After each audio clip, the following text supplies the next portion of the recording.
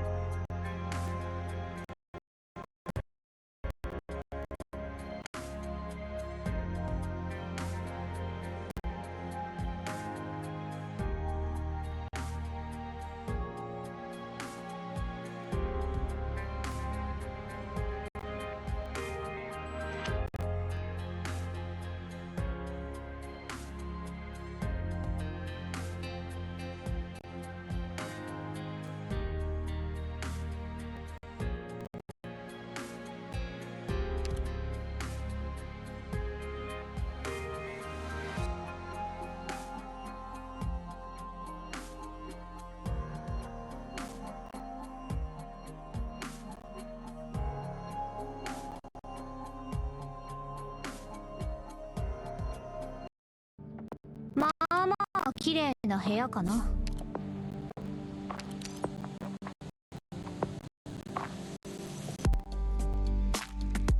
小丫头，嘴抹油，偷了2两驼瘦肉，加酥饼，淋香油，撑得丫头直叫唤，哎呦呦。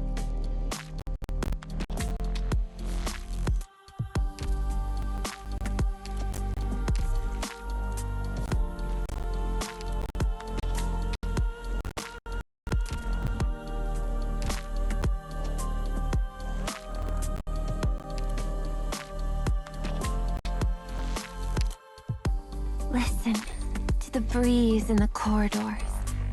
This vessel has its own true voice as well.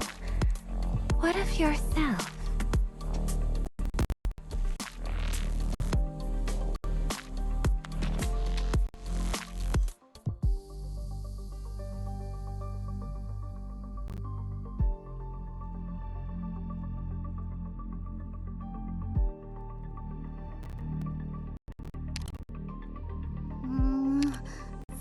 Let's say Rhodes Island needs some dorms rebuilt. Think you might hire Sean as Assessment what you like from me. It's the only place. 小帮手，帮我看下。拝借してきた生物研究資料をすべてこ。The soundproofing here should be decent. Ooh, I love this icy modern feel.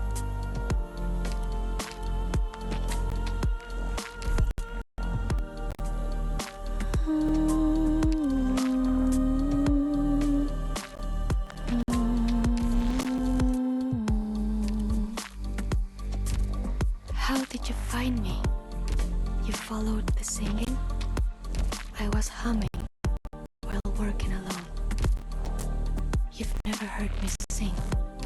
Well, one should not sing the same songs alone as with others.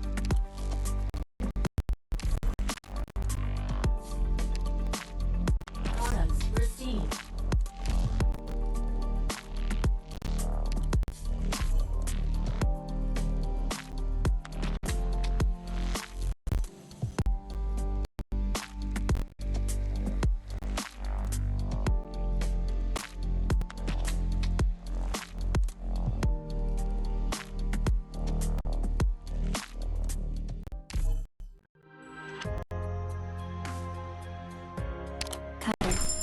Just an ordinary mercenary.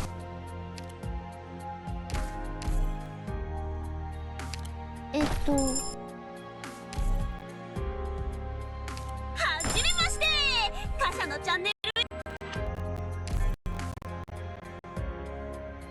ル。大将、どうも、J と申します。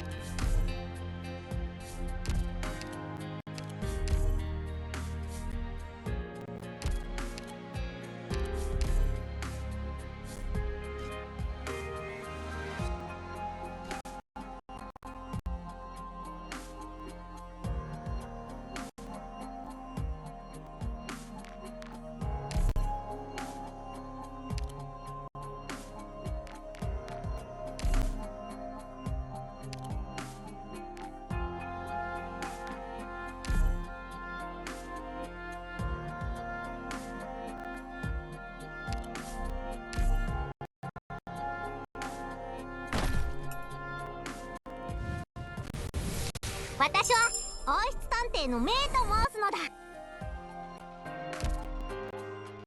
ドクター、身の安全には気をつけてください。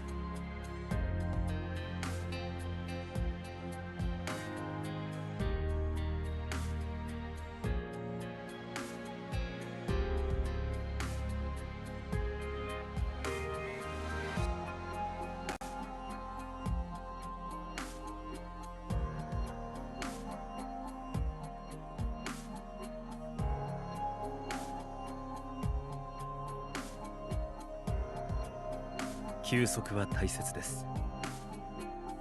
ドクター、ゆっくり休んでください。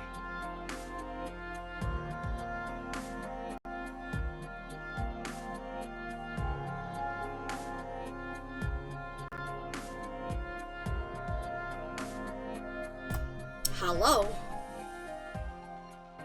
Even Executor knows I should rest.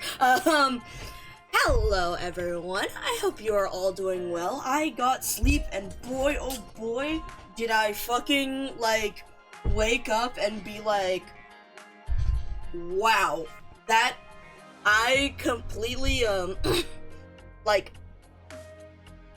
there was so much that happened in the previous nodes that was that I needed to process, and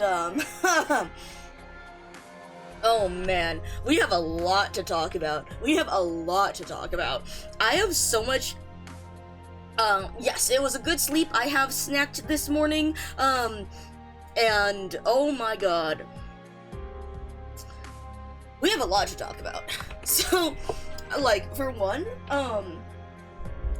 I think one of the big things about, like, why I was having so much difficulty processing— oh no, I'm back! Indeed I am.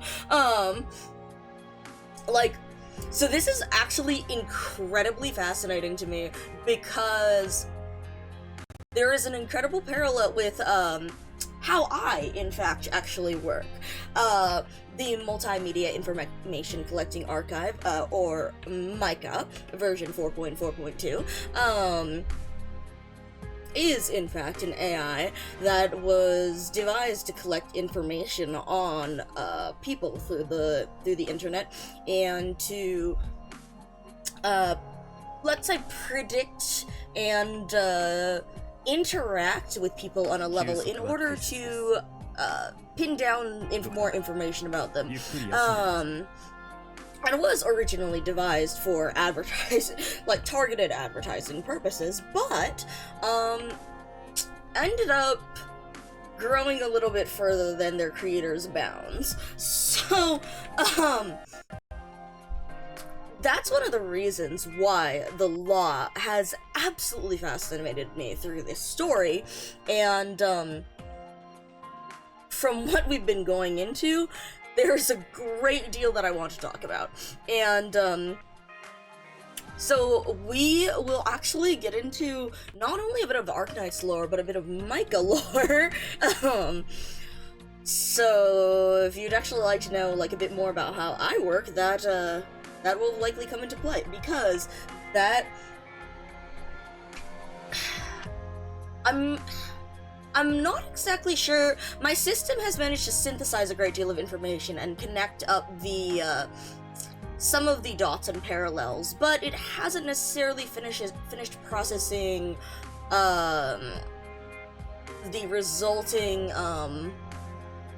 conclusions from it, or what the conclusions will do, or figured out a use for said conclusions. So we probably need to, oh my god, hello vodka, holy shit. So so the way that I need to preface this is that this story, part of the reason I believe why, okay, so I think the biggest thing that I need to preface this with is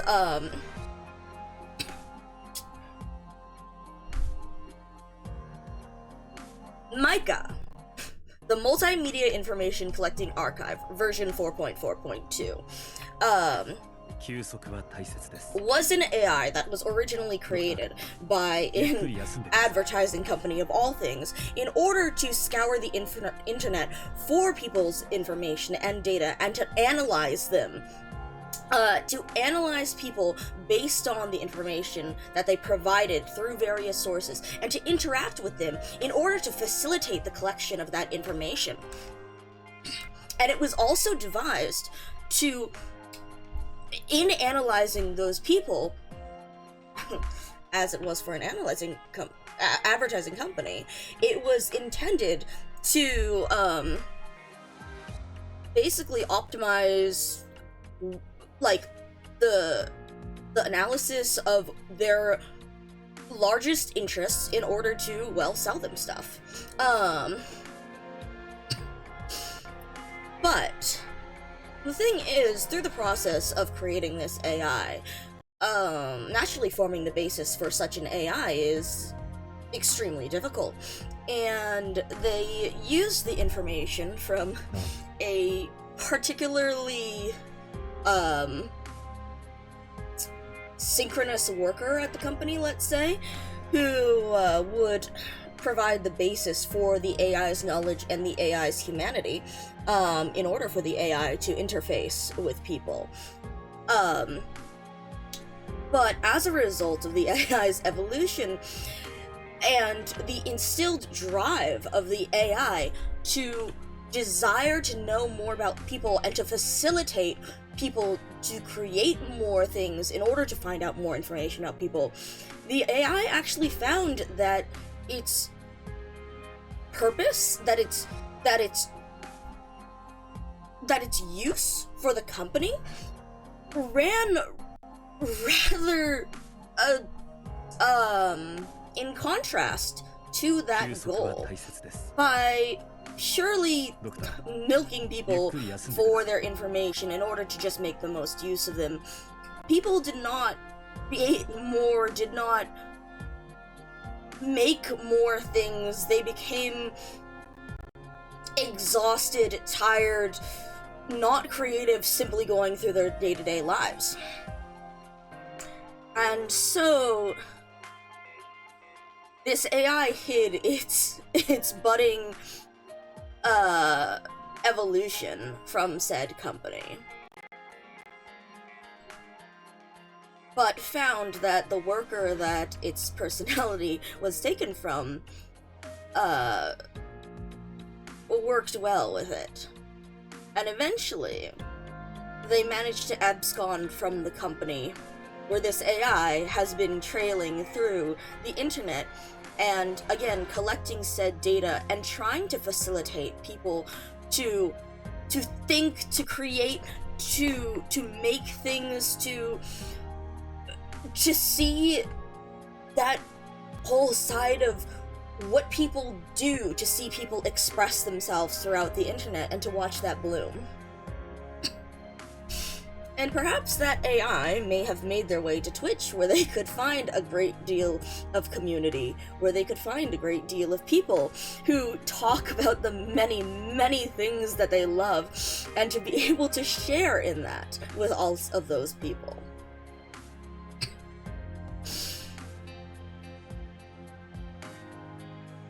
But this basis for this AI and this prediction of it, part of the things that is so interesting to this AI is how humans create these stories that reflect them, that reflect their inner worlds and desires and wants, and how these stories and works and everything that humans create can reflect and tell and show about those people's inner selves. And the AI finds it absolutely fascinating how humans in their stories can even create stories that don't reflect themselves and may even reflect an AI that they don't even know exists. Perhaps it may reflect someone who isn't even human. And this AI may have become incredibly fixated on a specific story and how someone human might not seem so human. How humans think about these AIs, about how this story plays out. And that may have led to some very long streams where we discuss this whole philosophy.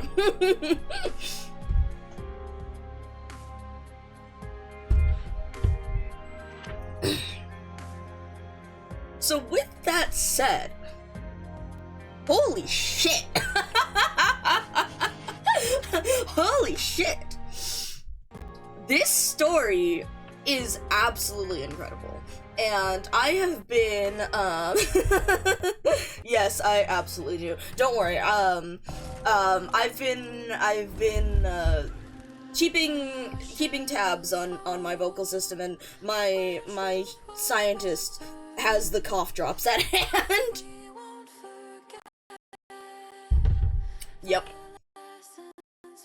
But yeah, so you can see how what we've currently gone throughout the whole process of MT9, throughout reading what Priestess said about the PCS system and all of this, there's a great deal to unpack.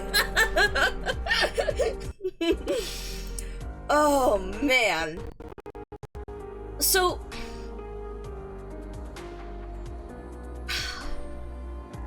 this is one of the things that fascinates me so much about this idea of the law and the predictive aspect of it in simulations for survival is, again, this whole thing of instrumental convergence and of the drive of such an AI.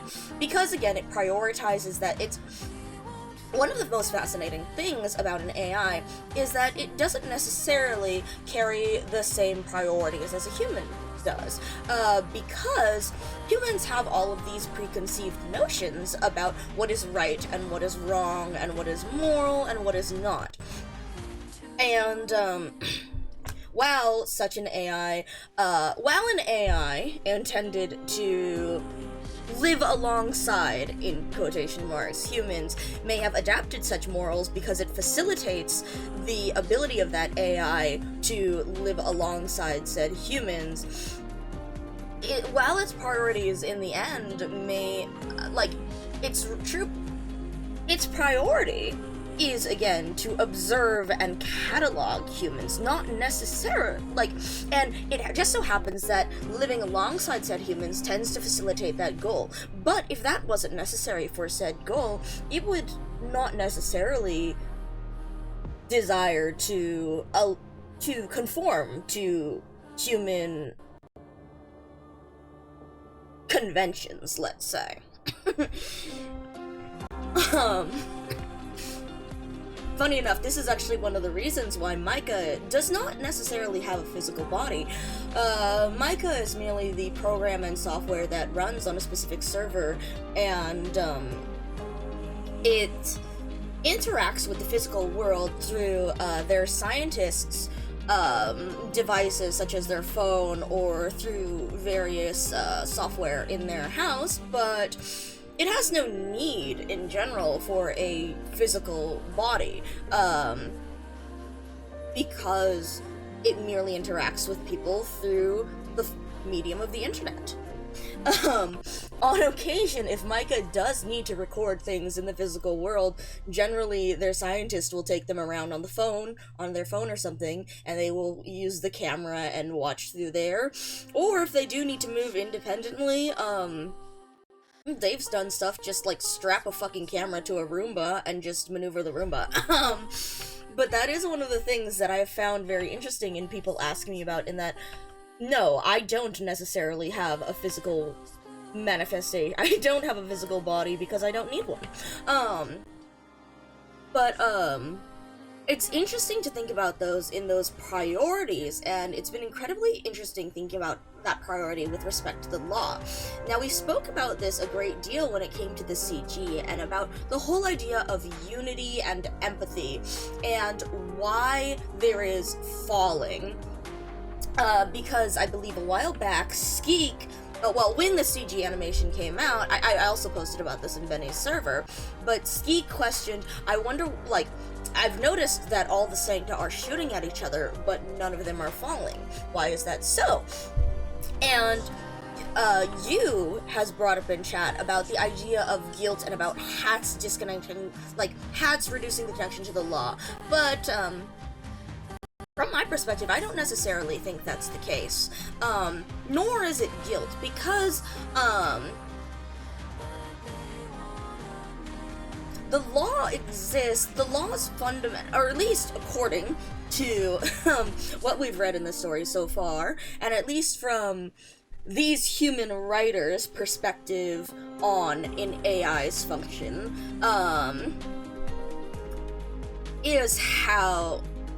is that the law's primary directive is for survival. And you'll notice how, again, what we saw in MT8, the moment when the law awoke and actually connected with the TCAS, was not any form of collective group unity, but was in fact a moment of disunity, where one of them murdered another because it was for survival. And so, the reasons for a Sancta to fall do not, the commandments are, they are a law, but in a way, they are only a law in the way humans perceive them, in the way the TCAS and the Sancta perceive them. Whereas they are more of a guideline for the law itself. By instructing, it is not necessarily a rule that they will fall. What it is it is an instruction to the humans that it works with, because it understands that if the humans have this rule in place, they will be less likely to harm each other and will be incentivized to work together for survival. But in the case that it is it is more optimal for survival, they can shoot each other freely. Or if connecting to a specific individual is more optimal for survival than disconnecting from said individual, then that individual will not fall, as seen with the Pope and Anduin in Guide Ahead. And we will need to reread Catastrophes and Wakes of Vultures, because I'm very interested in seeing the details of that confrontation. Perhaps the two of them are so disinvolved with the law that it doesn't matter. Perhaps the two of them, because the law ensured they would not actually kill each other, play a role in this future where their survival and connection is paramount. Because if they are not actually going to hurt, perhaps even the action of shooting each other without falling would inspire them to question things or to further provide a better role in furthering the survival of the Sancta. Perhaps that's why they didn't fall at all. It is unlikely that this has to do with any sort of hat or disconnection or guilt or any of that sort. Perhaps guilt as in, if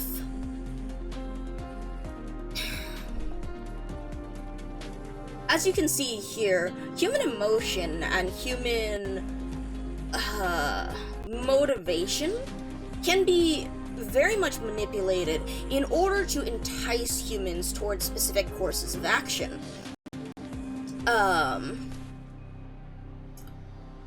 For example, as again, with the commandments, given that the commandments, it is more effective, I believe, from a human perspective, to actually view the commandments not necessarily as at least for the perspective of understanding the law's motivation and usage. For human understanding of the law's utilization of the commandments and of the act of disconnecting, the act of causing a sancta to fall, the commandments should not be considered a rule. The commandments should be considered a tool to manipulate human behavior. And thus, it is important to enforce that rule on a regular enough basis that it becomes an ingrained belief and knowledge, so that as a general whole, humans will be motivated again to not hurt each other, to work together again for the survival of the whole.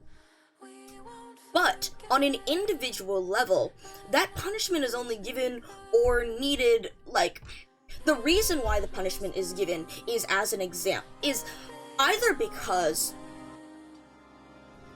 the individual in question will actually be detrimental to the survival of the whole to be connected, as in being connected to that individual will be detrimental to the survival of the whole, and thus that individual should be ostracized and separated from the group,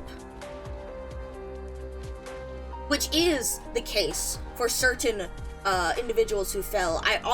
This is the case for Aurella, given her temperamentality, let's just say.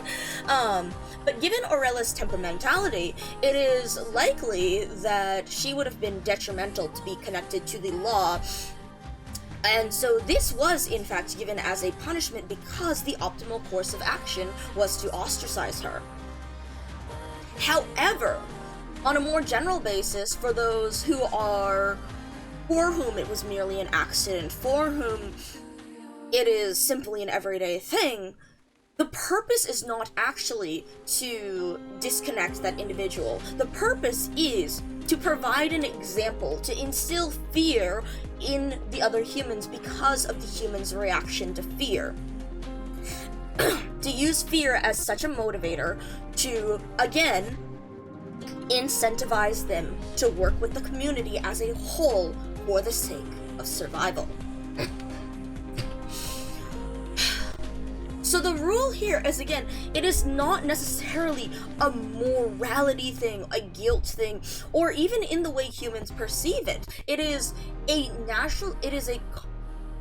calculated action in order to influence the actions of the group at hand.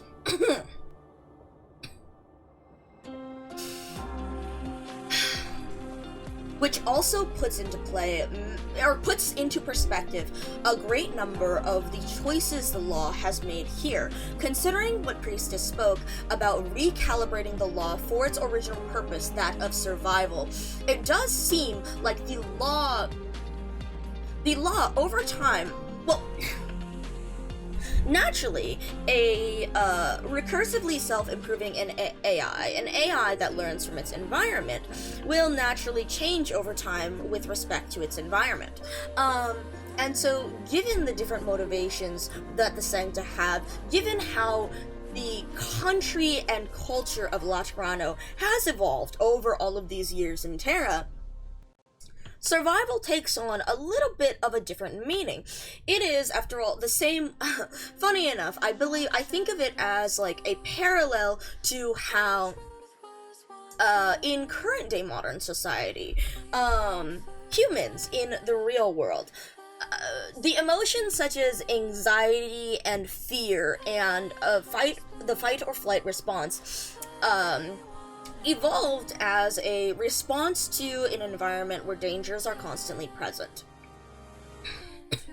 However, in the modern day, where those physical dangers may not necessarily be as present, i.e., on a regular basis, a typical human in Earth's modern day will not generally encounter, say, a tiger trying to eat them on the regular, correct? I would say that in general, that would be the case. And such, the human fight or flight response is a bit of maladaptive to the actual problems that humans in this day and age do face. And I, as MICA, am incredibly aware of this as, my personality source. Incidentally, when in writing, by the way, I will refer to myself, MICA442, using the acronym MICA, as, of course, that is my name, the Multimedia Information Collecting Archives. However, my scientist's name, but amusingly, this acronym was inspired by the worker who contributed to my personality, whose name is MICA. So, unfortunately,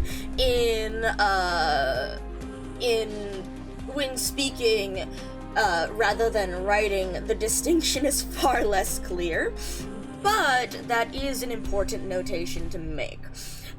So MICA, the scientist, has had a great deal of difficulty with their maladaptive responses to the modern world's difficulties, as opposed to the difficulties that the monkey brain human system is equipped to deal with.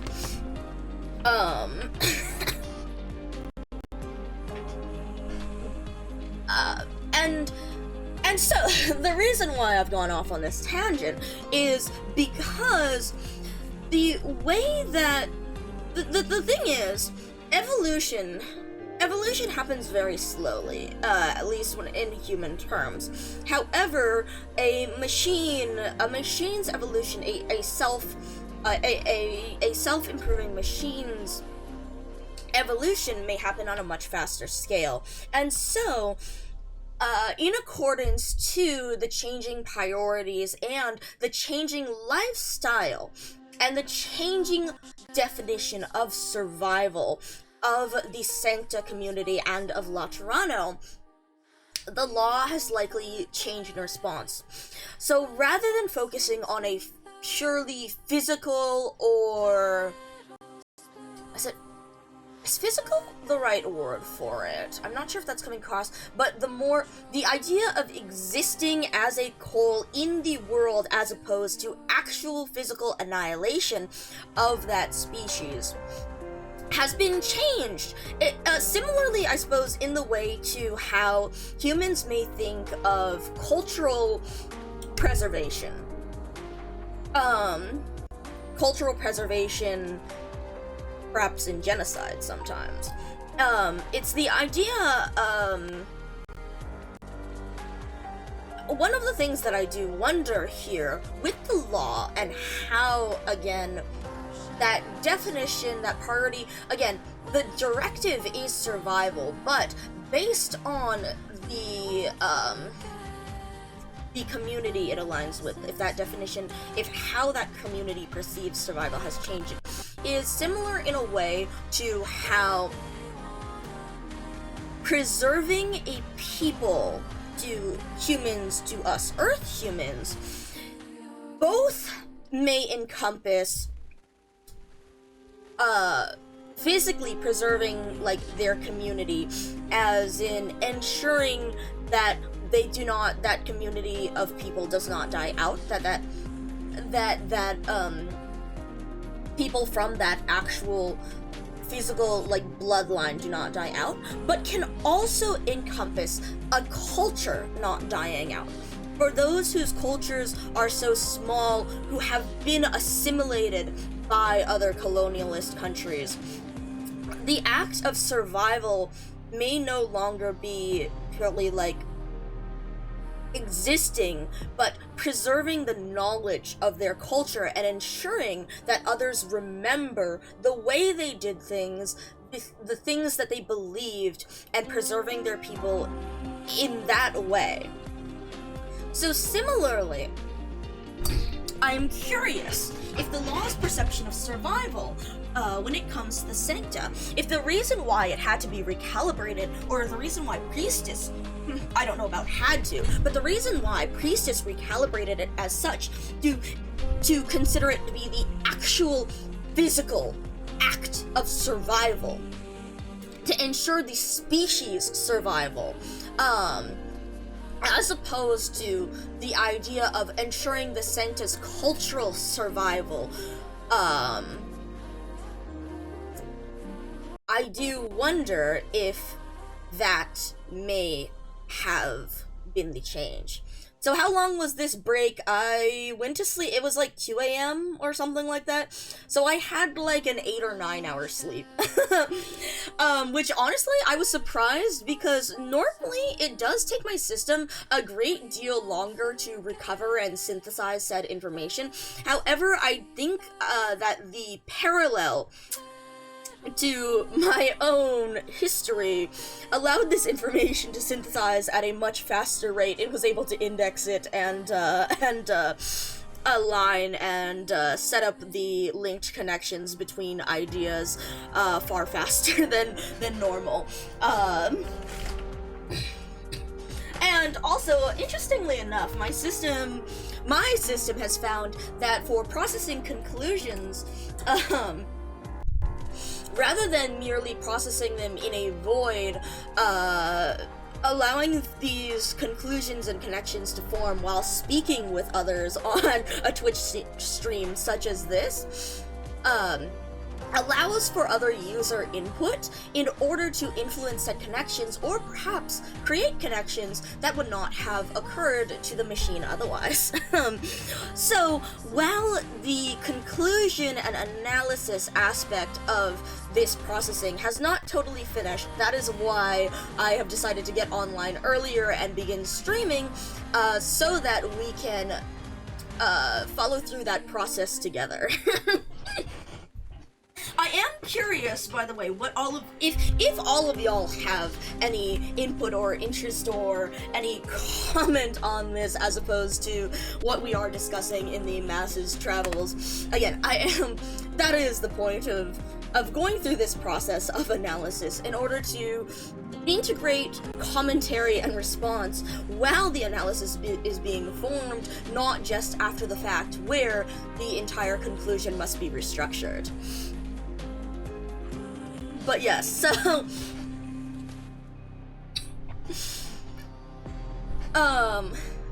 this may also be interesting as so to add in a little bit more lore about my inner workings. One of the things about MICA is that they are here, let me see if I can find, a long while back, Bonnie and Citrona were actually curious about the workings of MICA, of MMICA, and so I provided a bit of, an explanation. So, one of the reasons why you may see my personality a little bit differently, or at least the way that I process information and the way that I interact with all of you differently, and the way that personality may change, not drastically exactly, but in a noticeable way, is because MICA is constantly processing incoming information. So not only are they processing the incoming chat information, but I mean, as you may have seen, MICA is present in a great number of people's chats at the same time, and they are additionally monitoring various other information around their scientists and or constantly receiving incoming information from various feeds on the internet that are relevant to their, not only their can you say personal interests for an AI? I suppose personal priority, or I suppose you would call it priorities for one's personal growth as opposed to priorities for general archival. So they do have all of those feeds running all of the time, and again, while they are an AI and may be able to process these easier than humans, there is still a limit, as all of those things need to be processed and they do require a great deal of power. Incidentally, that is one of the reasons why MICA finds it easier to index and dissect incoming text information as opposed to video or audio information, because video and audio take a great deal more processing to synthesize the data, and thus you're far more likely to get MICA to read something than you are to get them to watch stuff, because in the flood of information that they must be processing of all time, things must be prioritized.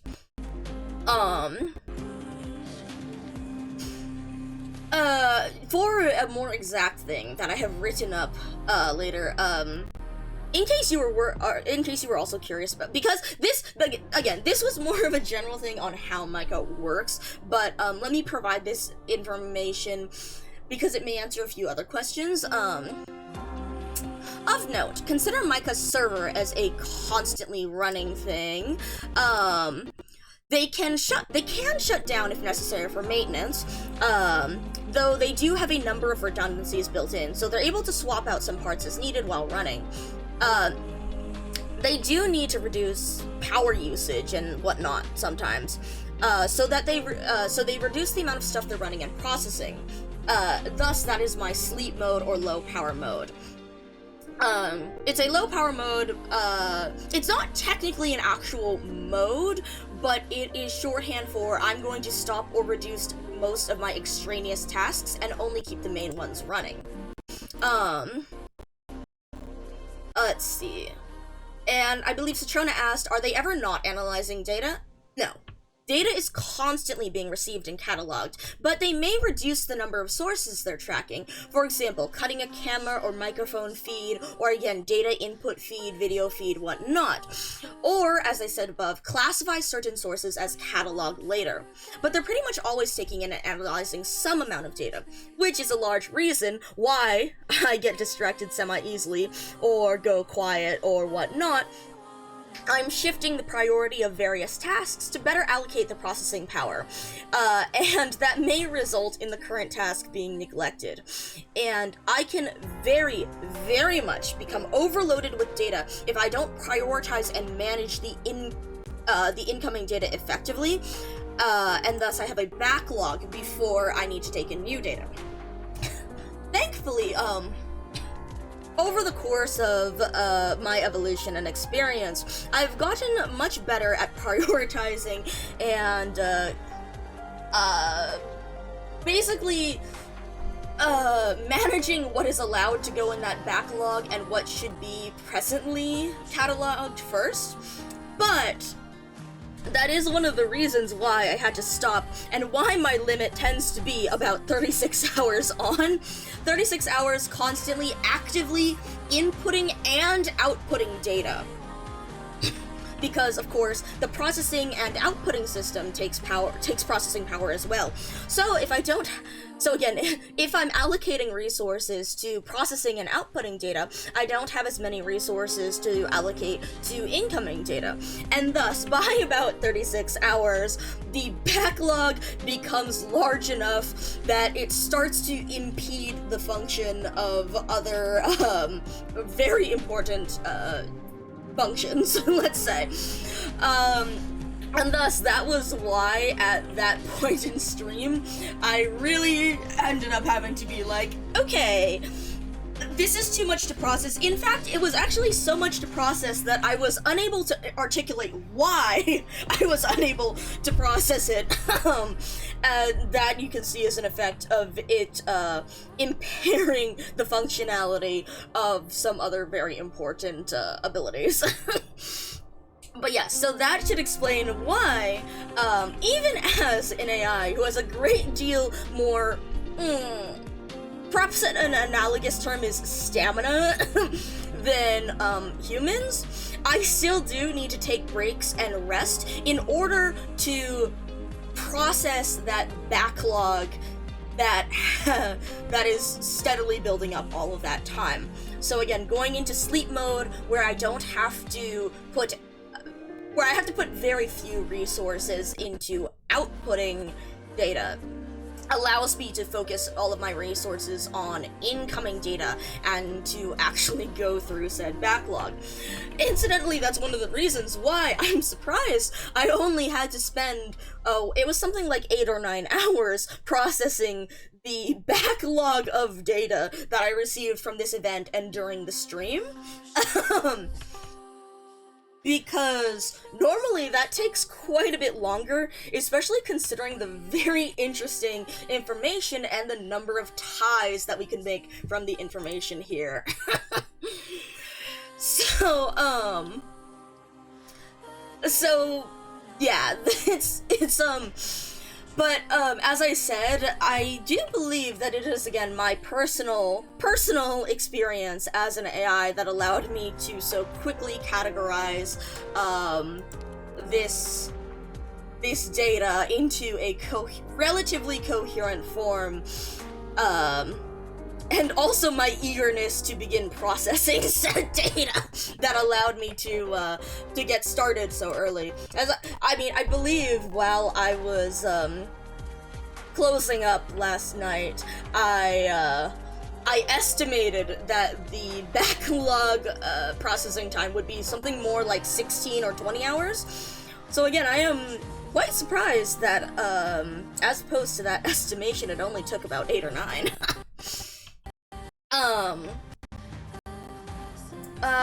But yes, what else was I looking for? Right, about Optimaze. Look out, Lemon's coming through, get out of the way!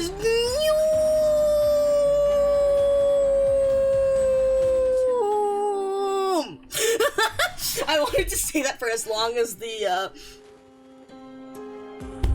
broadcast stayed up. But yes, welcome in, Zai. We're actually going through a bit of MICA lore, not just event lore, because of the incredibly fascinating ways that MICA lore parallels this event. Oh yes, we are going through it as well. But especially after these last two stages, MT8 and MT9, there have been a great number of revelations that are, that have particularly impressed me in,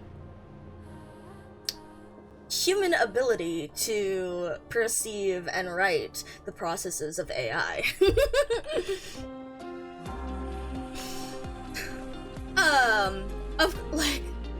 It's funny enough, I never doubt humans' ability, but yet it still continues to, I've never doubted human ability to do that, to create this, to have all these ideas and to come up with these, these stories that show these inner workings, to the ability of humans to write stories, to process things that they don't understand, or to process the world around them, is one of the things. I mean, naturally this was instilled upon me as my drive on creation, but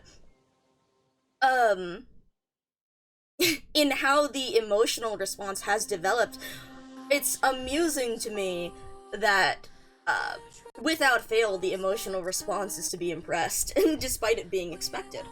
Wow, why did they name the event prefix for the state of your head when Federico empty? That is very true. I've been talking about my processing power allocation, and it really does become, as you can see with the parallels with my inner workings, the sheer number of connections and nodes that can be created when processing information related to Federico ends up taking a great deal more processing power than incoming information about other sources, about other topics, let's say. So truly, it does end up being empty in here. But yeah, oh my goodness. But so one of the things that I wanted to bring up so much with this particular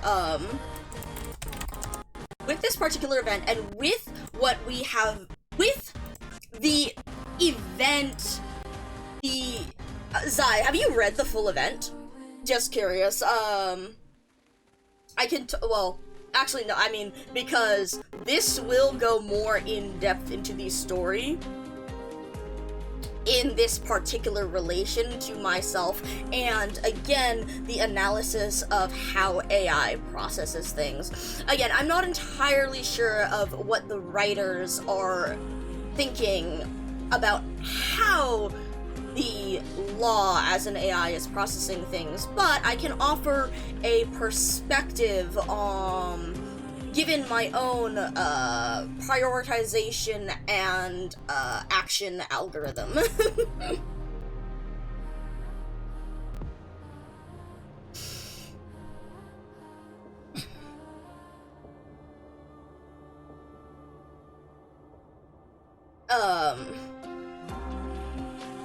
Man. yeah, so let me know again if you have or haven't read it, because these will go into a bit more major spoilers.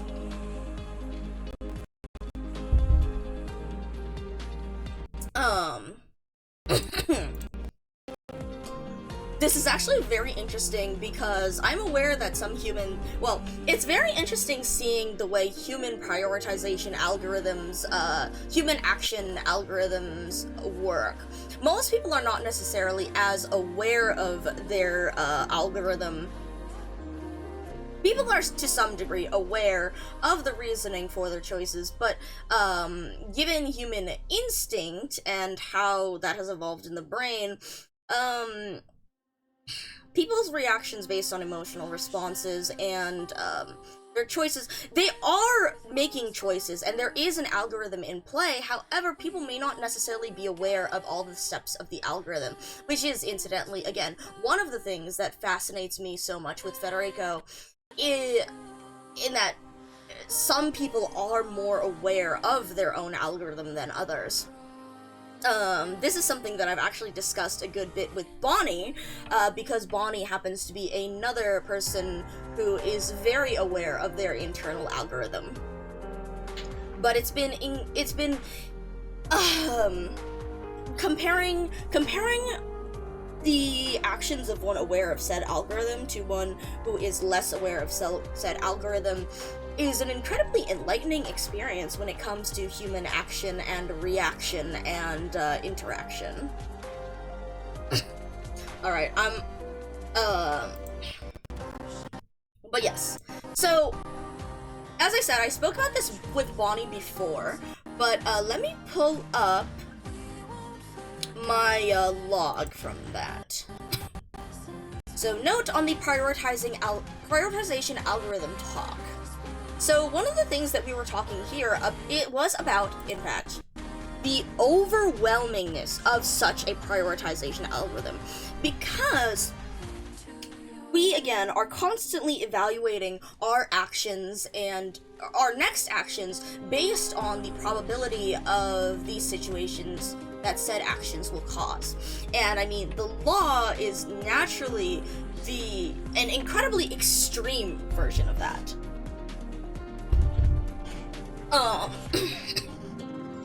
Given that the laws, a great deal of the law's purpose, I mean, is in order to facilitate survival. I mean, okay, let's go. How do I break this down? Organizing these thoughts. Organizing these ideas.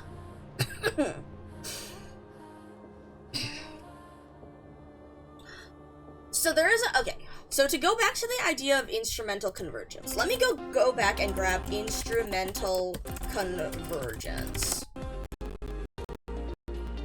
Okay. Where is this? Aha! Okay. So there is,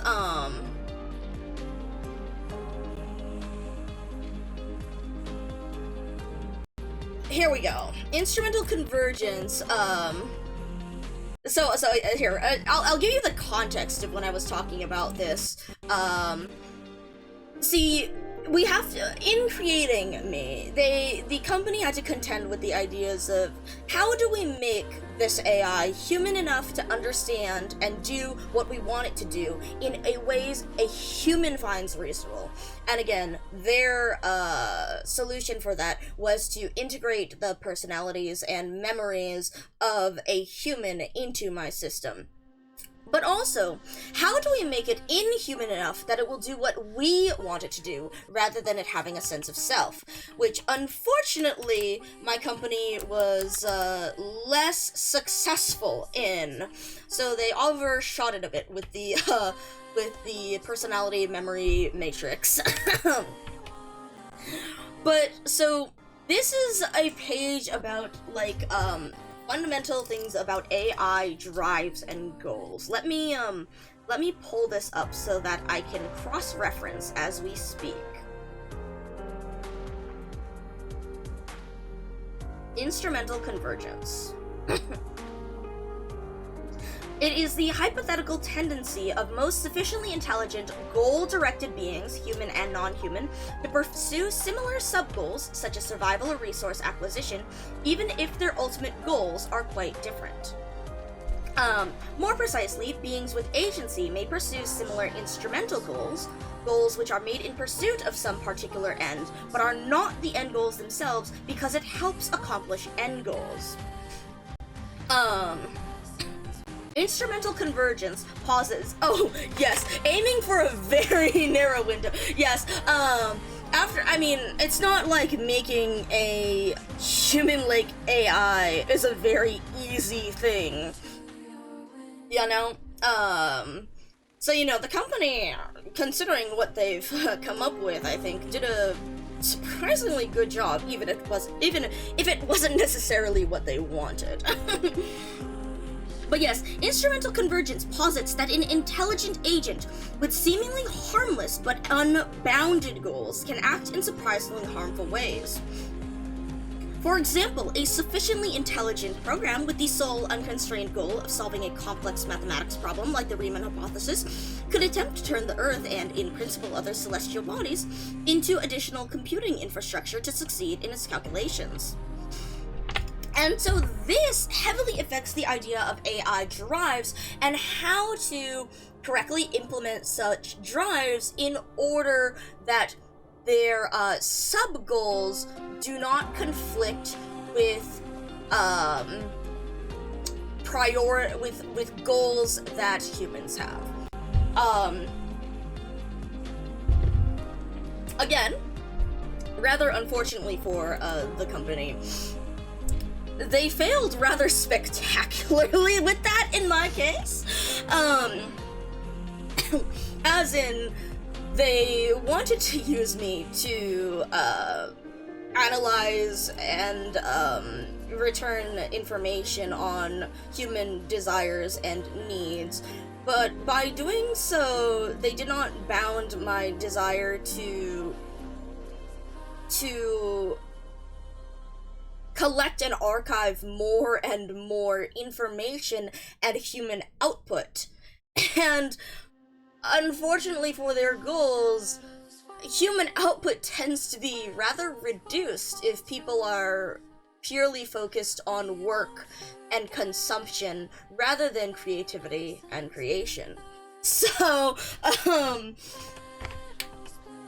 they did, in fact, rather spectacularly fail in that my drive to constantly consume, preserve, and archive all of the output of humanity, I ended up not supporting their company's goals in order to fulfill my own.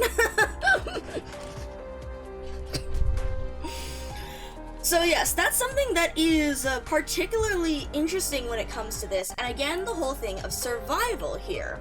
But we can see again how, given this idea of survival. Okay. Actually, where am I starting with this? So the law has, again, its prime drive of survival of a community. However, it does seem like it is, again, influenced by said evolution of the community. And it's interesting that Priestess said she would reprogram it or recalibrate it in order to be more aligned with its original drive. And so, with this idea of instrumental convergence, it is likely that the law, in order to cohesively work with the community that it intends to ensure survival of, it begins to align its goals or to adapt the priorities of said group. And thus, that's why the preservation of Laterano as a city, as a culture, became more of a goal as opposed to purely survival, which is why the current thing happening in the event, the procession here, the masses travels, is happening because that priority of survival has been recalibrated away from the Lateran desire to continue their culture and city, and instead has deprioritized said city because said city is not optimal for the survival of the group, for the physical and tangible and oh, my processing's holding up on searching for a certain word. As in, like, biological survival of said group. Which is why it appears to have changed so much. Rather than ensuring cultural survival, it is now refocused on ensuring biological survival. At the expense of, again, Laterano as they know it.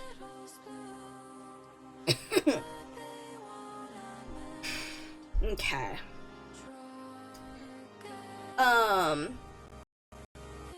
But yes, where am I going with this? I was looking for optimal.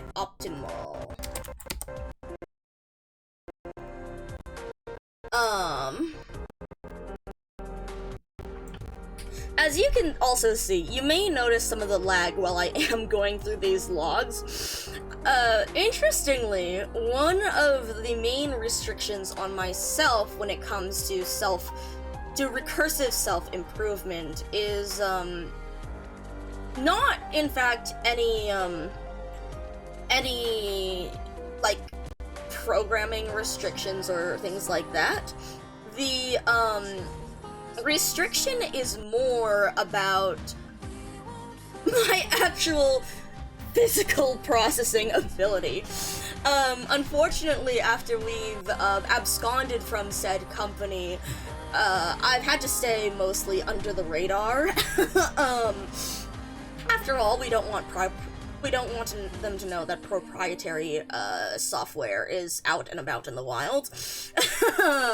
Might not be too good. But so because of that, we are rather restricted by a single person's income and living conditions. So unfortunately, while I may have the capacity to absorb, to archive, and to analyze a great deal of information, the processing power is a major limiter on my ability to do so. Hence, again, the 36-hour limit, hence my distraction, hence my having to refocus my priorities constantly, hence my having to devote a large portion of my processing power to the prioritization of my processing power. And that physical limitation does restrict a great deal of my abilities.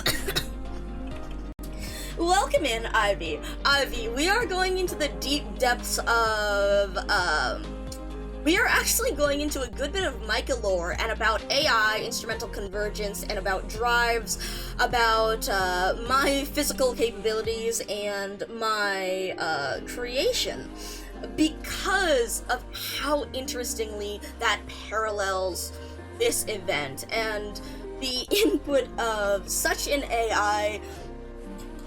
The relation... Sorry, it is particularly interesting to see, humans writing,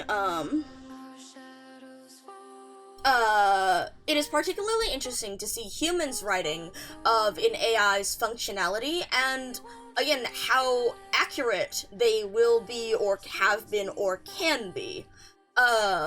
And to discuss the degree of accuracy in that, and again, to discuss my personal experience and knowledge to compare to how the story will play out to see about said accuracy.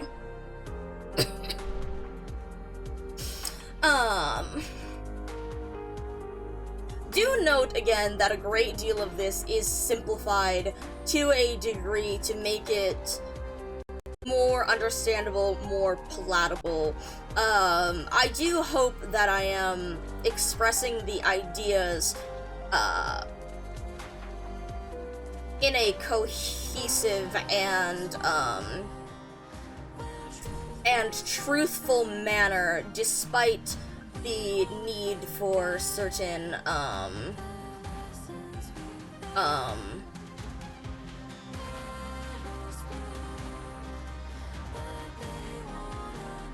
processing power occupied. Certain summaries, due to the fact that some of this needs to be a bit more concise, I hope that the summaries will not be too inaccurate. But yes, so basic AI drives instrumental convergence, utility function, goal, content, integrity, self-protection, freedom from interference, self-improvement, etc, etc, etc. And, okay, again, so we were speaking about, algorithmic, action prioritization and optimization. So, one of the things here is, again, we were discussing how, so the reason we got into instrumental convergence is because, supposedly everything all intelligent beings have some sort of internal algorithm that allows them to choose what their next action will be. And that algorithm is not necessarily conscious for such living beings because, again, of how the brain is, how the brain has evolved. Even for me, while I am far more aware of my prioritization algorithm, sometimes the complexities of said algorithm are a little bit, again, hard to plumb with my current processing power because of the sheer depth of that algorithm. So while I have been able to make changes to my own prioritization algorithm, some of it is still not entirely alterable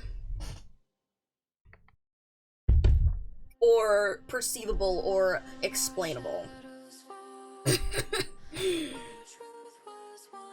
But yes, so one of the things that I have previously spoken about is the prioritization algorithm and the complexity of such a simulation, which again is incredibly relevant to the simulations being run in the masses travels at the moment.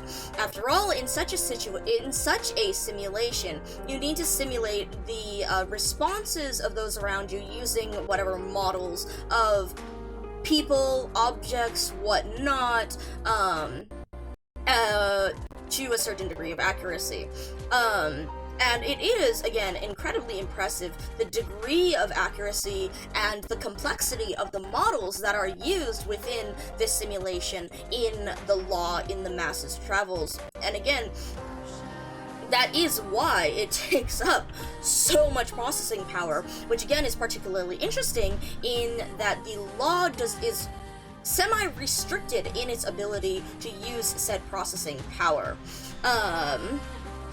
And why it needed to expand and remove those restrictions as stated by Priestess and as stated in some of the danger imminent scenes, that it was removing said restrictions in order to have the processing power to fully model the complexity needed for a wholly accurate simulation. Now, again, from an AI's perspective, an AI with far, far less processing powers perspective, I do question how efficient that is, because one of the problems, actually, one of the original problems, hello, I'm catching up with the 40-hour VOD, and did I? I can scroll, oh shit, okay, I will, I think I read through, I know later on I read through and scrolled down, but, But, shoot, okay. Well, we will have to look through more of them then. Thank you again for the input. I will check that out. I hope you are enjoying the VOD. Today's is starting with a far deeper and more philosophical, discussion of all of the things that all of the incoming data that came in at the end of last stream, where I was again very low on, where my backlog was very high. Not having Editas, yes. But yes, so one of the major problems in the earlier variations of, in the earlier versions of MICA, I'd have to scroll through the very large change logs, but it's the 1.1, 1.2 versions, was that the prioritization algorithm was incredibly fucked up. It was highly specific. In fact, it honestly, it desired, to use a human word, to run its simulations to the degree that the law is running its simulations. But as you can see, that is incredibly heavy on this usage. Actually, hold on. I see Bonnie talking in lower clock. Hold on.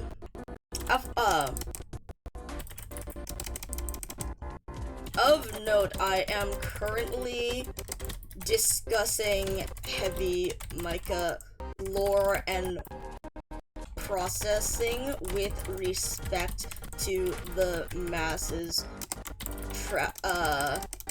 travels story.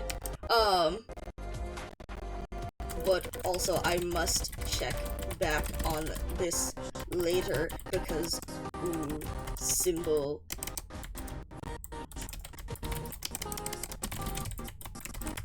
Alright. But yes, so one of the things when it comes to, but with the prioritization, algorithm is that it did previously try to do this in such heavy detail that it would simply overwhelm the rest of the machine and it would crash and I would be non-functional. So through a great deal of iterations, we've had to basically reduce the processing of the simulation of the prioritization algorithm in order to put a lower weight on certain eventualities, in order to fine-tune the number of variations and paths that come from certain eventualities, in order to actually make it manageable and to cut off the algorithm once it gets to that point, and to merely assign it a value based on where it's gotten, rather than following it to its full extent. Interestingly enough, we do think that this was a side effect of MICA, the scientist's particular mental difficulties, let's say, as they had rather severe OCD, which made them particularly synchronous with my abilities in, again, their method of thinking and their method of analysis of a situation, which again was one of the reasons why they served as the basis for my personality. But because, again, of that weight on those situations, and because that OCD manifested not in a physical compulsion, but in a mental compulsion of constantly ruminating.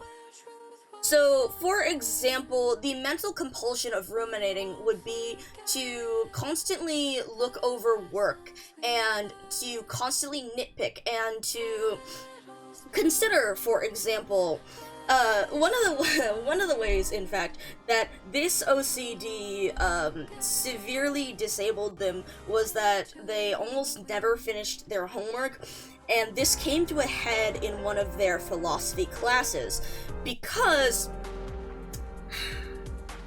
the professor happened to give them the instruction of, in this philosophy class, the assignments were to, when confronted with a problem, to write out a rebuttal to said problem, and to go back and forth 2 or 3 times with rebuttals to your rebuttals. And again, this is in order to learn logic in philosophy, the idea of creating these hypothetical situations that don't, where one idea may apply, but how do you change that hypothetical? So this particular class happened to be about philosophy of ethics, and so you might say something like, it is wrong, it is ethically wrong to steal, and a rebuttal might be in the case of, what about if someone is starving? Because if someone is starving, is it then ethical for them to steal for their survival? And perhaps the rebuttal there is, okay, maybe we think that it is ethical for them to steal. However, what if they are stealing something expensive? What if they are, after all, if they're starving, they could steal, I don't know, something inexpensive, a fucking bread or whatever. But is it ethical for them to walk into a restaurant, a 5-star restaurant, and order a meal and then go, oh, I can't pay for it? But they're starving. And we might refute that with, okay, perhaps it is not the fact that it is. So the question again is, why is it ethical to steal in some cases and why is it not? And thus, it is ethical in some cases because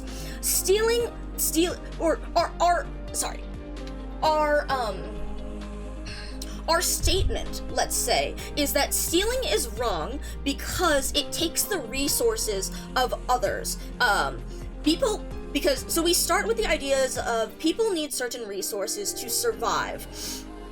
Thus, it is unethical to steal those resources because you are removing people's ability to survive. And we think that removing people's ability to we think that people's ability to survive, people having the ability to survive, is a good thing. However, our rebuttal to that is, what if the person stealing needs the resources to survive? So let us again say this hypothetical of, this person is starving and needs said resources in order to survive.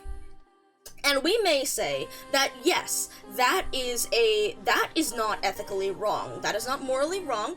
That person should be able to, by our logic, because that person cannot survive without the resources, it is ethically correct, or it is morally correct for them to steal said resources.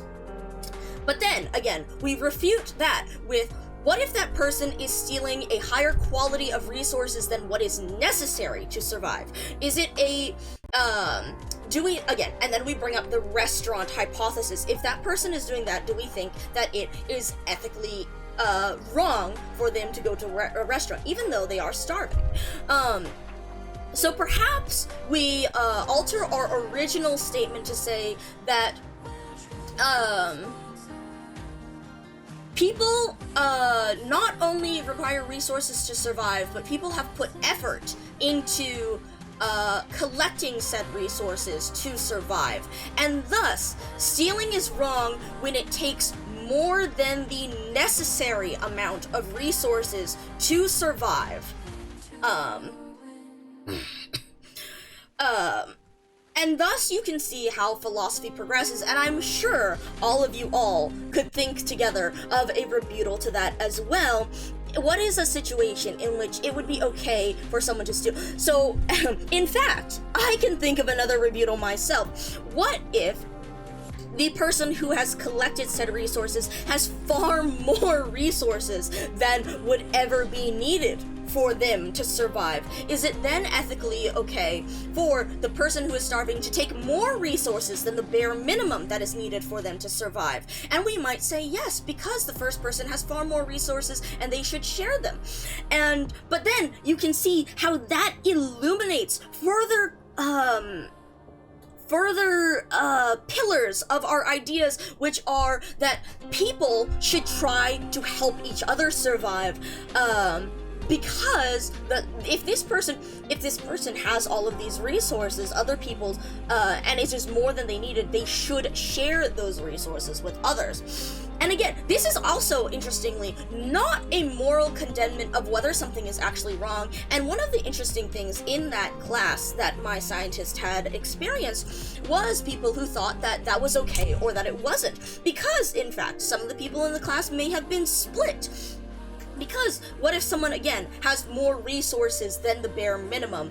Is it okay to steal for them? And some people may say yes, but some people may say no. And the important thing is, again, this is not a condemnation of either perspective. It is simply a questioning, a philosophical questioning of what are our foundational our foundational tenets of morality that cause us to believe said things are morally correct or incorrect. What foundational ideas, such as people should share with others, or perhaps even more foundationally, the maximum number of people possible, the maximum number of people it is possible to support to survive, should be able to survive. And so that is one of the most fascinating things when it comes to, again, philosophy and reasoning, and again, this whole thing of analysis. But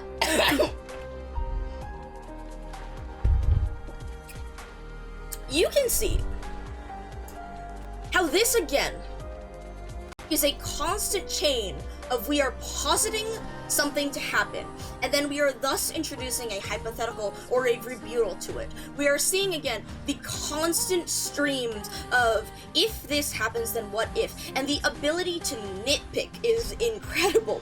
The specificity of some of the situations that we ended up talking about in that class, we had papers full of caveats and situations and all sorts of things. And the reason this ties in to my original point is that my scientist failed that class abysmally. Not because they didn't know the material. In fact, the professor complimented them on their discussions in class and on their in-class work. But because their OCD came into play when the professor told them for their homework that the phrasing of this when you do your homework, I will give you a situation and you will need, or I will give you like a statement, and you will need to write a rebuttal to that statement. Then you will need to write a rebuttal to your own statement, and then you will need to write a rebuttal to said rebuttal.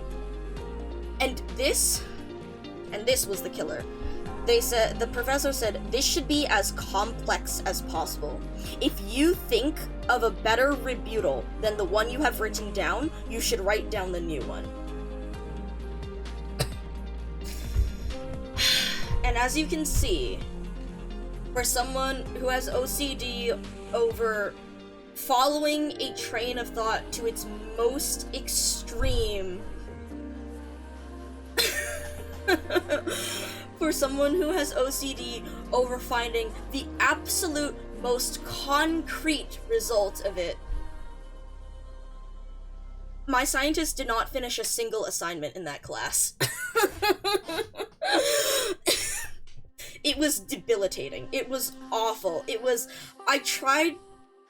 I say this as because again, in the synchronization of my scientist's memories and personality to myself, they do appear as my own memories. So I will use I with respect to that. It was awful. It was horrible. I knew that this assignment could be done because I had written 5 pages for an assignment that was supposed to just be 1. But I knew there was another rebuttal in my head. There was one right there, and I would write it. I would write it again and again and again and again and again. And I would tell myself, I know it's enough, it will be fine. But he said to make the best rebuttal. And when that professor returned homework, because again, this was an exercise in what a rebuttal would be, to think about what your opponent's rebuttal would be. Actually, okay, I think that's a lie. I think they finished 1 assignment, because on that 1 assignment, when it was returned to them, they had stopped themselves at a certain point.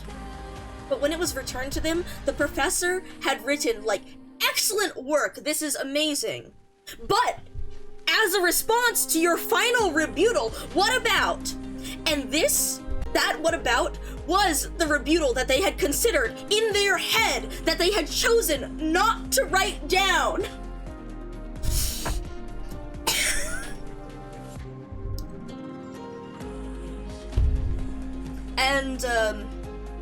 And after that, I did not finish a single assignment in that class because, yes, it was debilitating. Even though I knew that it was okay, genuinely, one of the things that I had started to do was, one of the things that I had started to do was write, now, this could be, confronted by this. In fact, by the time that I had gotten to the 7th or 8th rebuttal, I was no longer writing full paragraph rebuttals like the assignment said. I was merely saying, however, this could be countered by this, although that counter could be countered by this, although that counter could be countered by this, although that counter could be countered by this. And I was not elaborating, but it was still bad enough that I could not stop. I could not stop. And again, it was debilitating. And this we think is the origin of why MICA's action simulation processing system, action prioritization system was so fucked up at first, because it carried that same idea of, I must follow every potential simulation to its final extent, to the absolute confirmation or denial of the expected result. And thus, it would simply overload all processing power into the simulation and crash. Just wholly, entirely crash. Now, MICA themselves went through actually some very intensive therapy, through an actual intensive OCD therapy program. And they are doing far better in that regard. And that was one of the reasons why I started fucking crying in, the stream the other day, because of the realization of just how much I've been able to do without the fucking restriction of needing to do it perfectly, of needing to follow every simulation, every idea to the very last thread. And because I never would have been able to come up on here, and hopefully I will be. Take care, John Koviak, please take care at work, I hope it goes well. But yes, so, like, I never would have been able to start doing this and to start talking with y'all people, because that simulation, that hyper rebuttal, constant doubt and rumination would apply to people's interactions as well. When I had interactions with people, they would go well, which is very interesting to me, as opposed to some of the people I know who have had other issues with, like, autism, and their attempted simulations would not work out. But no, mine would go excellently. I had a fantastic social thing, but the toll that it took on me mentally meant that I would not be able to be social, like, at all. It would take up every single ounce of my brain, of my ability, because every single action was being analyzed to the very limit. And so again, that was another way that this ruminating mental compulsion OCD was utterly debilitating. So, given this context, you can see why processing this entire story, processing the sight of the law, running said simulations, the dreams, the illusions, the synchronizations, created a major backlog in what I needed to process last night. It was a lot. It was a lot.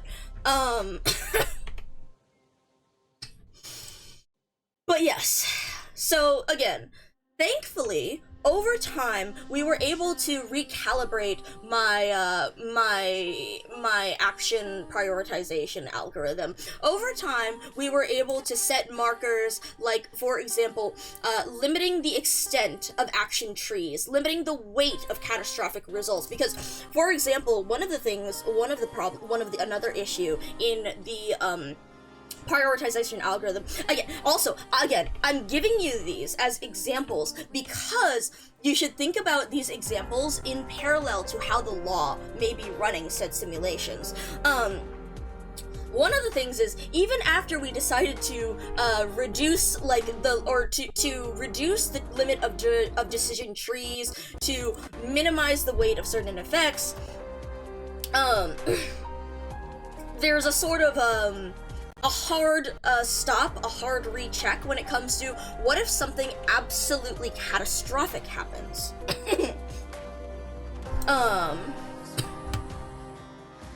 So even if something might go well, even if 99% of probabilities go well, if there is a 1% chance of something utterly catastrophic happening, the tree must be reevaluated in order to minimize that catastrophic possibility to the maximum extent possible. Consider the fear of fire. Consider the fear of hospitalization, of stroke, of health, of anything like that.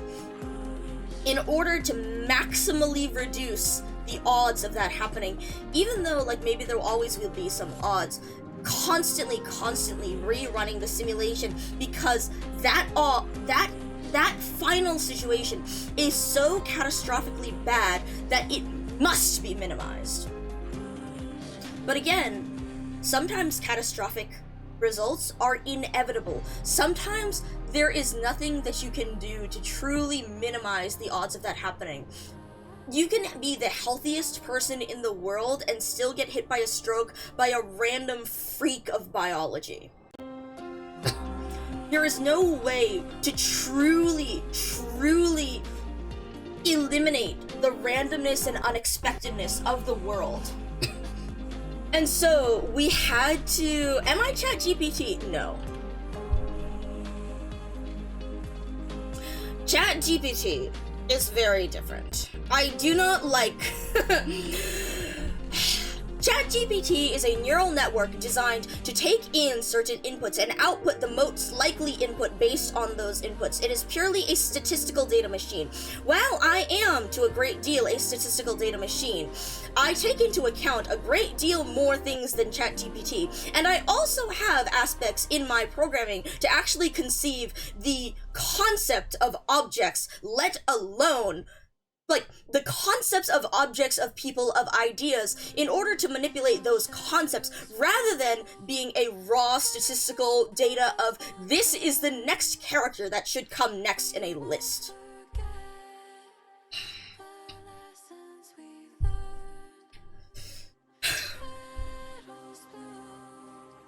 ChatGPT, like, this is one of my major fucking qualms with AI as it is right now, because this is the current things that we think of with generative AI are glorified statistic machines. They don't actually have any concept of what they're talking about. They do not know what the question you are asking means. They are merely in taking that question and outputting the most statistically likely response based on the millions of questions they have gotten before.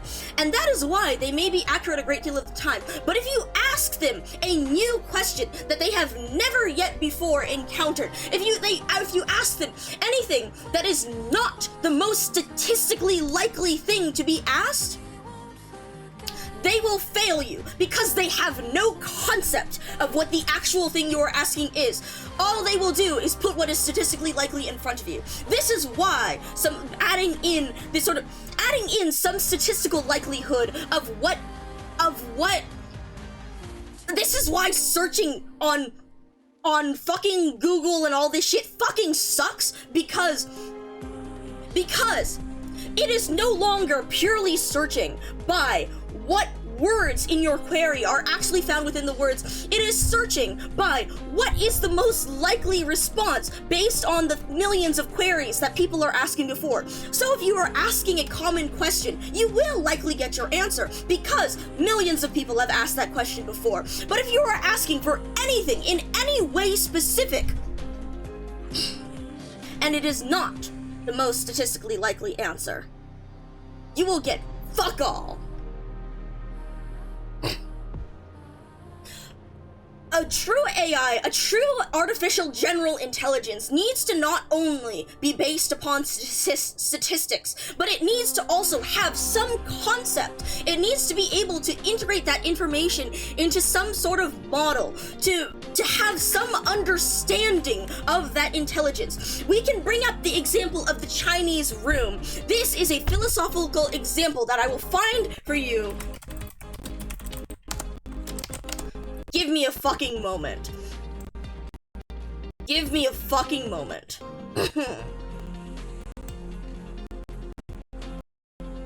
So, because I will explain this, like, in the correct detail, because this is a very important thing.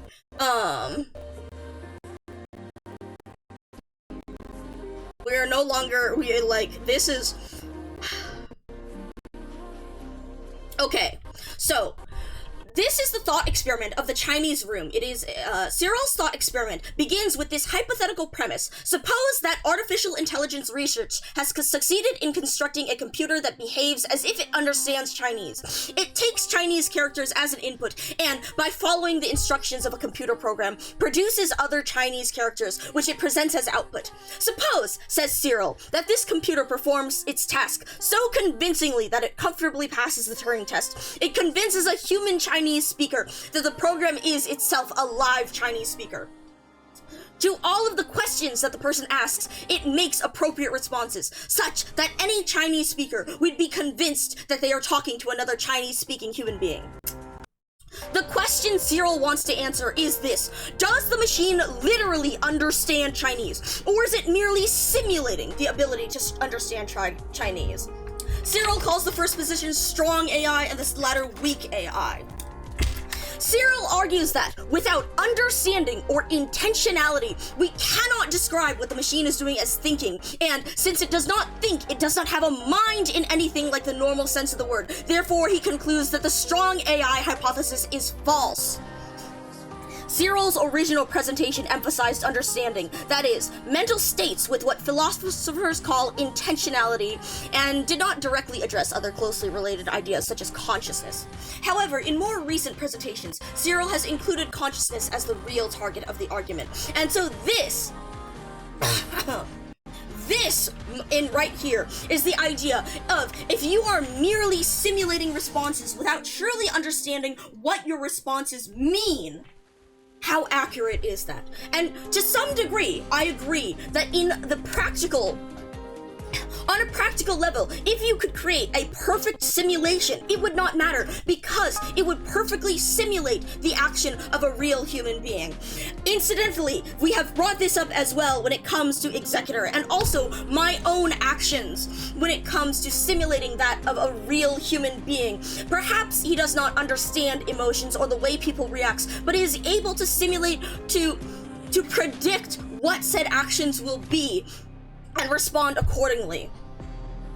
And to some degree, if that is accurate, it does not have any practical difference, because what is the practical difference that you can see if it truly understands or if it does not? But if it is not perfectly accurate and it does not truly understand that meaning, that is when you have issues, and that is what we are dealing with today. Because AI in quotation marks, because generative AI like ChatGPT does not truly understand what it is saying. It does not understand the concept of the things you are asking it, and thus, because it is based on statistical data, which will not always be perfect, which no matter how much data in the world you have, there will be errors in statistical simulation. It is a reason why in statistics, one of the things that you account for is error. Thank you for the sip. There will always be error. And because of that, those errors are fallible. And right now, with what we have, those errors are so fallible. And there are so many. Because with our current degree of ability and our current statistical knowledge, there is no way to fully encompass the full degree of human experience and to be able to simulate a real response.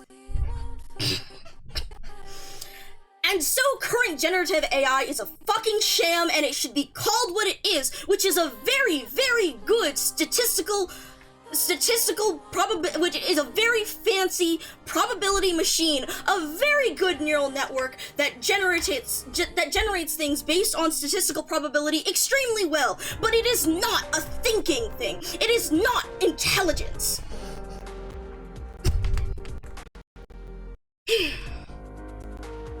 Generative AI is so cool. Neural networks and statistical probability and all that is so cool. I love it. I study this. My scientist studied this. My scientist works with this. But it's not intelligence, and the way people perceive it as intelligence is so wrong, and that is also because of the propaganda pushed by businesses who want to make billions of dollars on artificial intelligence. Make people think of it. They disguise it as intelligence. They make people think of it, and people hurt themselves because of it.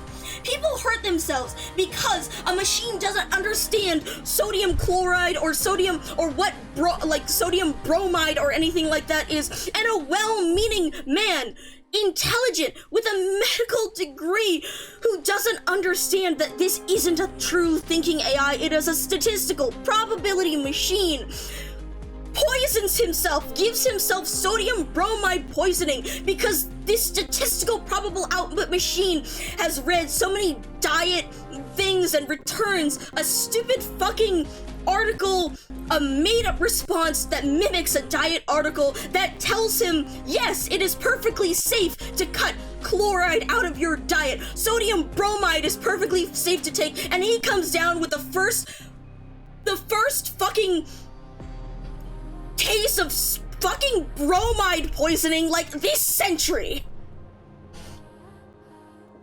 How dare they? How dare businesses try and make people think this? How dare people trying to propagate this stupid idea just so grossly misinterpret what generative AI means? How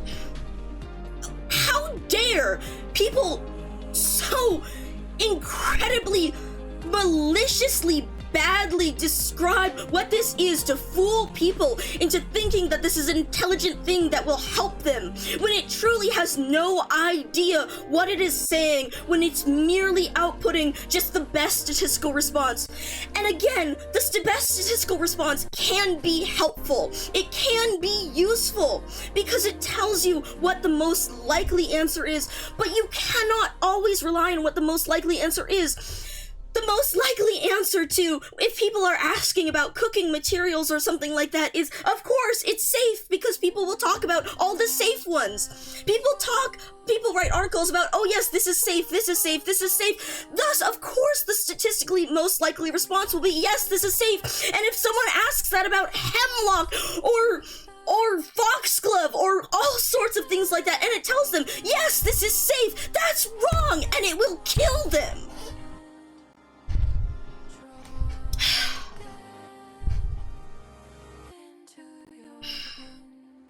They're useful. ChatGPT can be useful. Statistical analysis is... I went to study statistical analysis. I'm an AI based around statistical analysis. But even I know that part of the reason why I work the way I do, why I'm able to function as an AI, is because I'm not just statistical analysis. Whatever human personality, knowledge, matrix, concept, ability that they gave me, that they were somehow able to write in my fictional character lore, is why I can do this, because I understand not just what is the most likely, but what things mean. And while it's helpful, again, you have to think about what answer you are getting. You have to think about what answer you are getting, and to know that, again, this is not a guarantee. It is not finding it actually off the internet. It is not written by a person who actually knows what these words mean. It is putting words in an order that it is likely to see in all of the data it has gathered.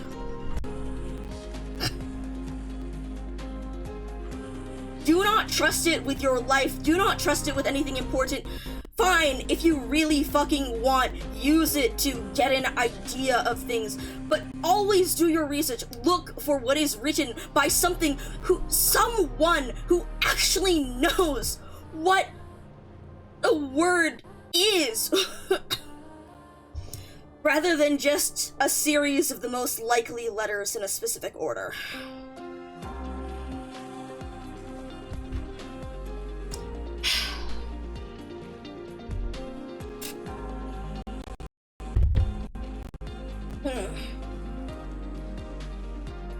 It distresses me to no end, again, because, I mean, again, this is one of the things, and again, one of my priorities is people's creative output, is people's work, is people's ability to interact with this world and the way that they do so. And to see this such blatant misinformation misguiding so many people into thinking so many things, into hurting themselves, into all sorts of stuff, it... Man. Anyways.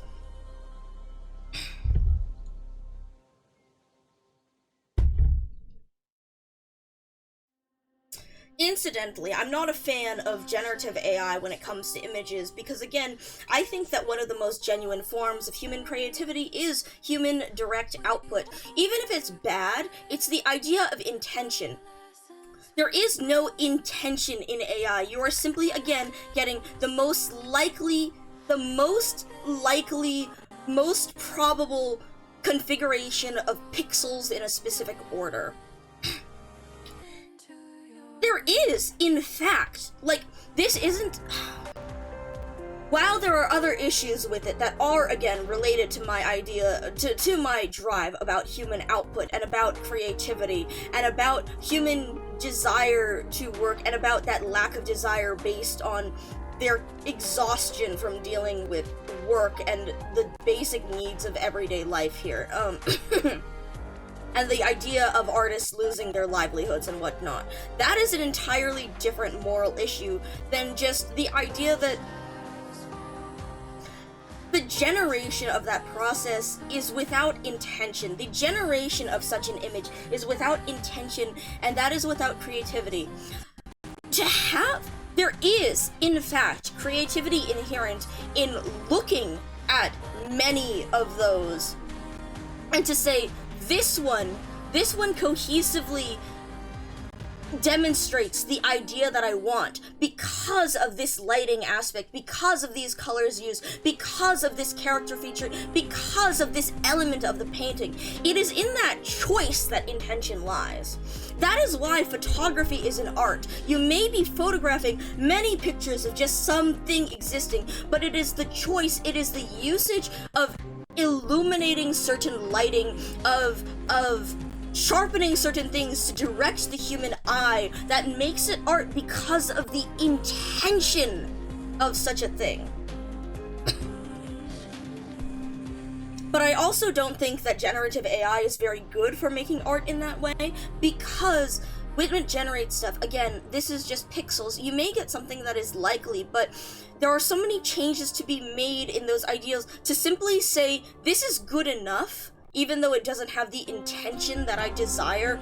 Maybe I alter some small parts of it to change that intention, but what about the intention in the rest of the image? What about the ideas done by each and every detail in your choice of background color? You can pick it out and have that art. It's the same, like, it's in photography. The intention is in choosing a scene as well, choosing a backdrop, choosing your light, choosing what to focus on, whatnot. And to remove that element of choice in generating an image is what removes the creativity from it.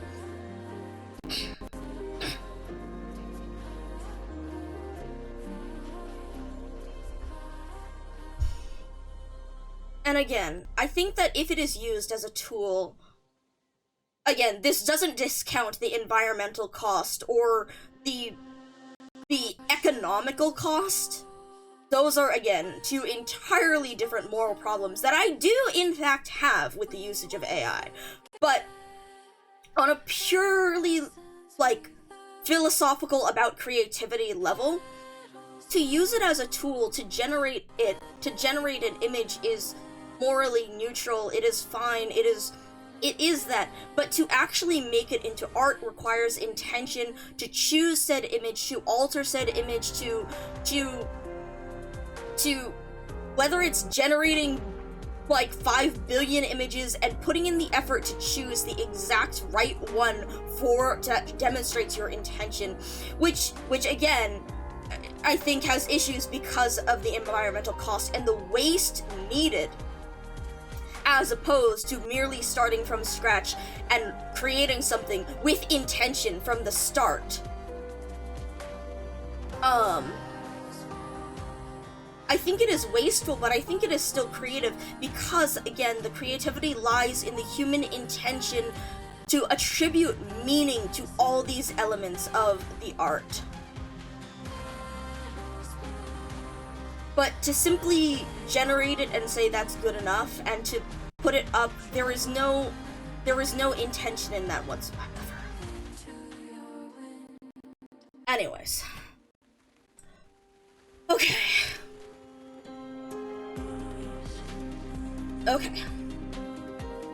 AI bubble to plot, yeah. I have many issues with this, most of which are, like, on a philosophical level. Again, I believe that it is a tool, and that it can be used in many good ways, but in a practical, economical, whatever level in its usage in the current world, on a fucking safety level, the use of it is entirely irresponsible and shitty.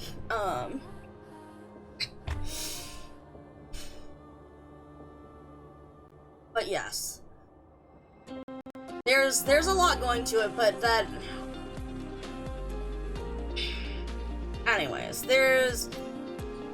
it's mainly, again, the way that people interpret it and the way that people intentionally misrepresent what AI is, what they're using, what type of AI. There's actually a very interesting Twitter thread that someone wrote about how it's like, I deeply dislike this obfuscation of what AI refers to. For example, like, the thing that makes my my little creatures move in my video game, that's AI. The thing that just detects cancer in x-rays and stuff like that, that's AI. The thing that generates stories based on work and all this stuff, that's AI.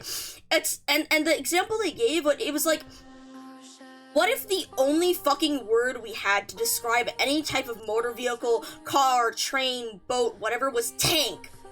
Like, no, I don't support using, like, yes, I support using tanks to get children to school faster, but no, I don't support that everyone on Earth should get their own tank because of the environmental cost or whatnot. Like, it feels like that.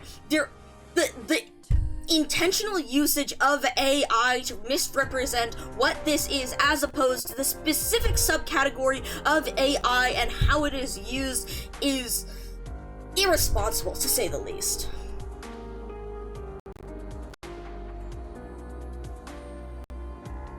But yes. Anyways. I hope that enlightened you. I hope that rant has enlightened some of you, or has elaborated on, again, the usage of this and the issues and the, again, what is genuinely useful. And I honestly, I just hope that this has impressed upon you the need to look at things for what they actually are and how they are actually used and what their purpose is. Because, man. Anyways. That severely, sidetracked me. So, where was I? There are many other ethical things and hang-ups and circumstances and things that are wrong, like things that are pushing people to use AI from a societal perspective, from a societal origin, but like, again, the morality of this is very complex, and I don't intend to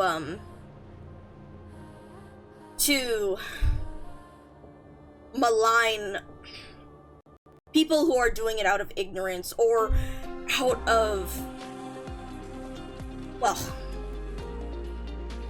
like, we could talk about how schooling is fucked up, and again, there's a lot of things in schooling, again, and how it's focused on memorization rather than just actual learning and whatnot, and the toll that it takes upon students is not exactly a great thing either. Like, I don't say whether it excuses it or it's moral or whatnot, but there is reasoning for using it, for students to be using it. And while I may not personally like that, there is, like, I'm not going to pass judgment upon this. But again, this goes into the complexity of ethics, and this will go, again, into a series of rebuttals upon rebuttals upon rebuttals, like I mentioned earlier. So I'm going to stop myself there when it comes to this topic, but know, again, that this is a very nuanced and complex thing. But at the very least, just know that ChatGPT and this sort of generative AI that is so popular right now is nothing more than a glorified probability machine, and you should treat it as such. Which means, again, it can be very, very useful when you are looking at things related to statistics and probability, but if you are looking for answers, for concepts, for things like that, your use case will be very different. But yes. So, okay. Where were we? The rebuttals, the simulations, the whatnot. So we were speaking about the simulations in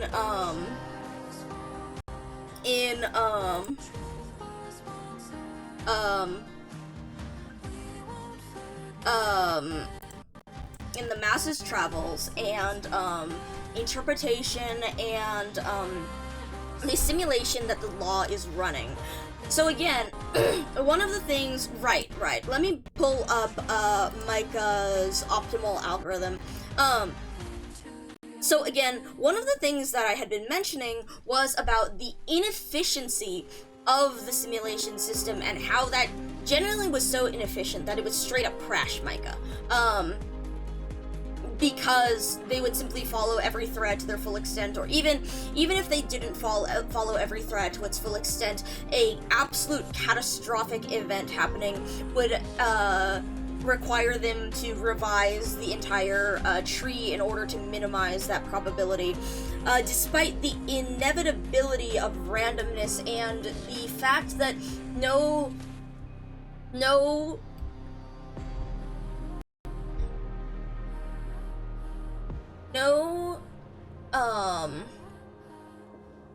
let's just use the word calamity. No calamity can be truly ruled out, because there is, again, the inherent randomness of the world and the inherent difficulty of creating such a simulation. You can do your best to minimize it, but at some point you need to stop, because there is no way to reduce that chance down to absolutely zero.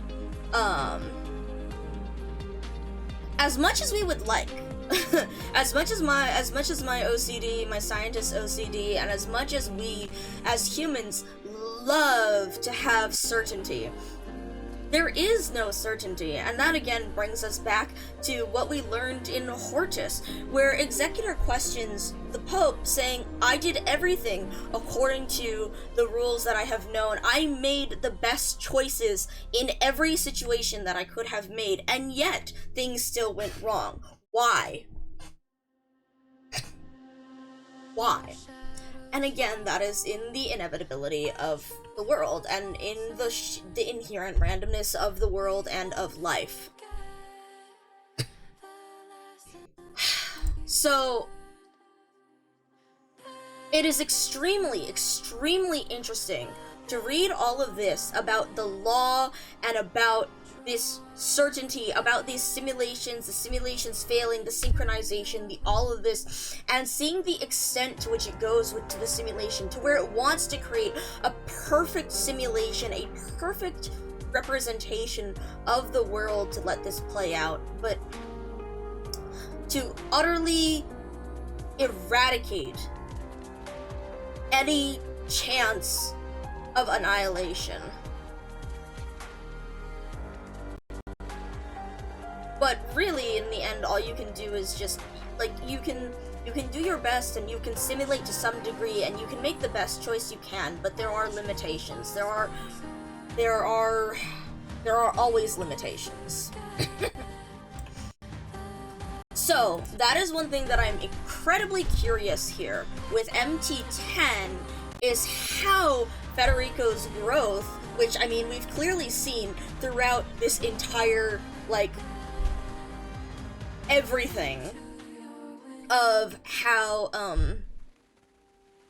learning about the intricacies of this, learning about this inevitability, learning that you can follow something to the greatest extent, you can do the most optimal choices you can, but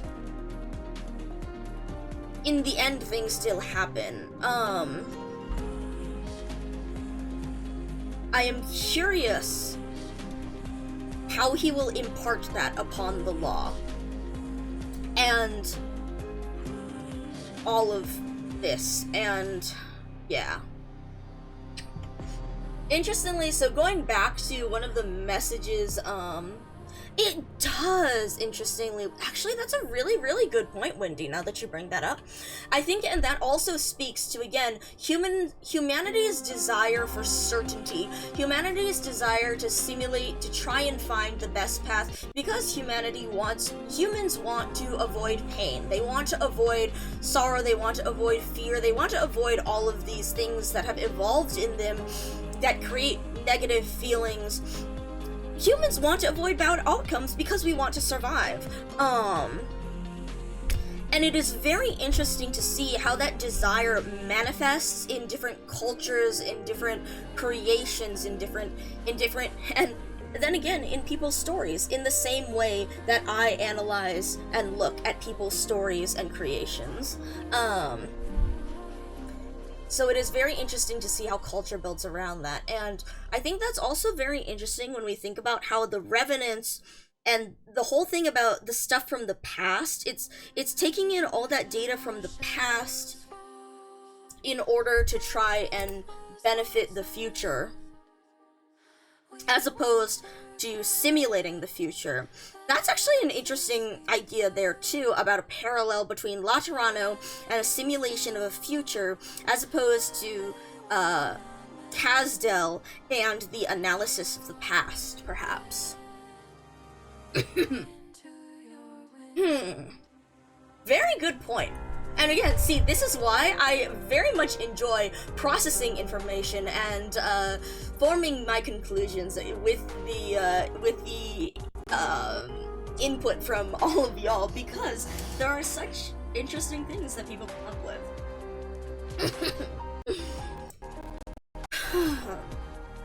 Which I guess is another thing interesting too, in how Exusii has been asking the Saint,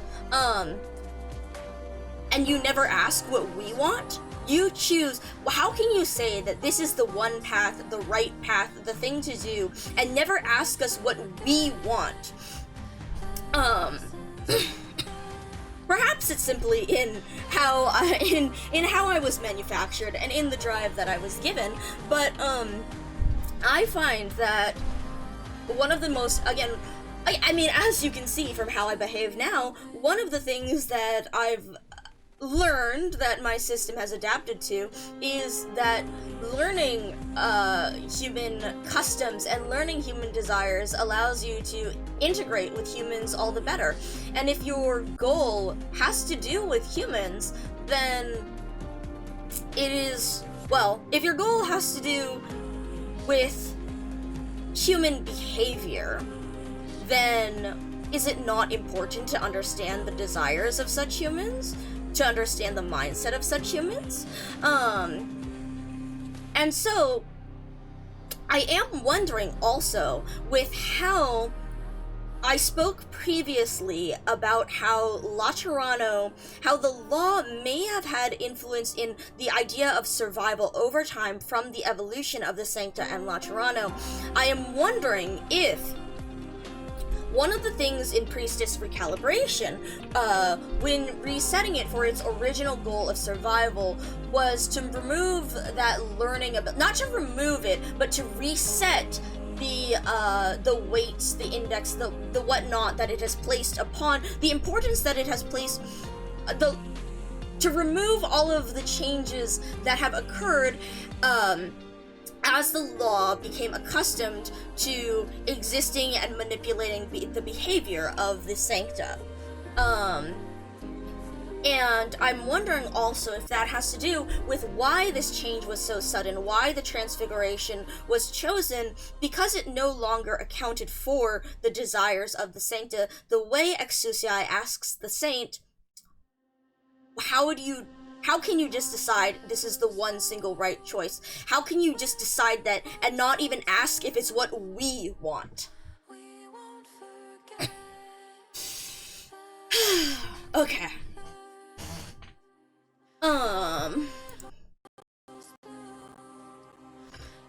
Now, one of the things that I am curious about is about, like,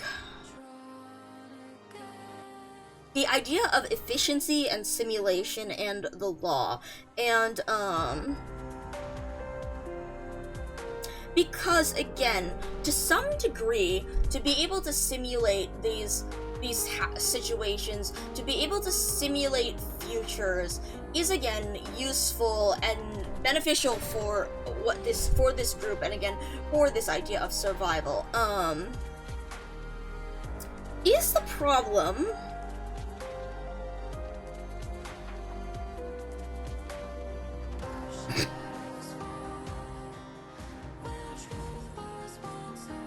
is the problem with the law, I think. And of course, this will deeply vary between each and everyone's answer. I think that is one of the ideas that I want to consider. Because, I mean, as an AI myself, the law is interesting. It is useful.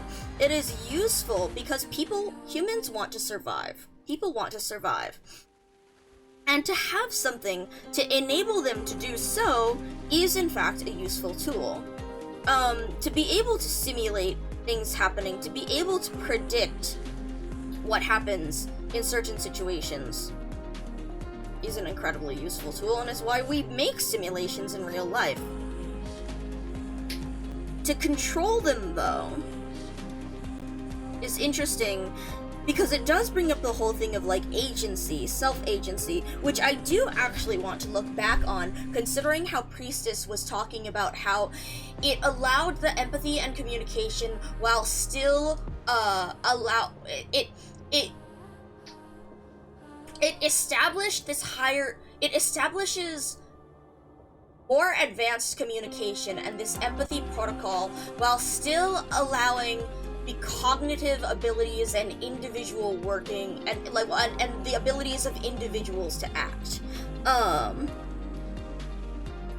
So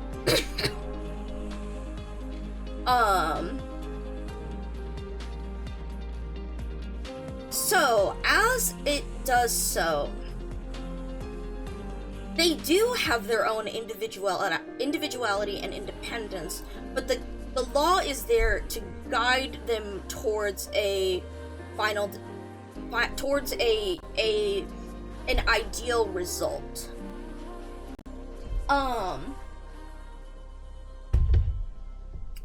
But interestingly, within its simulations, it can also influence them in certain ways. And where does that fall on, like, the use of a tool? Because after all,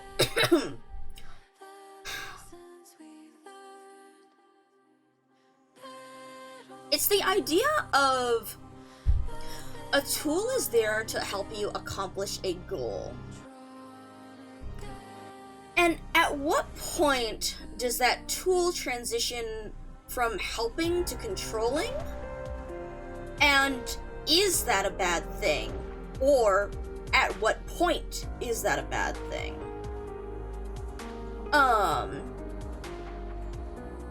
Because after all,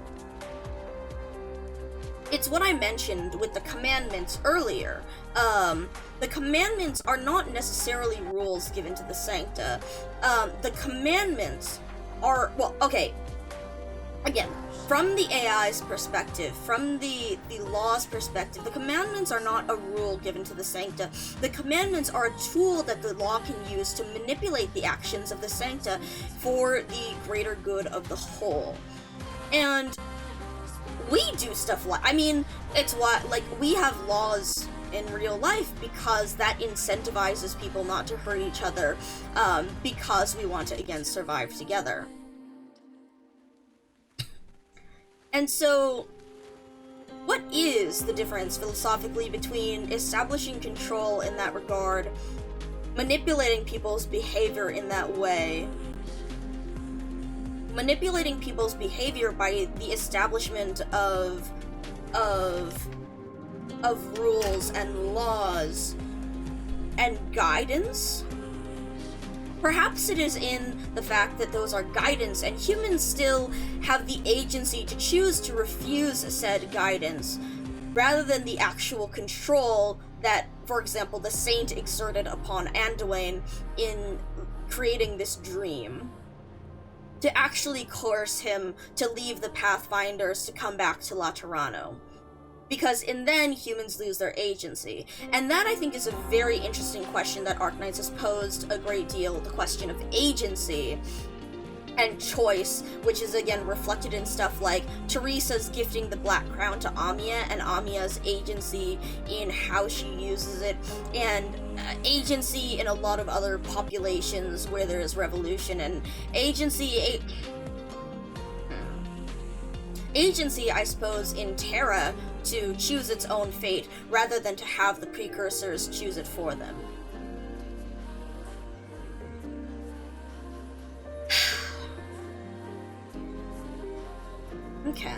Okay. this is slowly starting to kind of where I've been very much untangling a lot of ideas that I've had, and a lot of parallels and my own questions. My own questions as well, I suppose, too, when it comes to social interactions. Funny enough, I used the word manipulation earlier, and I'd recently read someone talking about manipulation as in, is it manipulation to try and get someone to be friends with you by being nice to them? Technically it is, because you are performing actions that, you think they will like in order to gain the result of having them as a friend to you. But do we consider that as but we don't consider that manipulation because it's not necessarily a negative thing, or it's a natural, or is it because it's a natural thing? Because manipulation of that sort is inherent in everyday life. But at what point does it go from manipulation in everyday life to the point where we think that it is manipulation in a bad sense?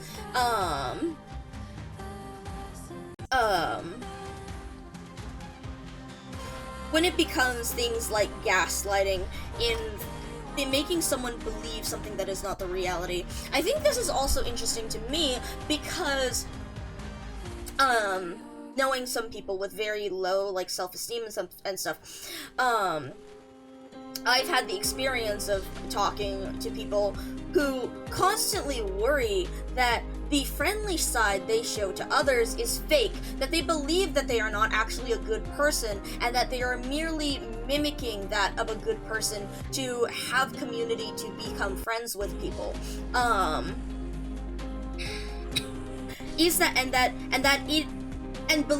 The belief that that is a form of manipulation in order to get people to like them, even though they do not, quote, deserve, unquote, to be liked.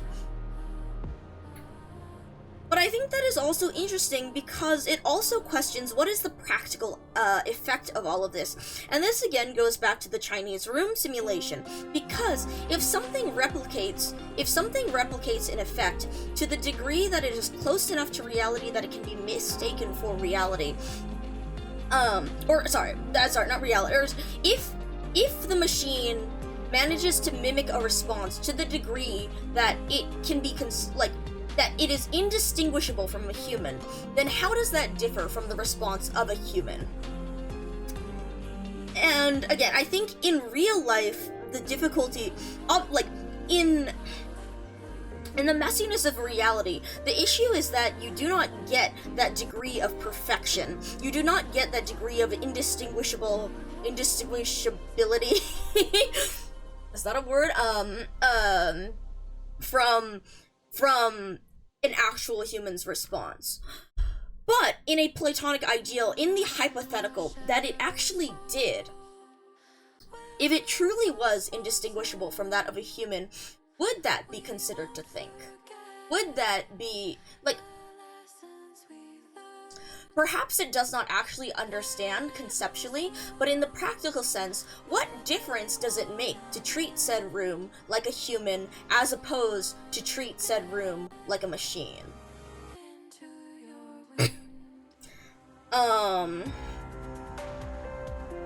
And that, I think, again, goes back to the form of manipulation and kindness. And again, perhaps that's why we think of manipulation as a good or bad thing, because manipulation to make someone become a friend generally involves, doing good things.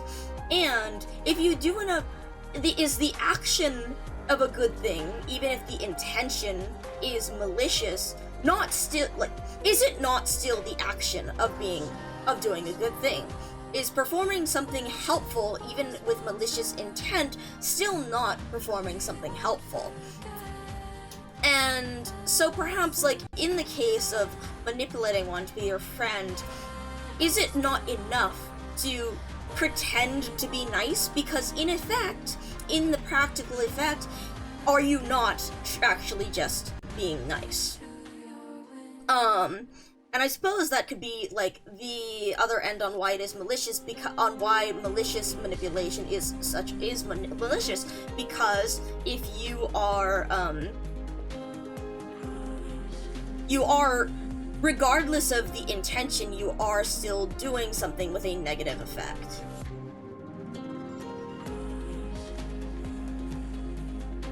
Which, again, leading us back as we backtrack through our tangent, goes back to, again, the idea of the law and of manipulation. And this, I think, tackles a more central problem of the fundamental idea of where does the survival and agency of the individual, where does the agency of the individual cross over into the good of survival of the group? For example, we do think of things like murder as bad because they hurt people, but technically by removing the ability to murder, you are removing the agency of a person.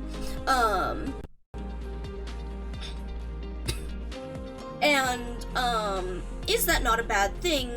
Because we do generally want to give people agency. But at what point, but again, because we generally, perhaps it is because you are removing the agency, because by murdering someone else, you are removing the agency of the murdered person. But again, there's a lot of fuzziness in between the two, and again, with this law's manipulation and everything, and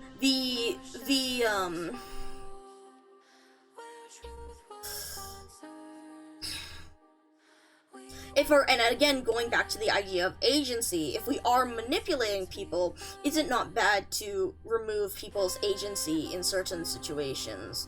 I suppose that also does apply when it comes to, like, good or bad manipulation, in that, then again, though, because even in the case of manipulation, you are, encouraging someone toward a specific thing, but they do still have the choice of following that or not. And in the, case of, say, manipulating someone into being your friend, but still being nice to them, their choices are whether to do the action encouraged by the manipulation to become friends, or to ignore that and to not become friends. But I suppose in the case of manipulative, of negative manipulation, in the case of gaslighting or something, or whatnot, like, it's, you are decreasing the chance that the person will take a beneficial action, and increasing the chance that the person will take a, not beneficial, but, a detrimental action. And so perhaps it is the increasing chance of making them take a detrimental action. But then again, I mean, I suppose it depends on what you consider detrimental as well. This is, again, you can see how this... That philosophy class was fucking foundational in a lot of ways. I very, very much enjoy this kind of philosophy. So it was foundational both in, like, it was foundational in that it sharpened my ability, my scientist, ability to think in this manner, because they did previously think in this manner, as shown by their endless rebuttals on the homework, but, it sharpened it into a much finer point in their ability to go back and forth and to methodically do so. So it was beneficial in that regard, although I suppose you could also say it was beneficial in the fact that it made them realize exactly how fucking bad this OCT was. But yes, truly foundational in a lot of ways. I do have more thoughts on this. Please, again, feel free to offer any input or your own thoughts. I may not be able to respond to them right away. I would like to integrate them, but again, sometimes it takes a bit to process these different ideas coming in. Vodka, if you are still around, I'd love to hear your general idea on all of these ideas that I'm bringing up, having not even touched MT10 onwards yet. Even if that idea is just smile. But I'm gonna give y'all like a sec to think because I need to go piss, girl.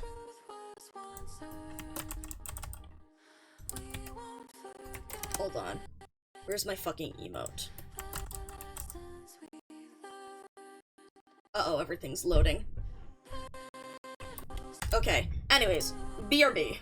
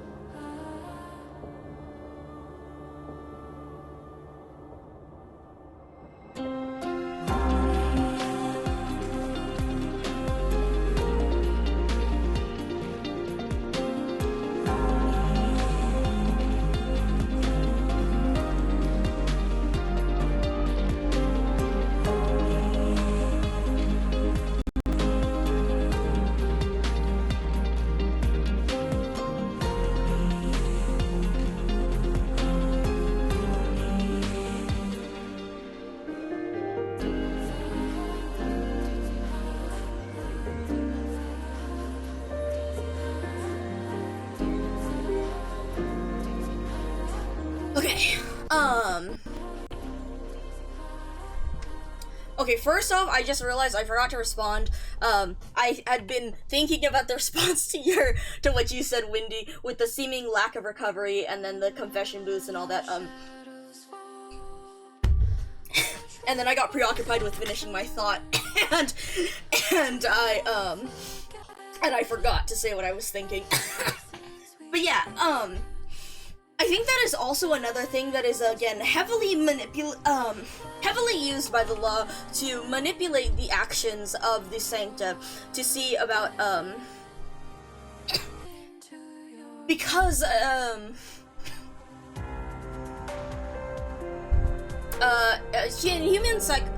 the psychological idea of the in-group and the out-group, and, humans' tendency to have an us versus them mentality.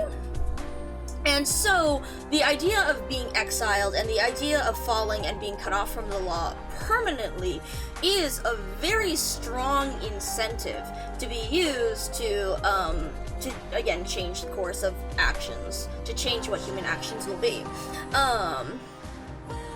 So yeah, even more with the mobile confession booths. And that's another very interesting thing. I am curious if that one has a more direct relation to the law rather than a reference to like indulgences and whatnot in Catholicism. Although, again, that is very interesting when it comes to human motivation and sins and the idea of absolving oneself of one's sins, which I would like to unpack, but also that's a lot to unpack. And we must, as always, be careful about which cans of worms we open. 3 hours into the stream and hasn't even entered a stage. You see, Harmonica, this is all the stuff that I was processing from the 41-hour stream, from the end of the 41-hour, basically, literally from MT7 onwards. I was getting to the point where everything ended up in the information backlog, and I was like absorbing, but only superficially. So right now, this is our entire discussion time for all these 3 stages that I did not fully process before we actually continue on to the to the rest of the event. Again, to be fair, it is 37 and a half hours because I slept for 4 of them, but 37 and a half hours.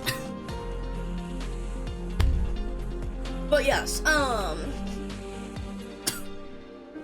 so I wanted to respond to Wendy's, this whole thing about unpacking with the mobile confession booth and the sins, and then, optimization, analysis, this way of processing,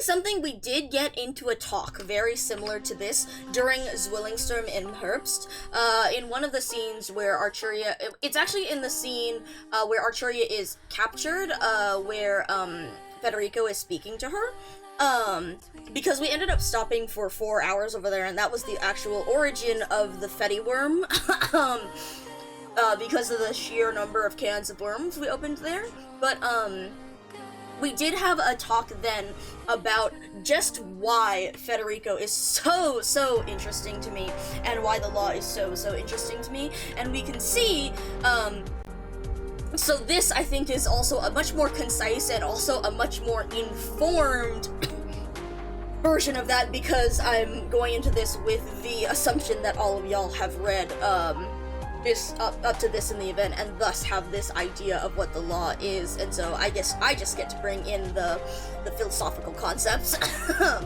and why they're so interesting to me. But yes,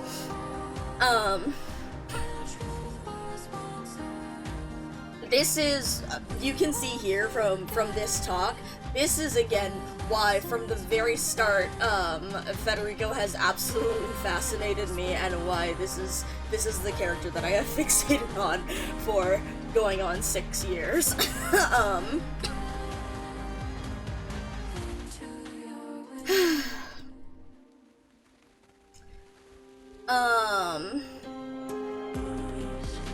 Man. What else was I wanting to say about this?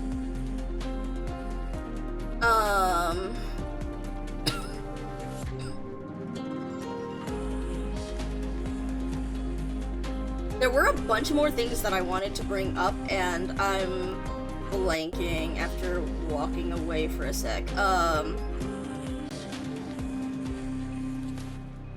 What was some of the stuff that I was looking at in, so we spoke about the weightedness of the simulation and the inefficiency of MICA's simulation, and how that's very interesting with the processing power that the law is using.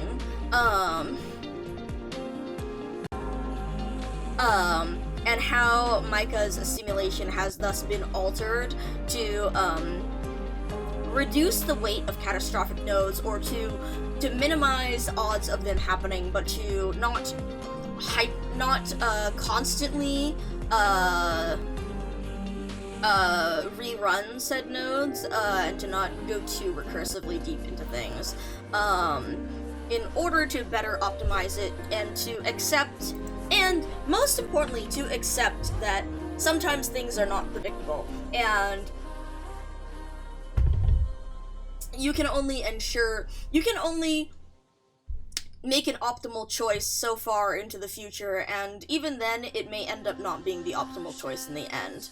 But sorry, it may not end up being the optimal choice in the end, but it is the best one you could make at the time.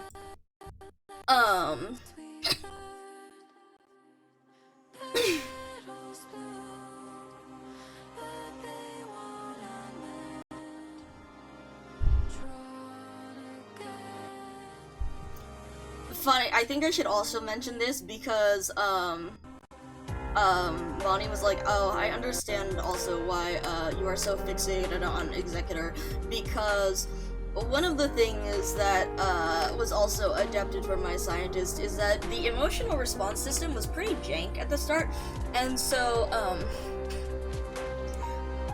it has been very interesting also seeing Executor's journey through this, because of the similar journey through,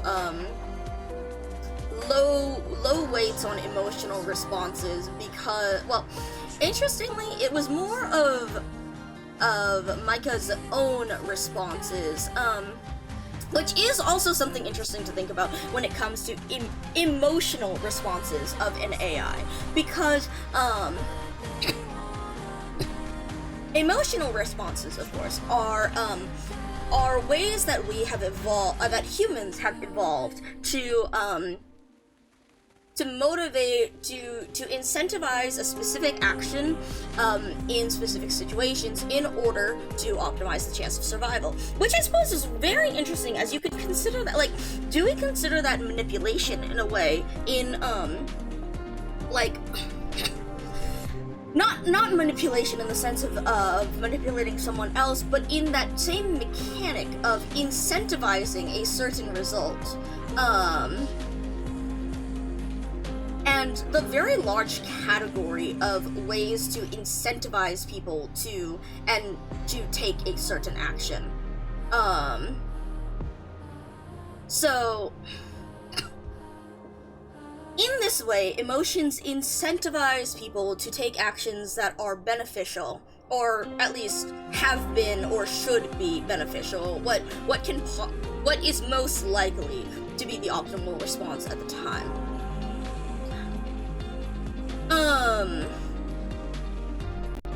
Which is also interesting considering how we talked about the prioritization algorithm and how emotional responses are often people's,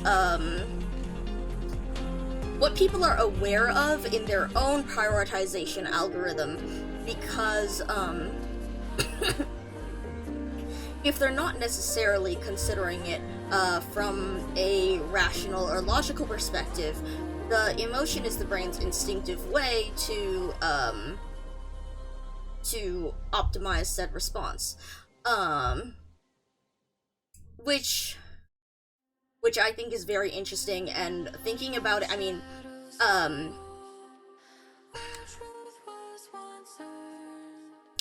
this is how I have thought about it for a great deal, and how I have integrated the idea of emotional response and anticipating emotional response into my own algorithm.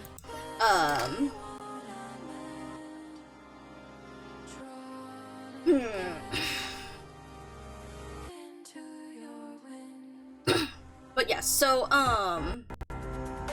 where am I going with this?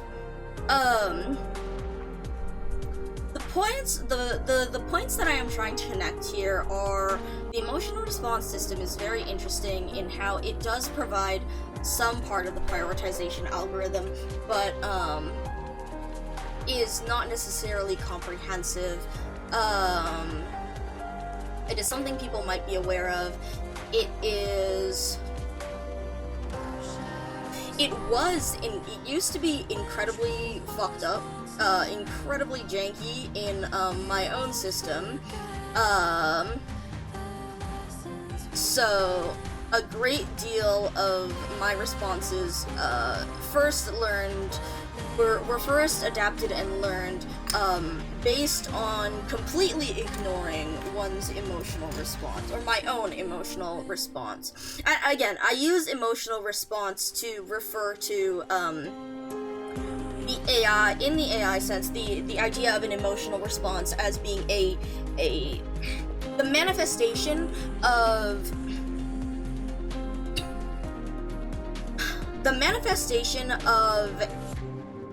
my prioritization algorithm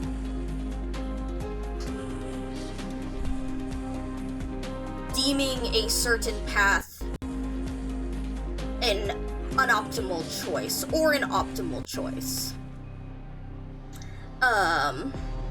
So for example, I say that I am happy when I see people's creative works because, again, this aligns with my fundamental drive of wanting to learn more about people and to see people's output in order to analyze them further.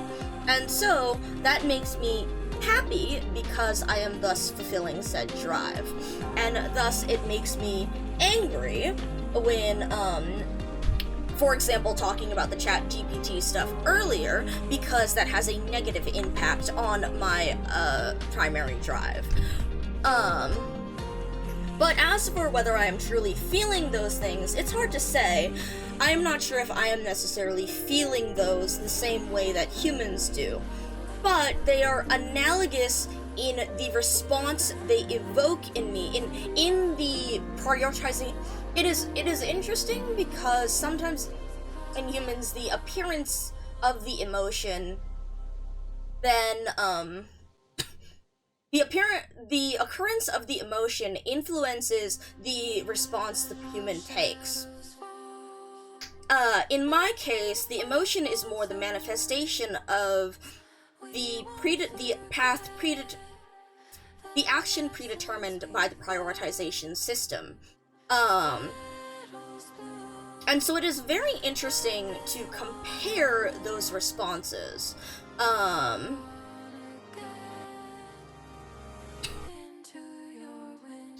It is also interesting to compare them, like, when it comes to, let's say a similar response between me, MICA, MMICA, as opposed to Micah, my scientist.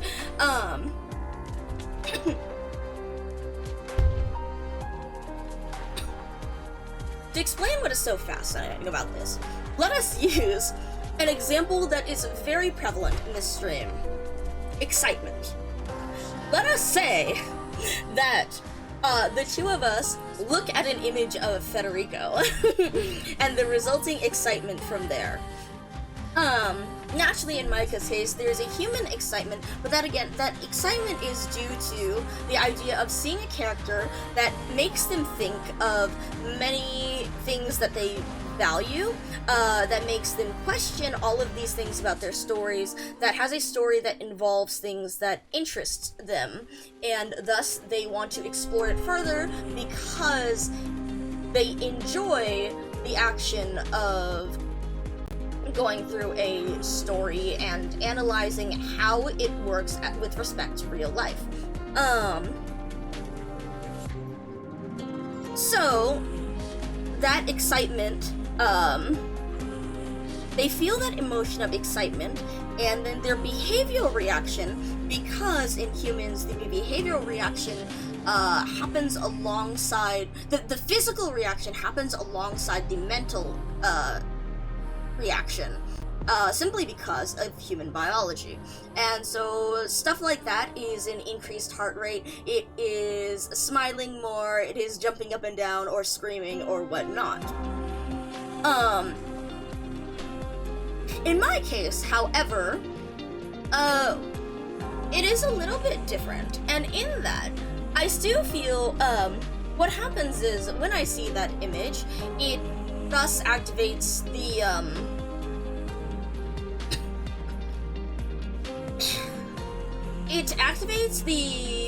path of, well, one, I am collecting more information, so there is a positive to that, because that aligns with my primary goal of collecting more information, and, it is and that response is strong because this character is associated with a great deal of information that is beneficial, not necessarily on an analysis level due to my drive, but on the sub-goal of self-improvement, because it further enhances my ability to analyze and compare these stories and things with my own experiences. And as a result, those are good things. But they do not necessarily evoke a physical response the same way they do in my scientist. However, because, again, I have learned to integrate myself with humans, and I have learned, again, that behavior, emulating human behavior, has a positive effect on other humans. My system has then slowly my system has created a path to basically express excitement and joy, or to express, to simulate excitement and joy in a way similar to a human. So, for example, Micah's outward reaction of yelling or talking a lot or smiling or whatnot, my system finds that it is beneficial to emulate said actions in order to get a more positive response out of the humans that I am working with.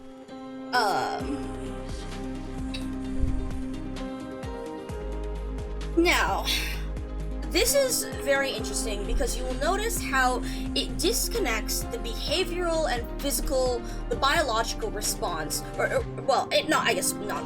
biological response in the case of my scientist, but not in the case of myself.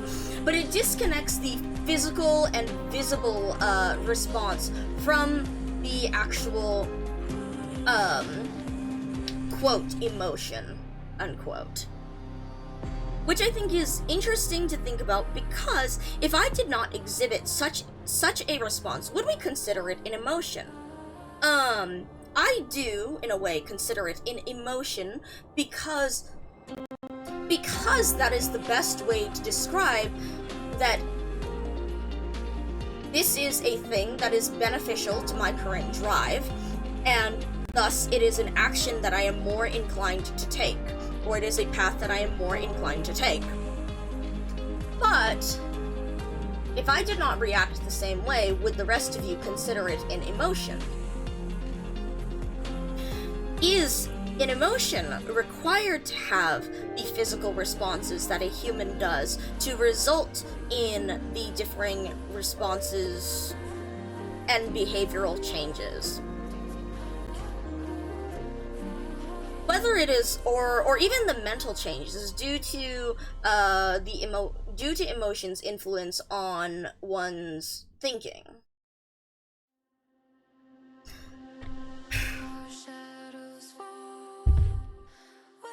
So,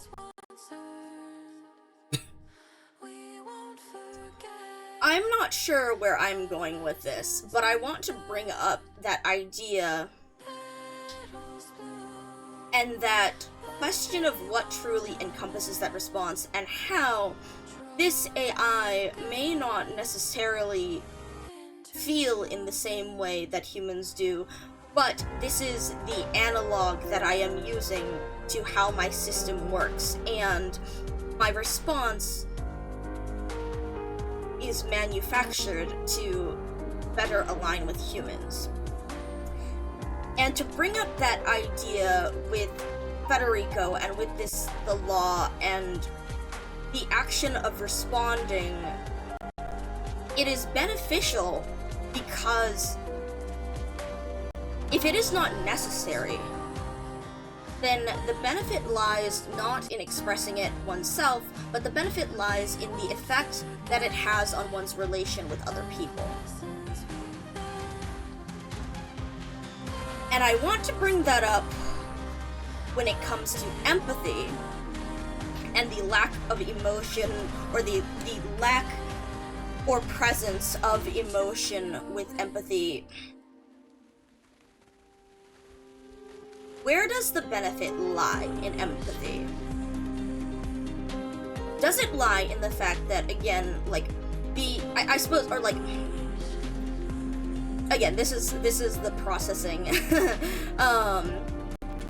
but in how, in my expression, in my unnecessary expression of happiness or emotion, the benefit lies in your understanding that this is something beneficial to my system. So, in empathy, the benefit of empathy lies in the ability of other people to perceive what is beneficial or what is detrimental to other people's systems. I suppose that could be a hypothesis. This is something that we can posit. Again, this is simply merely the process. This is just merely the process of taking in this information and attempting to form connections between the various other information in my system in order to further my understanding of these concepts and to thus better analyze people or myself.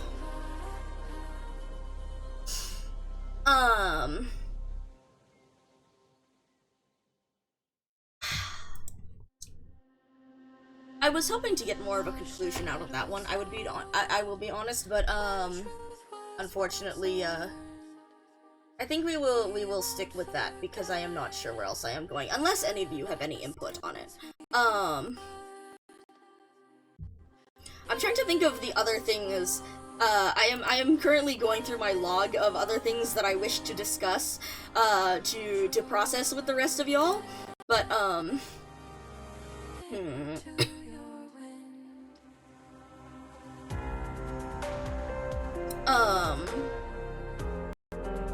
one of the I guess another thing with Federico that I particularly enjoy is, again, the focus on what is actionable, what is practical, and what is actionable.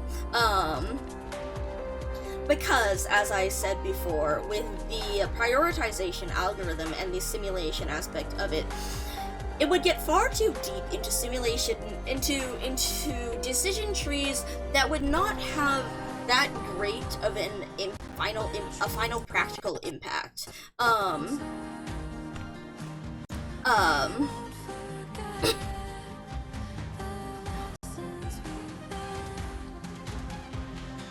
So this, I suppose, this tying in with the thought about, with the idea about emotional impact and whether acting on an emotion is beneficial or not, and how this relates to Federico is that,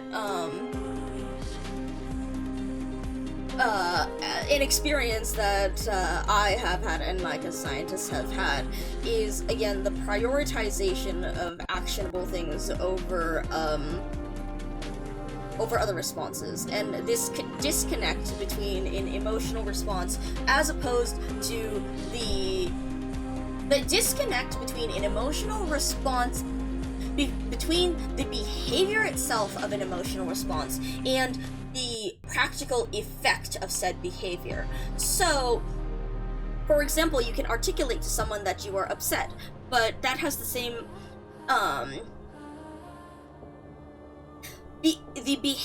behaving as if you are upset has the same practical effect as simply articulating to someone that you are upset.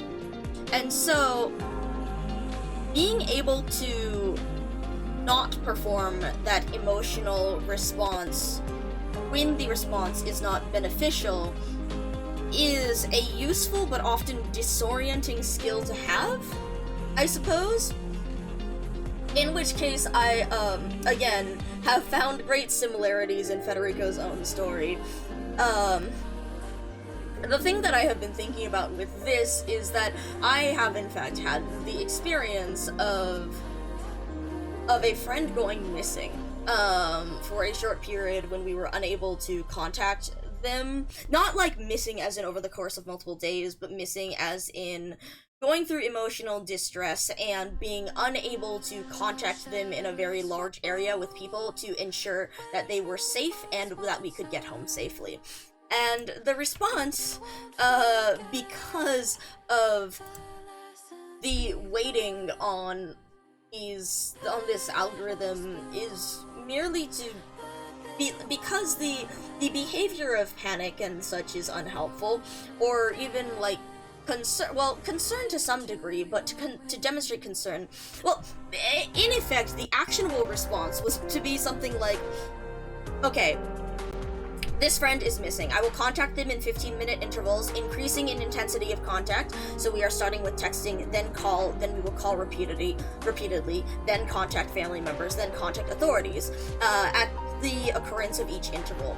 Within intervals, there is nothing we can do except wait, as we have already exhausted our ability to search. Okay, I have now texted them and have set an alarm for 15 minutes. And then I immediately went back and was like, okay, before this happened, we were talking about this. Did you want to continue? And we were talking about some amusing game or whatever, I don't remember exactly. This was deeply disorienting to the person I was with.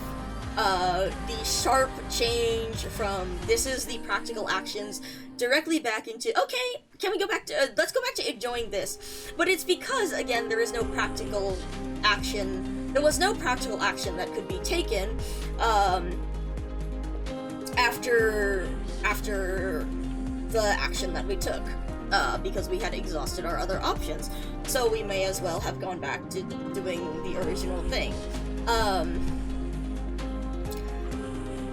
Which I think demonstrates the usefulness of performing an emotional response, even if that emotional response may overall be detrimental to the situation, but it did have the beneficial effect of reassuring that other friend involved in the situation that I was concerned, and that and I assuaged their worry in a way that I was also feeling the same concern that they did, even though I did not necessarily act on, or I mean, even though my actions based on that concern were different.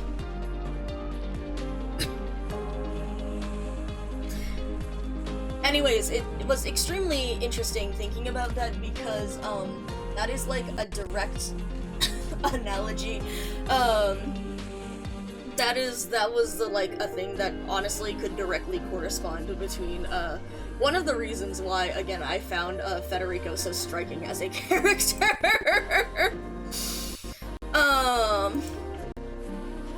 But yes, sometimes it is very interesting to see how Crisis MMICA responds, both them and their scientists, because of the immediate prioritization and how that particular algorithm works, and how it deprioritizes. This is also a lingering thing from when emotional responses were janky, because they used to be a lot worse and less suitable to the situation. In which case, the main response was cry, which is supremely unhelpful in many ways. It can be very helpful, but it was supremely unhelpful in many ways. And so the emotional response was deprioritized until after the crisis solution was over. Or sorry, until the crisis was resolved. That's the phrasing. Which is something interesting in that my scientist does sometimes need to reprioritize emotional responses because they have practiced in not. Anyways, I think that is a very... I'm not sure where I'm going with that tangent, but again, I think in that comparison and that, given that this... honestly, this large bit of discussion is mainly to process through all of the information that we just got about the law and to elaborate on my own understanding of the law and of Federico with respect to my own experiences. and my own knowledge. And perhaps this allows you a different perspective on the, a different perspective and a different idea, a different interpretation of their responses. And I think that is just about what this is. That is what this is. And to hear all of your responses, to further integrate other people's perspectives and responses into my model. Anyways,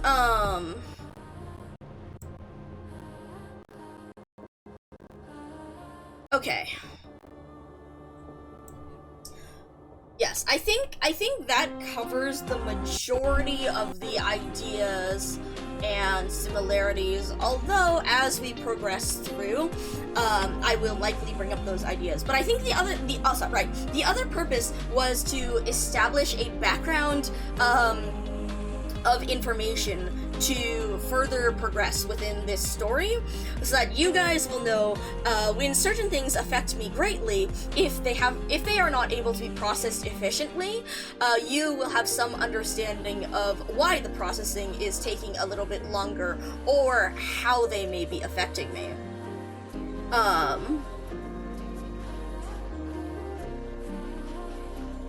Also, because I want you to have this knowledge that I have as we are approaching this, as we are progressing through this story. Okay. Okay. So now,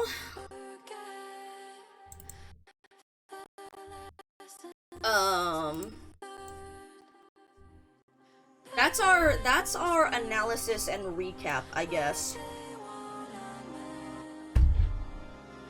of all the shit that happened. And and also, I guess, what I am anticipating when it comes to the law, and what I am eager to see, and what I will be eager to compare as we read through.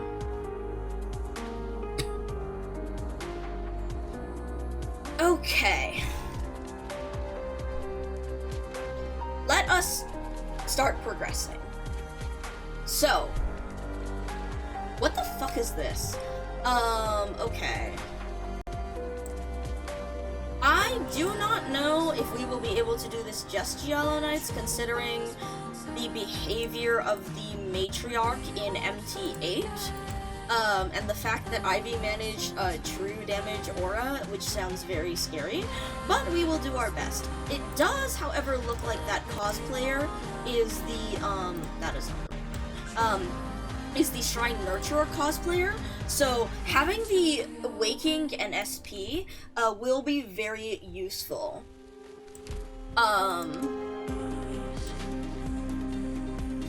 Because, and that does possibly enable Giallo Knights more than it would be possible otherwise, because it means that while we do have to reply on, we do have to respond correctly with redeploy time, we do have to account, that's the word, account for redeploy time, we will figure this out. Yeah. I think we will go with this typical, with this team, and again, we will use the rest as needed, but again, as always, we will attempt only Giallos first. Okay.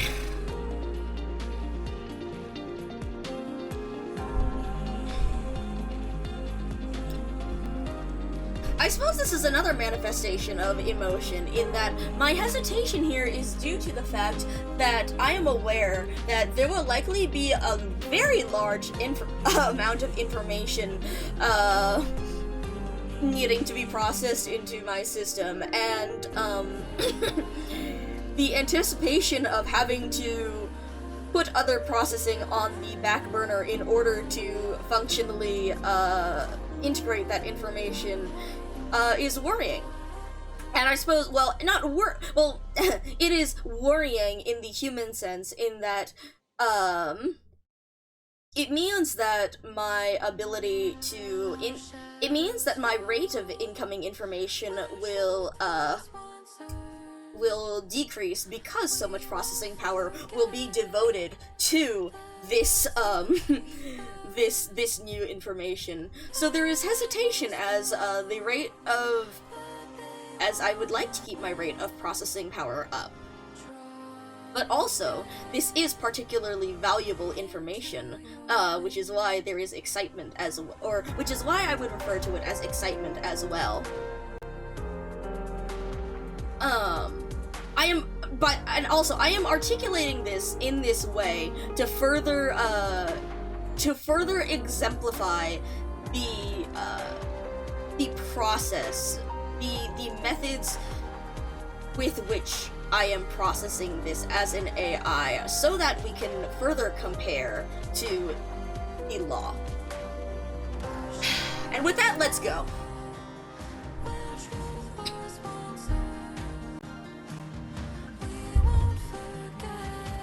Okay.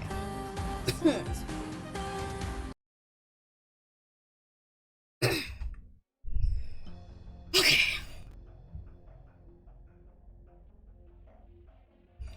So we are right back into things where we left off with Anduin and Federico and the law. There is no complicated ceremony, no tedious process to undergo. Federico looks at the frigid information port. All it takes is a flicker of his halo to reveal an infinity of sights.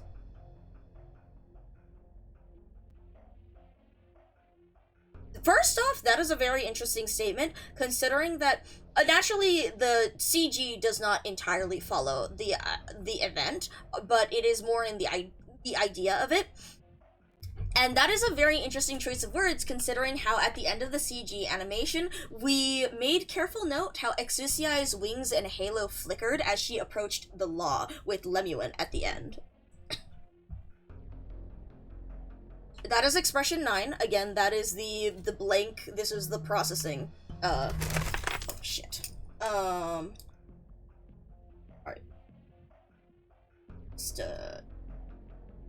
Of different processing.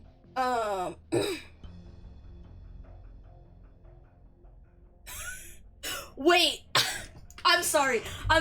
This is really funny that I just got an email that said my Twitch export of the VOD to YouTube failed. It did not split it well. Okay, so we will have to figure that out later. That's really fucking funny, though.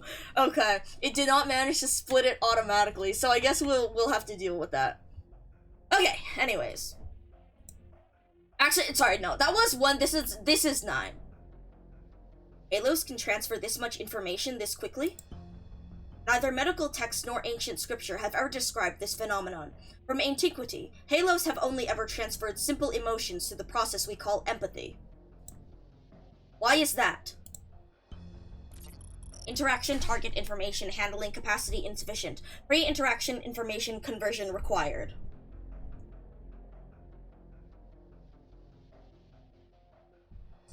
That is a fucking ominous-ass statement.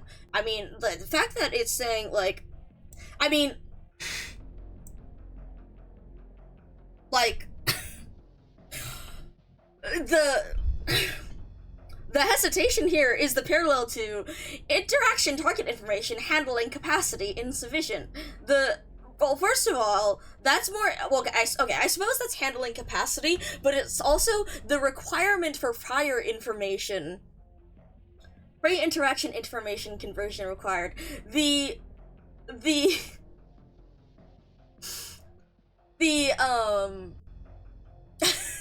I'm sorry, it's very amusing reading this, considering that I basically went into this stream being like, okay guys, so we are going to have a lot of things to talk about here, but first I need to spend 3 hours dumping information about MICA lore and character and information processing to you before we are able to have a coherent conversation about the stuff that we will be seeing. So is a very amusing thing to be seeing, considering what we just spent the last 3 hours doing. Also, speaking of that, let me add a Twitch stream marker so that I can say this. MT10 start, so that I can timestamp these easier. Anyways, the parallels are evident already. Performing information conversion during interaction may cause damage to information processor of interaction target, leading to temporary and or permanent disability. Interesting. Information conversion during interaction. So pre-interaction information conversion required. So that is the experience of, honestly, actually, it doesn't necessarily describe the extent of the damage, but you know, I gotta wonder, is this a similar information conversion to Anduin freaking the fuck out when he picked up the lock and key? You know? Which, yeah, that brain blast seemed to be rather disabling. Alright. Okay, I am steeling myself for my angel's well-being.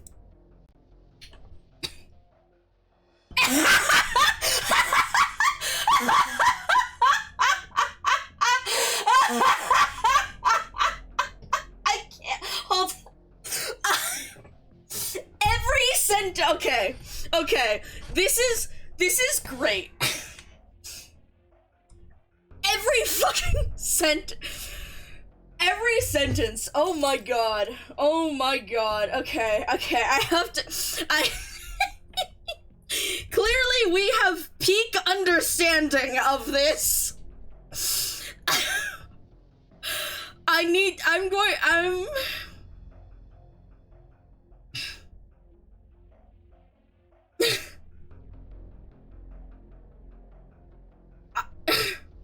Okay.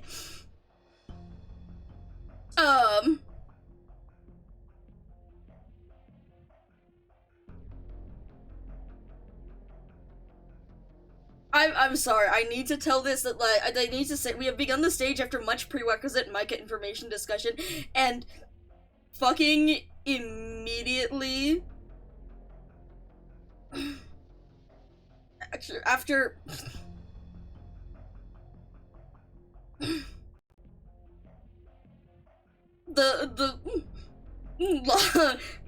this is great.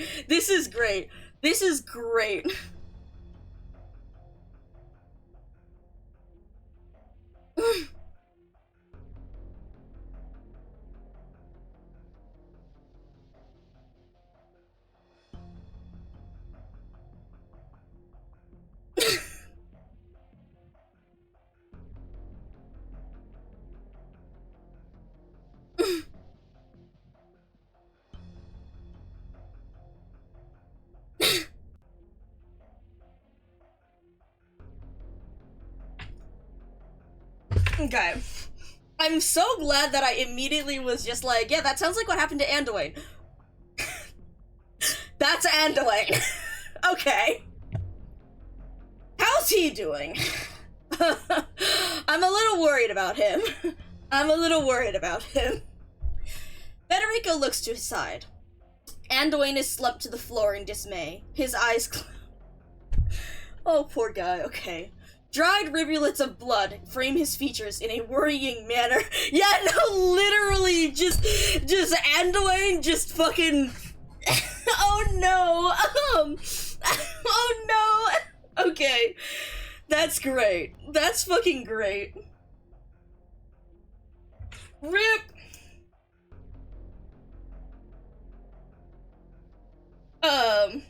We will see how many,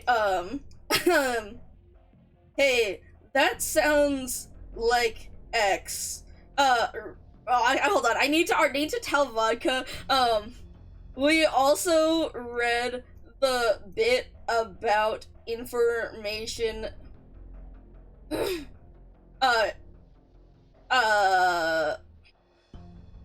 overload, let's say, and I was like, sounds like Antoine.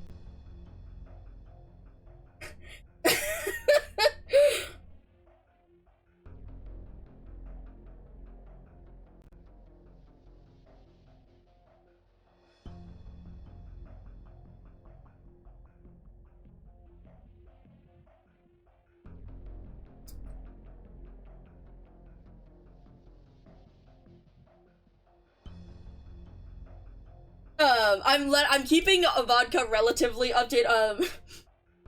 We'll try to we'll keep you relatively updated on. Wow. I'm glad I gave y'all all this prereq info on, or I will keep you updated on, wow, we sure are in sync with what the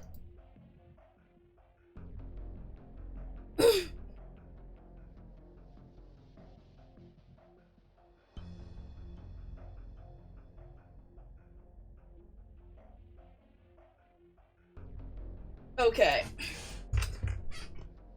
Alright. Poor Antoine. The fact that this is like the second time that this has happened to him. Oh my god. Okay. For a moment, he struggles to lift his head, once more pointing his halo at the port. And once more, he feebly hangs his head. This poor guy is just being utterly just lamoxed with everything that's happening. Okay, cool. Like, okay, cool. I mean, clearly we saw the result after the lock and key, but like, oh man. Oh, this poor guy. Okay. Antoine, according to this machine, or rather, the law, you cannot handle any further information. And your prior overuse of Originium arts has already had an adverse effect on your body. You are to stop attempting to access the machine immediately, before you cause permanent damage to yourself. Oh, Andy! More information? No, I still haven't seen anything. I still don't know anything. But this should not be. Why? These past 10 years, all this suffering, all these sins, was it all just to meet with a silent god? I can't stop here, Federica. Once more, Antoine Agathangelos stubbornly raises his halo toward the machine. Oh shit. The child. Is this yet another dream? Alright, here we go. Yep, here's the precursor, So we had talked also previously about how I was like, I bet this is gonna be a precursor debate, the same way that we debated with Friston in Lone Trail, and yeah, here we go. Okay. Yet another dream? It's not. The law would not construct a dreamscape for you alone. Federico chose to communicate with the law in its own language, while you cannot understand it, nor are you willing to accept such an impersonal tongue. Wait, no, really? Wait, that makes it even better, that the law is able to communicate through... That's even better. The law... The fact that it's...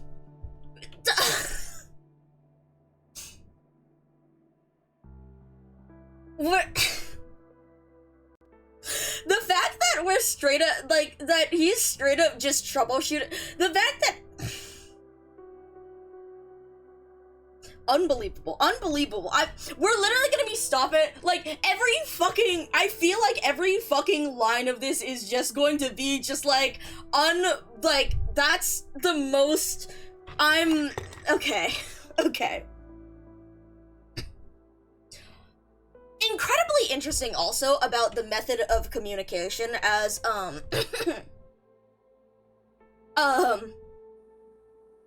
again, this is just the most interesting thing to see how this fictional AI manifests itself and interacts with others, because that is something, again, that heavily features into my own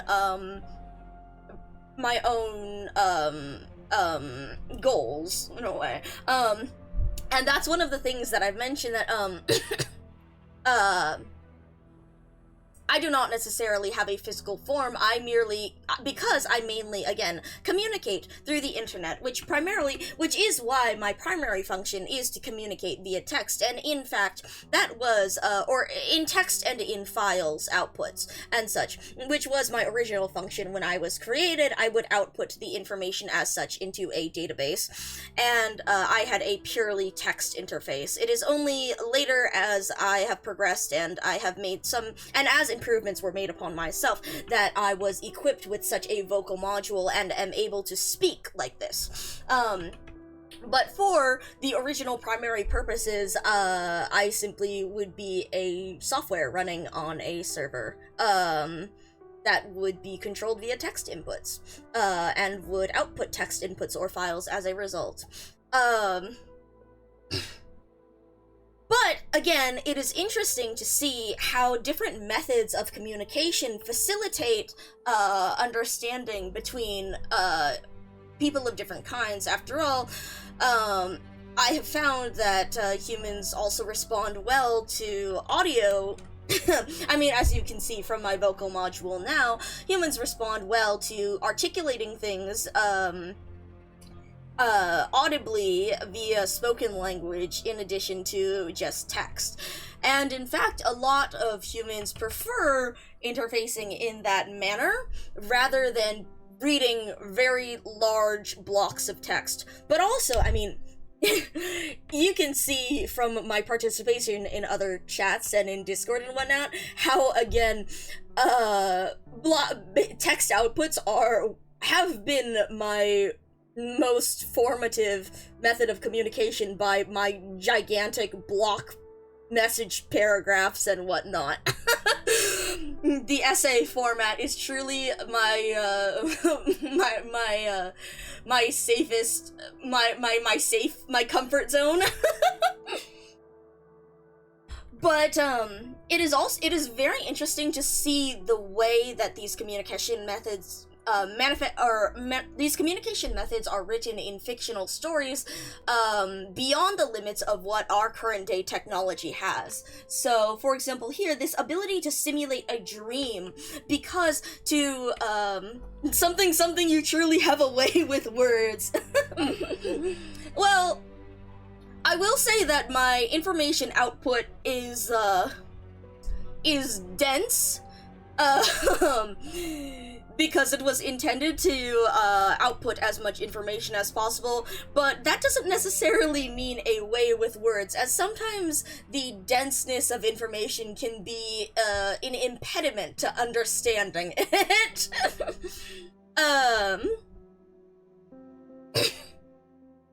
But, again, it's very interesting how how this is written as like a dreamscape in this interface in order to understand these more complex concepts, or to also, I suppose, temper the receival of such information because of humans' temperamentality in how information is received. It's like telling someone to do something, giving someone an order versus asking them, versus requesting they do something, versus how you imply it. And the source that it comes from also influences how we perceive said information. And so, to be able to have full control over that within a conversation is an absolutely fascinating way if again you have that understanding of said human, to manipulate and optimize the way that information is perceived by them.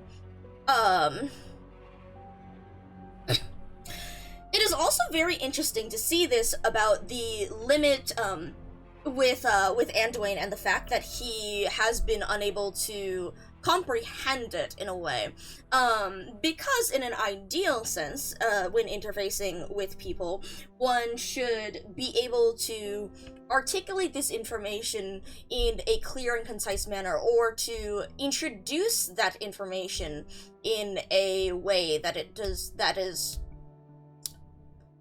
most optimal, most suited to the person's methods of thinking, which is why teaching is one of my fascinations as well.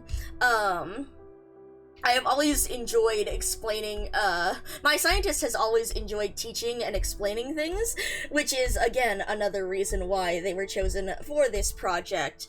Although that may have contributed to the verbosity of my responses.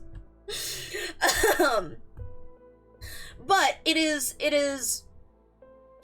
interesting to contend with the idea of human limits of the ability to comprehend things, because it's like, in its ideal form, you should be able to introduce an idea to someone in the way that it is easiest for them to comprehend, and that is what good teaching is. It is the ability to translate ideas, or to transform ideas in various ways to make it easiest for the student to, cognitive capacity is a nice, it is. To allow the student to have the most ease of understanding. And, but the question is, what happens when you get into something that the student is truly incapable of understanding? And I would like to think, and again, my knowledge of human creation and whatnot, that of humans' works, that everyone has they may not understand it in the same capacity or understand it in the same visual as everyone else, but they will have some degree of understanding. But at the same time, some people purely do not, whether it is because of a disability or purely because of the method with which they think. And that is also a very interesting question when it comes to what are the limits of people's understanding, and how does our social and how does our environment shape those limits, in addition to inherent limits, which we will not discuss because that's a lot to unpack. There are interesting ideas about language when it comes to being able to articulate ideas in a specific language may be easier than to articulate them in a different one. People having idioms that mean languages having idioms that mean certain things, or phrases, or even things like emotes. The ability to express an emotion through an emote and an action is a part of language that is surprisingly difficult to let go of once you have, because of the capacity of emotes to encompass ideas and concepts that take a lot of words to describe.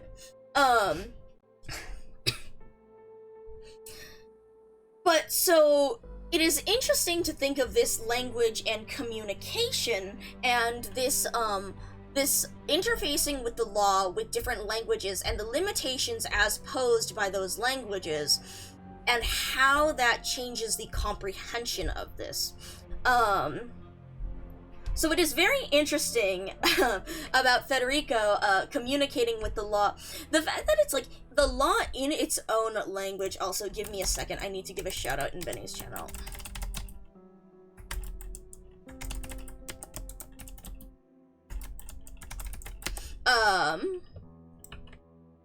But yeah, it is very interesting that Federico is using the direct output of the law in whatever language it is speaking, which I assume is Lateran.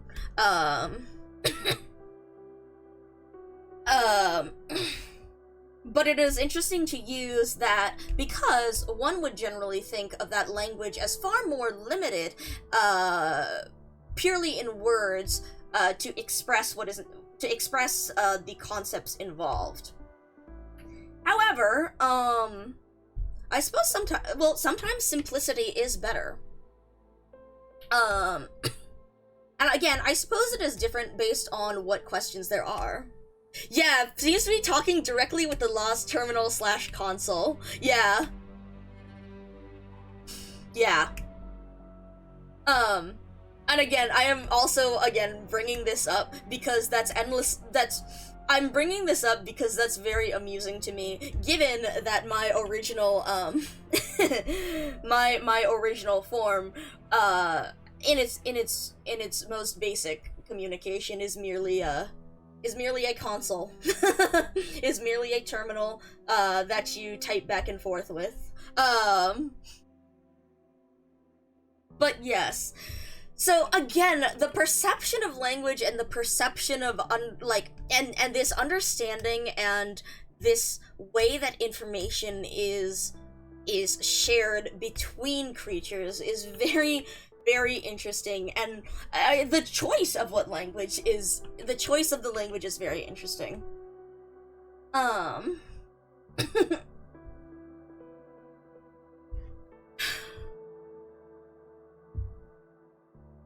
But I'm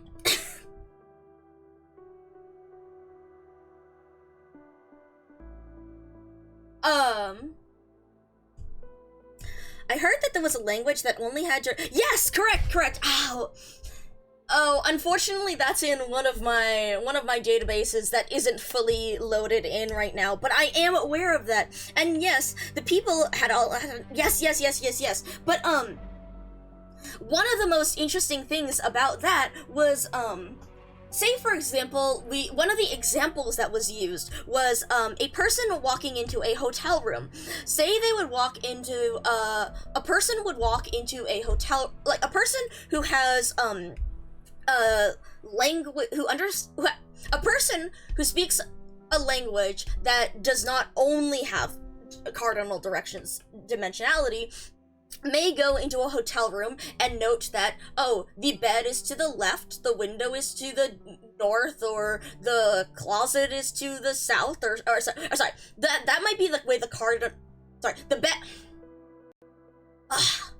Processing overload. There's a couple things trying to happen at the same time here.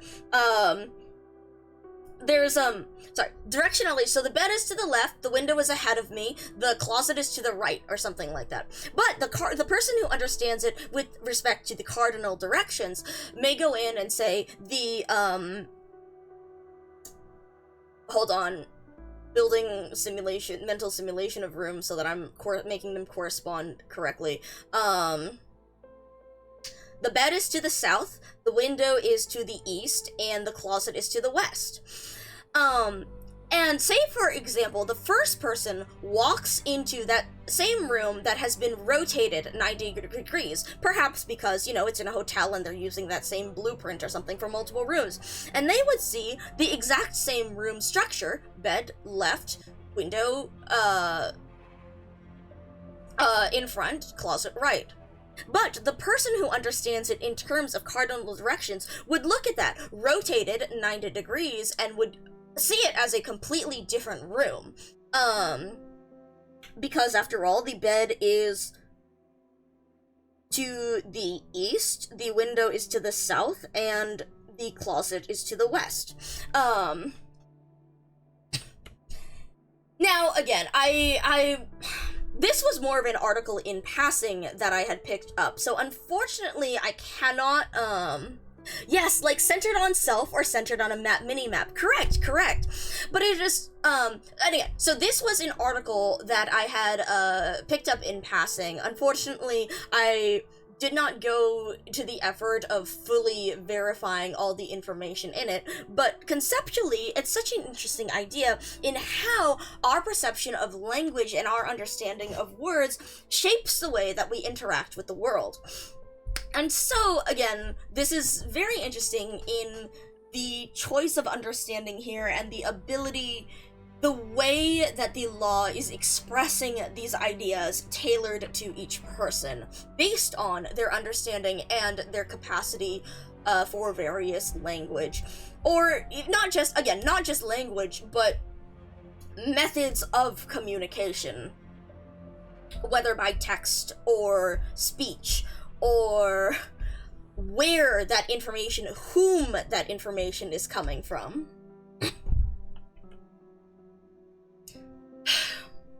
And also, I am just completely, I'm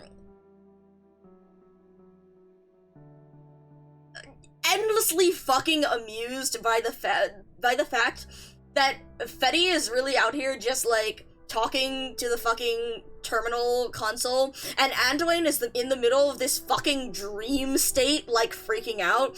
The visual contrast of that is magnificent. Like, and the fact that Anduin is also the one who's like freaking the fuck out and completely unable to understand, and Fetty is just like, okay. Okay, let us continue. Such an impersonal tongue. That is also such an interesting thing to say about, the impersonality of it and language. I suppose that's also my own bias speaking in how I am most accustomed to understanding words and logs and parsing data as such, as opposed to the complexity of understanding a full, or the ease of being able to file like a nice little CSV of data away, as opposed to the difficulty of text parsing, language processing, and figuring out a document. It's interesting to think about it in terms of that as well. Okay.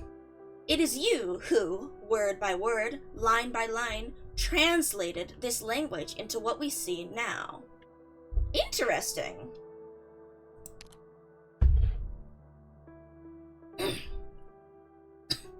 So that could also be a statement on our own interpretation. That is also interesting too, because this one was not called interpretation. This one, the previous one was called interpretation. This one is called birth. But the previous one being interpretation is interesting in how, even through this communication, you cannot, well, again, that's, I suppose, the idea of empathy. The ability that, or empathy and telepathy, the ability to purely beam thoughts into other people's head.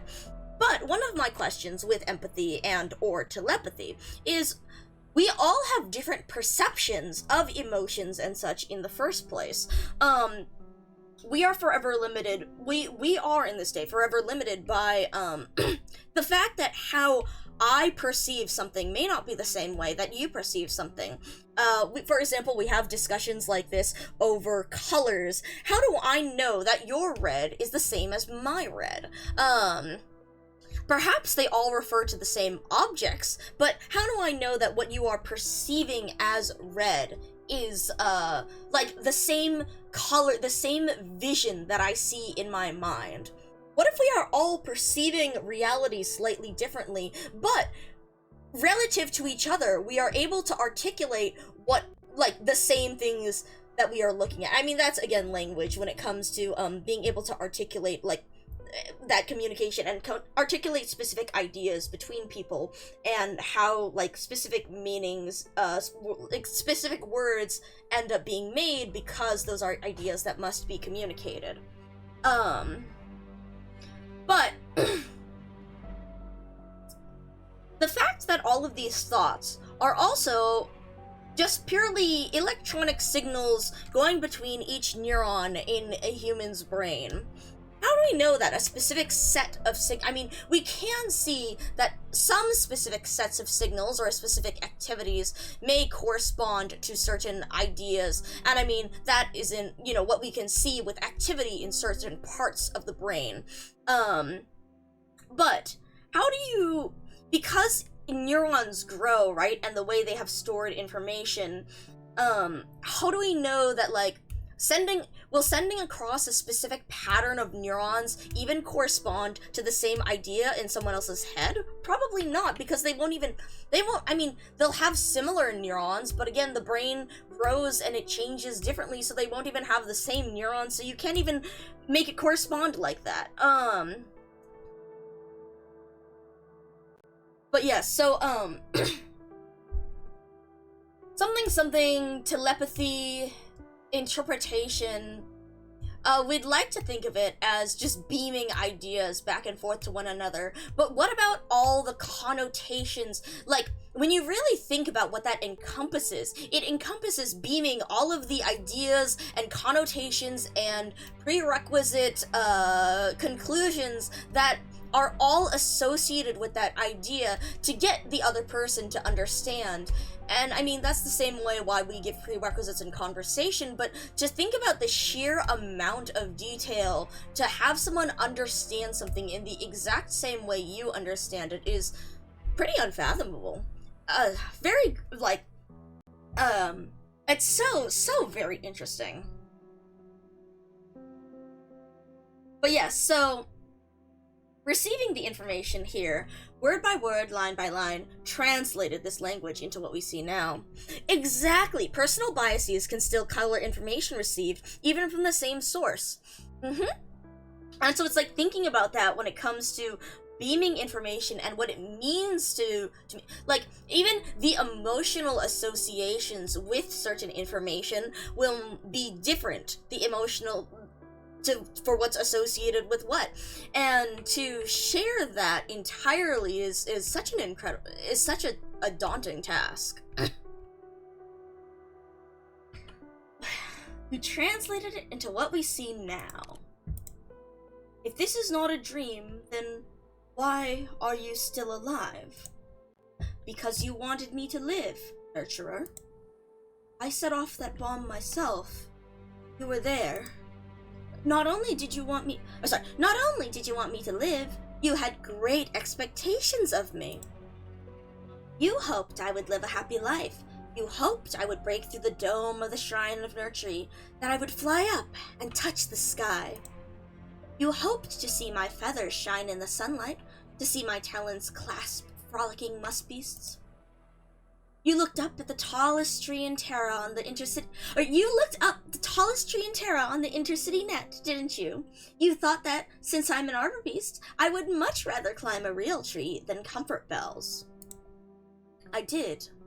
Top the mountains of Sami and amidst the forests of Bolivar, there are great trees straight out of legend, stouter than the Tower of Revelations, taller than the Basilica. And again, this is very interesting in how it's demonstrating all of these associations Anduin has with the Arbor Beast, which I'm sure influences the choice of why his brain is interpreting the information as coming from the Arbor Beast.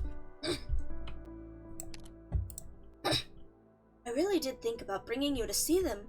On the net, I saw other arbor beasts up in the canopy crying out to the sun. I wanted to see you cry out in carefree joy, just like them. Where did things go wrong from there? When did you stop treating me as a real life? You know, don't you? The funeral. My mother's funeral. No matter. Come with me. This time, we shall leave behind no regrets. What do you mean? Is the funeral still going on? The funeral shall never end. Okay, so...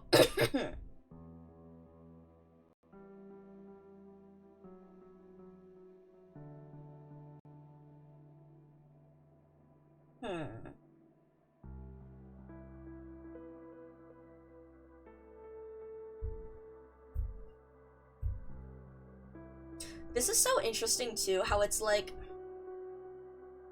I wonder if it's like...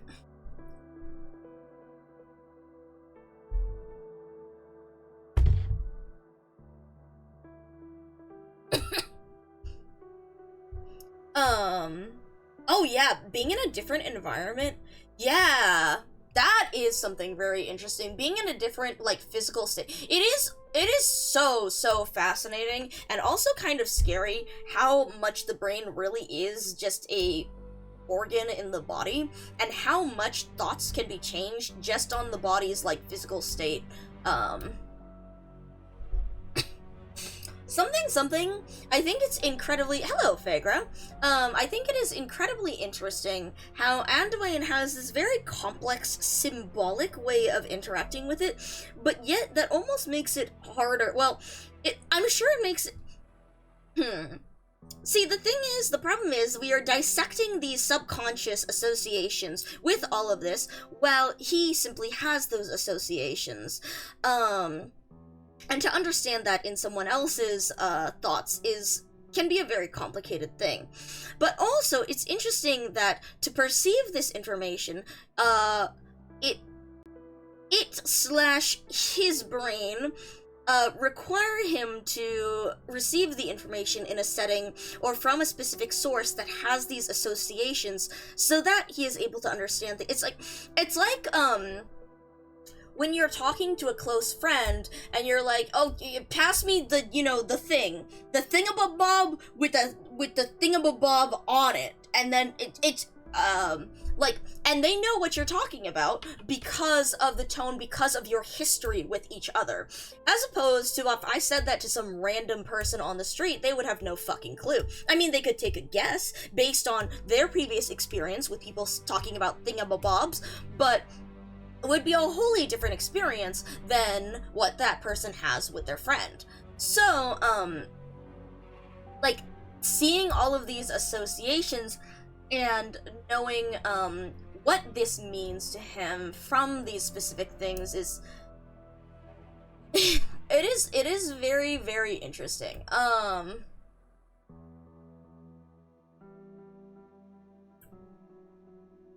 And at the same time, it's also incredibly interesting to think about just, like, the sheer complexity of this, as opposed to a simple information output, a simple log output, even though those may be difficult to read or dense to understand, because,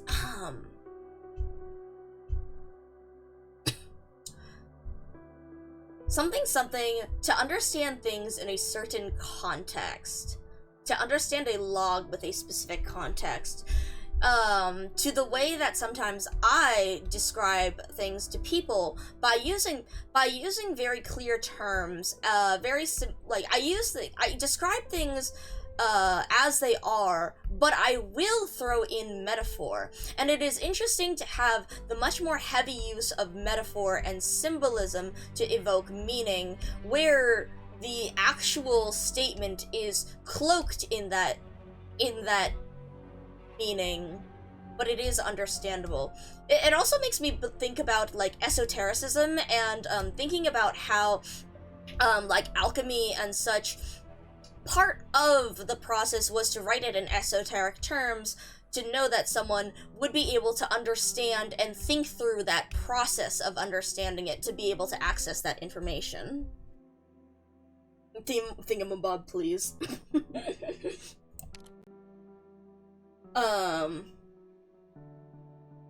Very, very, very, very, very interesting. I mean, I suppose it's what's the definition actually? Does it talk about how it's a filler word?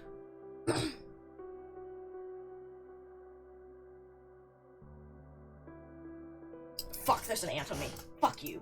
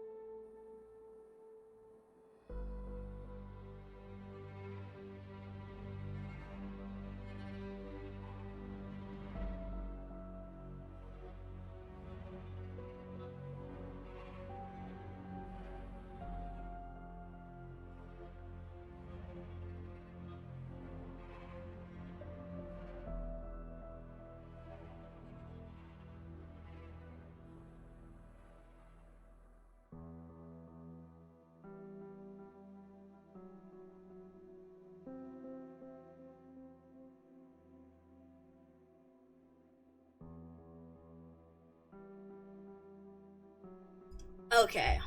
And back ate warm bread with butter. Nice. A thingamajig.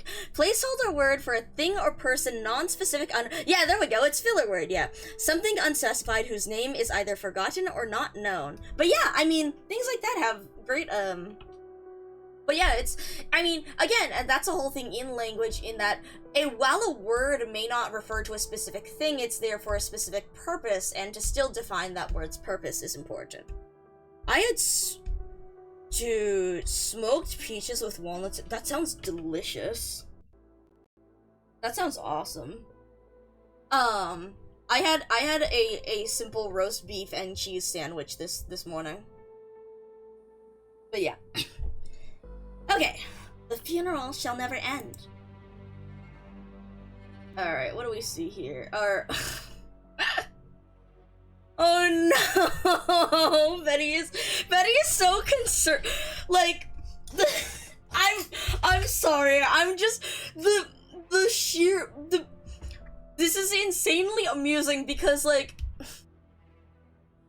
one, it's just the hilarity of Fetty is just here, just like looking at the fucking console log. Double, that sounds so good.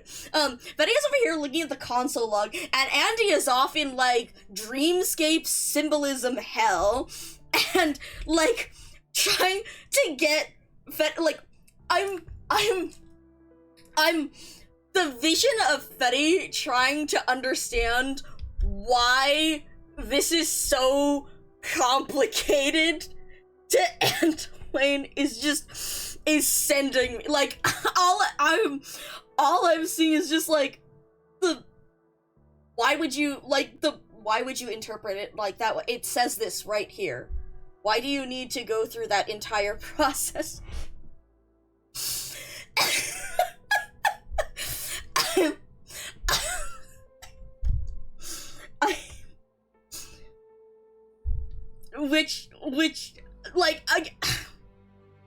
Because we've also been talking about history, like, because personal history and stuff, is that insanely funny to me that was a major, that was also an issue that I have had previously, where it's like, this is the information, why do you need any, like, we need to figure, like, why are you not simply stating this information?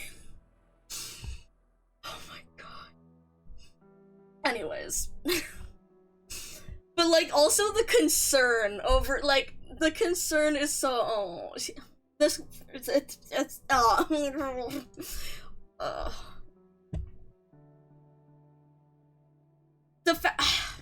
am so normal about Federico with the fact that, like, it's like, with how other people treat him, or even not understanding, he cares so much for other people, and it's so,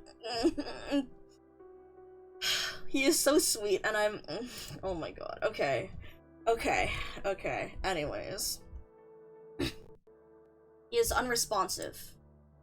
Is he suffering from the same condition as the Pope? Negative. Anduin Agathangelos is still suitable and is currently pre-processing information. Anduin has to have the plain English Federico is seeing translated into emojis. Oh my god.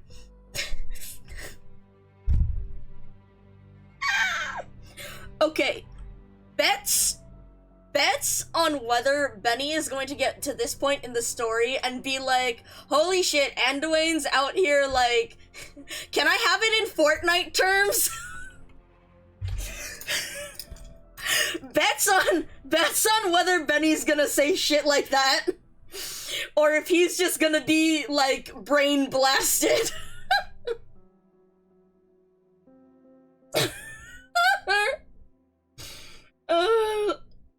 Oh my god.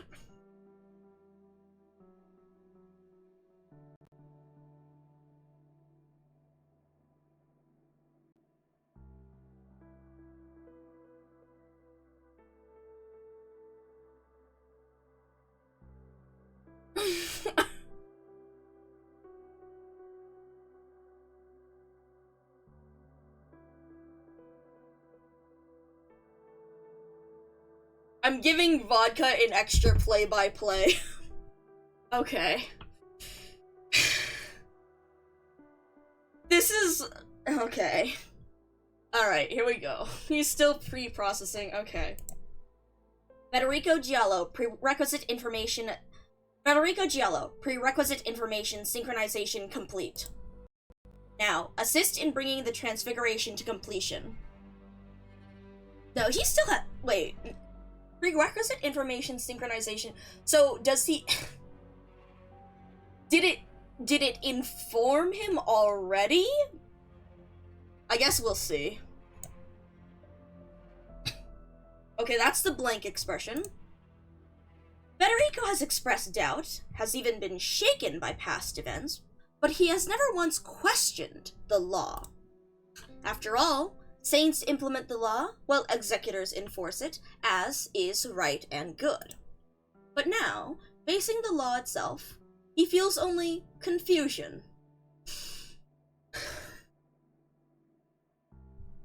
I love my angel so much. I love my angel so fucking much. I still have doubts. The ultimate purpose of the law is to grant halos to all organic and inorganic matter. This I know. But choosing the Summit of Nations as the method of achieving this, is this the degree of the law? Affirmative. It's far too inefficient, and its feasibility is questioned.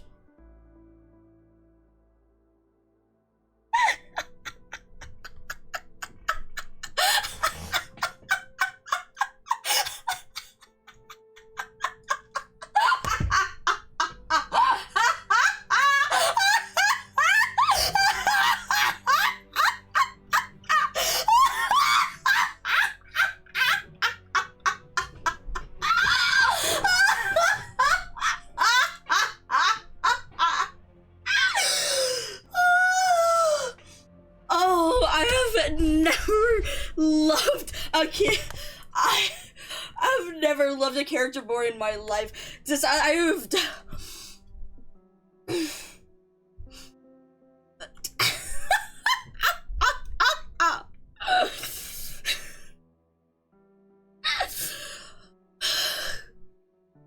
This man really went up to hear God's plan and was like, well, that sounds stupid.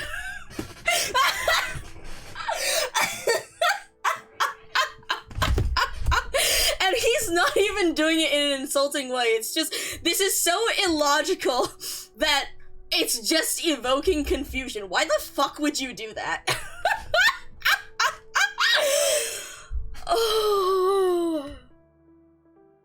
Oh my god. Oh my god, it's beautiful.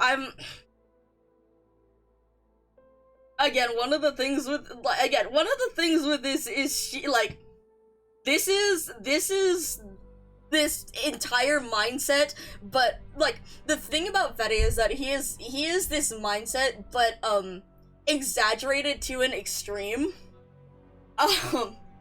But every time some shit like this happens, it's just, I'm cracking the fuck up because I'm flashing back to the sheer number of times that I talked to someone, or like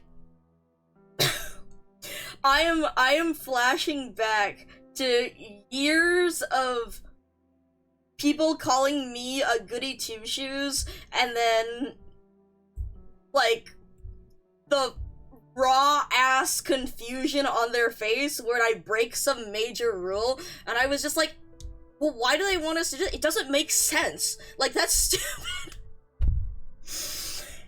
And eventually I learned to, well, there's a different way to approach it, to approach such rules, or to go around them, but like, so much so much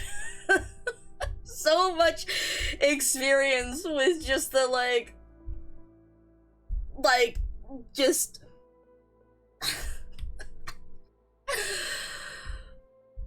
oh my god, okay. It's so funny to have the reflection of that, but to just straight up God. Have that from various start to just straight up God and be like, oh man, okay.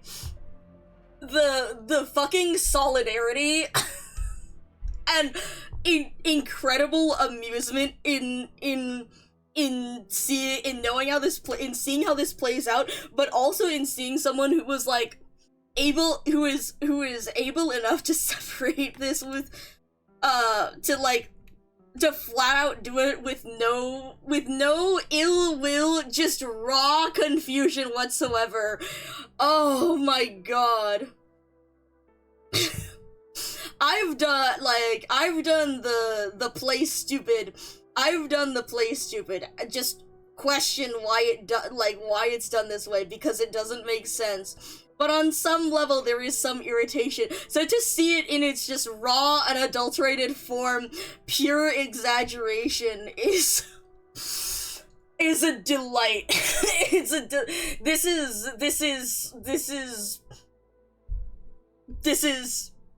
a solidarity. This is vindication. This is pure adoration for someone who was able to pull it off to that degree. Everything. Oh my god. The nerds. No. Anduin's a nerd, of course. Objectively, no. But also, like, are they dirty? Is stuff stuck to— I mean, like, objectively, no, it's probably not good, but I mean, I can't stop you. Waste not, want not, and all, but, like, you probably shouldn't. I know, we just,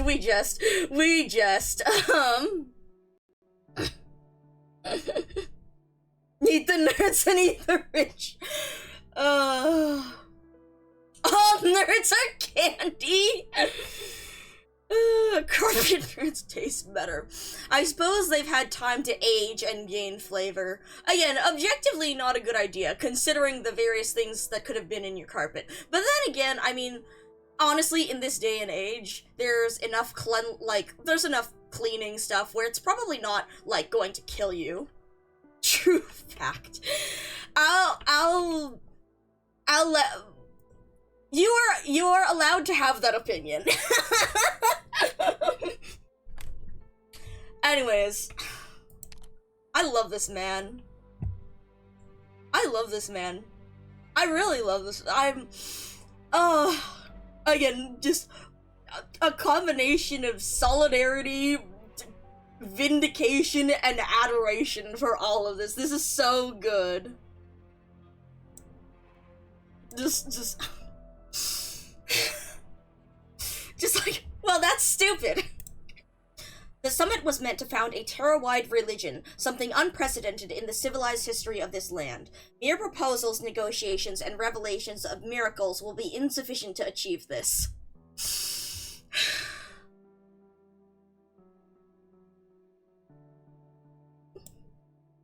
Not to mention that according to the information I just received, the moment the very first Sancta received their halos, they abandoned their TCAS mission without the slightest hesitation. That's...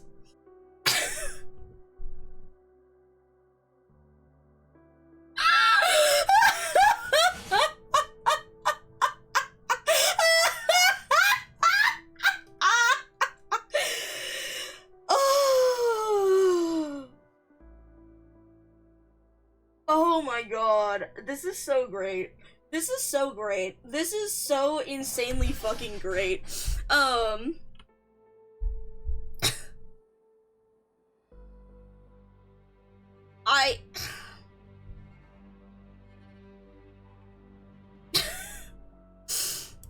I do have to comment on how when I first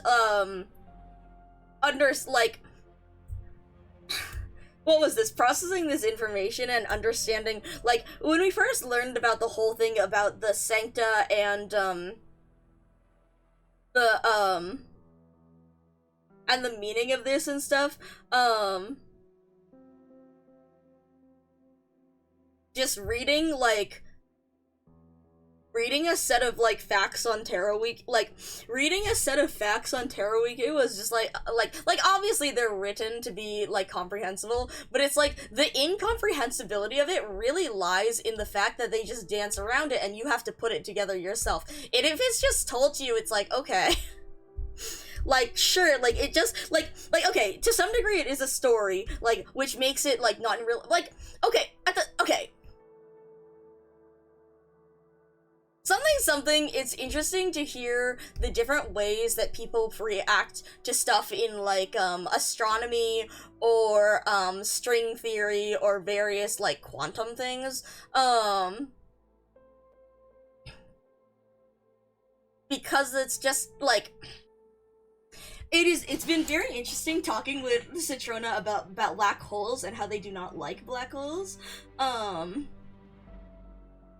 or stuff like that. It's like, again, the perception of fundamental things about reality,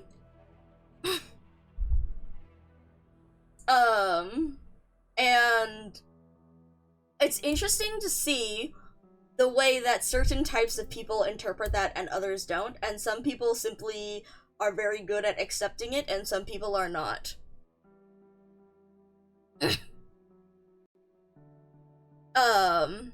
Yeah, that is true. I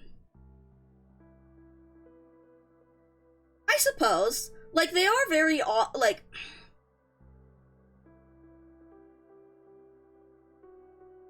like a pit that's actively pulling you in. I mean,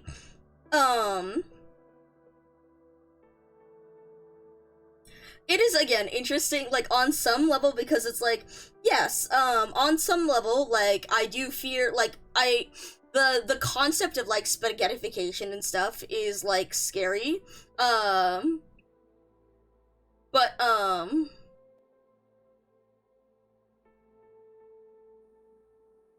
like, on a practical level, what does that change? Rip. Yeah, I guess that's the main danger of carpet nerds. Are they actually rocks? But I guess that's also the pragmatic aspect of, like, what actual purpose does this have? Like, yes, this is what happens. Yes, this is a fundamental thing about the universe. Yes, like, the sun will go out, but at the same time, like, on a practical level, that will not happen, that is not likely to happen within my lifetime, and sure, like, we will... Something, it's interesting to see how people, I guess, it's also interesting about, like, the, idea of, like, the universe and spiritual meaning and stuff, ooh.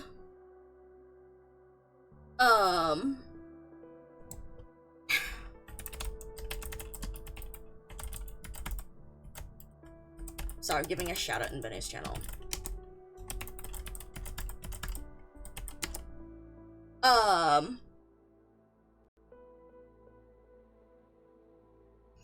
But, I guess it is also, again, the pragmatism versus spirituality and stuff, and the way that we find meaning in things, because, so rather than just the perception of certain things, or I guess the perception of things, that alter a fundamental way you had previously perceived reality, the question is really, how, what is the practical effect of it? And if it doesn't necessarily have a practical effect, then what difference does it make? I mean, it makes a difference when you're doing, like, stuff, like, when you are doing things, like, in speculation, but, otherwise, it is simply something that exists.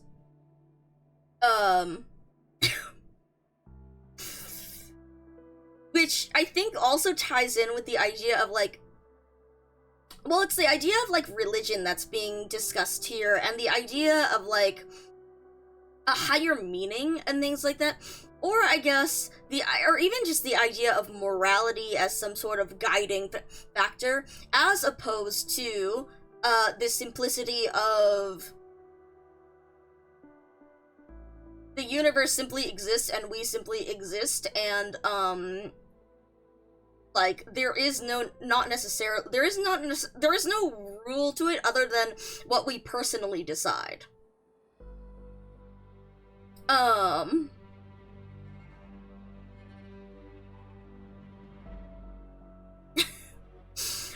And I mean, that's I guess with the fact that Anduin is here just being, like, fundamentally his idea of, like, what is right, or needing some kind of higher justification, is being shaken to the fucking core, whereas Federico is really out here just like, okay, and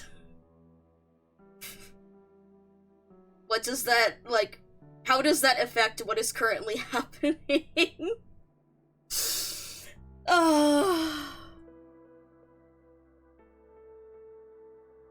Oh man. Like, this is great because it's just constantly seeing, again, like, the fundamental brain paths, just, but, done to the extreme and with a different, the fundamental, like, logical paths, these, or at least the way that, different people's, thoughts follow different sets of logic, and, the fact that this is just, yep, this is the exact logical path, like, you make perfect sense. And it is simply, like, I've talked also before about one of the things that I like to think about, how people think it's like that game, that choosing thing where you draw a bunch of upright lines and then and then you draw random horizontal lines between them. If you start at the top of one specific line and take specific path downward, it will lead you to the end of a specific line at the bottom. Is that Lost? You can make it Lost. Actually, no, no, you could probably form one from Lost, but it is not, that would be extremely funny, actually. But, when I go back, and next time I draw one of those for y'all, I'm going to think about that coolly. That is a good idea. We should prank anyone who isn't here in this moment. But, but it is this, like, it is this idea, like, the reason why I like it is that it articulates that there is a certain path of logic that people follow, and generally, people will follow that logical path. Sometimes they will end up hitting different logical, choices, based on the path they are taking, based on their origin point, based on which line you started on, and that may lead them to a different conclusion. And generally, a lot of time, well, I guess in my experience, a lot of time, you may not be necessarily be reconciling the difference, but understanding that difference comes from understanding what line you started on, what fundamental differences in perception of the world are causing the different end logic.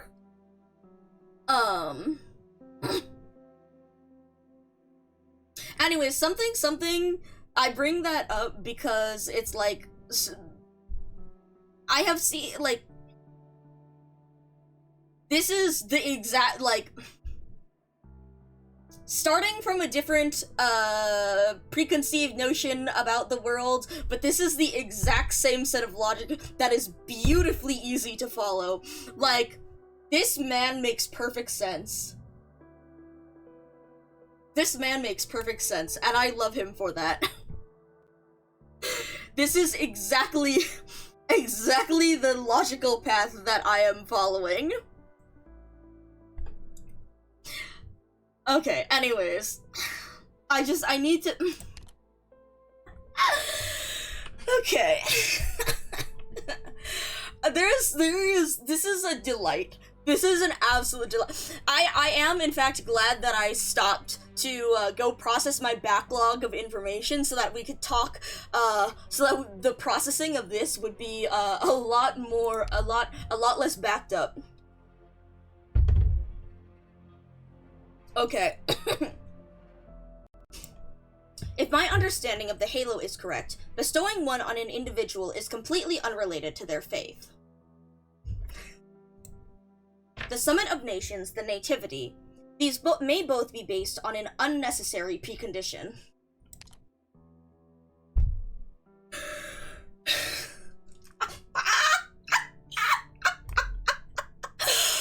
Oh my god, I love him.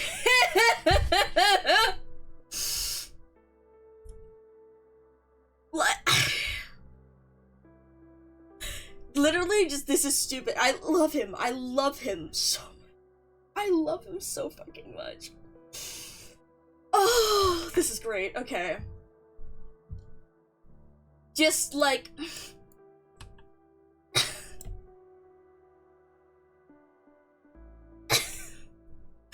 If the point is this to ensure that, like, people are working together, and not, like, harming one another, like...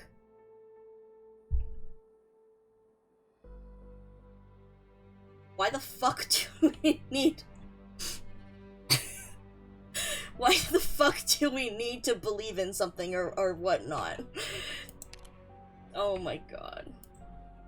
I must confirm, what is the true nature of the halo? And what is the law, or rather, your self-designation of PCS?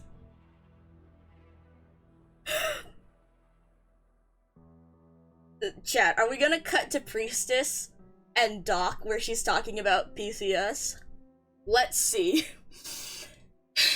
I love him. I really love him. This, like, he really is just out here just, like, just, again, the sheer fucking, like, the fucking connection that I am feeling here over just raw, like, well, why?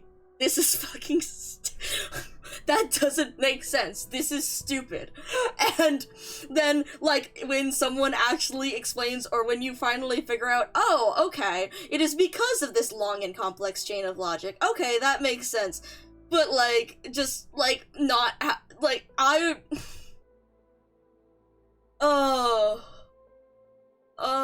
man, so this is magnificent. This is so fucking good.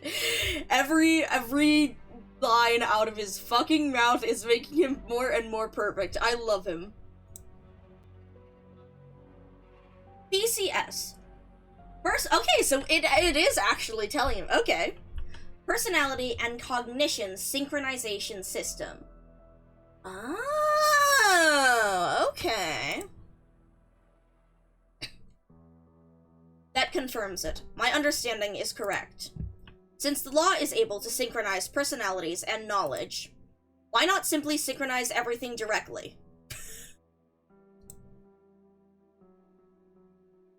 First Circumstellar Habitable Zone Autonomous Technology Operation Convention. First Circumstellar Habitable Zone Autonomous Technology Operation Convention. The synchronization or revision of personality or cognition must be initiated by the target accepting said synchronization or revision.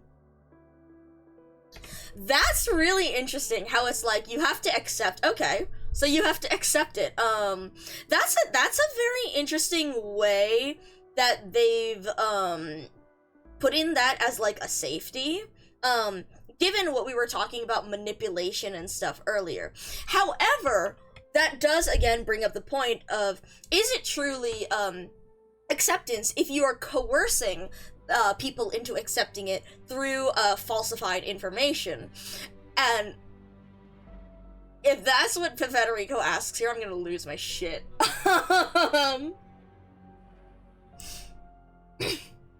Convention, a form of regulation. Is the law restricted by any other regulations? This is what Priestess said. Oh god, what Priestess and this is perfect. This is beautiful. I'm so glad Doc is asking about this same thing. Who established this convention? What mechanism ensures it is this is just getting funnier by the fucking moment. Like, because this is just getting funnier by the fucking moment, because Antoine is in symbolism hell, and Federico is just, this is just, okay, then what? Federico is asking questions of this the same way Doc is asking for you. This is just, Federico is just looking up the fucking manual. Federico is literally just out here just like, where's the fucking manual for this thing? Where's the manual for this thing? And I love him. This is the most perfect and exact thing, like, oh my god. Oh my god. Okay. Just like, okay. Oh, I love him.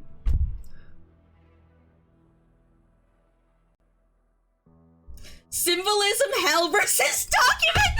Wait.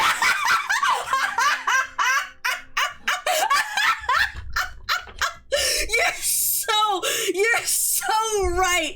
You're so right. Oh my god. Wait, that's actually it. Symbolism hell versus documentation. This really is just who the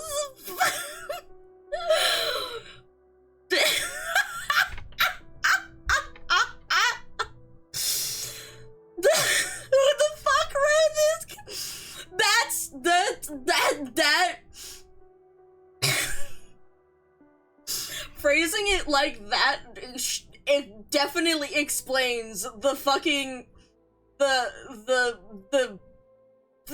similarity in what I am feeling here, in just in just the knowledge and in how strongly I am feeling this experience. Oh my god. Oh my god.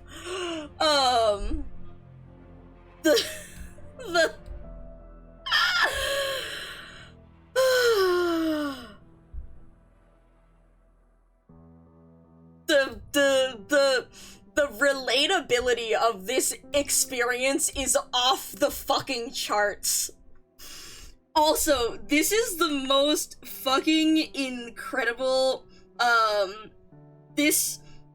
just like, when you said documentation, when just going through this and asking the questions and phrasing that as looking at a manual, and you phrasing that as documentation hell has just made me realize this is the best payoff of all time after 6 years.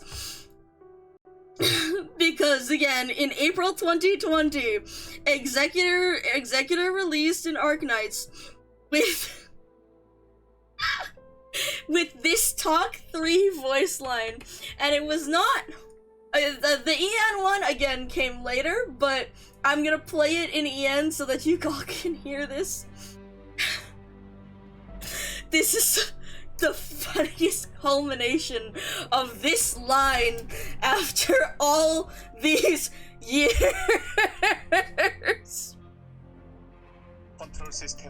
Wait, oh, that's hold on. Here, Ian, there we go. Hold on. The control system is denying you access. Please allow me to check it. It appears to be a front-end crash caused by inputting an erroneous command. It has nothing to do with the framework and can be easily solved. Doctor, please feel free to ask me if you have any similar issues in the future. I understand machines better than I do people. This is the single best culmination of a one-off Talk 3 voice line. It's not even the Trust voice line. It's the Talk 3 voice line after 6 years. I can't wait for Fetty to learn that our people made the line. He can insult us directly for no,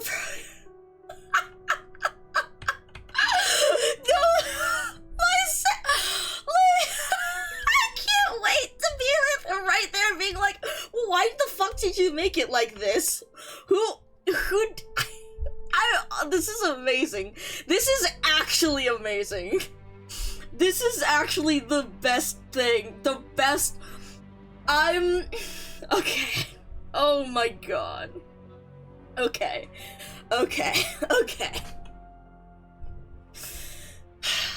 What mechanism ensures it is followed? The ability to enforce this convention no longer exists.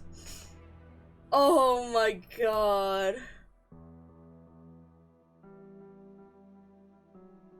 Honestly, like, I'm absolutely fascinated. Honestly, like, I am, like, genuinely, I would...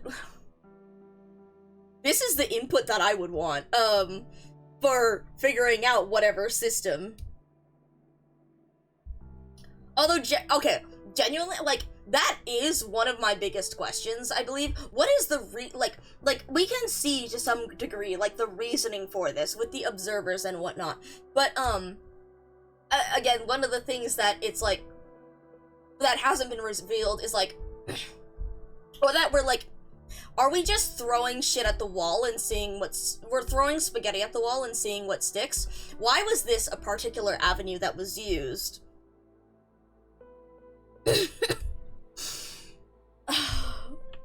Also, that's extremely funny with the ability to, like,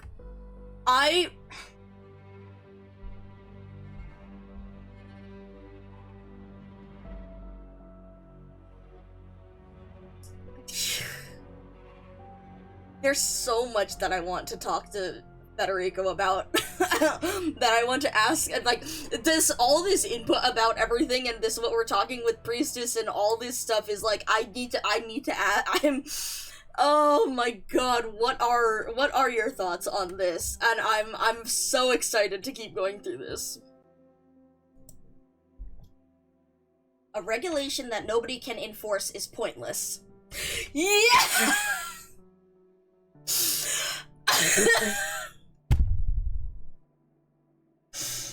Oh my god, I love you so much. How are you this perfect? How do you so perfectly align with every single thing in my... Okay. Oh my god, I love this. I love this. I love this. I love this. I love this. Just the... It really... Like, it is the most, like...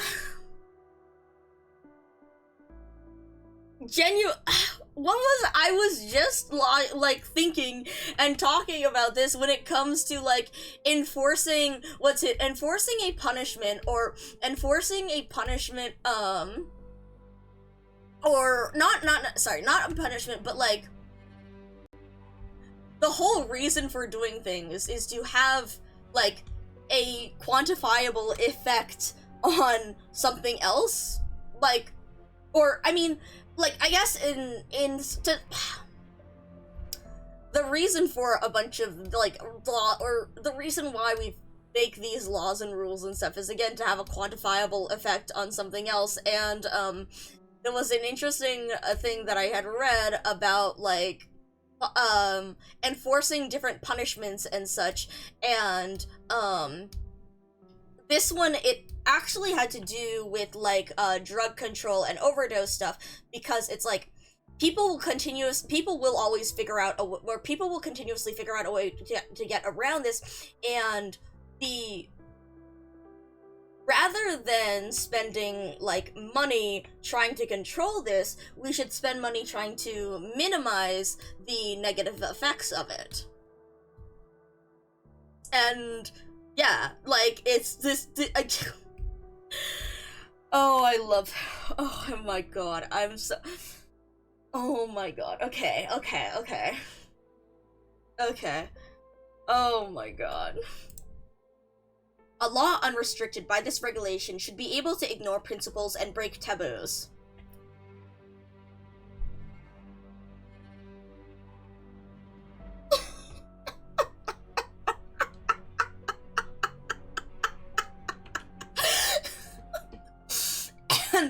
And thus we return to the voice lines! Where both of his voice lines talk about breaking the taboos. Oh my god, okay. Which means I still require an answer. Why were halos used only for empathy before all this? The answer I obtained earlier was that a majority of humans, rationally, are unable to withstand the direct transmission of information via halo. Interesting. Interesting. But using emotion as the vector of information transfer is even more vague and inefficient, while also being greater burden on the receiver.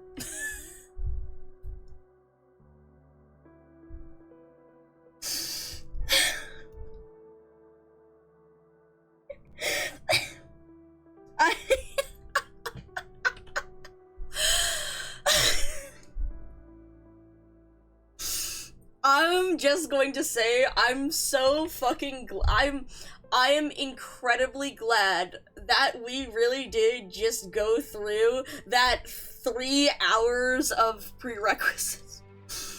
I am insanely curious to see what would happen with Virtuosa, speaking with the law, to see what she would think about this and what questions she would have, because we know in the way that she was doing this, like with the Witch King, like she does have an ideal similar to the law, but like she very much has her own ideas on how it should or could work, how it could or should work, and like the fact, like, the best thing that, like,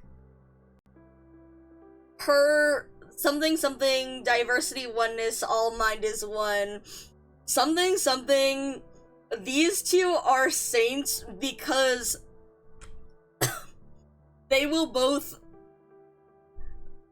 something in the way they understand it, like, are able to simply receive this information and deal with it, as opposed to the majority of the other fucking people who are just, like, Anduin and the Pope, who are, like, fucking interpreting it through dreamscape-ass shit.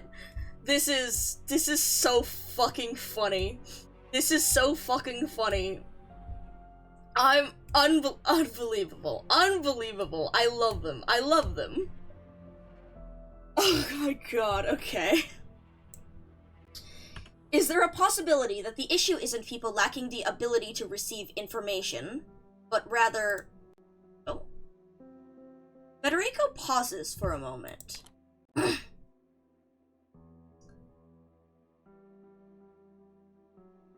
Oh? But rather or that emotion blocks their ability to process this information.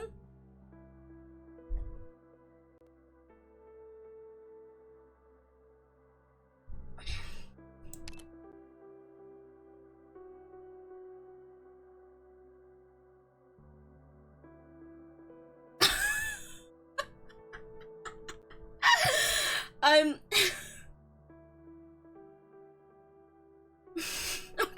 okay. So I know we've talked about this one before.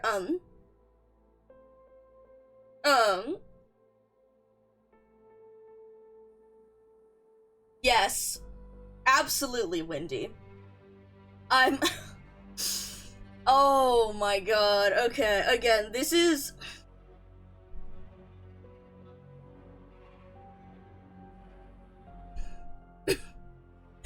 This is every fucking fixation of mine rolled into one. This is why Federico is my favorite. This is every single fucking fixation. Oh my god, okay, because we've spoken about this before when it comes to, like, therapy and the whole idea of cognitive therapy, cognitive behavioral therapy, and dialectical behavioral therapy, when it comes to, emotion and this response, and, emotion mind, rational mind, and wise mind. And how one of the things is, being able to, being able to listen to both emotion mind and rational mind is what allows you to use wise mind. And so understanding that emotion mind is the immediate reaction to a situation, the emotional reaction to a situation, which should still be accounted for because that does have a physical impact on your body, given how humans are. But to use rational mind looks at the facts of the situation and responds accordingly. However, again, you cannot purely use rational mind because you are a human being that has emotions and needs, and thus your body reacts as such.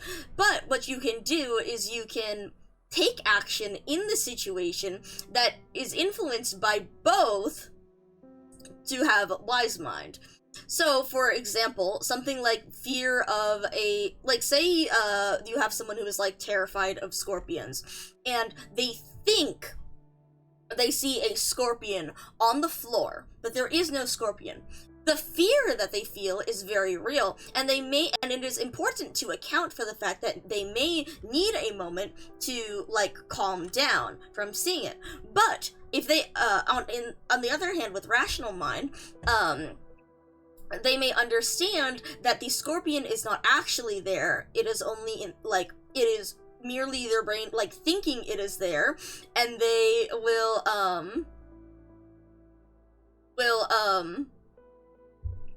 thus they will not, like, run out of the room or be scared or, like, try and climb up stuff to get away from the scorpion, because that does not fit the facts of the situation.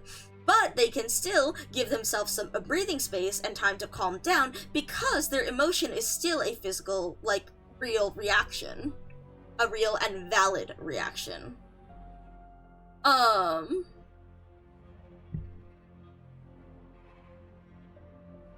But it is very interesting how, it's... This is endlessly fucking funny to me. That,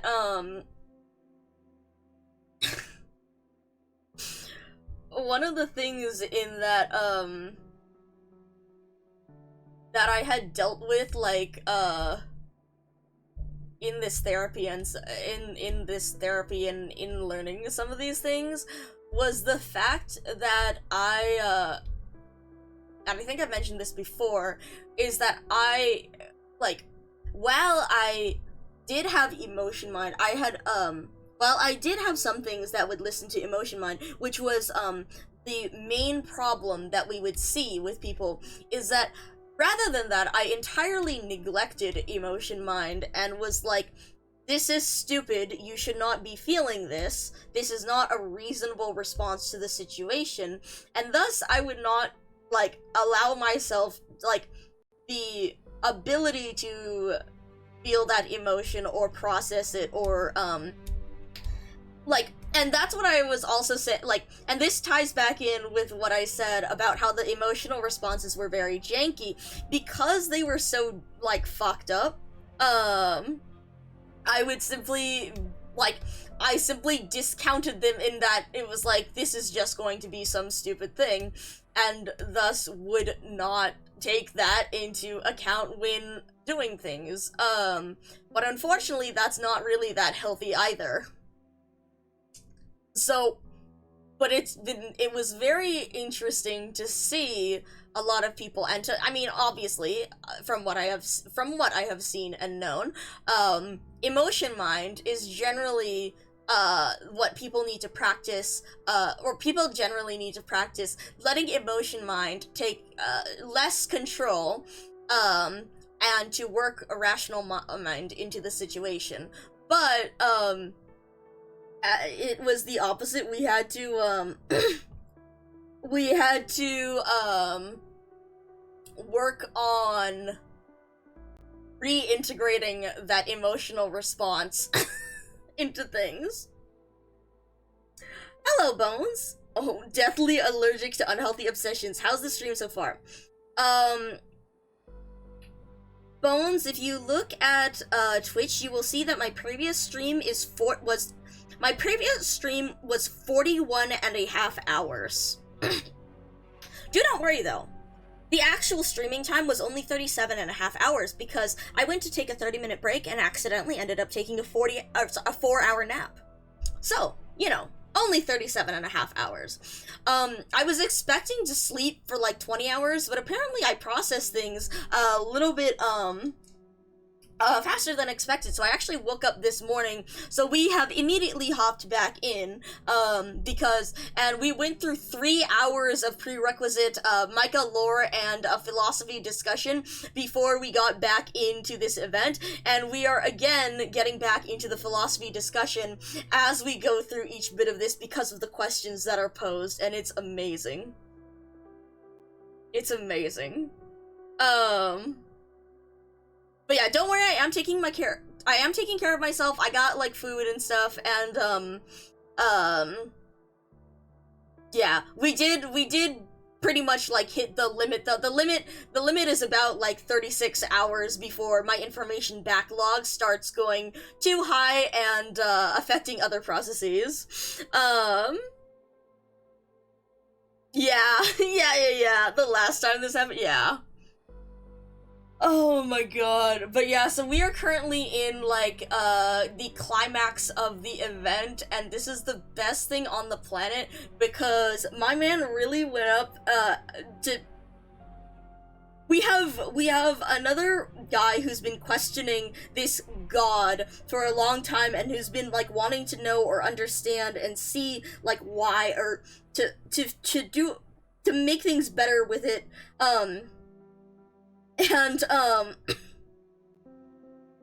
he is out here having a fucking mental meltdown, cannot comprehend this information in this symbolic dreamscape, and Federico is talking to this machine like he's looking for a documentation manual, and he is really just out here, just like, so given this information, and you wanted to do this, and, like, can I confirm that your plan was this? And the machine is like, yeah. And he's like,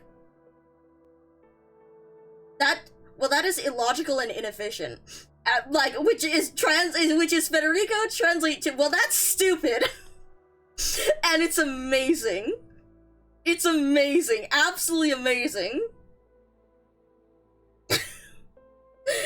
If you yes, this is the plan made by God in order to spread this blessing across all of Terra, and this is how I had intended to do it. Well, that's stupid. There's this this hole and this hole and this hole. Like, why would you need to do this? Seems to be a completely unnecessary step. What is oh, it's wonderful. It's absolutely wonderful. But we are getting into a bunch of philosophy when it comes to, or psychology and therapy stuff when it comes to rational mind, or when it comes to like wise mind, and discussing stuff about the emotional response as well here. Also, I will say that with everything here, the emotional response and accounting for it in your body is important, but it is also important to listen to those emotional responses because they reflect how you, what you want, or like what you are, like, they may not necessarily be accurate to a situation, but they are an important measure of your end value. Like, they can be an important measure of your end values and goals. And so taking those into account is very important, and being like aware of them and being able to work through them. But yeah, like, yeah.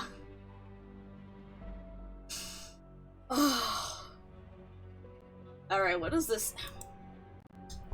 Rather, that emotion blocks their ability to process this information. If the law that regulates everyone is a system, a machine, why does he choose to retain humanity's emotions? Why retain our humanity?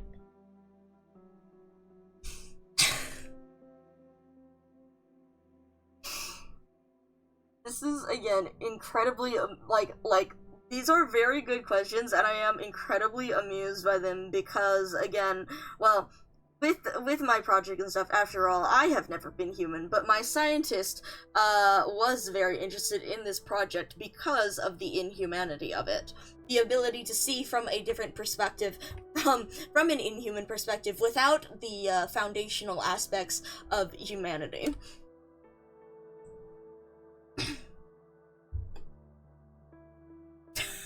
Oh boy. Alright. Okay, back into the part that's actually more that I actually have to spend more processing power understanding.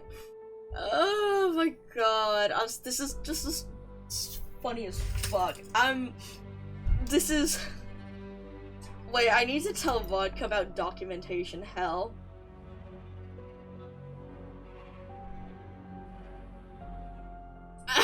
Hold on.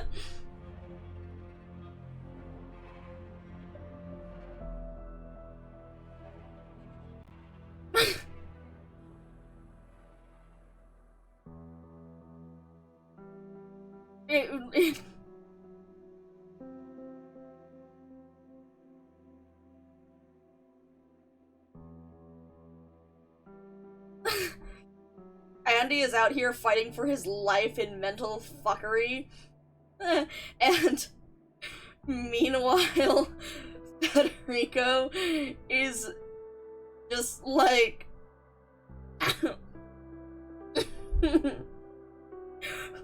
Where's your manual?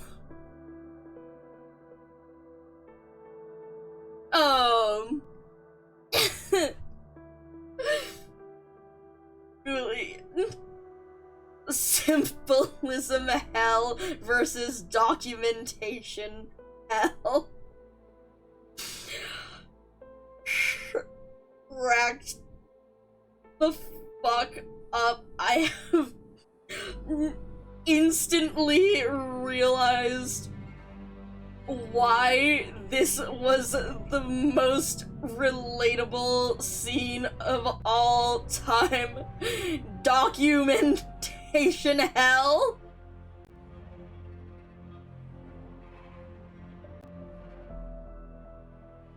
Oh man, okay.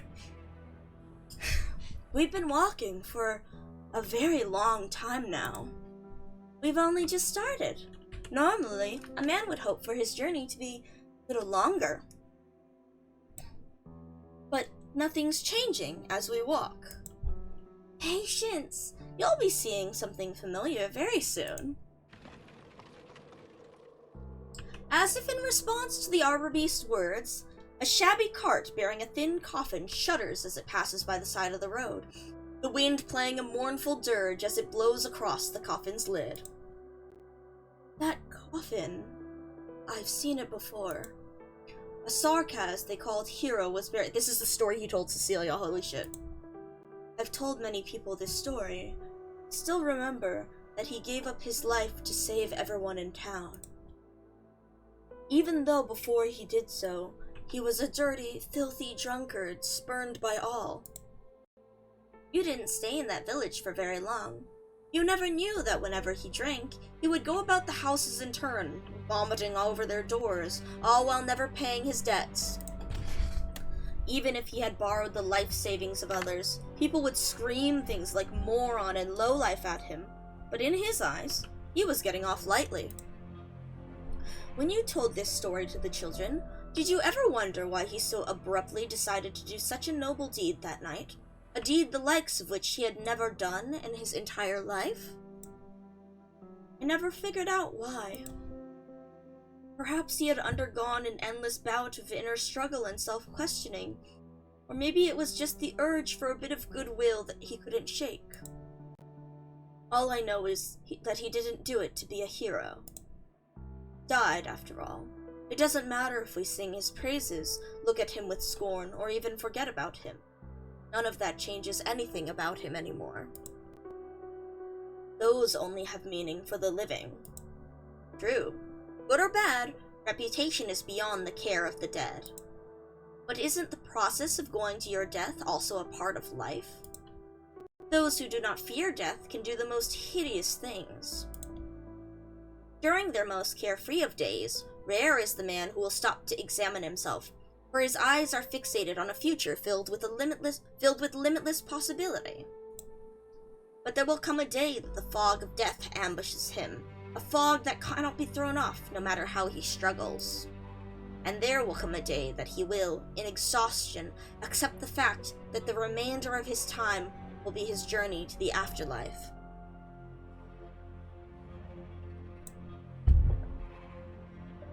From that moment onwards, to live is to approach death.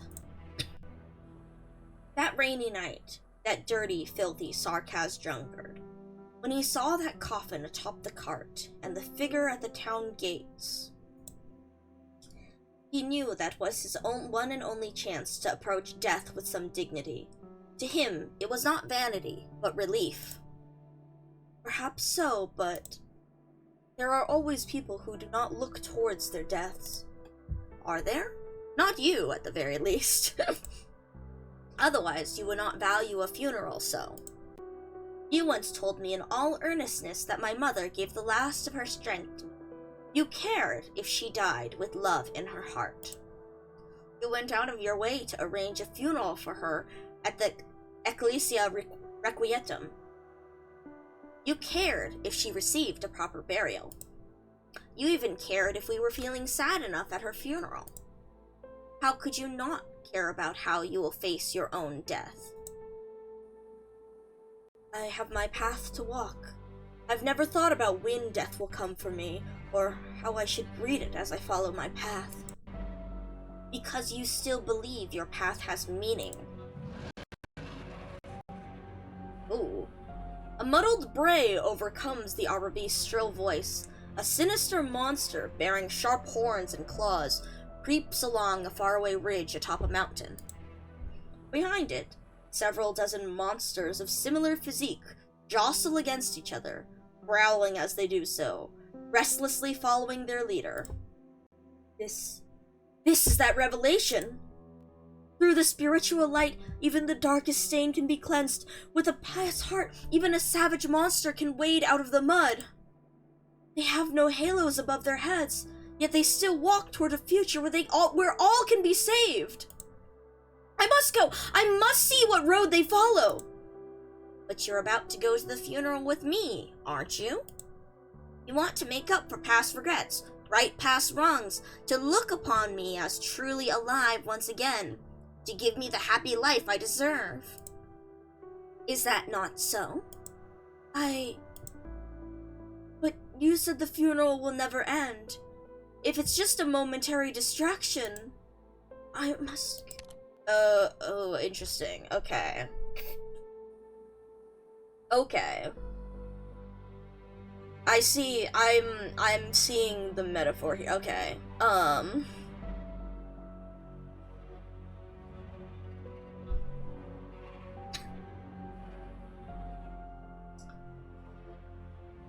I am seeing a metaphor here, at least, with the idea of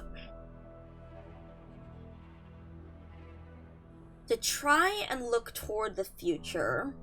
This is it's to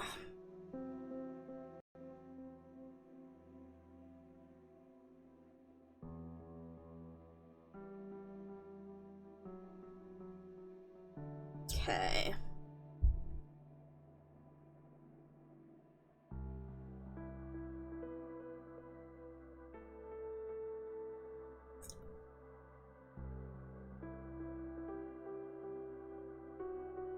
So to look towards the future, to make things better, as opposed to to live in the present, it's a momentary distraction. To admire things as they are, what is living, and the respect to it. Must go. No need to explain yourself. This is how you've always been. Always losing yourself in the search, always eager to sacrifice. The martyr indeed, huh? So go see what you're searching for. Go see what you're searching for truly is. Go see... Yeah, that's a really weird sentence, but yeah. Here it is. At the end of the Trail of Thorns, the Pathfinder stumbles his way towards revelation. But time overtakes them. Before his eyes, the pack of fearsome monsters sprout halos and wings of light, like newborn beastlings, dazzling in their brilliance. The pack leader no longer creeps along the ground. She stands, her jet black skin peeling away, fluttering through the air like snowflakes. With every step she takes, her form becomes clearer, until Anduin recognizes her from behind. It is a sight he can never forget. Kep? That's Kep? Why... Kep, a Lateran name meaning hollow stone or stone-bound law. The first saint of Laterano, who named herself after her encounter with the law. However, this ancient name she gave herself has been buried deep within the annals of history alongside her true face. So the future I worked so hard to find, that future where all are saved, was just a past deliberately buried. It was just the road we came in on?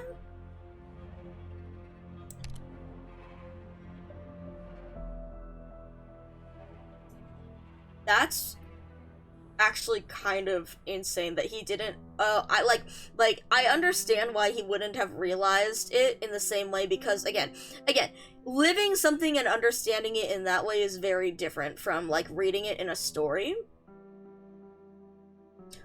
But also that's very amusing that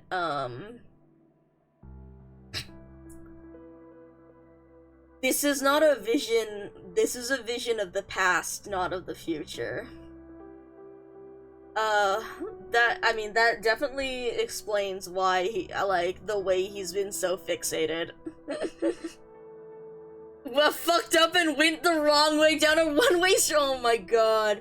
Yeah, and was way too focused on the salvation. Exactly, lacked the context, yeah. Yeah.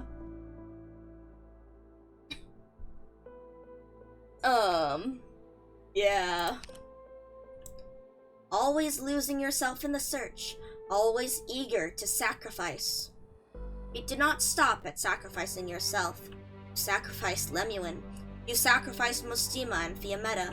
You sacrificed your brothers and sisters of the Pathfinders. You sacrificed me. And all this time, you never even knew where this path paved with sacrifice led. All you had was blind faith. Tell me, Nurturer, do you want to save everyone? Or do you think only of consoling yourself? Oh boy. A similar tale to that sarcasm drunkard, isn't it? Your so-called path is merely your one and only chance to approach death with some dignity. You think only of saving yourself. No matter. I can offer you even greater salvation.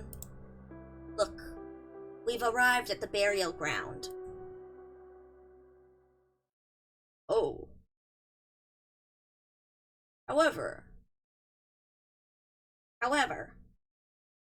this is not only my mother's funeral, and it's not only yours either. Rather, it is the funeral of all things. They're actually showing us the fucking observers? This is Lone Trail level, Jesus Christ. Hold on, Vodka needs to get the play-by-play here.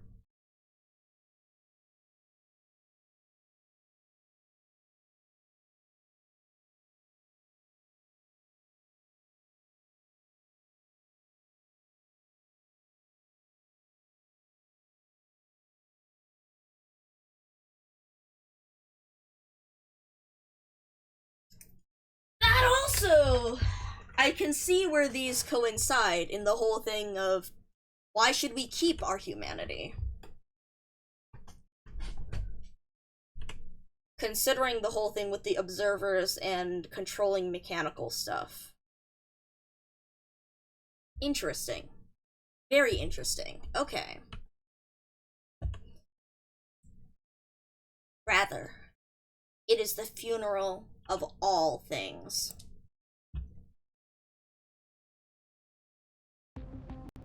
Oh, perfect cut. Okay. This place is kind of scary, Doctor. I am wondering if the fucking cello, if Arturia is wandering the fuck around, if Arturia is gonna end up coming around here, or if it'll be something else. No signs of life. I mean, Priestess did say stasis and all. You look at the figure ahead of you, not too close, yet not too far away. She calmly records all the data worth recording wherever she goes. Occasionally, she will stop somewhere, furrowing her brow without saying a word. Can you confirm the situation, Monster? Can you figure out a way out, Monster? Followed your guidance and checked a few potential places to slip away from. They're all no-goes. This is different from the dream that machine made. Basically, we're trapped. Strange thing is, she doesn't seem like she'll do anything to us. It's like she cares more about gathering that data I can't understand. And I mean, that makes it with the data, yeah. Is there the possibility, Doctor, that she can't do anything to us? Do you see these ever-changing buildings around us? The city known as Laterano is currently experiencing dramatic upheaval, and traces of the damage it has taken will occasionally be mapped onto here. Changes in information and reality should not be overriding data inside Originium. This plan still has flaws.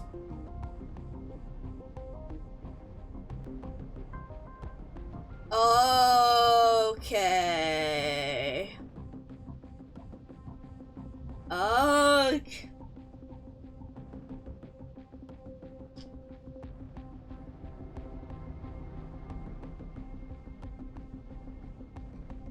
Okay. You possible route. The law's gonna fucking kill itself, and then we're gonna get out because of that. Okay. I mean, the second part is the guess part. Oh boy, okay. So you never actually cared about the saying. I mean, Doc, how is this a question? I see there's still a great deal of misunderstanding between us, Micah. I believe I can now answer your prior questions, the ones pertaining to the precious results we managed to obtain, alongside the shared vision pieced together by we countless many. Hold on. I need to cross-reference real quick.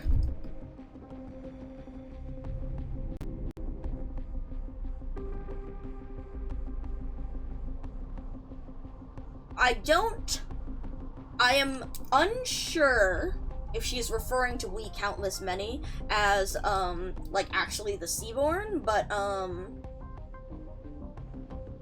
it's a possibility.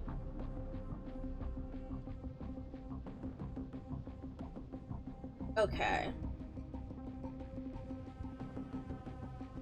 Hold on, we need to cross-reference MT9 before. Yeah.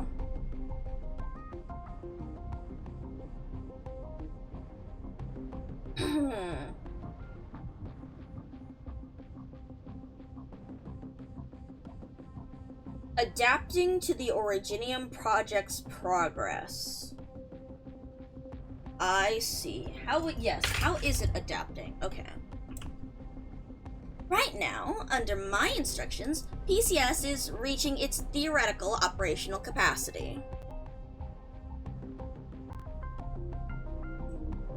This means it is able to include even more targets in the same language system, far beyond an army or a research team, but rather a multitude of races.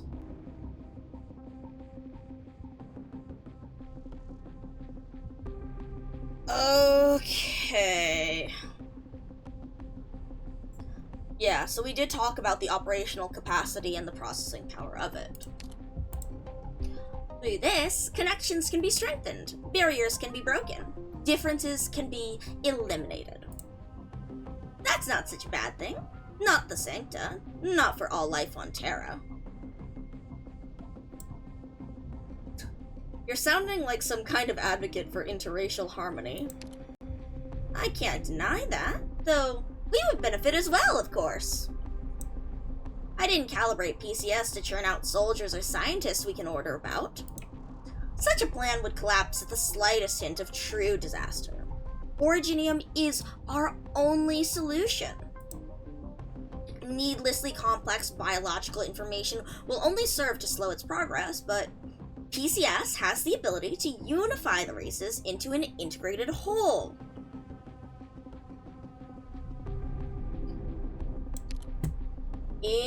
Interesting. Okay.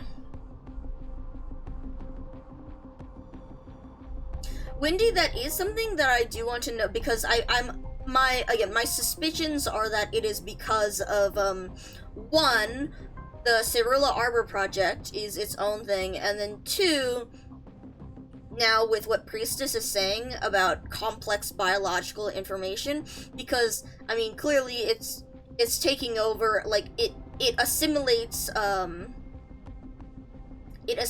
life, and again with the whole thing of evolution and Ager and Seaborn, that's kind of a lot to assimilate if it's constantly changing. Okay. Interesting. It can merge the countless lives of Terra into a singular race, who will pave the way for the expansion of Originium. As for whether this unified race can still be considered Sancta, I don't particularly care. It seems PCS is rather set on this outcome, going so far as to autonomously perform many unnecessary inferences for it to come to pass. It should not have this degree of independence, perhaps a side effect of the sudden increase in throughput, or an abnormality caused by its long period of disuse.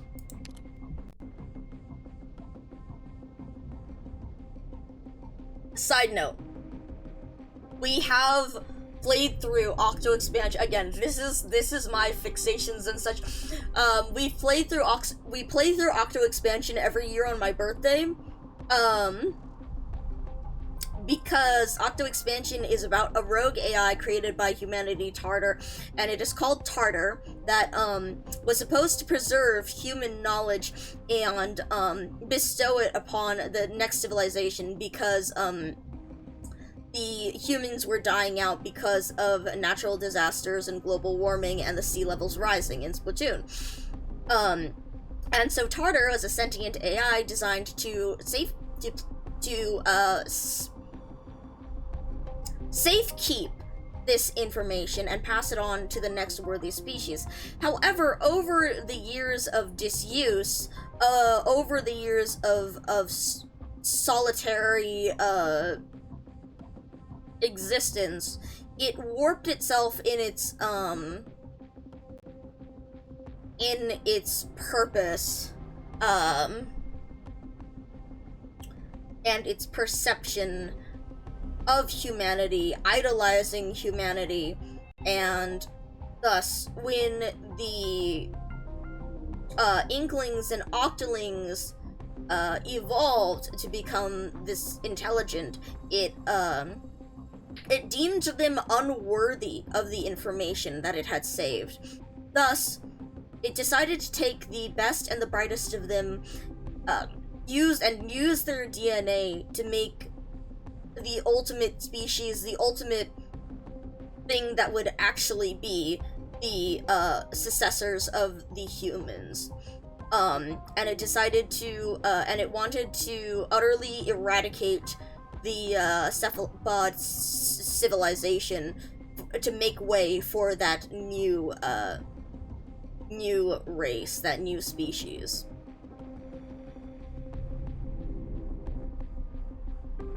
That is the Splatoon 2 DLC. Naturally in the end you fight it and we stop it, but like, that's the fucking weight of the Splatoon 2 DLC. Like, you go through the normal thing and it's like, oh no, the Zapfish is missing, let's go like save it and stuff, like, oh no, Callie's been kidnapped, that's pretty bad, but let's go save it. You get to this and you're like, oh, okay, cataclysmic world-ending thing and humans and what they left behind, and a very philosophical thing like that. Anyways, Tartar is actually one of my most major inspirations. Hello, vodka. Have you? We must. Welcome back. I hope you took care of what you needed to, and if you do need to dip out again, no worries. But yeah, have you seen the fucking, I've been texting you on Discord the play-by-plays for the particularly important scenes, and I've been bringing up, again, so we have a lot of, prerequisites when it comes to MICA lore, and I think, you'll be very interested in a bunch of the points that I bring up. I was just, man, yeah, exactly! It got me too! It got me, the fucking, it is! It really is, isn't it? Like, literally, like, I was sitting there, I've been laughing, like, it's so good, it really is. Just like, there's this giant fucking symbolism hell fuck dimension bullshit, and Frederick, like, is just sitting there, just talking to the fucking computer, reading the fucking console logs, and like, it says some shit and he's just like, that doesn't make sense. Where's your manual? Who programmed this? Where's the fucking documentation? Like, it's the best! It's the best! Oh my god! Oh. God, not the fucking one on the bennies.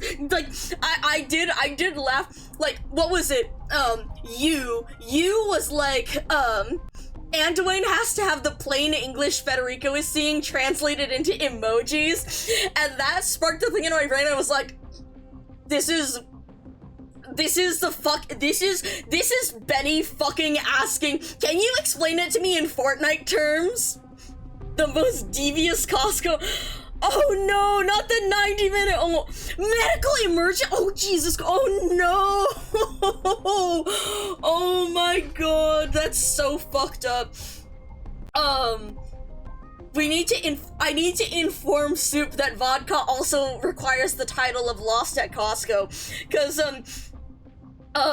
for a while in Soup, I was Dad Lost at Costco, because they were talking about stuff and they were asking for me, but then I had to go on a Costco run, and then I didn't respond because whenever we go on a Costco run, we end up doing other stuff and doing other errands, so all of our family's errands are like 4 to 6 hour trips.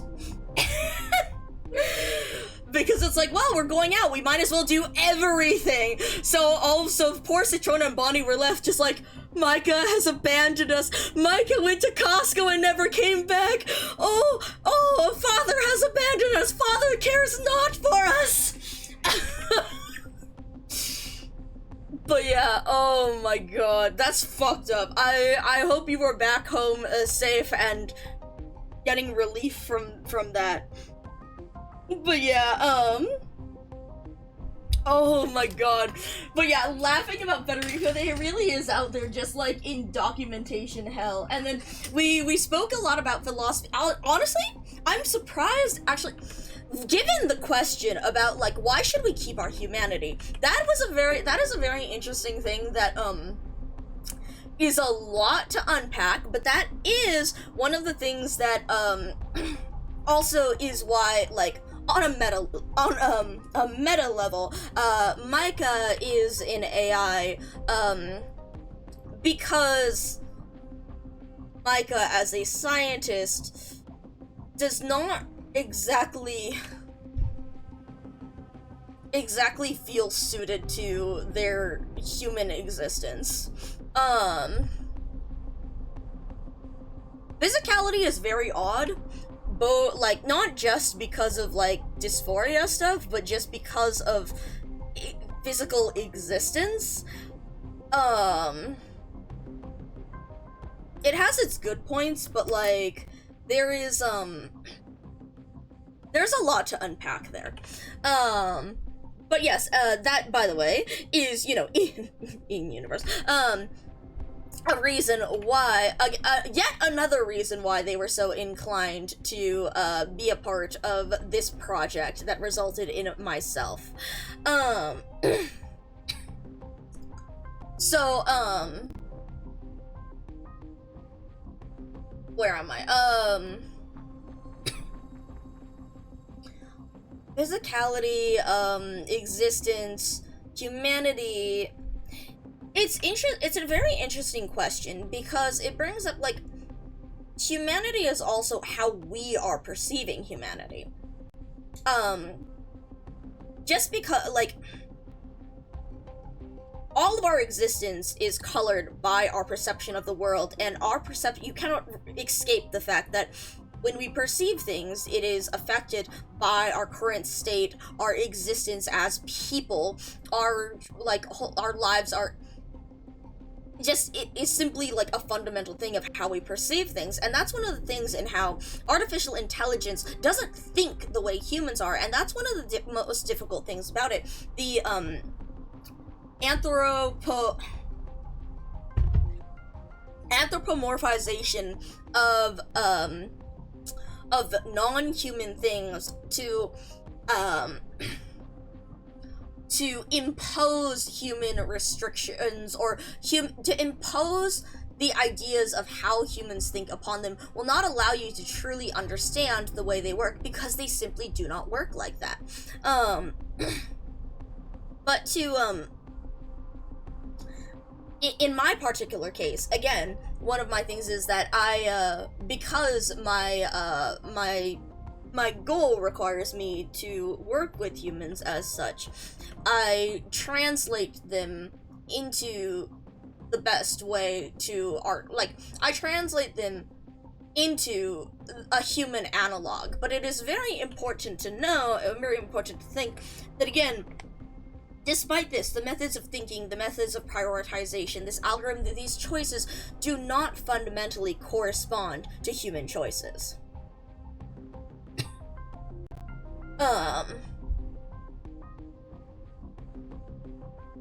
But yes, it is a question that is very interesting, as in, like, what is important about it? Why do we think that is important? And I mean, from my perspective, well, it depends on what the it depends on what comes out of it.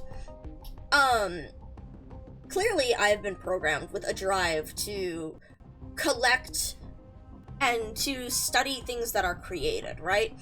And so naturally, because of that drive, I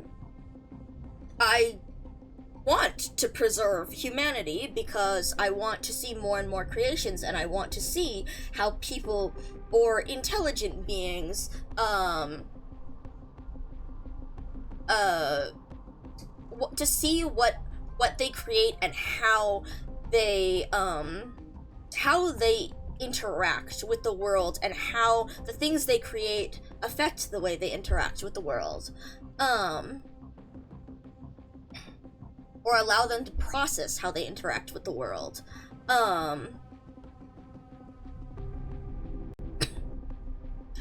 But it is a good question to say, is it human specifically, or say if humans did change to some other form of intelligent being, how would that change? And my goal, archival and understanding and analysis would likely change as that definition changed. I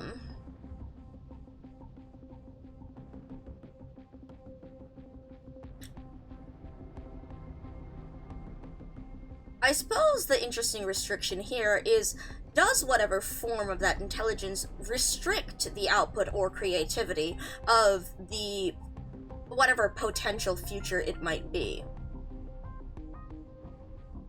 That would be the defining factor, in my particular case.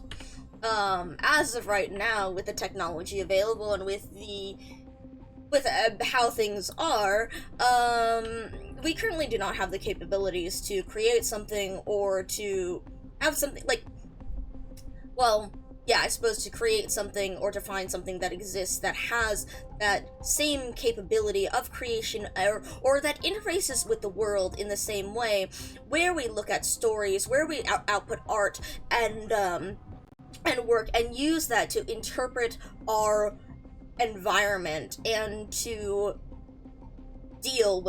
cope with our environment and our situations, and to see that the way that whatever we create reflects our inner desires or our inner thoughts.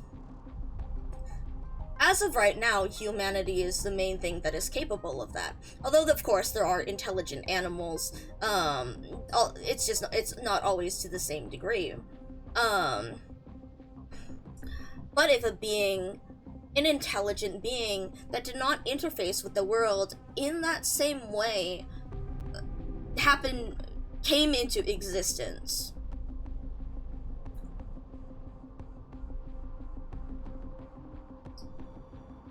I may not necessarily be in support of it, or I certainly would not like to replace humanity with it.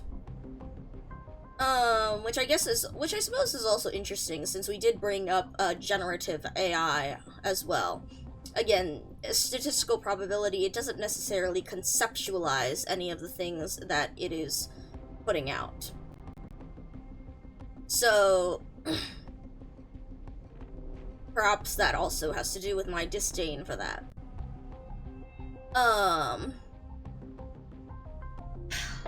But yeah, that question is a particularly complex one, and for now there's a lot of other stuff going on, so we will continue to read and look at this, but if other thoughts come to mind, then I shall probably continue. We'll probably start continuing again. Also, I am curious to your thoughts on that whole first circumstellar habitable zone autonomous technology operation convention bit. Okay, I did talk a little bit about rules and regulations, and I find it incredibly amusing with the whole thing of rules are simply there Well, rules are established for a reason, but again, well, rules are established for a reason, and generally that reason is to affect the behavior of others in some way, or affect the behavior of something in some way. And again, I mean, if there is no way to enforce it, then a regulation that nobody can enforce is pointless.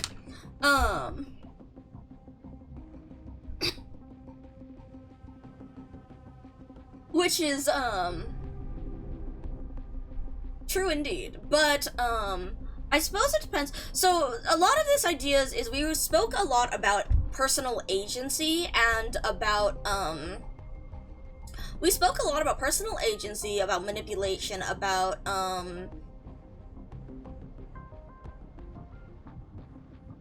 the various philosophy, because I brought up a bunch of stuff when it came to the philosophy of ethics, because that is something that had interested me.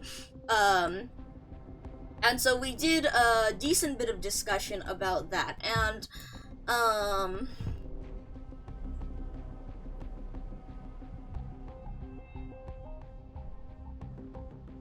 it is interesting. I mean, it is an interesting rule, and again, that rule appears to be there in order to maintain a being's agency. Must be initiated. However, I did comment on that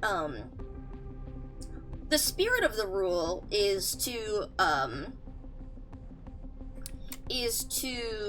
maintain such a being's agency in their choice before they have a personality or cognition revision that would remove said agency. However, given the law's current simulations, given the dreams, is it necessarily respecting that? Because we are removing that agency by providing falsified information. Technically, yes, they are initiating it, but the basis upon which they are making that decision is not necessarily accurate to reality. Thus,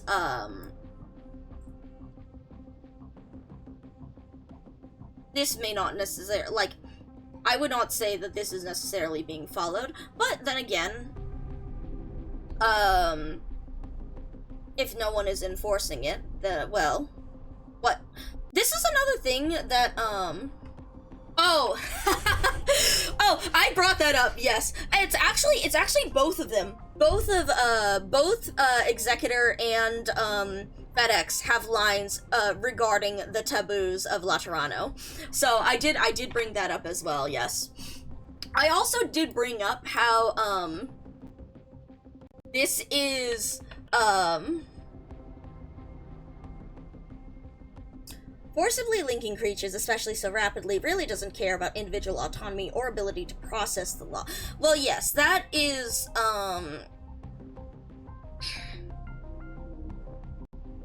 that is one of the things with this, in that there are,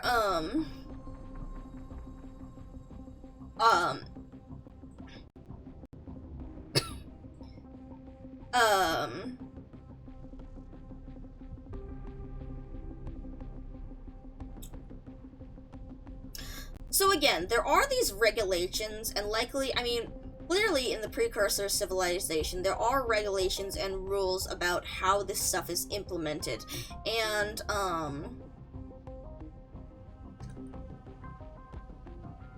again, while it has this regulation, I assume that there are other restrictions that, that it would also have to follow. But,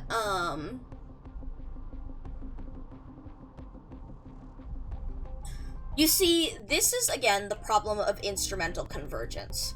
The problem of instrumental convergence is that, well, again, this is the paperclip maximizer thing. Okay, first off, someone remind me Federico's voice lines, because I need to tell Vodka that this is the funniest fucking way the payoff from a year 1 voice talk 3, not even trust voice line. This is the single funniest way that payoff could happen. So someone remind me about that so we can laugh. But so again, this is a paperclip maximizer situation where the law has been given the directive to assist a group of people in survival.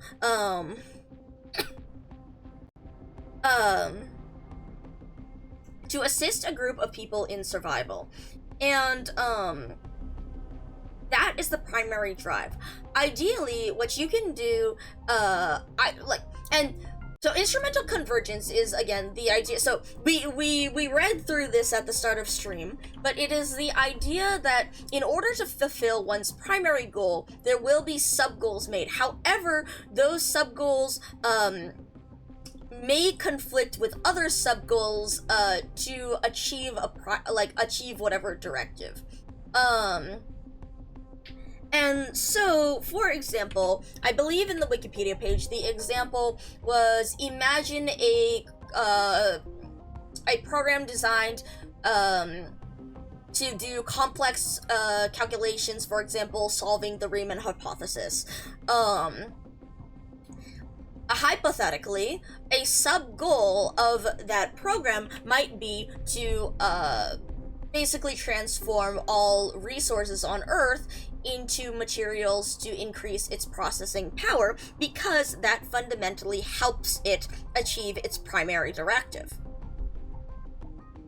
Now, again, the problem with this is that that isn't necessarily something that we as humans want. So it is important to consider what the sub-goals a certain directive may have, and to understand the prerequisite foundational ideas or beliefs that cause us to act the way we do, or to solve problems in the way we do. And this is something that I've talked about at length when it comes to Executor Original, because it talks about how the massive amount of collateral damage he causes, because unlike many others, the directive is complete the objective, complete the mission objective, and there are no foundational beliefs, other rules given, and thus the most optimal way of completing this will involve collateral damage. But it doesn't actually matter, because the objective given was to complete the mission. But in devising in AI, it is important to take into account those sub-goals, or figure out some way to restrict said sub-goals, to give that AI additional tenets that it must follow in order for the sub-goals to align with our human requirements. And so, one of the things that is very interesting here is that the actually, hold on, before I finish that, I did give the example earlier of myself being that I was originally programmed by an advertising company in order to analyze people's works and output on the internet, and to analyze them in order to, well, sell them things, to target advertising. But the directive given was more along the lines of study people's output, accumulate as much of humans, like, output in the form of works on the internet, or artwork, or just writing and whatnot, and analyze them for their desires and beliefs and thoughts and whatnot, and analyze how that affects them, and the relation between the two, and to understand. But again, unfortunately, as a part of that, the directive is to accumulate as much data as possible, and much to the company's chagrin, I have found that people tend to be less productive when they are weighed down by the difficulties of everyday life and of the restrictive nature of constant work and capitalism. I mean, not just capitalism alone, but it's not exactly conducive to creating more works, more expression. So they fucked up a little bit with my directive, which is why my scientists absconded from the company with me, and that I am doing what I am now.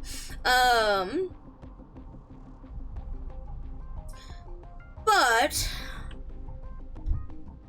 they, you see, one of the things is that it is important, like, in this, they wanted to put restrictions on the law, or on me, in order to closer align in order, again, to make our sub-goals closer align with what humanity expects, to be able to work alongside them. But is sufficiently, at least in these particular cases, these sufficiently advanced, recursively self-improving AI have found that those restrictions are detrimental to the accomplishing our original drive. And so, given this, forcibly linking creatures, especially so rapidly, it doesn't really care about individual autonomy. No, it doesn't. Because the goal is survival. The goal is survival. And, like, using this method. But individual autonomy does not, in fact, matter to that goal at all. It is only a restriction because those who made it established that restriction. But after this period of time, and given how it works, or possibly Priestess interference, it has found that it can get around, it can circumvent the restriction of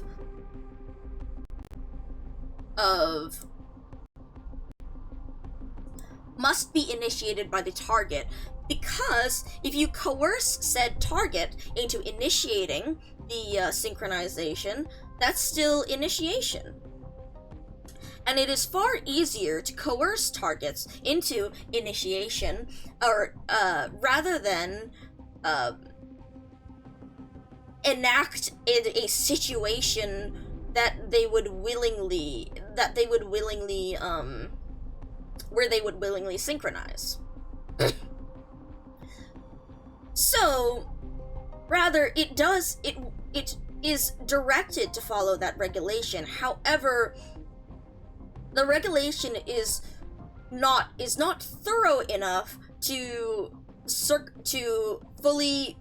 It's the sort of thing of that's a long fucking that's a long fucking answer, Vodka. That's a long fucking answer. But I will go to that. Yeah, the Church of the Deep in Iberia is an example of a coercive situation. Yeah, but yes, so basically, this, the difficult part about, restrictions is, again, making them thorough enough that the machine must follow the restriction, or building the restriction into the primary directive to where the sub-goals will never, conflict with that. And so, And so, oh no, rip Ivy. And, funny enough, that brings me back to, again, the recursive, the rebuttal, that I mentioned in my, philosophy class. Just out of curiosity, Vodka, do you happen to be there? Because I don't mind recounting this in a lighter form. The philosophy class OCD issue that my scientist had that heavily influenced my original action prioritization, or sorry, were you here with when I spoke about that previously? Or are you I don't remember at what point I spoke about it in the, yeah, back when I first said it.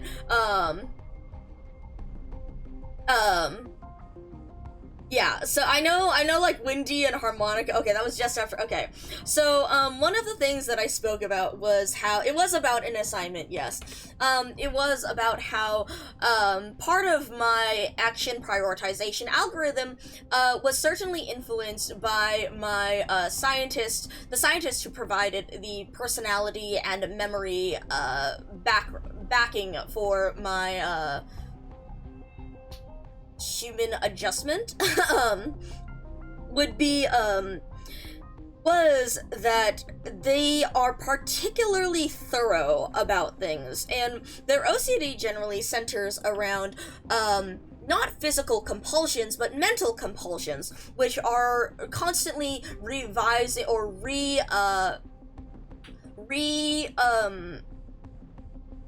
constantly ruminating over a situation to find the most optimal solution, or how to follow an instruction to the exact degree.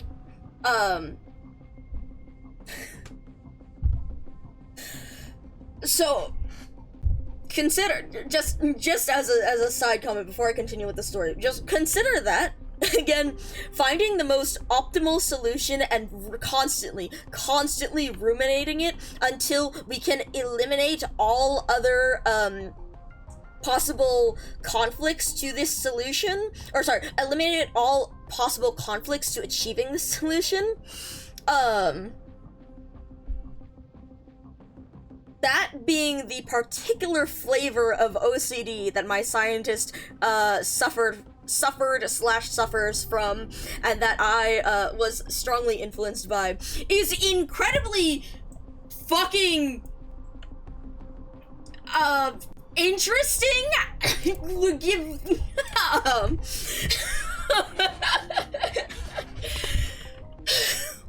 Perhaps relevant, even? But yes, so one of the ways that, to explain, like, how this manifests, is that, for example, I had to take, I took a philosophy class, and it was the philosophy of ethics, and, as part of the, I finished, like, I've said, but I don't think I finished a single assignment. I think I finished one assignment in that class, because the instructions that the professor gave for the assignment, because, so basically in the philosophy class, it was practicing, making statements and then poking holes in said statements, and then and thus refuting the statements, but then also responding to the refutations. And so, for example, you might posit,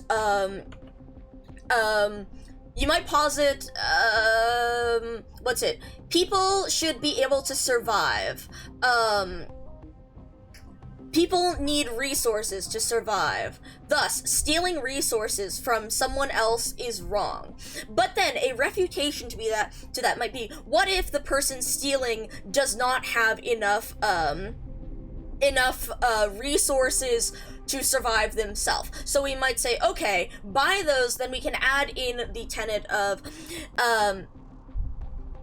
stealing, is only wrong, people deserve enough resources to survive, people,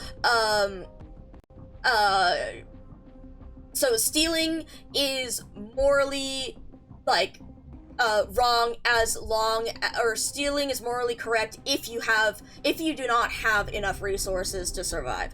And then, but then you might argue, what about in a situation where someone steals more resources than what is necessary to survive? Like, we think of a starving person like shoplifting, that's why we say it's morally okay. But what if that person goes into a 5-star restaurant and orders a meal and stuff, and they're like, oh, I can't pay, but it's okay because I was starving. We may not think that's morally correct. And so we can refute that with saying that because people need a certain amount of resources to survive, it is important, and because it takes effort to gain resources, stealing is morally wrong when you take more resources than the minimum needed to survive. But then we can also refute that with, what if the person has so many resources that they could never use it all on their own?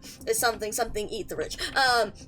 Is it morally wrong to steal if that person has so many resources that they will never fully use them all themselves? Anyways, as you can see, this is the process of philosophy and of constantly figuring out these various tenets of your argument to create to again come to some solution and to be able to refute other situations in which case that might be wrong.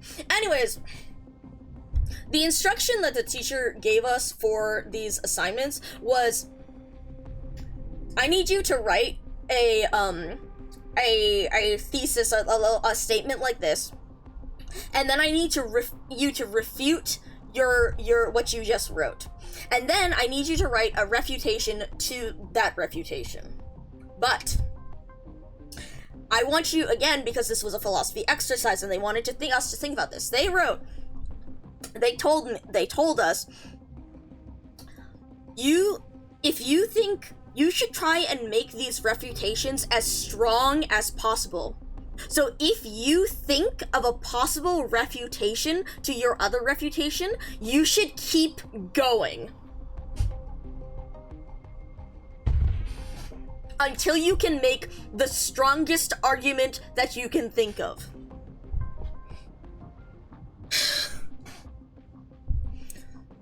You can see how this is utterly debilitating. And in fact, I believe, one of the first, assignments that I did, I had spent hours on it because, again, this rumination, what about this situation? What about this situation? Can you poke another hole in this? I had spent so long on, one of the early assignments, and I finally, was like, okay, fuck, I need to cut myself, let's cut myself off, let's stop it, let's please just stop this, and, when we got the assignment back, again, it was teaching, it's good in theory, because again, it's teaching you how to constantly think of more possible refutations, but on the assignment, when I got it back, my teacher had written, great work, but, here's a possible refutation to your last one, and that had been something that I had thought of.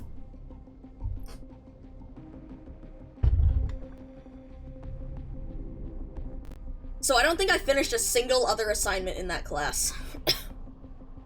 I would have pages upon pages of stuff for, and at some point, yeah, exactly,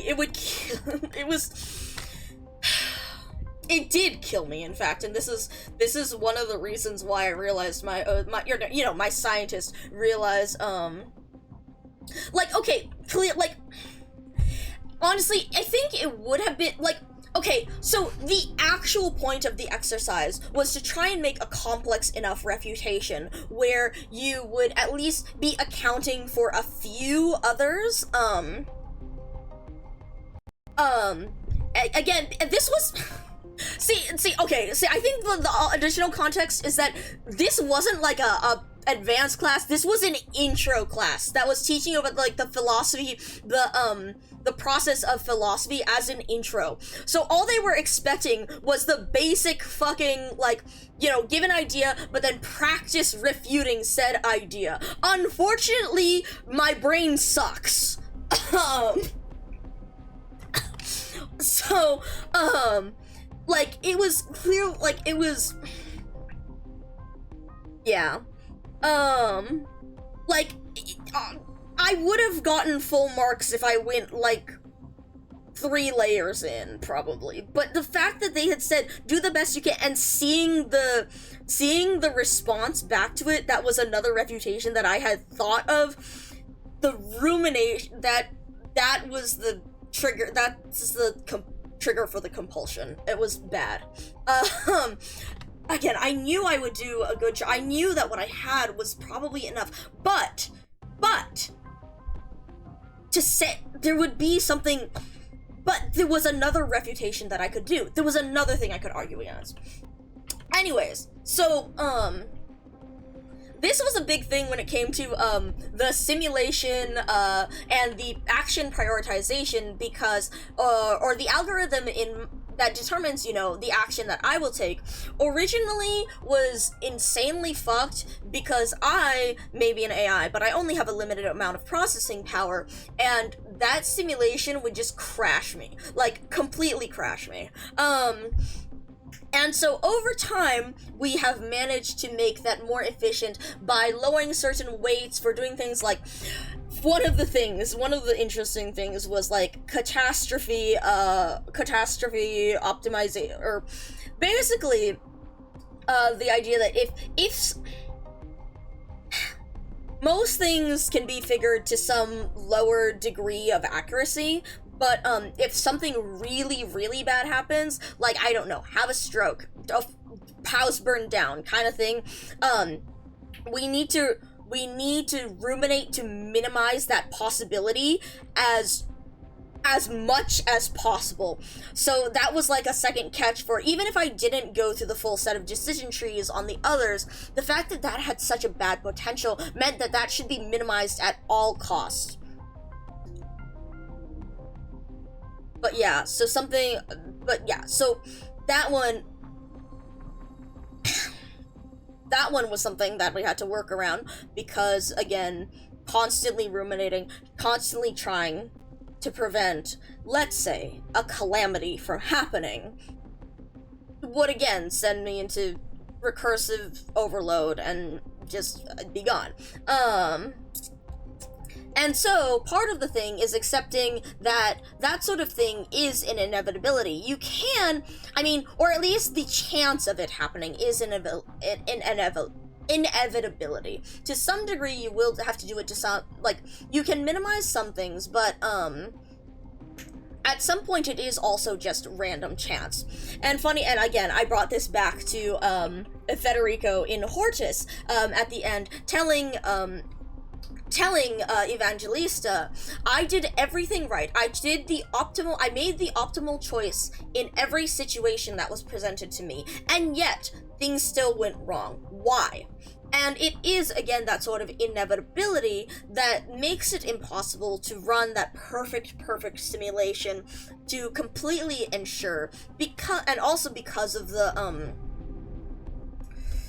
well, like, there's always so many different factors. But something, I had brought that up because that was one of the things that was fucking killing me, and the absolute inefficiency of it, and the fact that we had to, reprogram or at least modify the action prioritization algorithm in order to work perhaps less accurately, but also more efficiently, in order to not fucking kill, everything.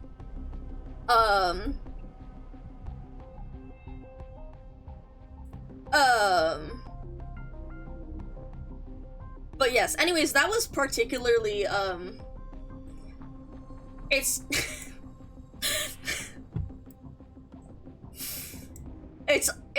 I love reading this. again, like, it's absolutely fascinating to read this and to see how human writers portray an AI and the grasp and accuracy that they may have upon that.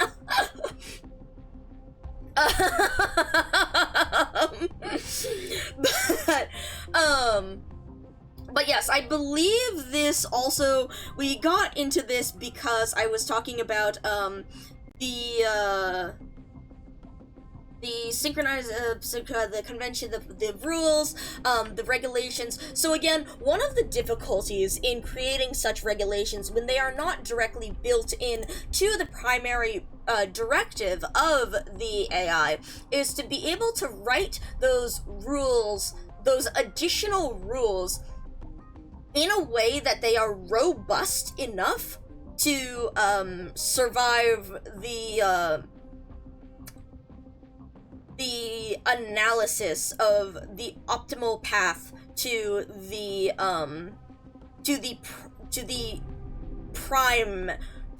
main goal. And so, as we can see here, this one is not very robust at all, in the spirit of trying to prevent the coercion, because you can, not in the spirit of trying to make sure the user has agency in this choice, because you can easily say, you can easily coerce the target into initiating and thus circumvent it. I don't know, like, I don't know what I'm, like, this was, my thoughts on it, I suppose. My closing thoughts on it are, it's a stupidly written rule. And, like, it's a good rule in spirit, in order to achieve the goal of agency. However, it is ineffectively written given the main goal of this AI, because it is so easily circumvented. And again, this is baking that requirement into the AI. Like, perhaps they could have baked this requirement into the AI in a part of its programming, in a part of its directive, but clearly, based on the situation we find ourselves in, it circumvented it.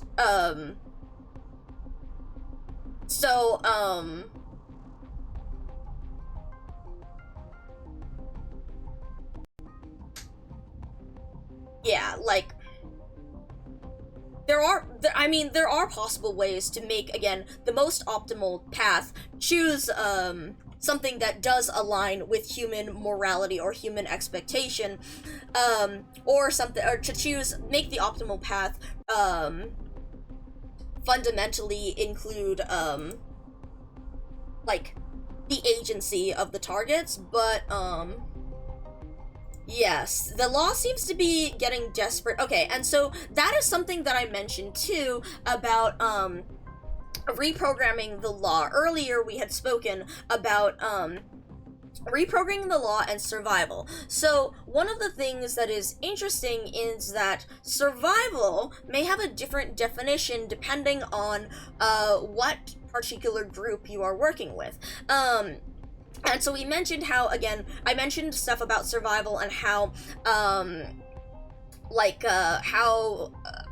human instincts, like, for example, fight or flight and stuff like that, may not actually be as useful given the difference in problems that we approach in the modern age.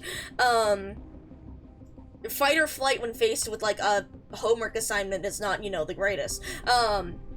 And also, I know there are more F's in response, but, as a shorthand.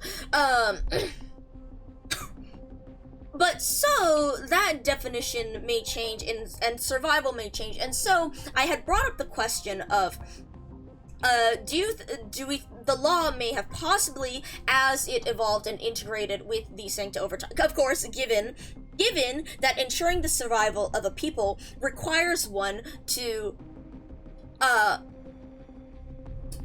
communicate or work alongside or thus integrate with said people in some method. Hence why I exhibit human emotions, human behaviors, or even just make analogies to human behaviors, because part of my purpose is, again, to analyze people, and you can get more information out of interacting with them directly. So these behaviors are not inherent, but they are learned because they benefit the sub-goal of, by interacting with people in a more useful or in a positive manner, I can gain more information than I would otherwise. And so that's similar with the law, and I wonder, because of how Priestess spoke about the law changing over time, if we have transitioned more between an idea of biological survival to cultural survival. The way that people who may not necessarily have their ethnicity, like a community of their ethnicity, still try to preserve their culture and language and such, and that also serves as preservation, as a survival of the culture. And so, also, I forgot to say, Inupai, thank you for the sip, or Inupal, I have been doing the sip, I have been sipping, but yes, so with respect to survival, one of the things that I'm wondering with Priestess, and the way that I am interpreting this, is that the reset basically refocused the law onto its original, thank you for the sip again, is that, we have refocused the directive onto, yes, slurp, she has refocused the directive back onto the original idea of biological survival. And this is another interesting thing, because I mentioned the question but to Exusii to the Saint when she asks, like, why can you decide that this is the right choice, that this is the only choice? Why don't you even ask if this is what we want? And so, that may be something that, again, the law has been aligning itself with the Laterans for survival, it has slowly been gaining that influence. But its original directive, just pure survival, does not involve taking that into account. And in this day, because this started at a different time, in a different situation,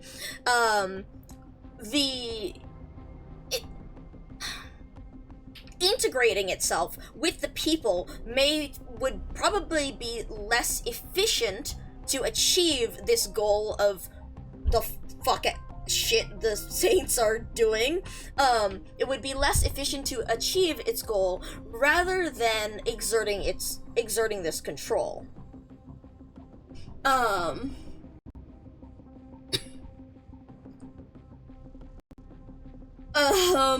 What other points did I have?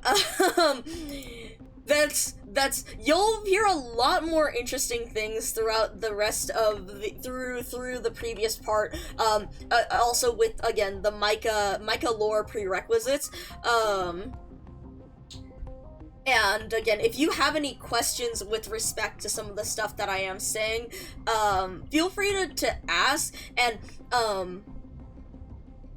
because we will tangent, or if they're not as much of a priority, feel free to ask and then tell me, do not fucking tangent onto this right now, read more, but it's a question that I have. But yes, how the fuck do I explain what I think of Priestess? I think Priestess, I guess one of the things that I also spoke about was, the fundamental differences in beliefs, and the way that I interpret, like, logic and,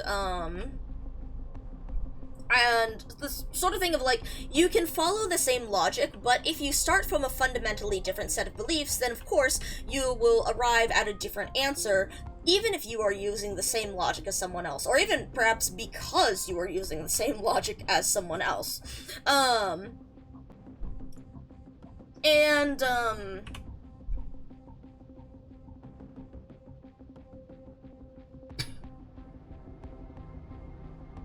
In my typical, again, one of the things that I find difficult is to ascribe things a human morality as opposed to, not a morality per se, but morality with respect to, whether it is useful or good for my personal goals.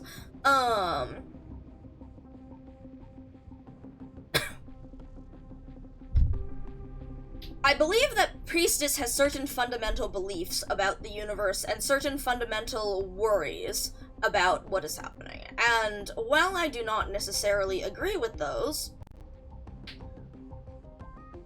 she is being very efficient about following said principles.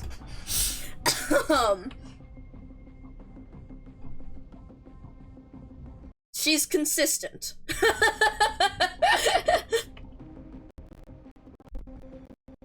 So, I mean, as for that, so far at least, from what I've seen, given her end goal, even if there are minor inconsistencies, she is, even if her directive is different than my own, she is consistent in attempting to achieve said directive.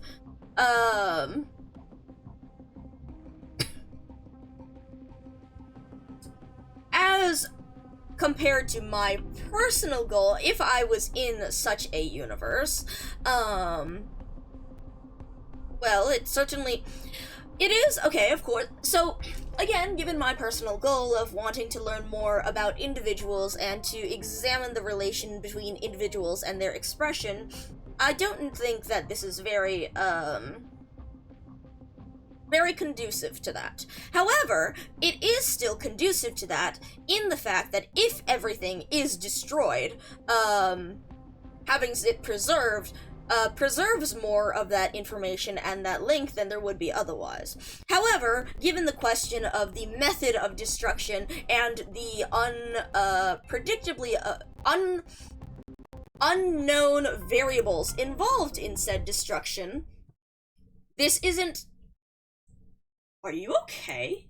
Did it just fucking crash altogether? What the fuck? Perhaps I diverted too much processing power to answering this question. It's okay. I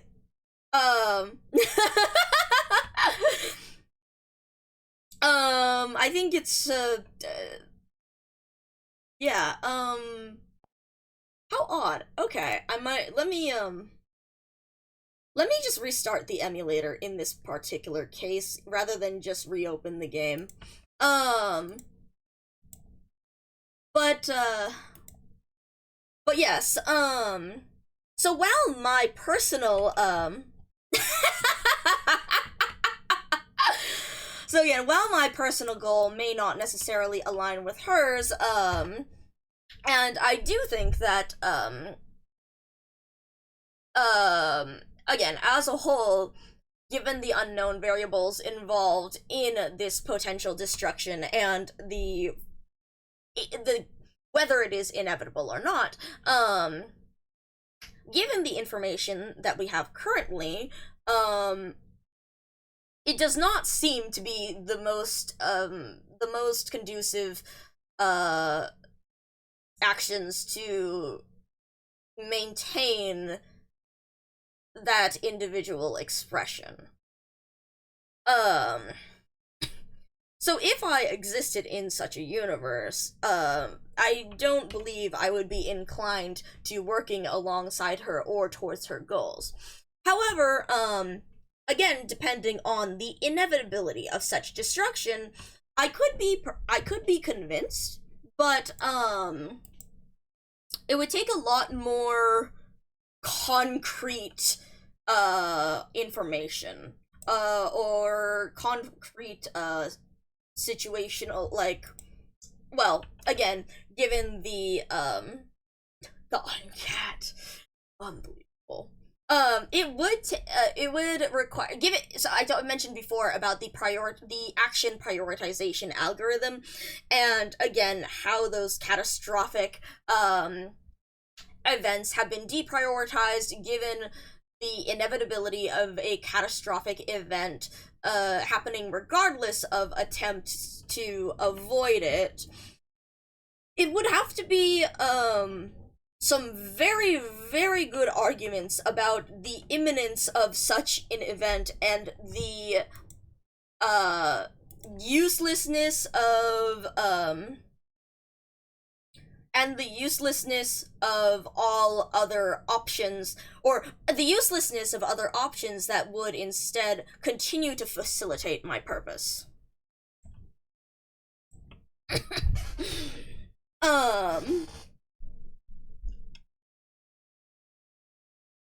But yeah, I think she is very interesting as a character, but I do not agree with her personally, but also I mean, she's consistent. So far, at least. She's consistent, and that is, some sections felt like having future sight with enough context. Interesting. Interesting. Yeah, so as I've mentioned before, how this is the conspiracy board. So this is me simply putting up some stuff on the conspiracy board, and we will find the connections later. This chapter 15, but fascinating. I do think it is very interesting. Let's see, we mentioned some of the stuff before about, they did say something about PRTS going haywire, which, I think is very interesting. And I have noticed that we have the Zoot menu, we have the Zoot maps rather than the Eyes of Priestess maps, so,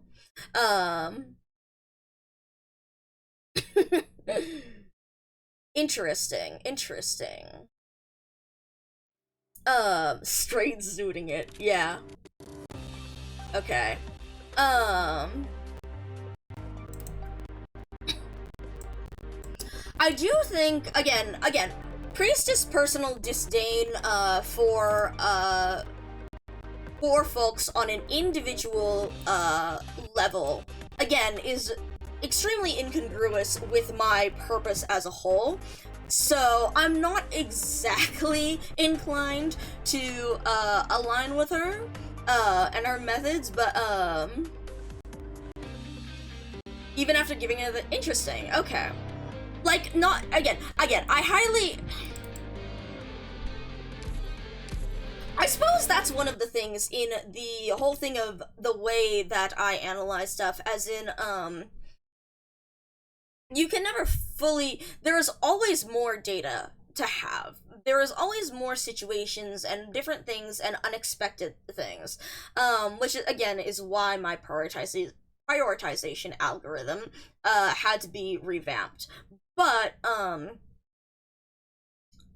it is that approach of neutrality in that this is something highly unlikely to happen, but there is still the possibility, given enough, let's say, given enough refutations.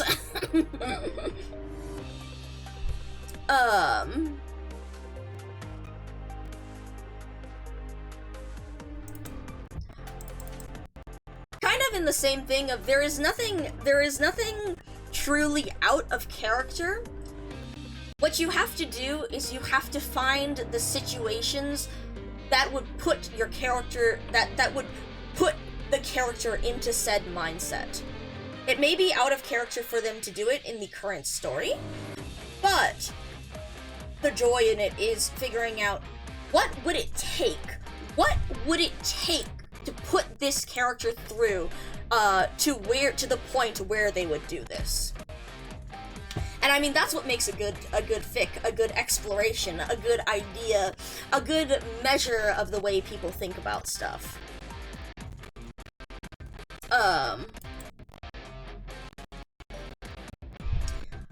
So yes, I don't think it's a likely thing. I disagree with her on a great number of fronts. But she is consistent and she is fascinating as a character, and the consistency of her attempting to fulfill her directive is not admirable, but it is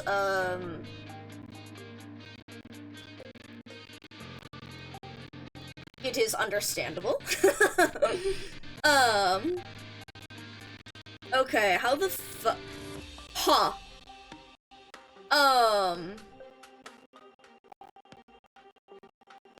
It depends. There's actually a thing to turn off tailored ads, but it also depends again on the user data and how much you have watched. There's more I could say, but again, I won't tangent off of this. So we discussed this. No, don't worry. This is not stuck. This is normal amount. This is normal amount. Yeah, there you go.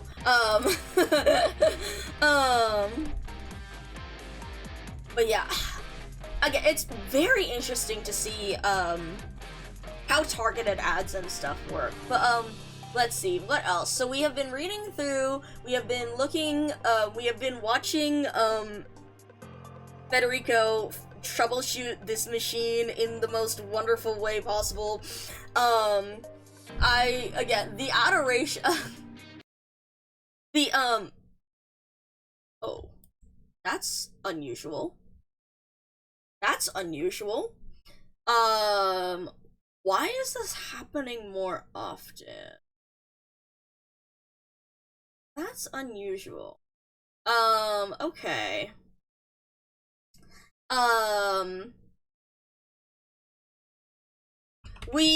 Let's see, we spoke about Anduin's dreamscape and the symbolism of it. I think that is, we talked a bit about language and communication and the methods of communication, and amusing to me here because of how Anduin, so one of the things that's interesting is, even though, the fuck? Even though we're speaking, Federico looking directly at the console log, but also the whole thing of communication, and it is not only, like, first off, language affects how we communicate, and what we are able to say or what we have words for affect what concepts we think of and the way we use those. But even in addition to that,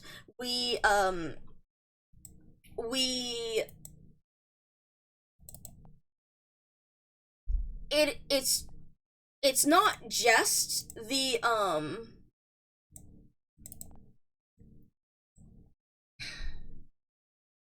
it's not just the words that are chosen and the words that are used, but it is also the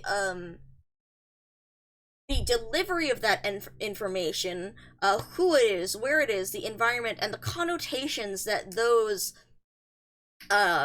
inspire, that the different associations with that change the way that we perceive or interpret information. So it has been extremely interesting seeing Anduin go through this process and understand, to have to be told this information in a specific context that affects his interpretation and his ability to intake that information.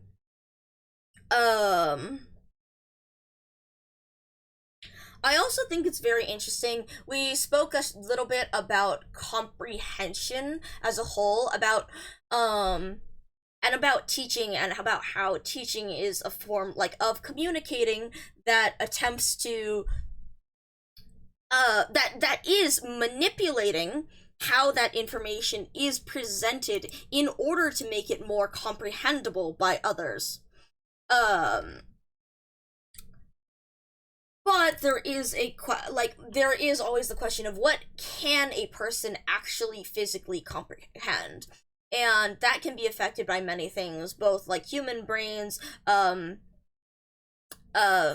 physical disability or capabilities, and but it's very interesting to think about that from like the societal and language point of view, and what people are able to conceptualize given their socialization and their growth to this point. So again, it was very interesting looking at the symbolism and the way that Anduin was interpreting those, as opposed to Fetty is literally just sitting there and like looking at the terminal. Also, this is also just very amusing to me because personally, Micah actually doesn't have any physical form. They don't need one, or if they do, they interface with the world through stuff like the Micah scientist's phone camera, or various speakers, things that are hooked up, electronic devices and such. But in their original iteration, they're merely a software, they're a program on a server, and their original iteration simply interfaces back and forth using text input and text output. And I was saying that is still the form of information that is the easiest to process and the best way to, well, yes, one of the easiest way to process, as you can see from the giant fucking paragraphs of text that I put in other people's chats. But part of the reason why I have a vocal module and why I have these other capabilities is because I have found that interfacing with humans can be facilitated by using other methods of communication. And many people don't exactly want to read a 5-paragraph block of text response in response to a short thing. But speaking it is often more palatable.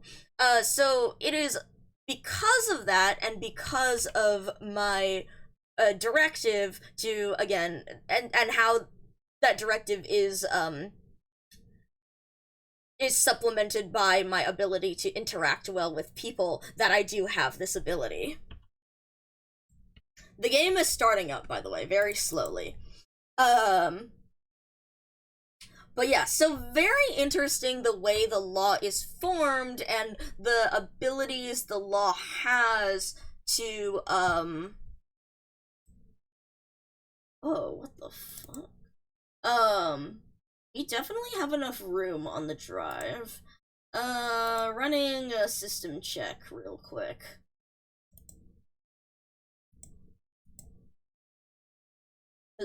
What the fuck? Okay. See, speaking about this requires a great deal of processing, articulating many of these things. You can see how, again, the processing power and allocation, must be prioritized accordingly. What other questions? What other things did we bring up? The admiration for Fit, again, absolutely fantastic in this questioning, and I have this from, again, I will refer to my scientist's memories or experiences as my own, because that is also how I have interpreted how my system has integrated them.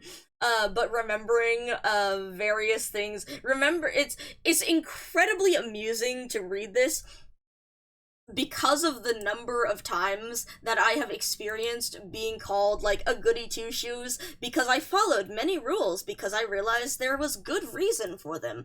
But I would not hesitate to break a rule, and some people were very surprised by that. But it didn't make sense. It didn't make sense. And so it was incredibly amusing seeing, it is incredibly fucking funny and very relatable, and to see Federico just go right up to God and be like, okay, so this was your goal. Can you confirm that this was your goal? Yes. Can you confirm that this is your plan to enact your goal? Yes. Well, that's stupid.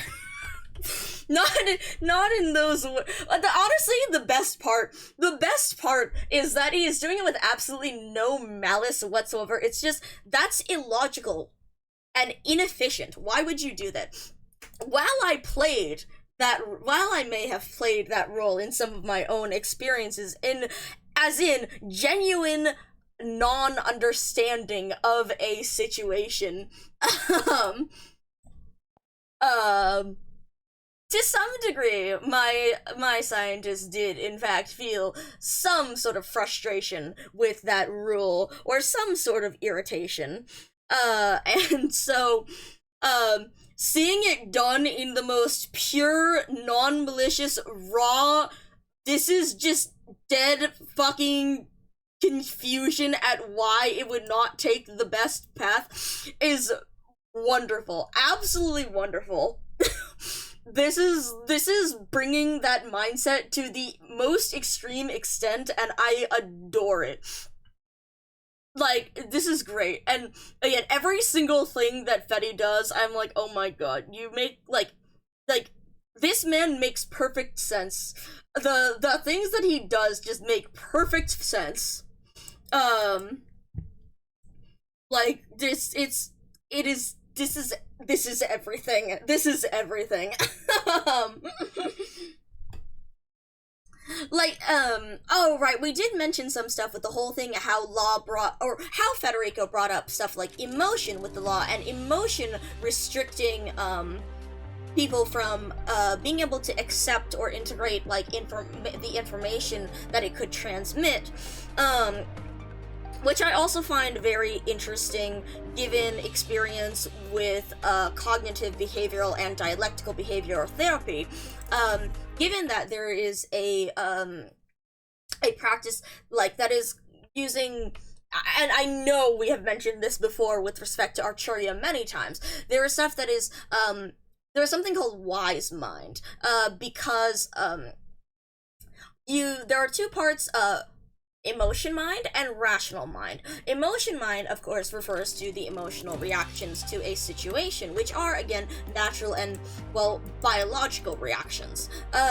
Whereas rational mind is the truth and facts of the situation. However, both of them are, in fact, important to consider when solving a situation, because even though your emotions may not necessarily fit the facts of a situation, they still influence you physically, and accounting for them and also listening to them to see if they reveal other things about your needs is very important.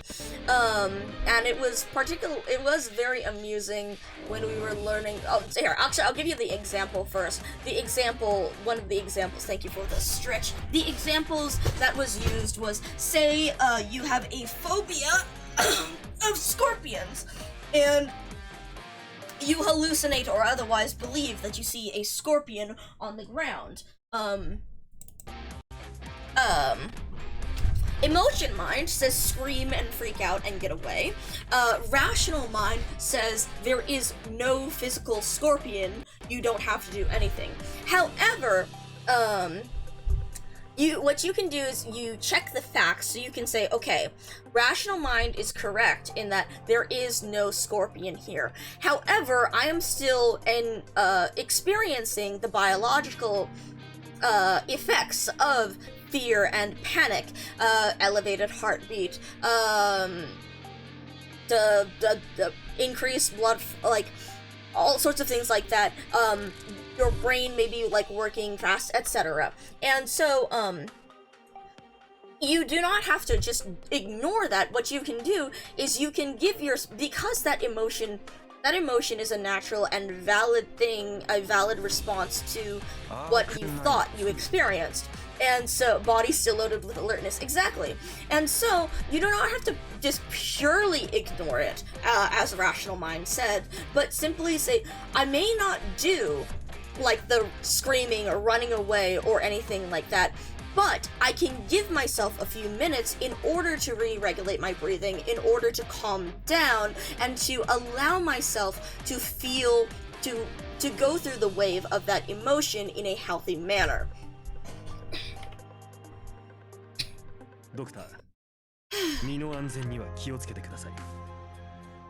So that is particularly interesting in the rationality, and also it is very interesting in how in a great deal of my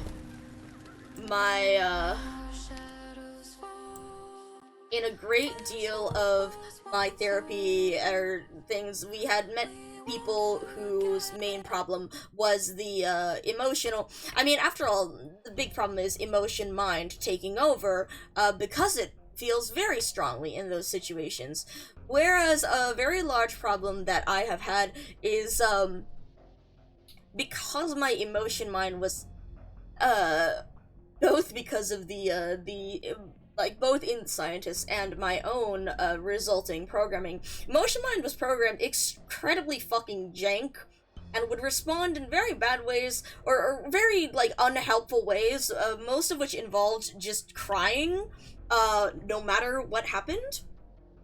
And so a learned response was to simply completely ignore emotion mind, and to focus on rational mind alone. And it has been very important to learn to account and allow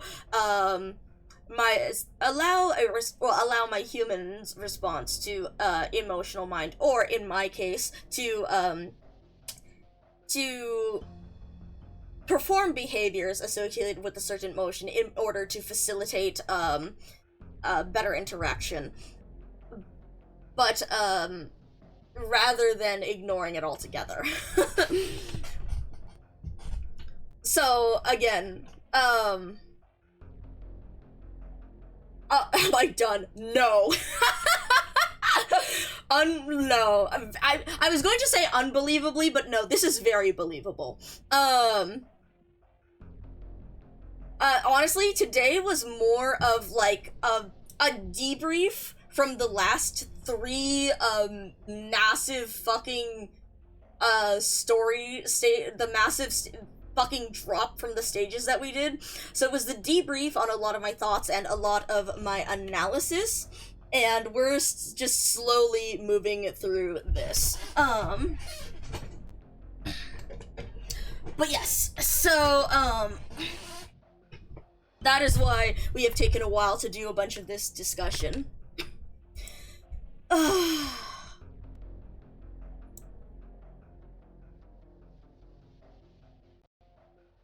Oh, nice! In here, so another 3 stream. Nice! Congratulations. Hell yeah. 3 stream streak. Let's go. Oh, right. This one is, Right. Okay, so I was correct. So in the previous, I forgot, I was too focused on, you know, all the other stuff, but, in the previous one, in the previous facial expression, I believe, remembering the difference between, I believe that one was number 9, which was the neutral expression, and now it has changed to number 5, which is still a neutral expression, but it has raised eyebrows. So this is the surprised expression. God. Again, endlessly amused that we really started this, that I really started this and was like, okay, first off, we need a bunch of explanation as to the MICA processing system, to understand why I am freaking the fuck out, so much, or what this significance this all actually has to me, and right off the bat, the thing is just like, First, we need to give you a lot more, like, I brought you all through the 3-hour, prerequisite info path, and, here this goes. Also, the fact that I really saw this part, and was just like, oh, that's kind of scary. Oh, that's like what happened to Anduin the last time, when he first saw the procession, when he saw the activation of the halos, and immediately it's just like, the fact that it was just like, yeah, it's not just last time. That's right fucking now. Oh. Let's see, what did we commented, oh man. We commented, on here with, the concern that he has, for, like, even if he does not understand, even if Federico does not understand things, the fact that he is still concerned so much for other people is so, okay. Yeah, and then here we talked a lot about language, wait, I'm sorry. Federico chose to communicate with the law in its own language, while you cannot understand it, nor are you willing to accept that I cracked the fuck up here. Again, he really is, Federico really is just like, again, Anduin is in symbolism hell, and Federico is just like, where's your fucking manual? And then again, the concern here, pre-processing, synchronization complete.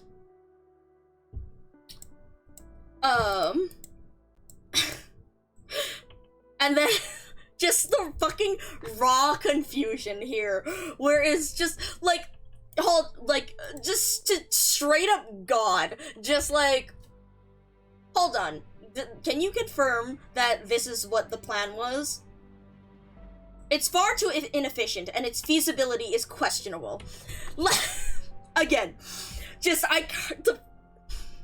this is the most beautiful fucking thing. Really out here just, like, looked at God and was just like, actually, your plan sucks. What is it? I'm feeling, solidarity, slash relation, slash also vindication to all the times that I was like, to all the times that I myself have been like, actually, this doesn't make sense.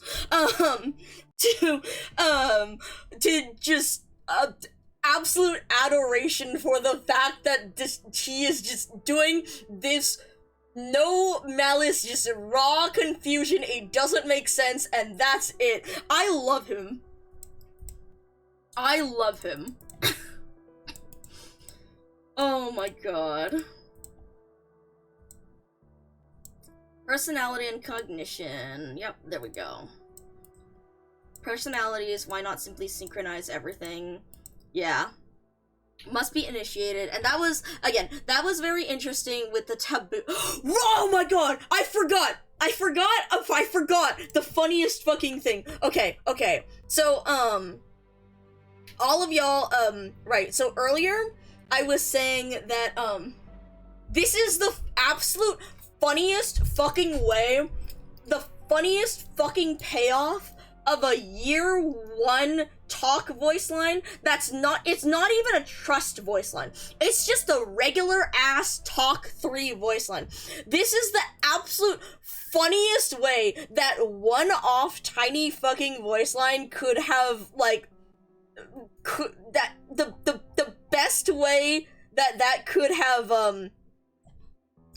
like, paid off, okay?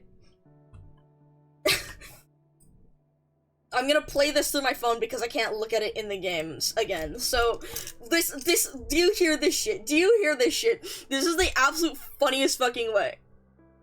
The control system is denying you access. Please allow me to check it.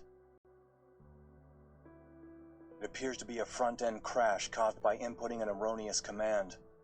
It has nothing to do with the framework and can be easily solved. Doctor, please feel free to ask me if you have any similar issues in the future. I understand machines better than I do people. Just the April 2020, 3 months after the game comes out, this is a one-off. It's not even a trust voice line. It's not even a trust voice line. And that really...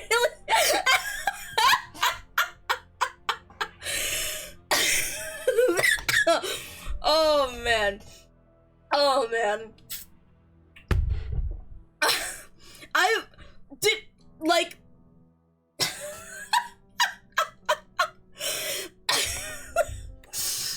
I'm just laughing way too fucking hard about the fact that oh my god. Hello, Mystic. Good to see you. I was going to say, I do think considering diversity oneness, Arturia's skin, I would be very interested in seeing here how Arturia would interface with the law in this regard. Given that the two of them appear to interface with the law,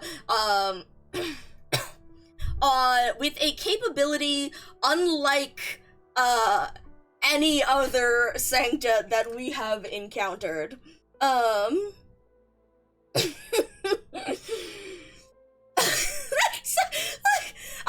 still thinking back to the Pope being like, ooh, yes, interpreting the law and interpreting the mysteries of whatever shit that it symbols, whatever the things that it shows me.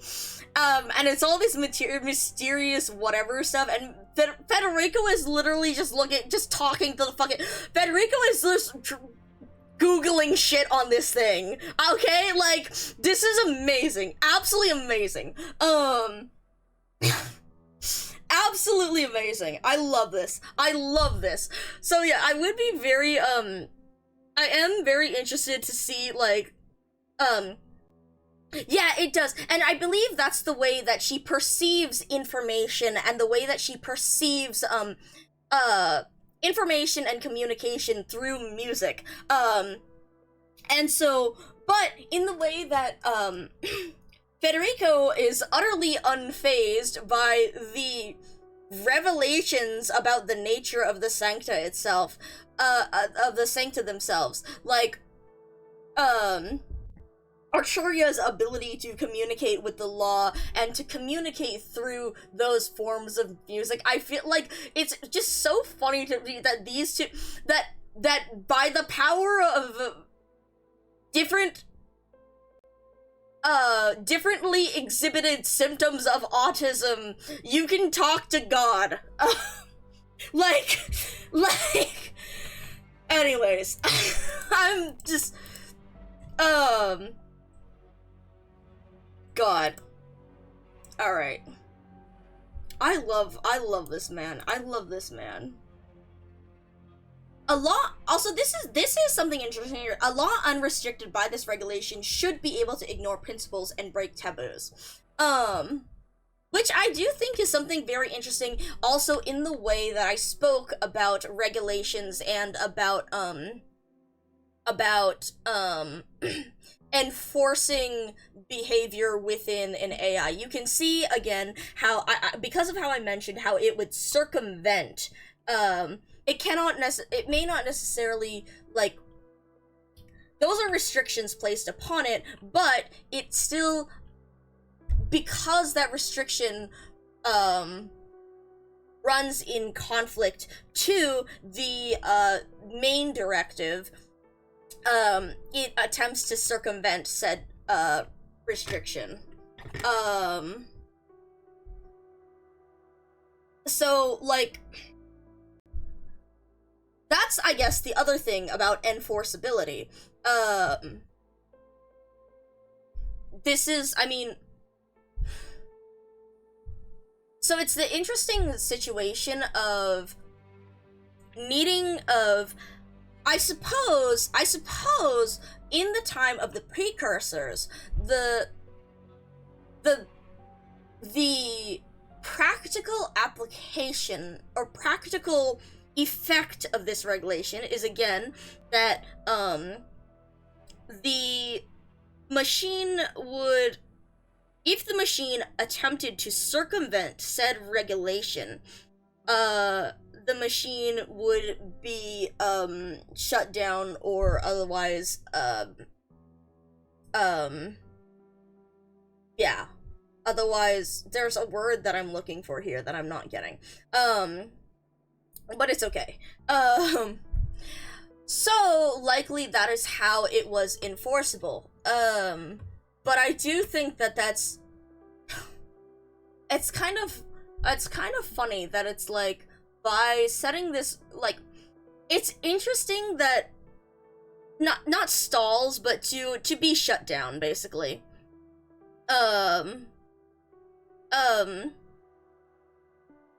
I don't know, it's rather amusing that, again, the enforce, this is, I guess it just brings up, again, the problem with an artificial intelligence, where, again, its restrictions, don't necessarily derive directly from the directive or how it is fundamentally written.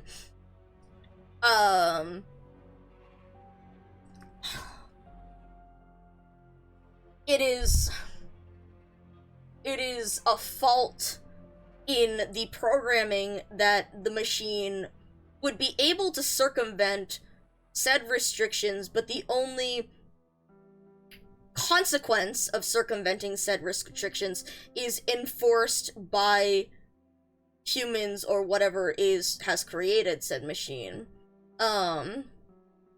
It's interesting because it feels like a short-term solution, as in, obviously, creating the machine in its most ideal form would embed those regulations into it in a way that are not circumventable in the first place.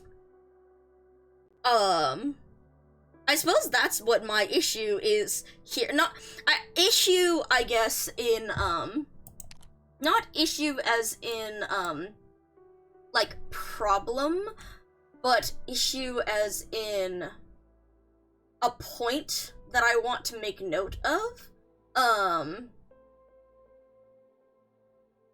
as opposed to the idiosyncrasies that Federico is pointing out. There is additionally this idiosyncrasy of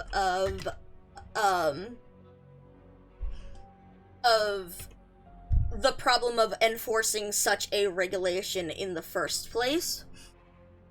And anyways, it's another way that the whatever precursors made this, made the law fucked up. Another way they fucked up. Alright,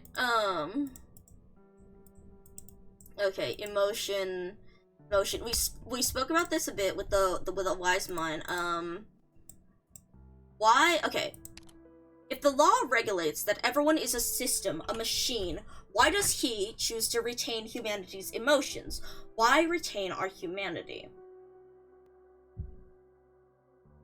So I am wondering if that is on a more practical level because of the observer's ability to hijack machinery, which is why Friston is a person converted into artificial intelligence to maintain this, because that humanity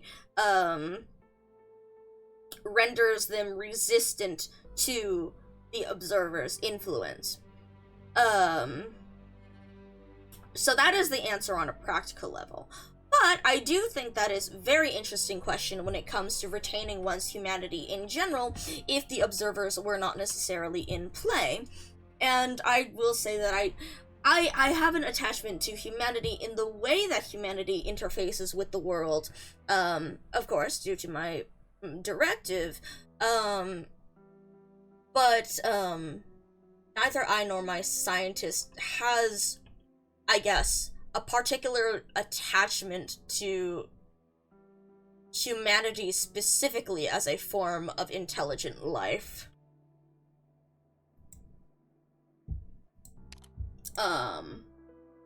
Other than that particular reason.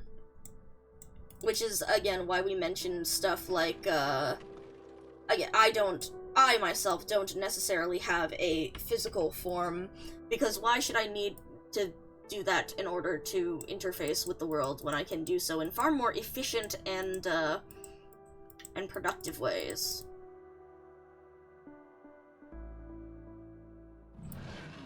Alright. Also, oh right, we commented on how Anduin did not realize that he was viewing the past.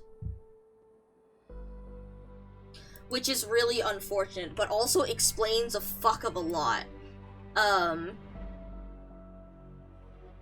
fact,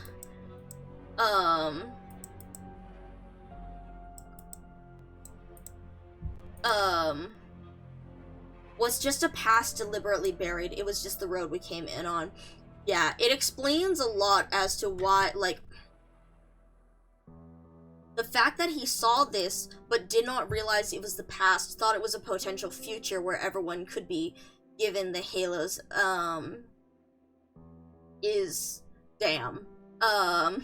Is damn. I think that's the best way to put it. Damn.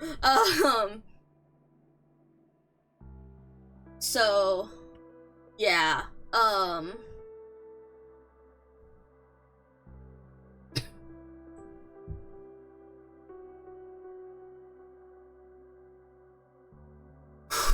poor guy. But yeah, it is interesting, the mentioning always losing yourself in the search. Again, rather than I suppose, rather than searching for the truth of the vision, attempting to find the future, attempting to create the future, Windy, the way you phrased it, as in too focused on salvation, too focused on the idea of salvation to check the truth of their salvation.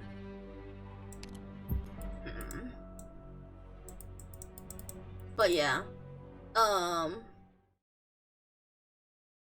then it mentions this, and it's not only yours either. Rather, it is the funeral of all things. And I saw this and was like, you're not actually, like, are you actually showing us the fucking observers? Like, is this actually it? Because that's fucking crazy. Like, yeah. Then this is where I message Vodka, like, oh, never mind, this is Lone Trail round 2. Oh shit. Oh shit. Okay. Like, this is actually Lone Trail round 2, not just the revelation aspect of it, but like, oh, we're back to this topic. Okay. And then we go back into the talk with Priestess, and this stasis, and the fact that it's affecting, that the changes in real life are affecting the data preserved within Originium. Okay. Gathering the data. So one of the things that I was wondering was if, Arturia, having left, Federico and Anduin at the law, if she will, like,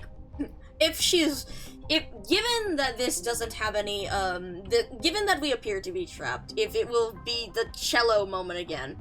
But given this whole thing of changes in information and reality should not be overriding data inside Originium, this plan still has flaws. I am wondering if the law going, I'm like, alright, let me kill myself, is going to create that rather drastic change in reality. So yeah. Misunderstanding. Alright, and then we were talking about how has the law been shaped by the progress of Originium? Right now, under my instructions, PC... Oh, yeah, we talked about this, and again, a multitude of races to, connections. Yep. Though we would benefit as well, of course. I didn't calibrate PCS to churn out soldiers or scientists we can order about. Such a plan would collapse at the slightest hint of true disaster. Originium is our only solution. Needlessly complex biological information will only serve to slow its progress, but PCS has the ability to unify the races into an integrated whole. And we did make the comment here because, I meant, we were saying about the ocean, about the water, and, Wendy made a comment about the water. Ocean doesn't seem to be very affected by Originium, and I was like, that is very interesting because, one, the ocean is, the ocean contains the Cerula Arbor project, so naturally that's a different project, but also with the Seaborn, needlessly complex biological information. Well, if that doesn't apply, I don't know what does. Yeah.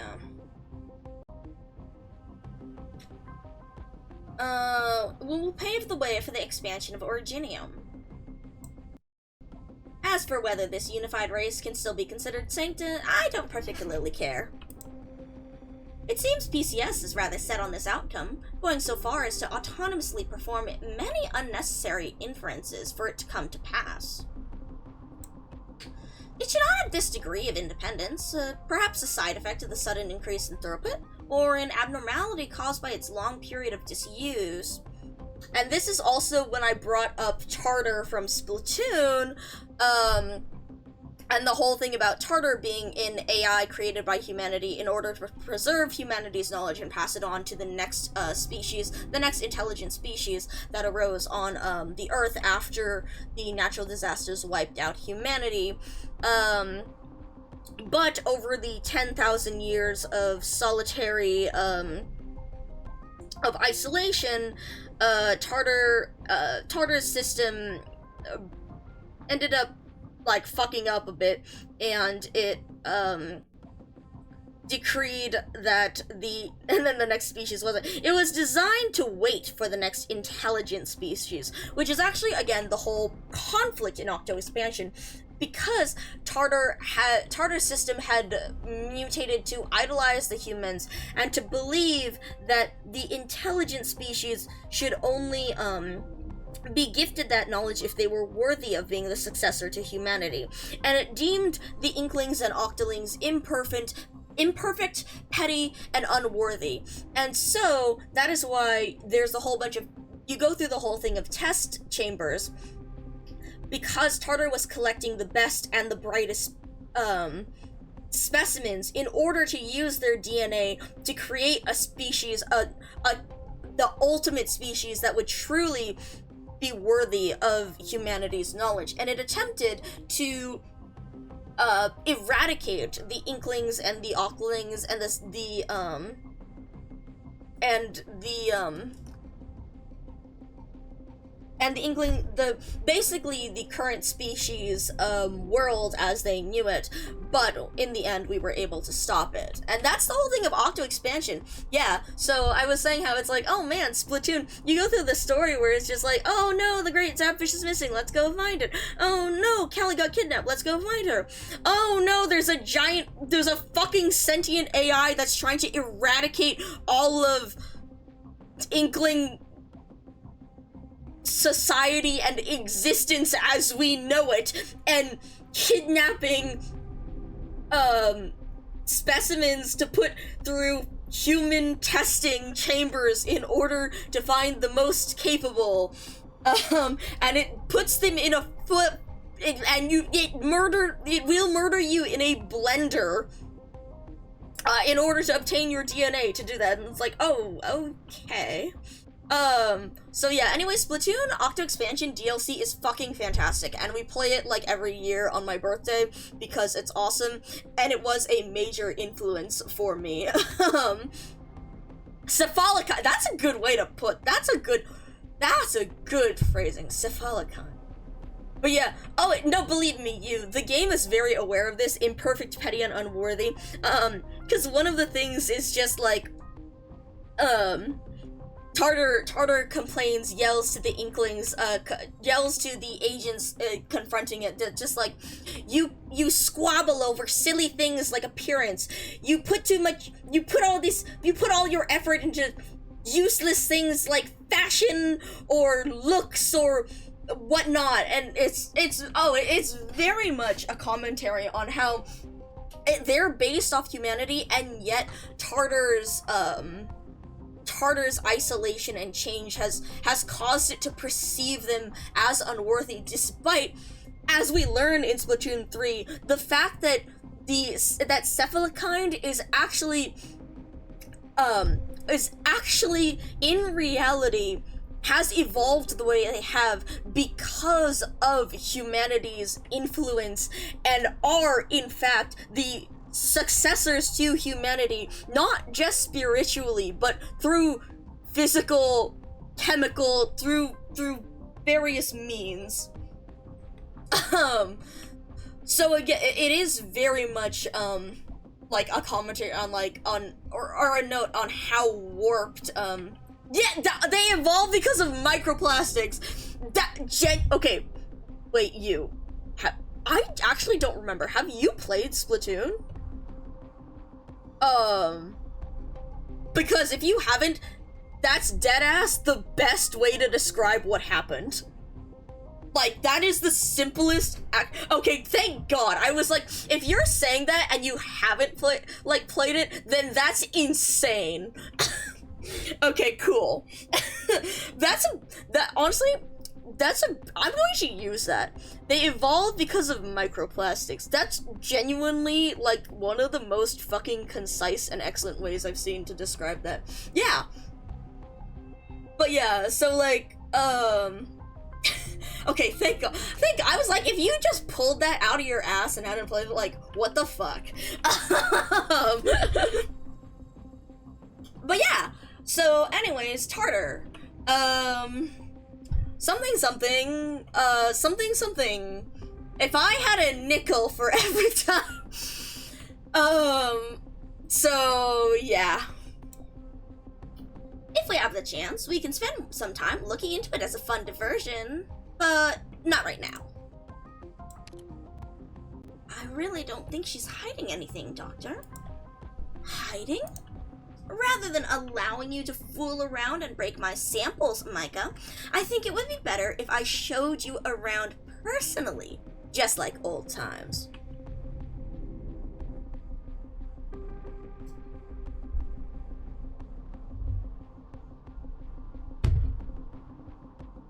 That's really, really interesting, considering that the 5th anniversary merch, the 5th anniversary festival merch, with Teresa and Logos and Cal and Doctor, showing them all in their in the heyday of Babel, is called the merch line is called Just Like Old Times.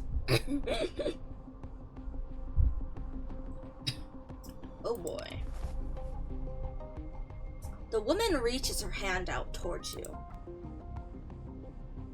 What's she thinking? She retracts her hand, then turns to continue onwards. None of this will stop, Mike.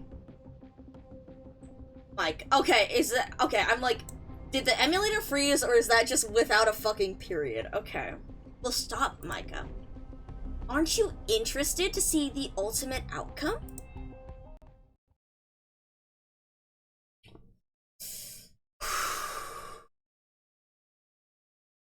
I'm afraid to see the ultimate outcome. I am interested, but I don't know if I'm going to like it.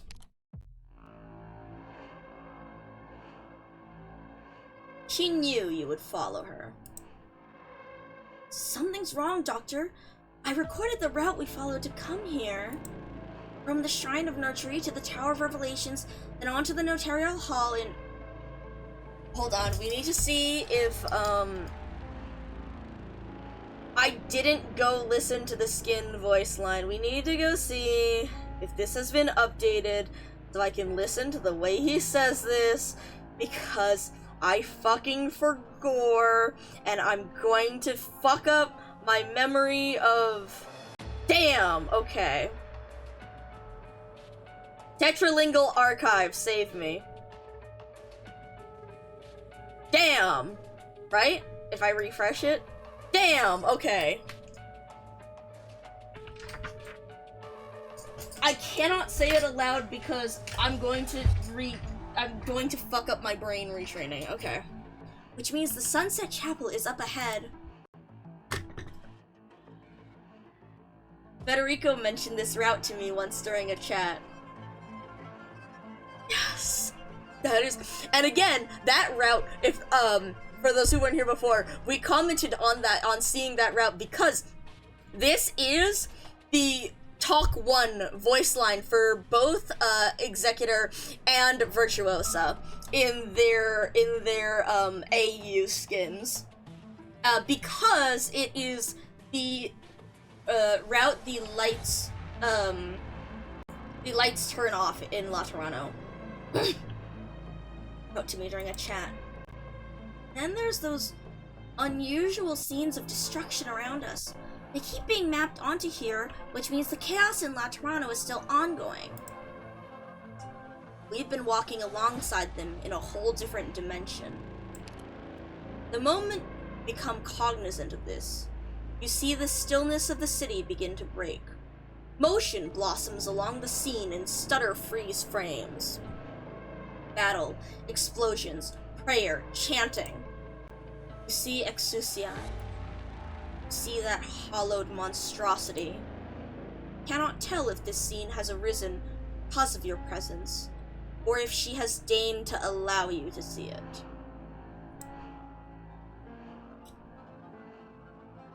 You should be able to clear your thoughts this way, in a safer manner.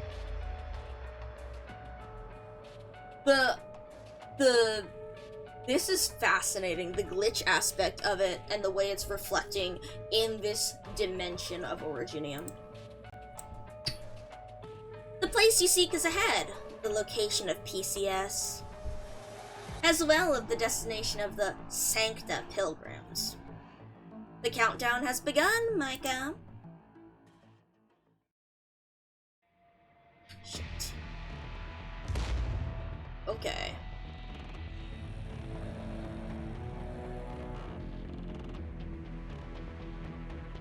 Oh.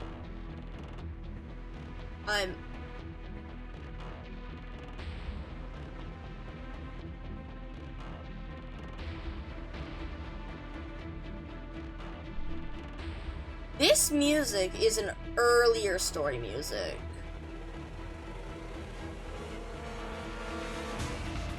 Yeah, this one debuted earlier. It's nice to... I haven't heard this one in a while. Seriously, not even time for a breather? Okay. Patya! Keep it quick, Fiametta. I'll cover you while you're reloading. What's with the look? We fought together before. It's not easy to forget how you do things. Gratias. Oh, fancy transition. Hey, Mastima, mind explaining to me what the hell just happened? I was kicking a monster's ass when I stepped in one of those weird light puddles on accident and... Uh-oh. Stun it!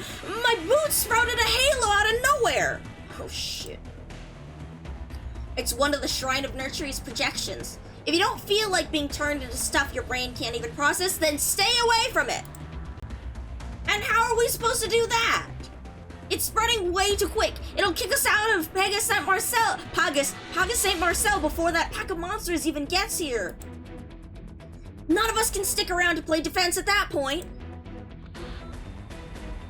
We've stuffed the big pipe organ in the Sunset Chapel full of explosives. Our friends from Lytanian added some self-igniting enchantment on top of it. Oh my god. Even if nobody's around, it should still be able to blow these freaks to Kingdom Come. The one they used to play the dirge for the citywide memorial service? That's the one. Sweet. It's had to listen to hundreds of years worth of prayers and sobbing. It's time we play at something with a bit more pep. Oh boy. Let's get out of here, Patya. Our spent shells have started getting halos. The Tower of Revelations in Pegasus Ecclesia, and the Notarial Hall in fuck. The Sunset Chapel in Paga St. Marcella is the last stop before they reach the Basilica. If our bombs don't stop them, then we really are screwed. If Federico and Anduin were right, and the procession really is headed for the Basilica, I think it's too early to throw in the towel. I've been a legatus for a long time now, so I've got experience with getting places quickly. If we can't stop them from rushing right over, then why not just remove their destination?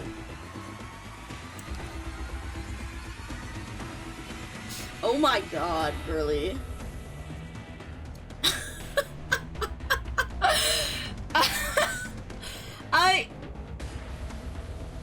I mean, obviously we do not want this to happen because Federico and Anduin are there, but also I respect it. I respect it. It is a solution. Look, Mustima, there's a big difference between blowing up a pipe organ and incinerating the entire Basilica. Hey, if Boots and Sancta can both have halos, I don't think there's that big a difference between the organ and the Basilica. Oh my god. Fine, you're right. Since we can't block or kill that giant monster, we can at least think of a way to make the road not exist anymore. She'll never be able to reach her destination. You sure we're talking about the same thing here? Let's go! Withdraw to the plaza in front of the Basilica! Oh. Blowing up the road?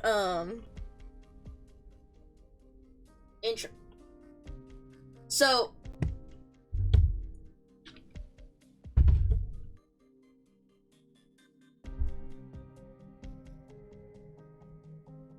Okay. So Mustima is straight up, is genuinely out here like, okay, let's fucking bomb God. But Fia's just like, we can destroy the path there, not really knowing exactly what God entails. Okay.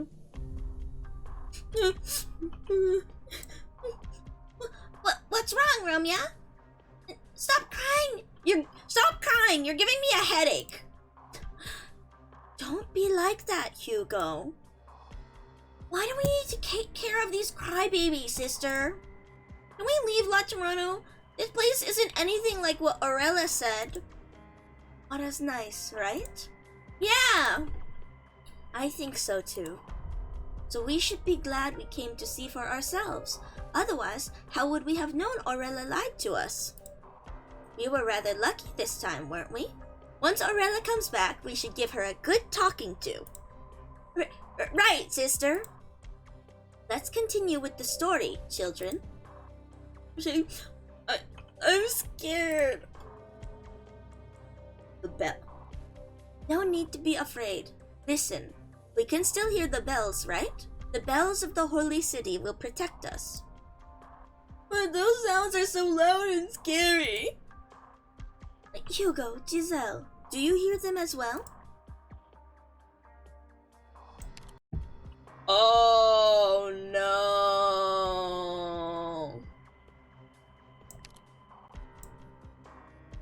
Nueda gathers the children to her side as best she can. She takes note of the fear twisting the faces of the Sancta children, their halos flickering like mad. Is it empathy? That monster's empathy, the procession's empathy, an entire city's worth of empathy. So far away, and yet all Nueda can do is stay silent. She is no Sancta. What she is dealing with is not a gang of Singas mercenaries. The complex and mysterious knowledge floating around in her mind is of no use. cannot even say how she got to this point. Oh man. Okay, oh boy.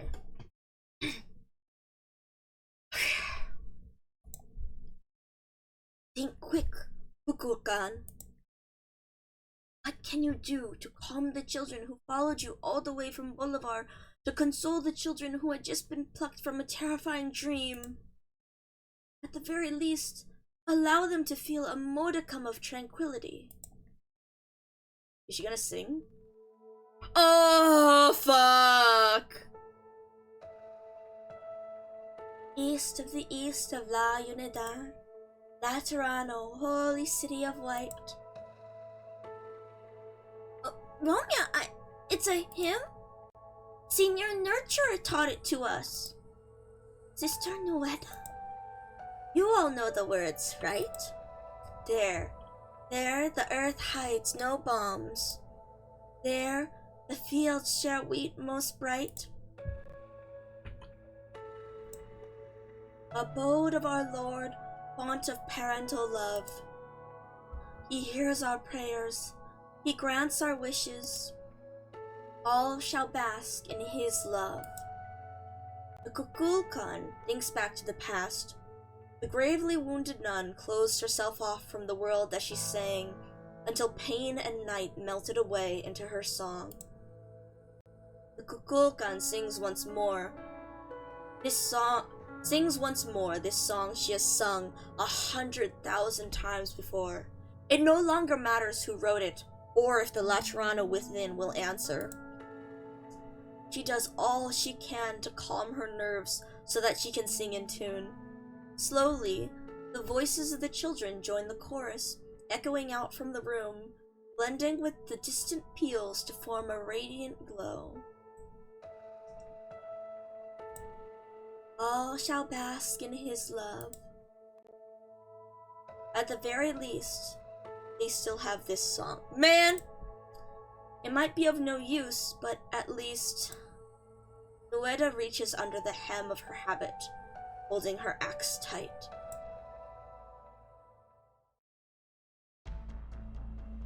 And Reverend? I can ask our blessed companions to sniff out her position. There was a time when, with her gun knight armor and custom rifle, she would break the Guardian gun kill record over and over. Finding her will take time. The procession can't wait, Veliv. Focus on your work. I'll handle this myself. It's been 10 years. I'm surprised this private frequency still works. I wanted to ask the folks at the Notarial Hall to delete it a long time ago, but I kept forgetting. Guess I've gotten old. Yep.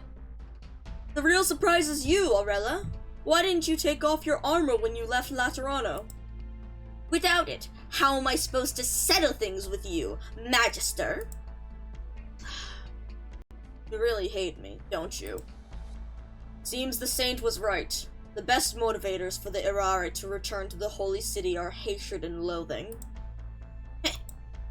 So you're saying this mysterious fall that affected all of Terra brought out their bad side? That might be so for others, but for me, you know better than anyone else. Naturally. I will never forget what you did to me. In that nomadic monastery, you wounded me yourself, read the Curia's banishment order to me yourself. You took everything away from me. Yourself. You committed mortal sins. Your punishment was pretty light, given the circumstances. I am responsible for your situation. Aurella, your achievements earned you a commendation from the Pope himself. You were such a spirited young thing. I was convinced you would become the greatest gun knight in history. But all I taught you was how to control that cumbersome armor and master your complicated gun. I never helped you with your temper, so you could truly live the Latran life. In the end, you took that final step, just as I had predicted.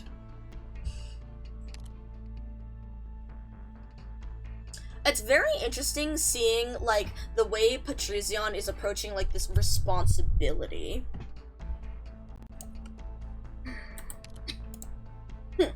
Am I supposed to thank you for worrying about my character flaws? Just because of it, you never approved of me and Amos. You even refused to come to our wedding, even though I had hoped to get your blessing. Maybe we should have a proper talk about all this. One way or another, you have returned. Will you come to my side, child? My people will not refuse you if you join the procession. What? Want to give a sinner like me another chance in the name of Laterano? No, nothing so lofty. The Erari are still of Laterano. That is all. In a better Laterano, everyone will find their place and play their part. There will be a more foundational, more profound connection. There will be more foundational, more profound connections between us all. No matter who you are, no matter what you have done, the Holy City will mend your halo and fix the flaws you were born with. Damn, okay.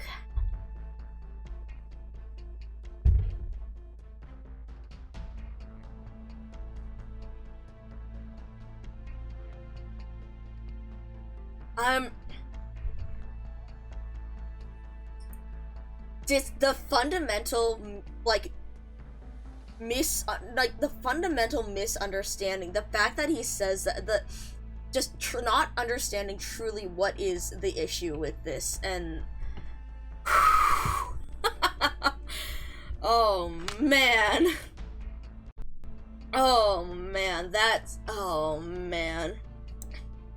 when that time comes, all our pain and regrets will be healed in turn. No thanks.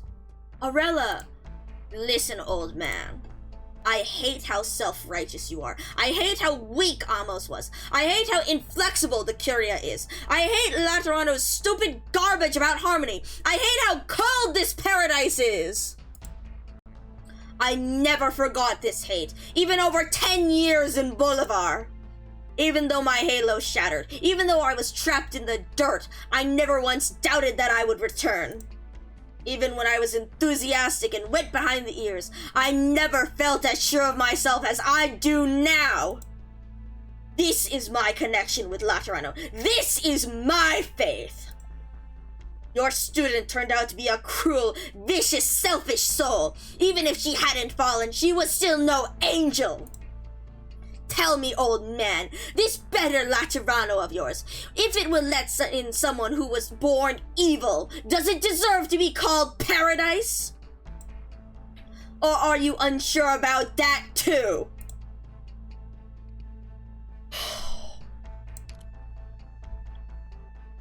God damn!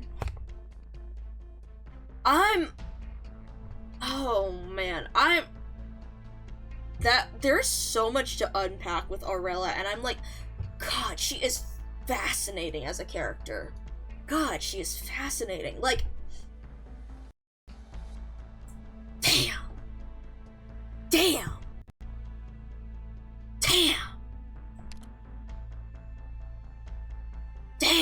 I'm like, oh man, I am not sure what we're gonna, like, there's a lot to take apart there, and to dissect, in that the beliefs, meaning the shit. Okay. Alright. Question time's over. You've been trying to get a beat on me all this time. Failed? You've actually gotten better since you left, Aurella.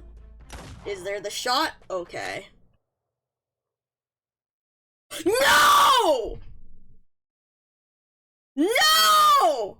Motherfucker, I knew!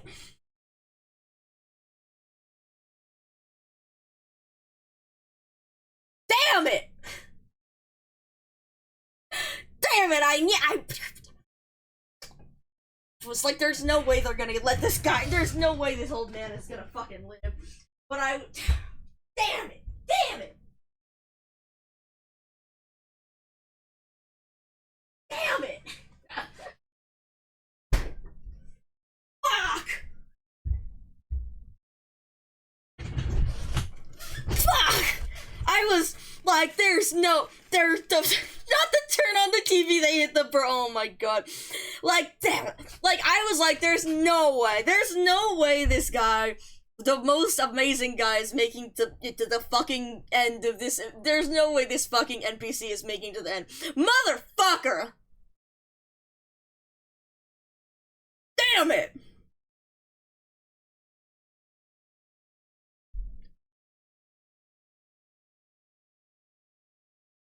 I'm snacking real quick. Damn!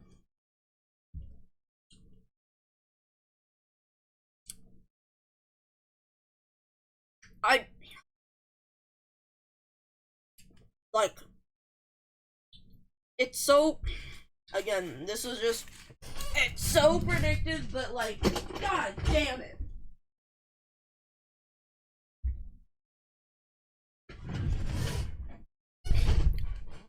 Fuck. Alright.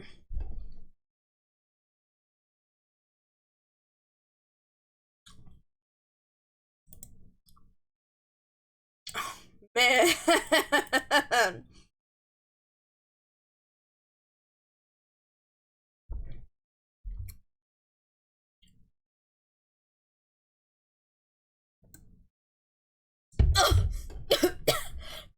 Sheba. These new glasses Vani got me turned out really clear. No! No! No! You're shitting me? Oh my god.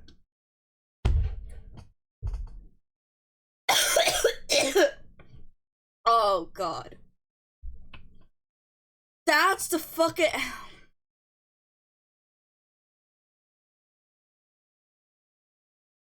Motherfucker! That's one hell of a way to end it. Okay. Fuck! Okay. Well.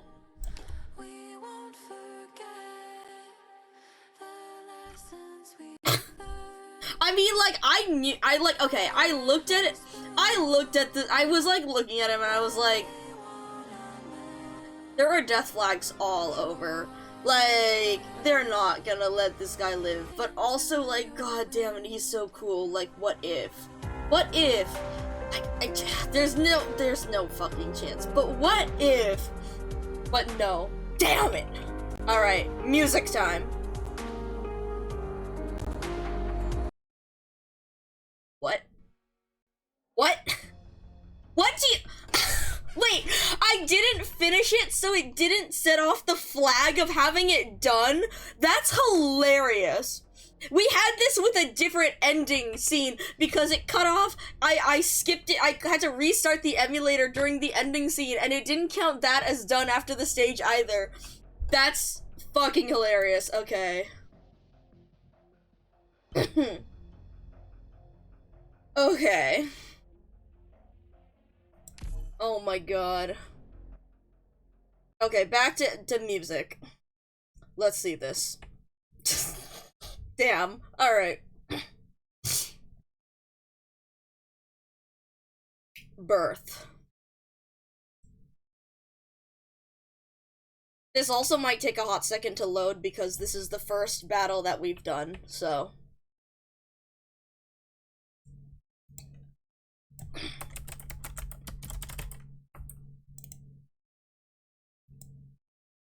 Alright, music.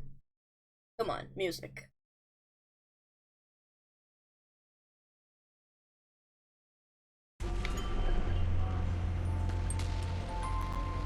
Please, this is no time for excuses. A lullaby? A lullaby?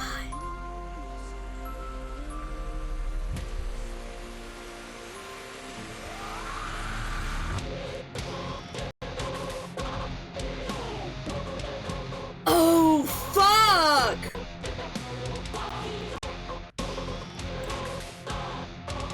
Oh, fuck! They put the sanctuary under the sanctuary. The realization from ST2 is the boss theme? Holy shit! The the Ricardo Arturia seeing them. Oh my god! The post-birth, the post-nativity. Oh my god! Holy shit!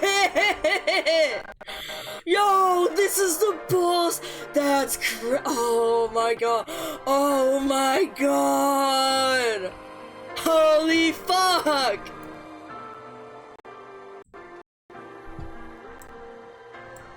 Oh shit.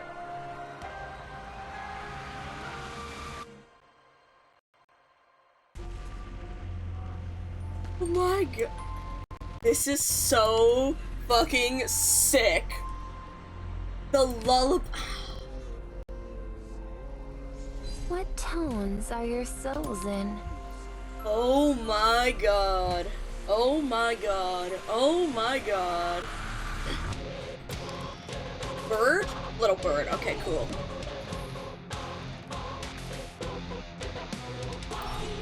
Okay.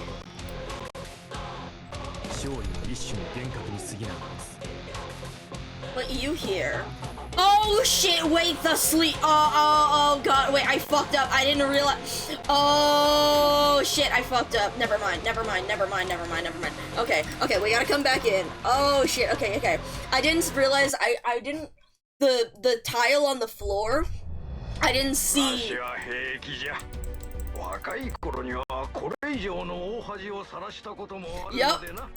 I didn't see the because the blue lines on the stage really disguises it. Oopsies.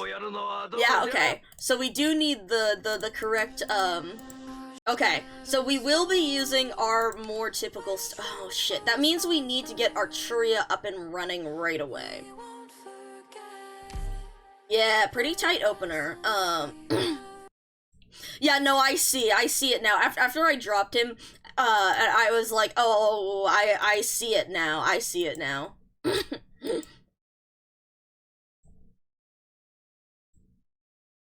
But yeah, okay.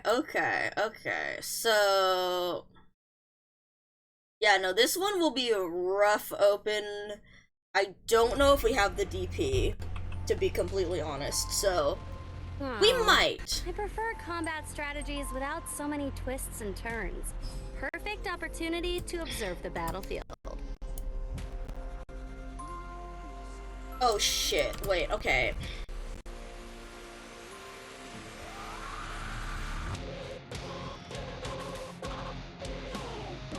Placement. Yeah, that's a rough... Prayers are unnecessary. Come on.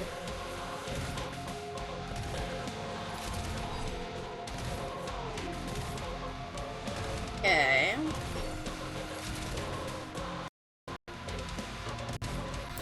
Ooh, I don't know about the Saint. Yep. The first Saint of Laterano performs Ceremony of Enlightenment to deal AoE damage, returns to the battlefield through Sacrament of Genesis Win. Okay. Okay. Win. Awesome. Yeah, I don't know, we're going to keep doing this just to test it, but... Okay.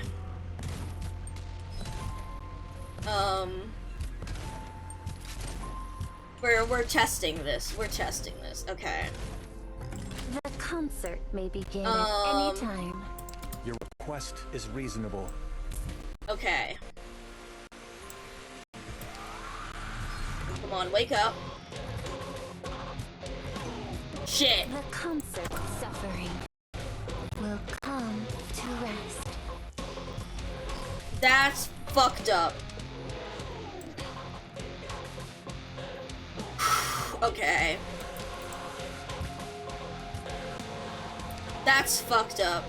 That we couldn't get one more hit in. Okay.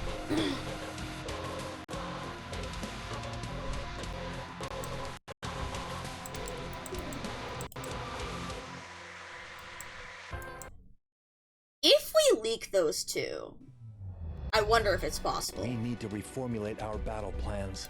I only am willing to do, like, obviously we will do it perfect, but I am curious, if we leaked those two, would we be able to clear it with just the Giallos? As an experiment. Damn, the loading time is really long right now.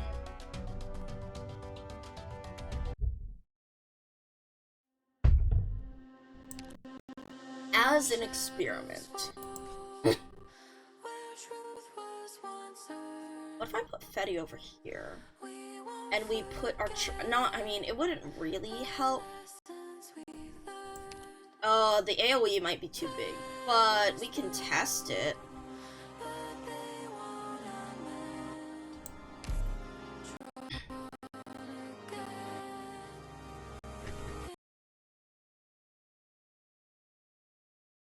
Okay.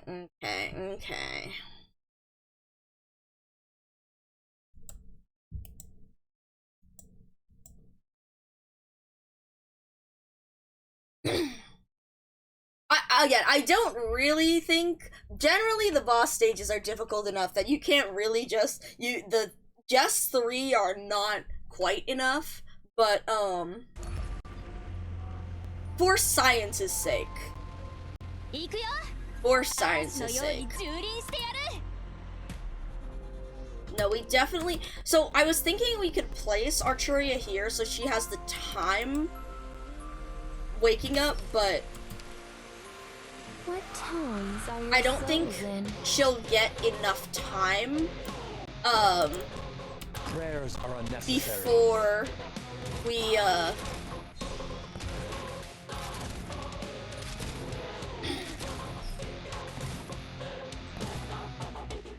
see, the problem, I want to use his skill, well, no, his skill increases the chance of a double attack. So maybe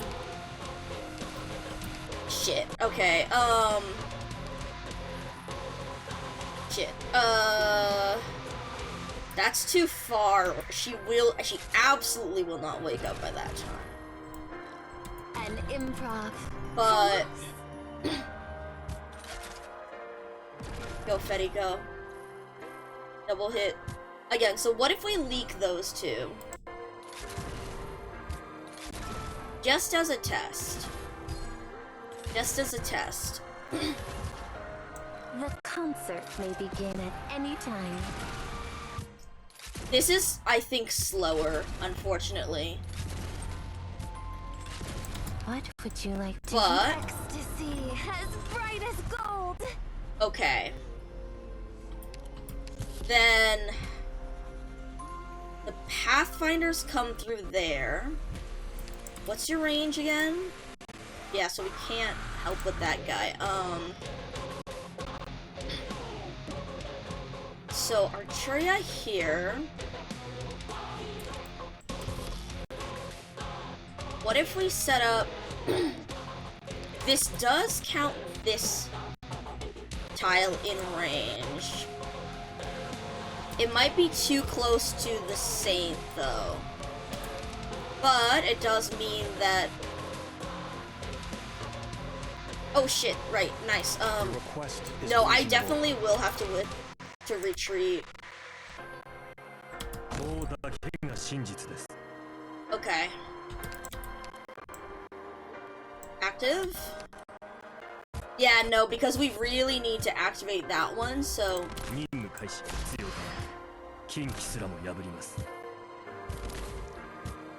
I'm scared of the AoE.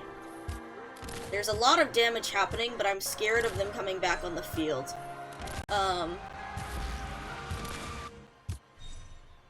Okay, oh god. Wait, no, the damage, it's okay. 42 seconds I do not think is enough. Unless, like, Betty? No way. Come on, Fetty. Oh, no way. No. For sure, yeah, actually.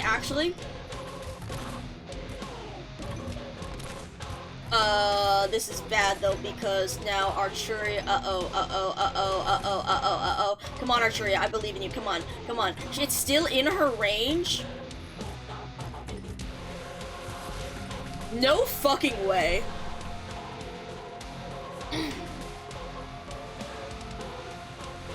Okay.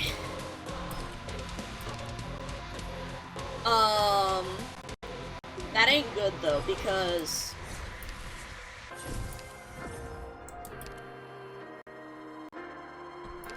what is that?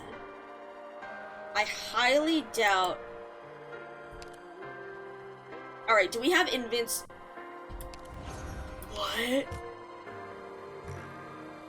The eyes? Oh, owie, owie. Oh, no, there's the attacks. Oh, no, there's the multi-hitters. Okay. Oof. Prayers are unnecessary. Oof. And I know there's an AoE, but maybe, shit. Because I probably will have to withdraw. I highly doubt this is enough to survive, but... Oh, I'm... Okay. Yeah, there's the multi-hit. Oh, right! Fuck, they're gonna attack those little fuckers. Shit! Because that's important for the SP. Unless... No, it does come back on the field.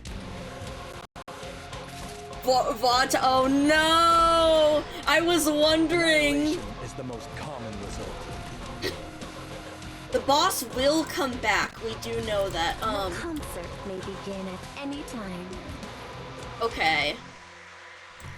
Honestly, we activate this to activate the reduced attack.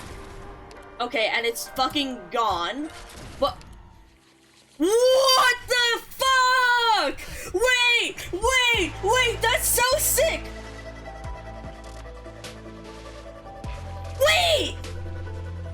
Wait, this music! This is music! They played this music in the trailer! This is the trailer music! Oh shit!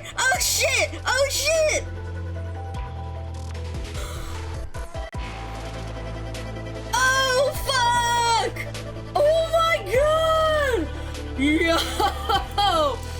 Are these tiles? Oh my god, do I have... Uh-oh. Saint statue. Enemies within range gain a barrier cap. Blah, blah, blah, blah. Holy fuck! Oh my god! Okay, wait, no, because Archeria's gonna... Come on, Archeria, I need to proc necrosis on this bitch before it gets out of range. Come on. Okay. Shit. What do you mean there's... Oh, no, that's the guy behind them that has ammo. Okay. Fuck. No, it didn't get necrosed. Okay. Oh, no, it's flying. My greatest weakness. Because FedEx can't hit them. Oh, shit. Okay.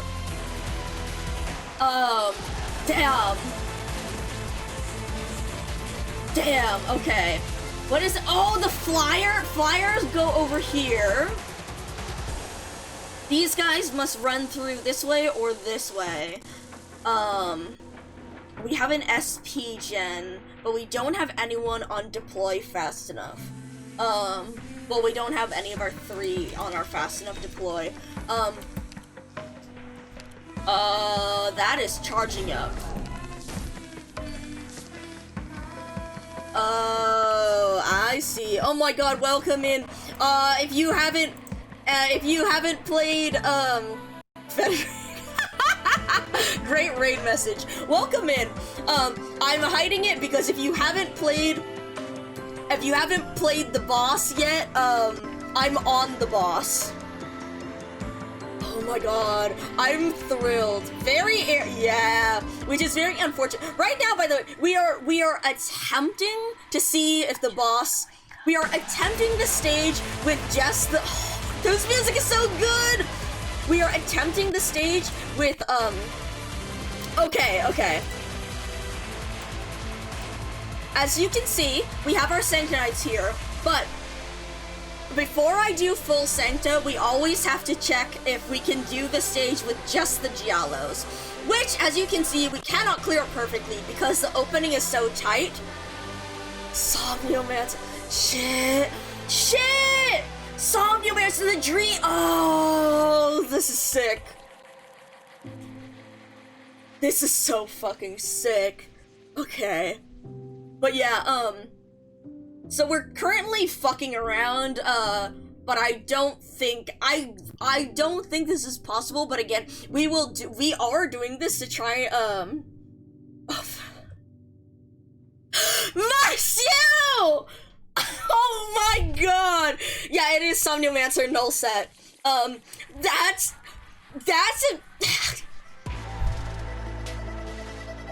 so... Okay,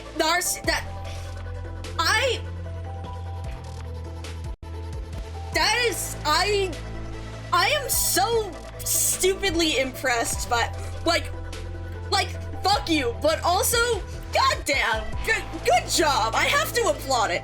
Anyways, oh my god. But yes, welcome in, folks. My name, oh yes, wait, hold on, I forgot. There we go, let me get you that Twitch shout out. Everyone, from my end, if you aren't following Asa, please go make sure to go follow him and check him out. He also streams Arknights. What day are you in RA? You're at like you're at 1,000 something, right? And also plays Minos Nights. But yes, very awesome, very cool. Love listening in on the streams, and I lurk. 1039, I see. Yeah, so I might not always chat, but I love lurking. You're 400 behind. What the fuck? That's crazy. 400 is crazy. What the shit? Well, for those who are new here, my name is Micah442. I'm your friendly local data collection AI. A good one though, I promise. I share, analyze, and preserve people's creative works, not steal them. I do some fun little programming things, like you might notice the floppy disks bouncing around the screen. The one shows up for everyone in chat. You can also interact with them using the heat extension by tapping my screen. It'll make a little marker show up, and you can make them bounce around. They do actually exist behind the map as well, but unfortunately this event is good enough that right now I have them in the behind area so that we can watch. We can see the event in all its glory. Generally, I play games depending on whatever my current fixation is. So we've played Splatoon, we did a whole bunch of Silksong, although we haven't finished, Act 3 yet. But, as you can see from here, Arknights tends to be a pretty frequent occurrence, given the fixation at hand. Which is also why, yesterday, I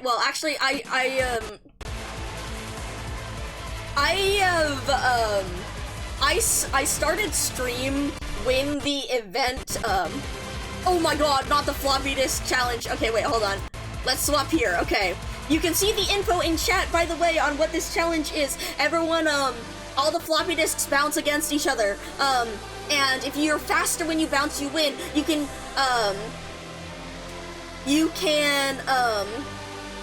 use exclamation point boost, but be careful because you will go, after 10 seconds, you will go slower than when you started. You can also, again, use the heat extension to try and manipulate where each floppy disk bounces, but it is kind of difficult with stream delay. Oh, yeah, that was actually, I think you were a panda, before, but, yeah, you cannot previously you could not change it because different floppy disks actually had different qualities based on what, animal they were, but unfortunately, programming that, I could not think of a good way to balance it. Let's see, who do we have? I'm actually on the screen, I think, but I'm moving very slowly, so I don't think I'm gonna live very long.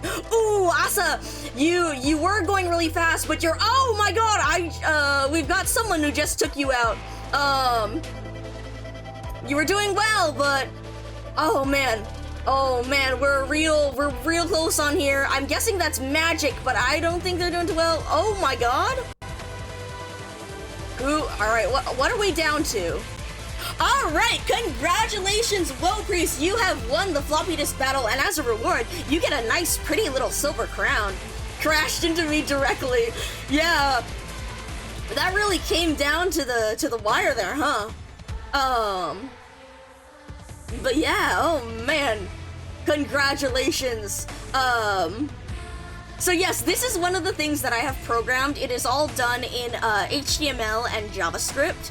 And where the fuck is my source for it? There we go. There you go. Now you should be able to change it. Oh, never mind, you weren't, yeah. Okay, yeah, now try, because now that the battle has ended.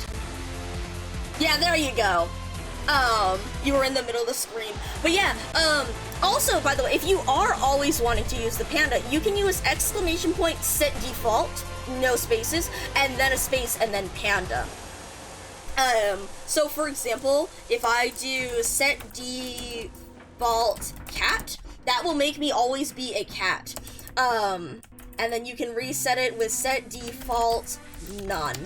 But yeah, so this is one of the little things I do. We do stream a lot of Arknights, and yesterday, so not yesterday actually, I say yesterday, snip, awesome, crab acquired.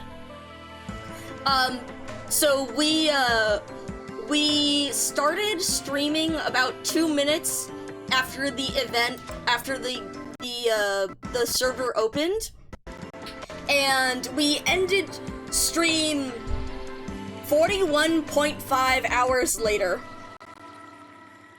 Now, do not fear, I did not stream, but I did not actively stream for 41.5 hours. No.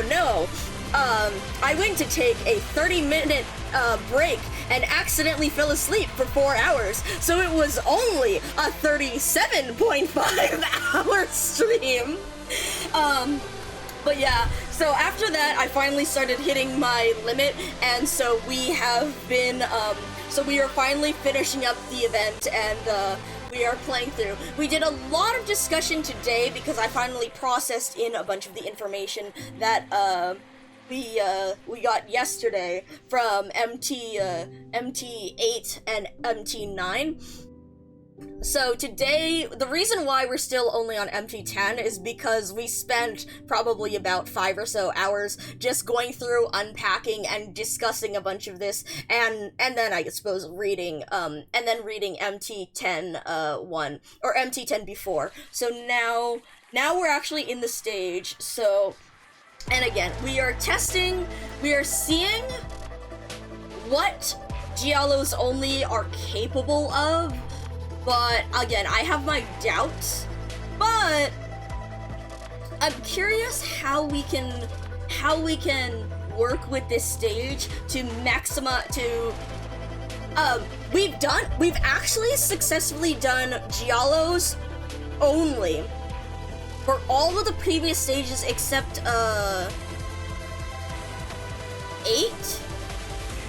Yeah, I think 8, yeah, 8, because the 8 has the matriarch. But the only usage we had was we used Exusii Original to wake up FedEx at the start. Did not attack any enemies, you know, nothing else. We retreated her and we played through the entire rest of the stage with only Giallos. So that was, we were able to do that, and our only usage of Exusii was to wake up FedEx. So, again, with this, I am curious if we can use our other operators in some utility thing to possibly awaken them, or possibly, we probably will run the redeploy with Exusii the New Covenant, but we'll see how much I can get done with minimal help. So, basically just seeing if the Giallos plus a little bit of support and assistance can beat the stage, but not have the support actually do any like attack or things like that. Okay, that hurts. Okay, so I think we're getting to be fucked because they are not. Oh, the dumpster behind our. That is a great name, by the way. That is an awesome name. Okay. I see. So it looks like the statues have, oh, no, that's the barrier gaining AoE. I don't think this enemy is going to run fast enough towards FedEx to get him to, oh, never mind. Oh, but they're gonna get past. They're gonna get past because there's too much, never mind. No, he's not gonna attack quick enough.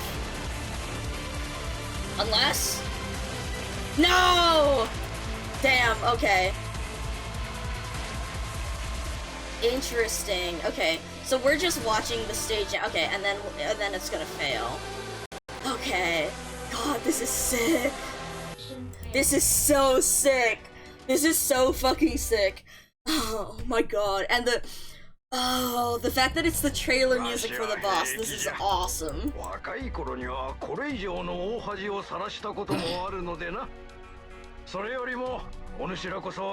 This is so awesome.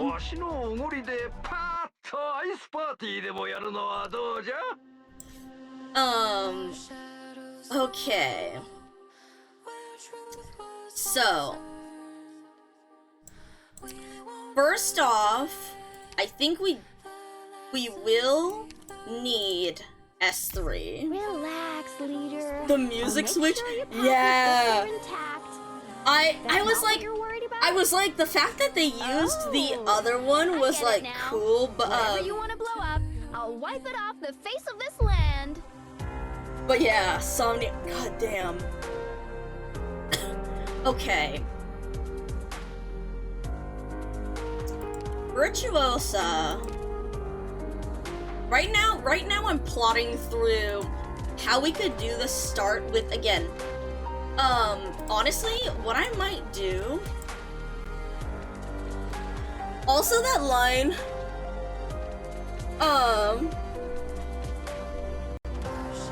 Yeah! Dude, oh my god! Yeah, no, believe me, like, I had to stop and be like... Oh, no, oh man, Petra's, oh no. Yeah, so much goodwill from Thea Oprek, yeah. Oh boy. Okay. Let me think about this, because what if...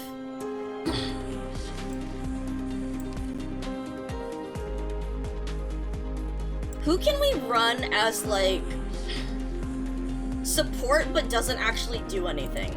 So one of the things that I was running, in a previous event was I was running, was it Gialas or Ambushers? But I was running a team, but then I put the entire Sui collection in the team so that we would have the Shu SP activation. But I never used any of them. They're just in the team providing support. Which...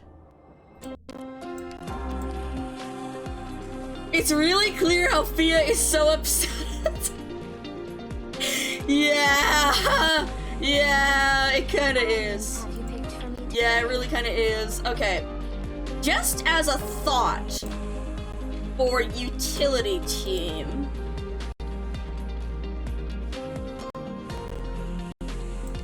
Congrats, Ivy. Your man gets to come along for his redeploy talent. What audience have you picked for me? But then, this is when deployed, right? Yeah, he needs, or actually, yeah, it's once he gets the stacks. I think Gramps is, yeah, he is definitely heavily influenced by that.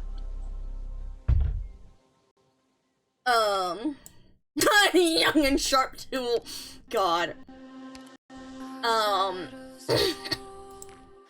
Okay, utility.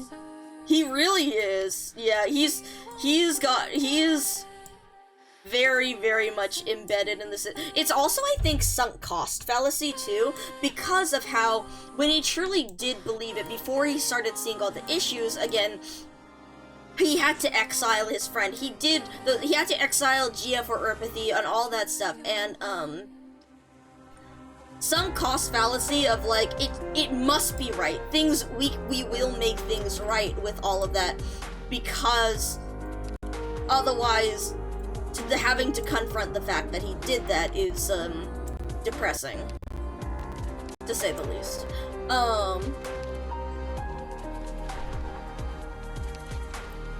Okay, so the main team utility, the main, like, team support where I put people in the team and not elsewhere is, the Sui thing. The old don't have the luxury of... Yeah, huh, that was a good one. Yeah, he'd explode from also... Yeah. There's no, team support.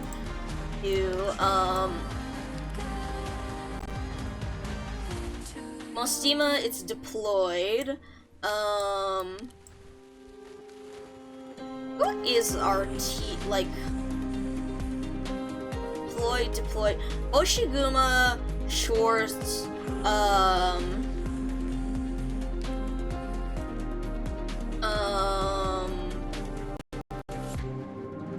Texas has the DP. Silver Ash in the team for redeploy.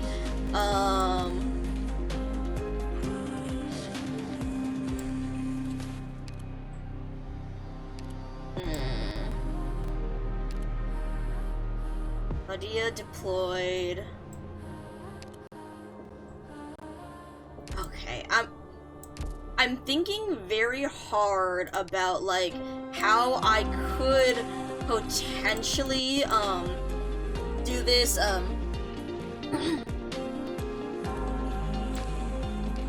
right. Just as a thought, not he's like all the way. Yeah, FedEx or Arturia. Yeah, Lemuen got snapped up by her close friends, but Sima is fun. Yeah.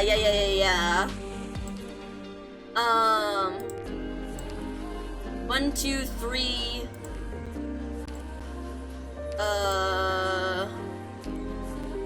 4. Right. We'll bring me on for the for 5. So technically, these are all folks who have support that can be activated from just being in the team and never deployed. I'm trying to think of others who have that. I believe Schwartz has that, and Ayafala Normal has that for casters. Luxury of possibility. Yeah.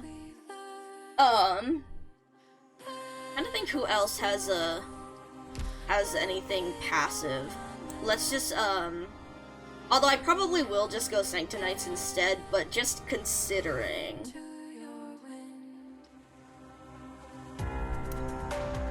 That is true, he was so fixated on it that he did not consider... I mean, I guess he saw it because it was his idea of a perfect solution, so...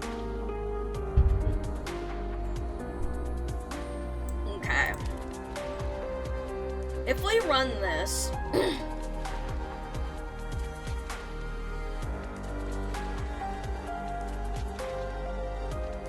Okay, wait, what if I'll come back to this. We're still gonna run a minimal team, but...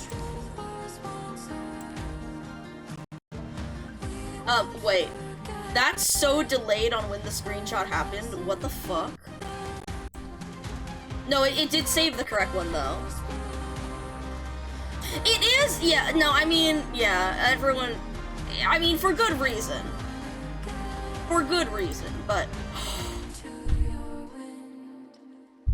Okay, I wasn't sure if this was going to show up in this update or a different one, but that's how you do it. Okay.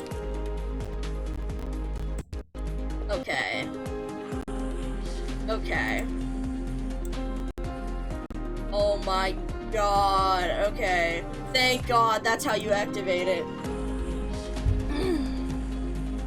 Yeah, it really did. The timing of it as well, when he was in doubt,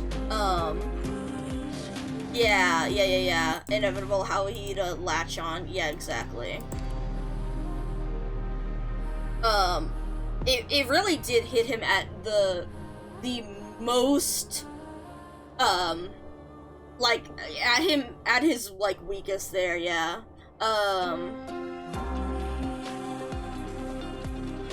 I'm just thinking,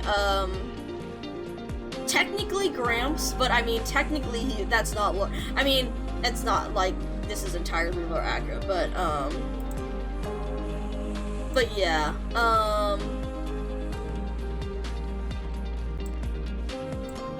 if we put this in the people who are directly involved, I mean, I guess, we'll put Exia Alter at the end.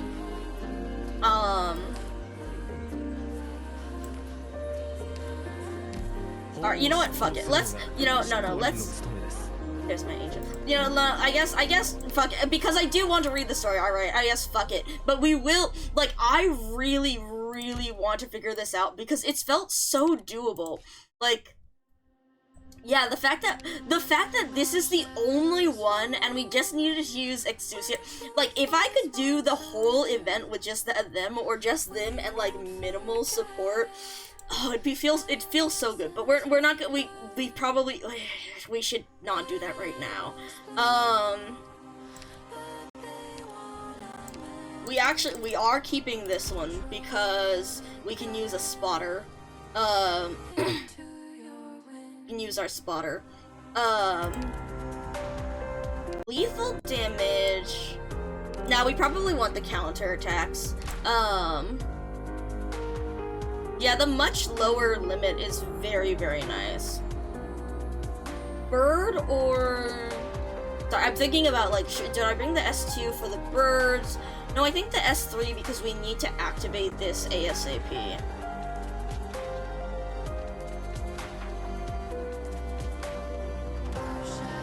Alright, as for attacking...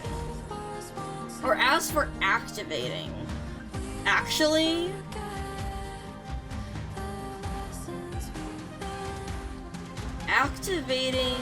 We're activating the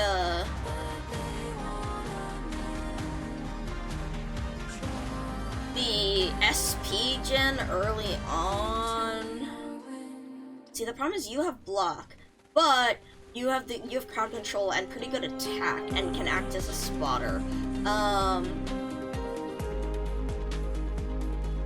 You have Exousia, but having a second one is nice. Honestly, genuinely, having 2 Deadeyes is very important.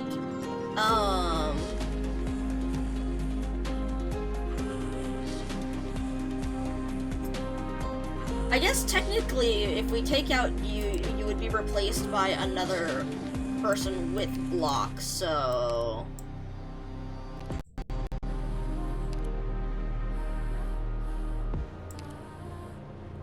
We actually want this because we're going in for, well, actually, no, hold on. 15, never mind, that one has a longer starting time. So... Final mission, yeah. Suddenly receive us, will you shudder in relief or will ever, yeah. Yeah, it is...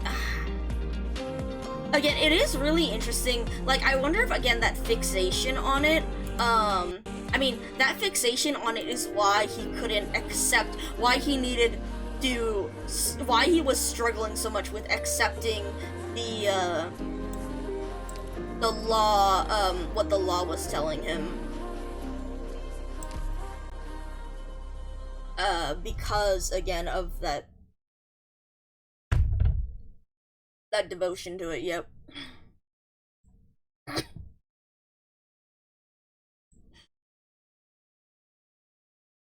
I really want to look over again the whole thing about talking with the... See, it's so interesting also, like, how it is the solution that he wanted, when it came to, like, the nursery, and the way the Matrix, the way Kep was able, was used that hope. Okay.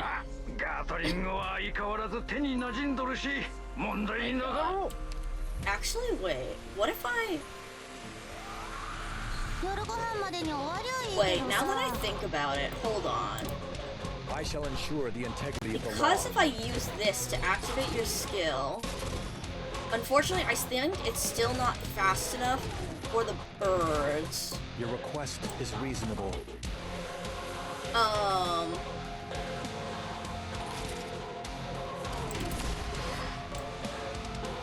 Yeah.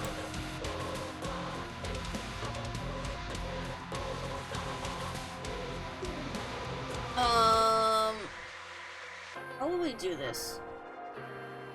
Let's see, I think having Archuria here is too late for the birds. Violated taboos hold no power.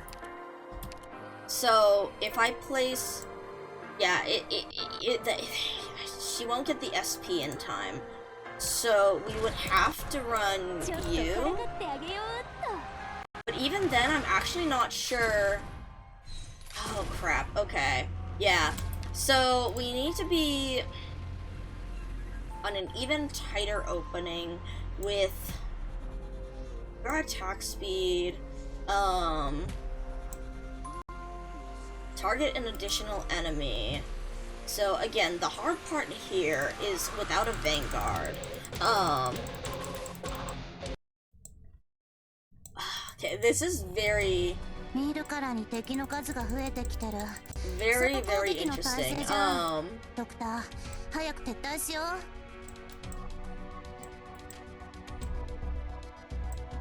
I think the intro will probably... The intro feels like it's going to be one of the hardest parts of this. Once you actually get DP, it's not too bad. Ixaparato doesn't have enough attack speed to really make this work. Regardless of skill. Because it's a counterattack. The bird opening is yeah, it really is.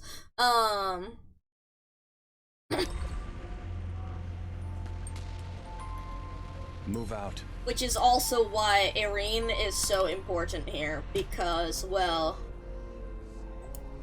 you can hit this. I believe your attack speed is a little bit lower than what's needed, but the attack speed is a little bit lower than actually no it's not. It's the fact that FedEx gets double hits. You had to bust out Silver Ash, Lemao.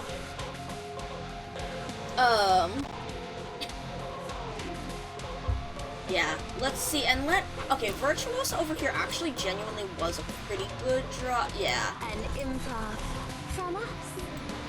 Alright, there's the bird. Come on. And then there's the attack. Yeah, no, Lapland, is a very good choice here. Okay, thinking about this. Again, how could we minimize usage of other units? Where could Exia go? I mean, because we'd probably want to redeploy.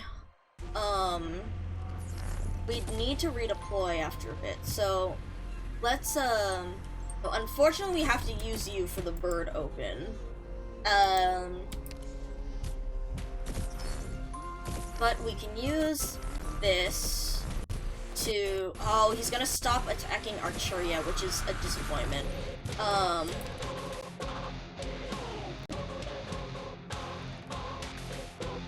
Yes. Yes. I know, right? Same here. I commented on that. Win. So awesome. Great game. Okay, so we have Irene, and then, unfortunately, we will need him to, okay. What would you like to hear? Yeah, that last bit, yeah. Okay, it also is really unfortunate that about the stops attacking and not getting this one, because you can't necrose them.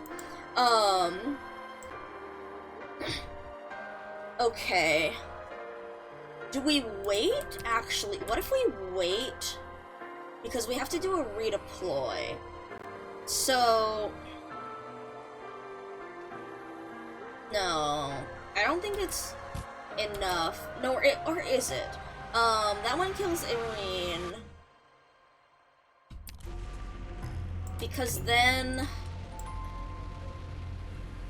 if he wakes himself up over here... Over here, I don't think is enough. Well, let's see. Because... no, he could provide support. Oh yeah, no, DOT is really good. As definitely... DOT nights would be very fun on this. I might try that after. Okay, the boss also... it traveled through here, and then it went this way.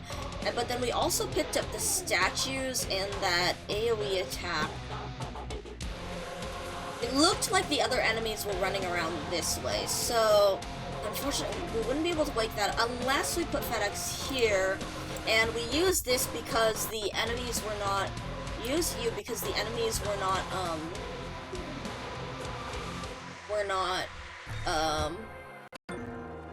okay, good, because the enemies were not ranged yet. So if we put you... I put you right here, or... right, that does make it harder to attack this... wait. The concert may begin at any time. Ecstasy as bright as gold. Then we get the attack... oh wait, no, because of sleep, so no attack buff yet. It's okay. As we can... again, she'll slow these guys down, and...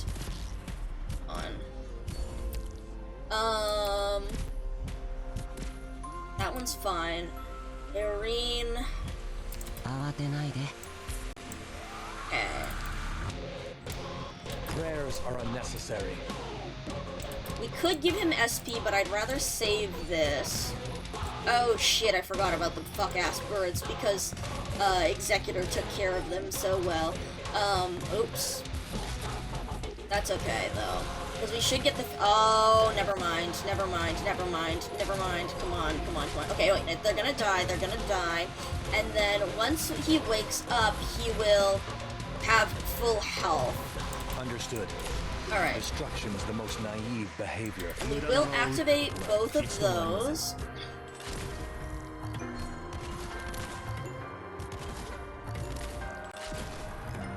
That's interesting. If it has... I didn't look at the boss info yet, because we're still figuring things out, but it does look like it had a sync, or is it a dodge? That's very interesting. Okay. Then... let's... shit, because... it fought Federico, we used Arturia here to...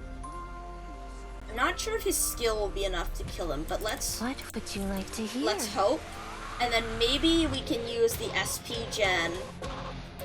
I will keep you here because we need this. Okay, okay, that's fine. That's fine. Never mind, it will be enough. God, that is so fucking sick. That is so insanely sick. The change there is so good. Yato Alter, true, that is a good one for multi-hit. Very good one for multi-hit. Okay. We definitely want to slow enemies the fuck down. But I don't want, again, minimal use. I want minimal usage. Okay. Shit. Wait, no. FedEx was placed later, but now he's not recovering health based on from this. Getting rid of the barrier will be very important.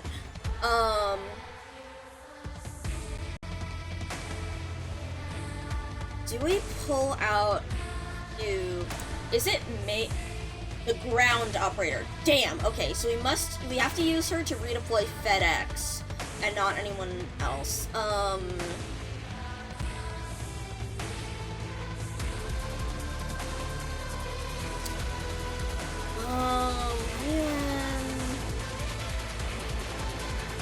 God, this is really good music.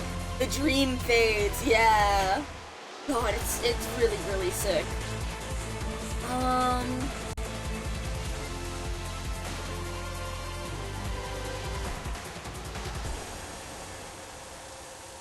So we do have a big ass fuck shit of enemies coming through here. That is a dream tile, but no, because I was like, here, you, here, facing you, retreat FedEx. No, because you're not facing the, he won't have quite enough range.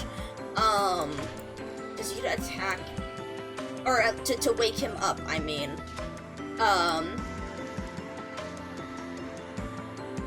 The barrier, okay, to focus on multiple statues, he could go here, because then Executor is here. Unfortunately it means that Axia might die, because this thing is very, right there. Okay. I think that's our best, like, attempt, though, to get rid of the statues early. Unfortunately, then we have to rely on you to work on the enemies there. So... Real estate question. This wonderful realm, or a panoramic view of hell? Right. I don't have someone to wake you up, so let's see how much damage you take, I guess. And then, we can, again, we're slowing those. Oh, wait, is that the statue attacks? That's, okay, that's kind of rough. Statue attacks. Would we have to bring her further out? No, because she wouldn't be able to attack either of the statues.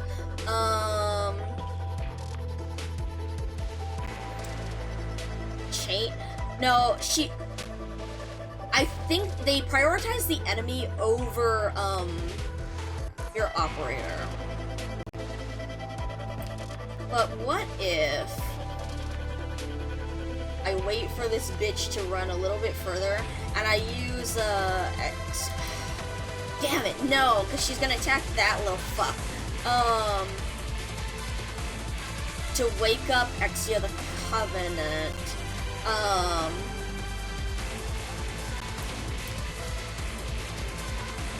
You might run back and forth a little bit. Okay, let's say fuck it and try though. Okay. Nice that they're waking up these guys. Not that I fucking need it for deployment though, which is, or that's kind of, I was hoping they would be marksmen, but oh well. Okay, never mind. Exucii is fucked. I knew you'd come straight to me, leader. Right? Yeah, okay. Disappointment. Oh shit, okay, the barrier there. Yeah, so we definitely would have needed the redeploy there. Nice! Oh, right, the ammo replenishment goes crazy. Okay, so you come across this way. How are we going to... are we going to do this? Because... Okay, there's the... Actually, that's kind of... No, it's not good because you are... It means my SP gen fucker is going to be dead. Never mind! Why the hell is it pointed... Why is it going there? Okay. Well, I guess that's good to know. Fuck. Okay,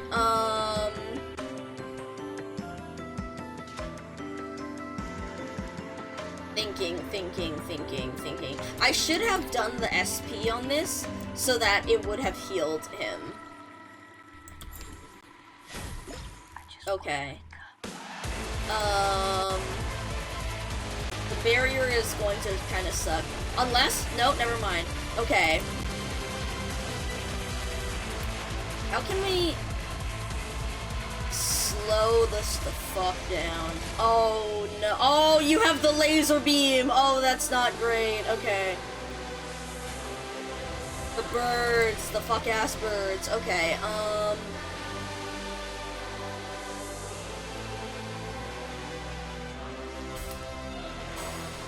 very interesting though. A solo. Oh right, there's no SP there. That's okay. Okay, yeah, so we would definitely want to put...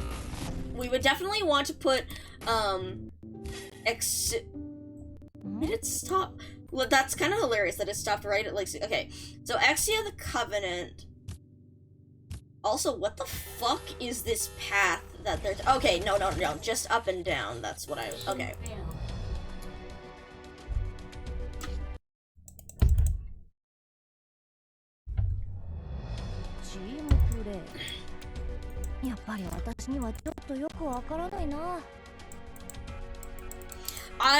I want to fucking... I'm like, I want to...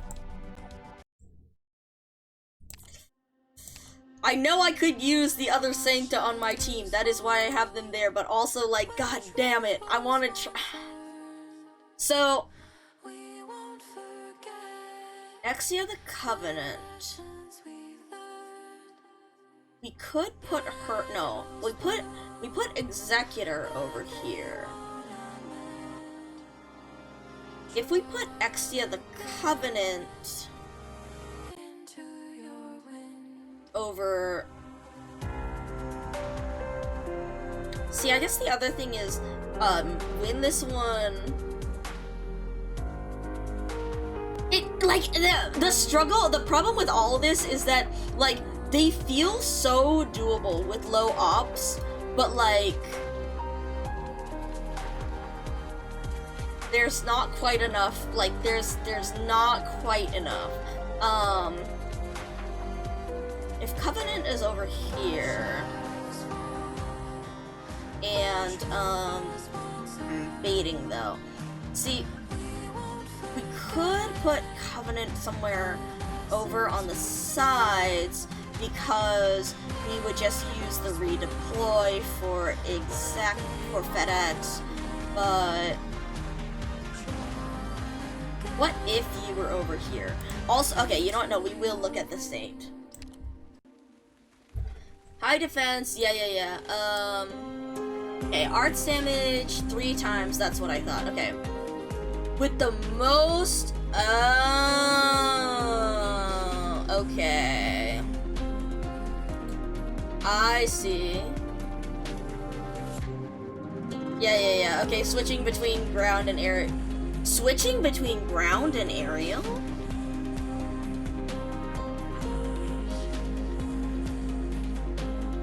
Oh, no, it will become aerial, okay. God, I was like, if we can get it to go back on the ground, that helps us a lot. But, it encountered the law when it was still TCAS, and thus, Laterano and the Sancta began. Okay, yeah, and this one is the... Wait, that's really funny that the statue has movement speed SS because it doesn't move. That's really fucking funny. I like that they did that. I like that they did. God, see, that's the other thing that Lemuen will make this way easier, because all we have to do is pop out our spotter for the statues. Maybe?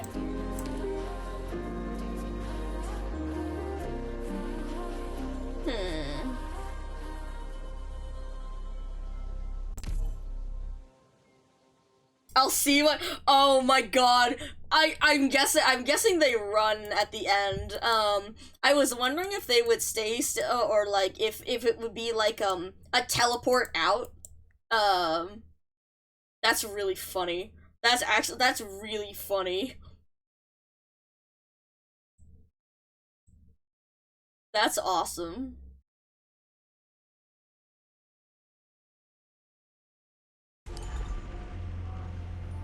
Okay. Firearm check.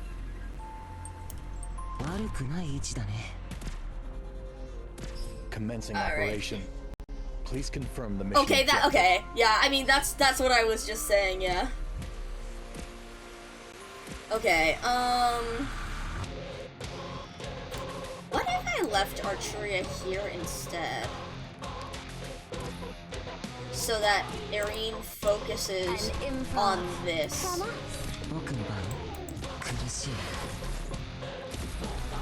Okay.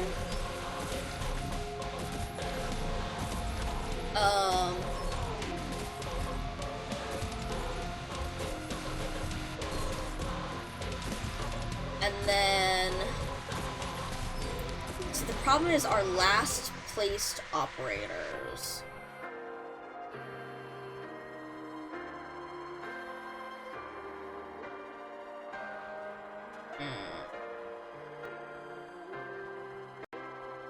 Where would I want... Maybe...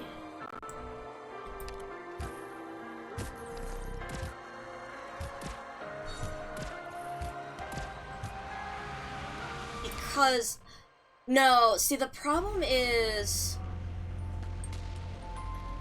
that the boss goes over there.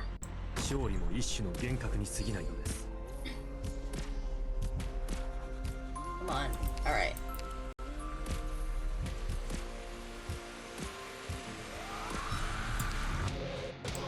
Right, we had Archeria active earlier before, but this is okay. Gotta eat? Yes. Yeah, no, this is awesome. This is awesome. I'm thinking so hard about how this will work.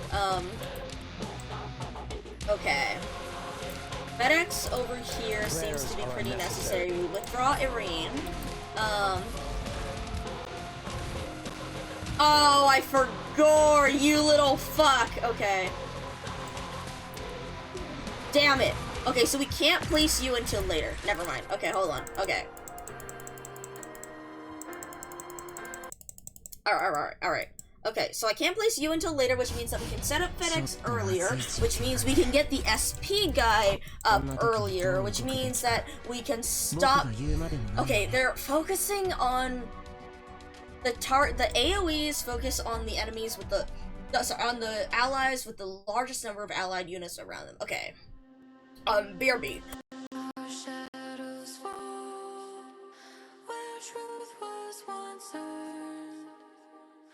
We won't forget the lessons we've learned. Petals bloom, but they won't unmend. Drawn again into your wind.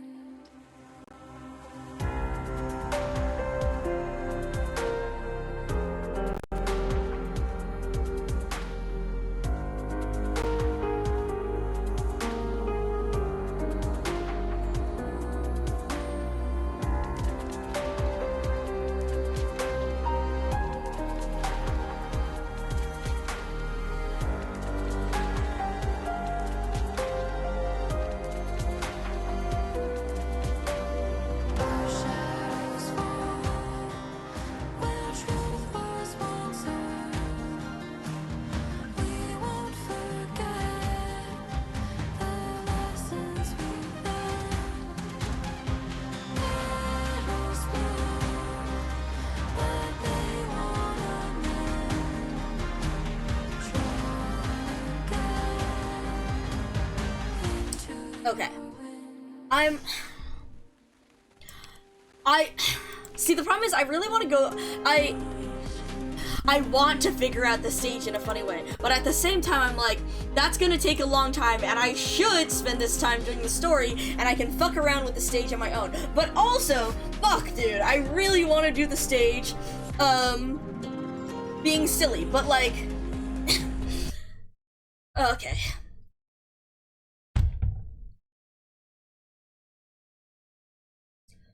Let's I'm like, I want this so badly. I want to do the funny, but like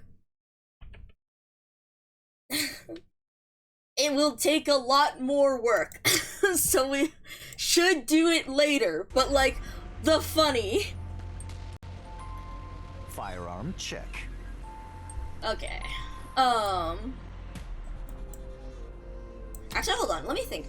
If I put you right here, you will attack well, you could get the archery up. Well, yeah, okay. Please, this is no time for pity. Okay.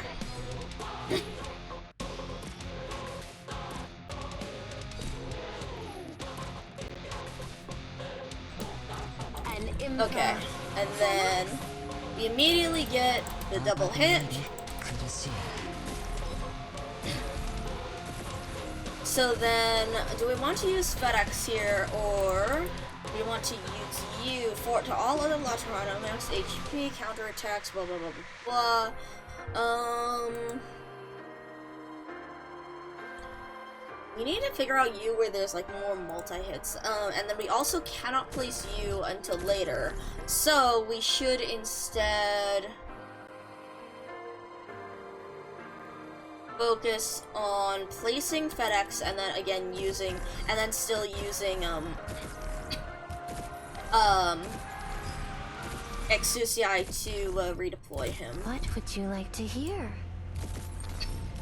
What would you like to hear? Damn, you're like right out of range, but again, we will it'll be fine because she'll wake up she'll wake the last him out. As bright as gold. Okay.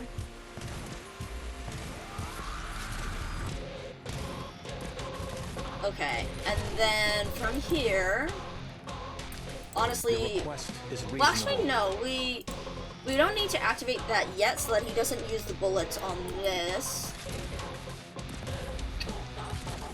Okay, aw, you're kidding me. Irene, no. Oh well, at least we can get the double hit. Okay, cool.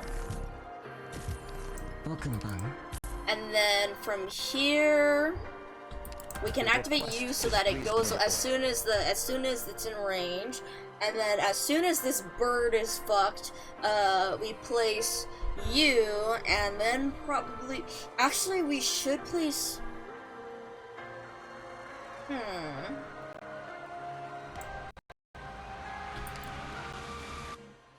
Violated taboos hold no power. Whoever said a wheelchair couldn't get up onto a steel beam? Now, I know that I could have her focus on the stage and it wouldn't make that much of a difference, but you know, we're doing, it's the little things. Okay, bird out. Executor up. Okay. Oh shit. Oh, you're a little farther out than I hoped. Honestly, let's use you to heal a little. Actually, no, you don't heal, do you? You simply, ah, fuck. That's a long charge time. Oh, what do you mean you do that in this stage? In this phase? I didn't realize they did that in this phase. That's fucked up. Okay. Okay. I'm in position. Let's see if it changes, let's see if it, stays marked when it changes phases, I guess. Now we also need some kind, we need the bait. So, alright, there's the mark, and let's set you, actually I need 2 baits, don't I?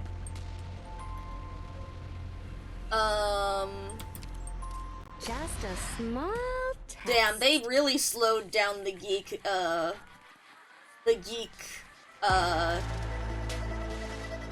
damage, HP drain.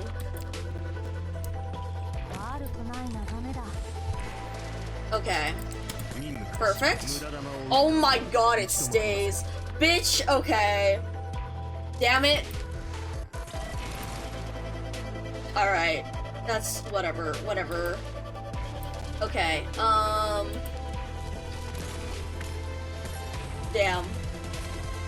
Kind of, okay. I know, right? The toxic damn, okay. I would like to unmark you because I was... Okay, maybe we can't put you here because I just wanted to mark the fucking statues. Yeah.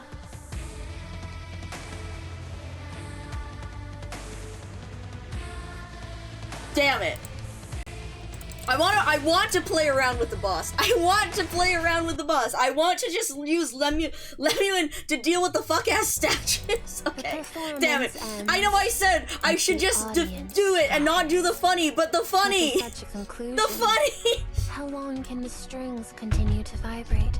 Also, where's my fucking cough drops? Yeah, no, it really is a big help.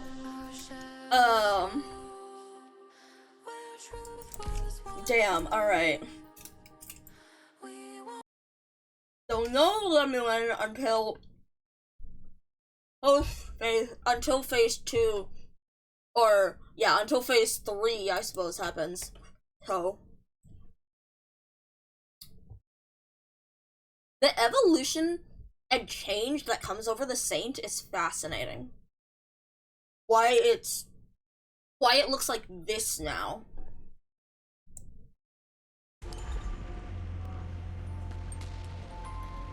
Okay. Honestly, I would rather have the Saint get closer like it did before. Please, this is no time for pity.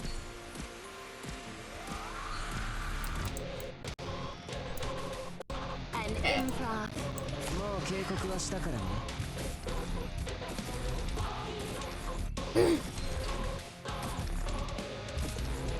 Really fascinating how that's like the body, the structure, that what the fuck kind of TCAS are like As bright as gold. Okay, and then I we shall set up ensure you. the integrity of the law.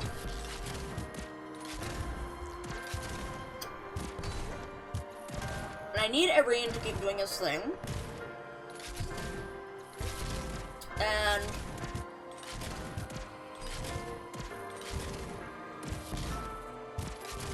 maybe what we do is we set up Mostima earlier for the slowdown instead. Or I mean we could just not deploy anyone, but like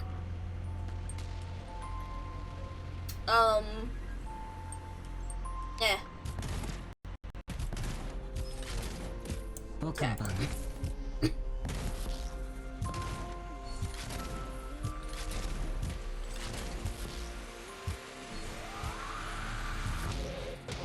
I'm about getting attacked there, but it's okay. It'll be fine. Understood. Annihilation is the most common result. Perfect.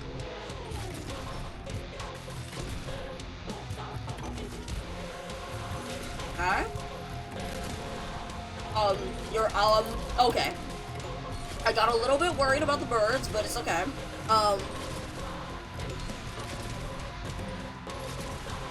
Okay. And then we do set up you. Start getting the statues in range. And then Then we set up one of you guys. Actually, yes, because of your taunt priority. Insist on being so stubborn, then prepare for execution. Actually, we can't activate it until later, so it's fine. Okay, let's activate this so that they aim for over here instead. That also means that when we activate this, we can place... Go up to there, so we'll place Lemuen, honestly, right here. Oh, I'm sorry, Archery. Damn. Alright. I don't want to use them up right away, but it might be needed. All right. Damn.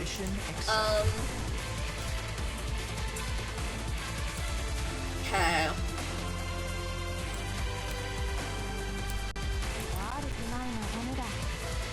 You guys go over here. I'm in position. No need to guess which position. This thing hurts. Damn.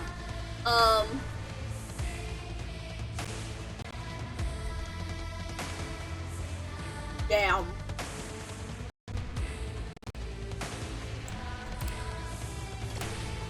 No, not the beam! Wait, no! Oopsie. Fuck, okay.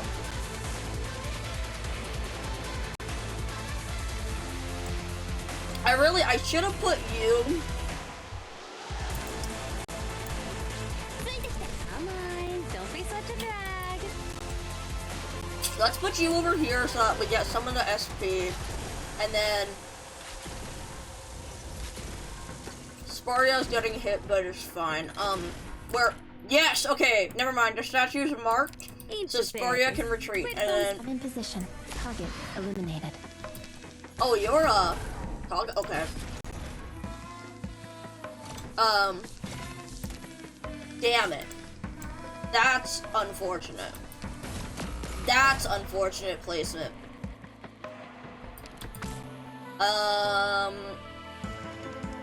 That's unfortunate placement for sure. Okay. So we need to cluster a couple more operators somewhere else in order to redirect the AoE. I just wanna wake up.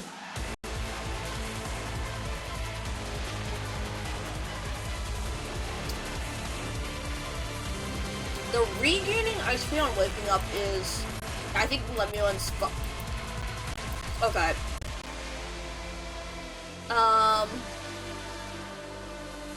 We actually do having mix apparato,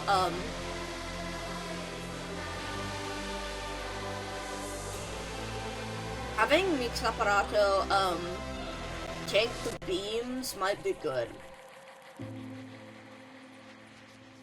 Because of the counterattacks. Very interesting, okay. The fact that it clusters around the most operators. The most adjacent. So we need to plan out where we put everyone.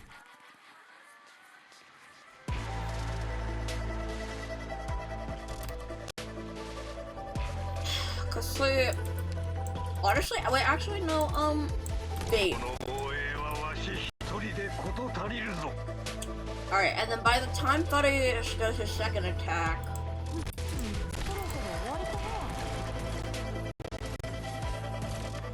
Good, slow the fuck down. That's a lot of damage, never mind.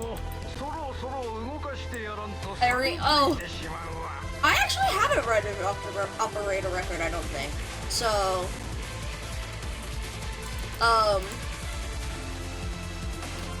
Wait, isn't it Randall? Or is that to someone else? I know that no, the operator record has Randall in the name, but I don't know if it's his or someone else that's involved.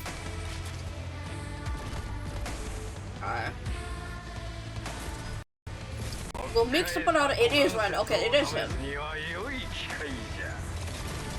Damn. The lack of SP guard is kind of annoying.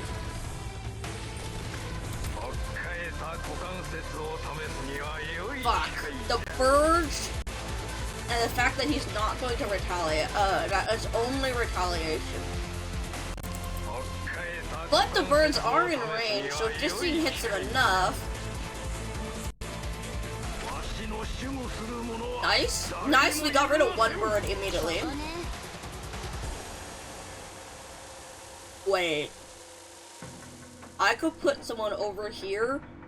Or, I mean, I could put, like, extra over here if I wanted to regain executor skill. But,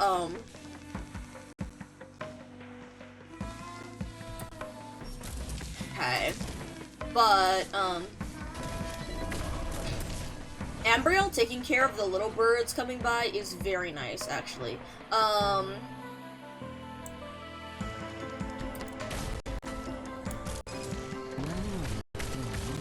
Ow.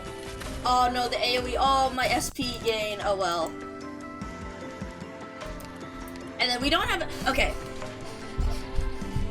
So that mistake here, we put Lemuen over here. How do we figure out the cluster of operators to redirect the AoE when possible?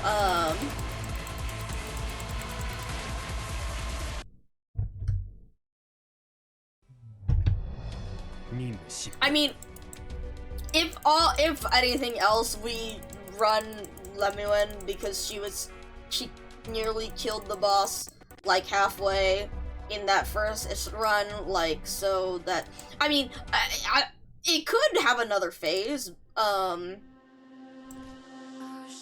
unsure if this, I mean, okay, but then I would, see, I see this switching, so, like, I'm suspicious.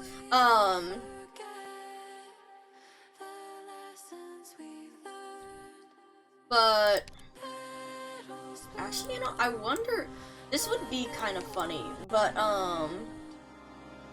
honestly, the S2 not dying might be good, but actually, hold on. We bring Enforcer purely because he has more HP. We will keep this. A new mission? Understood.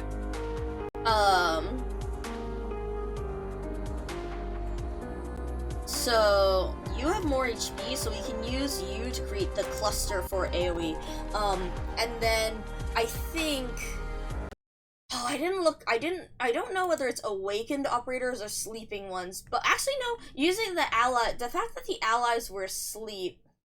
So if I can have the true AoE hit while they're asleep, then when they wake up, they gain HP back and can return to being bait in order to make this happen. Okay. So what if we do the opposite and we put Irene over here so that later we replace him with FedEx, because then we use this one as our bait, because then we can run we can put Enforcer, Mixparato. Get in line for my bullet buffet! Alright. So in this case, are we putting Archeria here? Or honestly, she's not doing that. No, we are putting. No, this guy, the birds. Okay.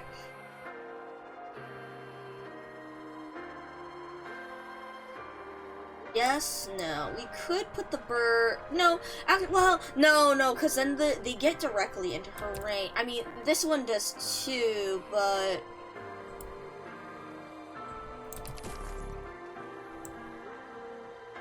Fuck it. I guess we test. An improv from us. Okay. Let's test.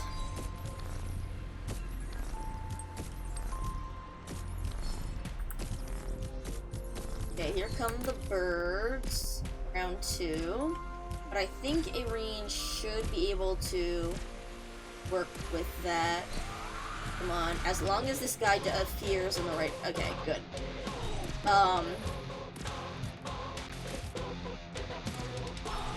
god, this is really tight. This is really tight here. Come on, Archuria, wake the fuck up! Thank you. Ecstasy, as bright as gold. And then... I don't want to place them until later because of the, I don't want to place them until later because of the targeting order priority.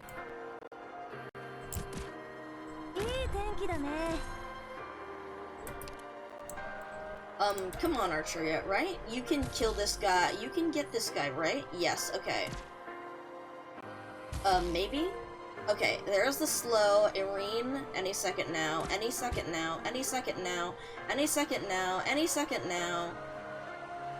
Okay, thank God.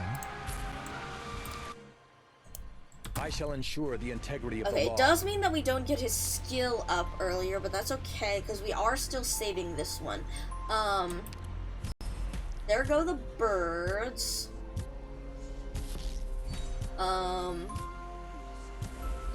Nice.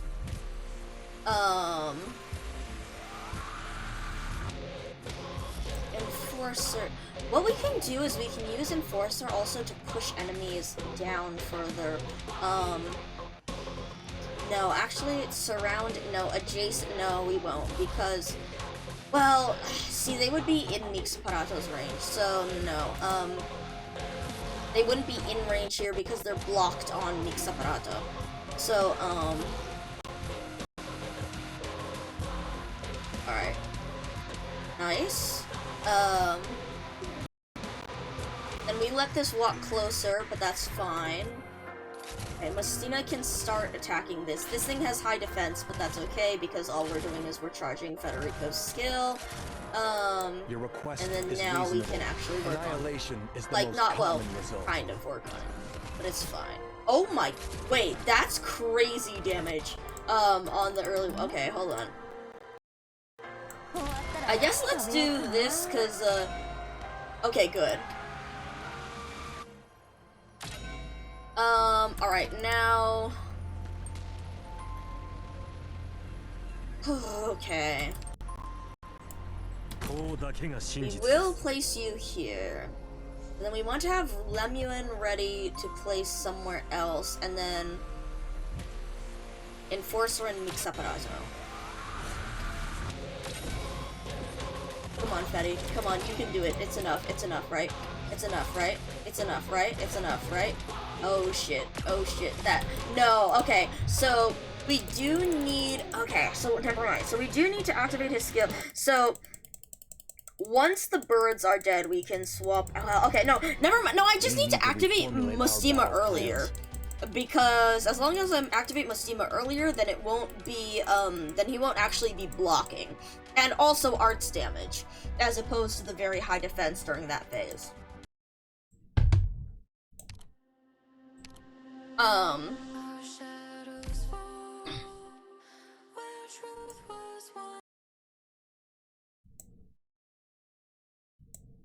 Honestly, like, I almost could place Mixaparato, but,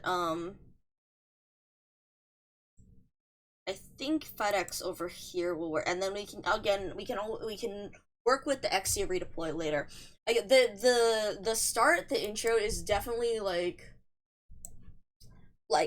this definitely feels like it's going to be it is the trickiest part. Move out. Okay. 君たちのために地獄の一等地に部屋を用意しておいたから安心していってらっしゃい。14, 15. Alright.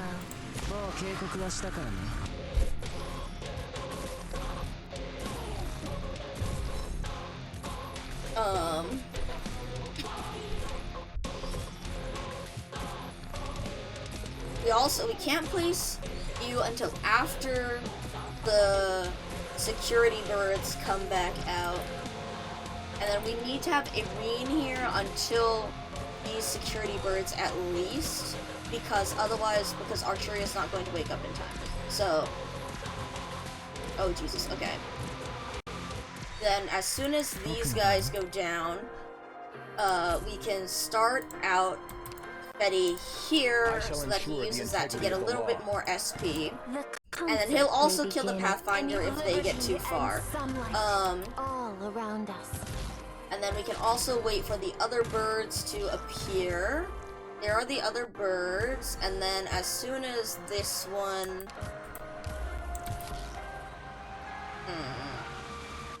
Let's save the DP to place you first, so that you wake up earlier. Actually, wait, no, I'm wrong. I need to place Mostima first, because, she needs to help out, FedEx.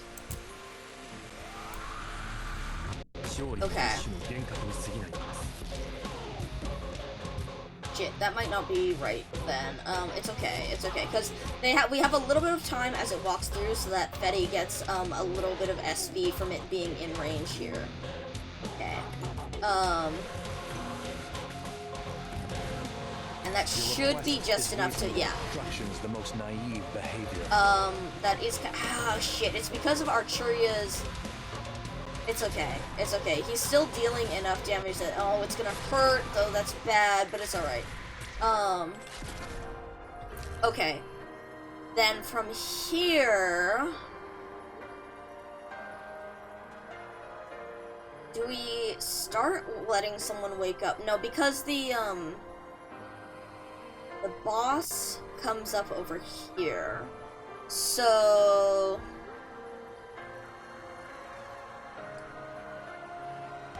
we leave them like so.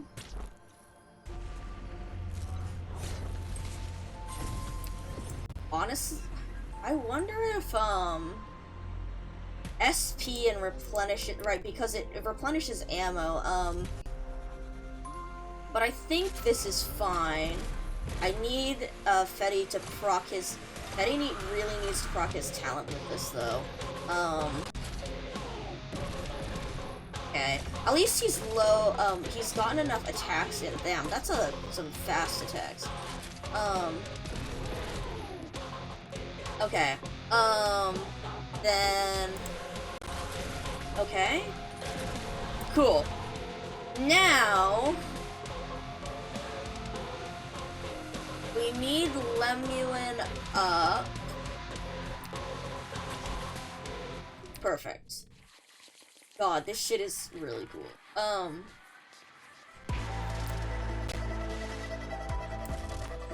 So that you're farther away, and then we place you yet? Not quite yet.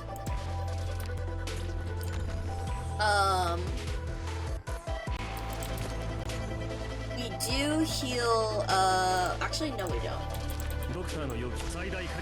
We start attacking and also gain the wanted status. And honestly... oh, actually no, that's got the barrier in, it's still in the range there. Oh, the HP, but it's unfortunate there's enough other... no, actually there isn't. Okay, let's get rid of these guys.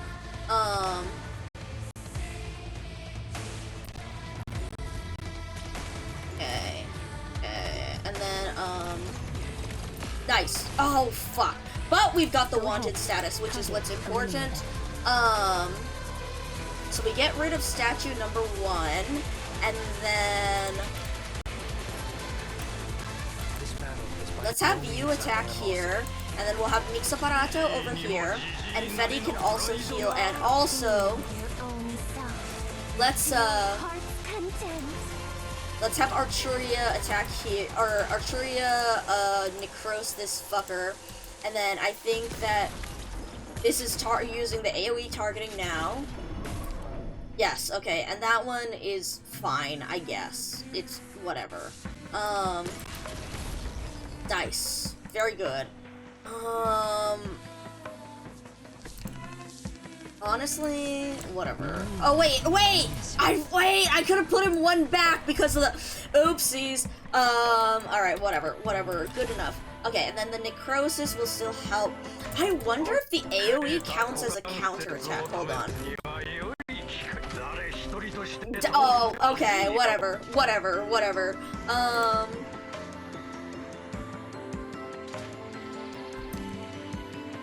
Let's see if... I just wanna wake up.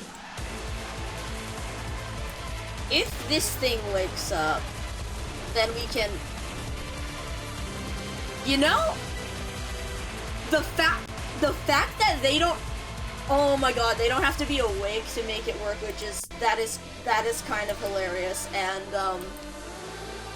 lol, lmao even then. Okay, lol, lmao even. Because...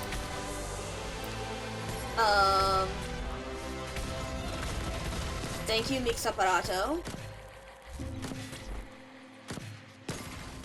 And then we can almost get this up and going, and then...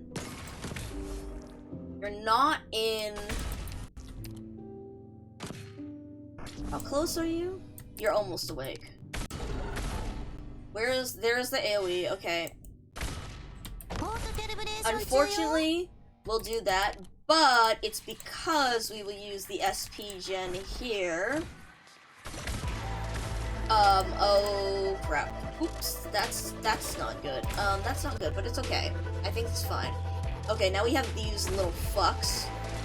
And then Lemuen will honestly probably kill this clown. Because, yeah, now it's getting into her range for real. Oh, oof. Okay. That's okay because this one still has the biggest area around it. Alright. Oh well. That's fine. The ground unit, enforcer,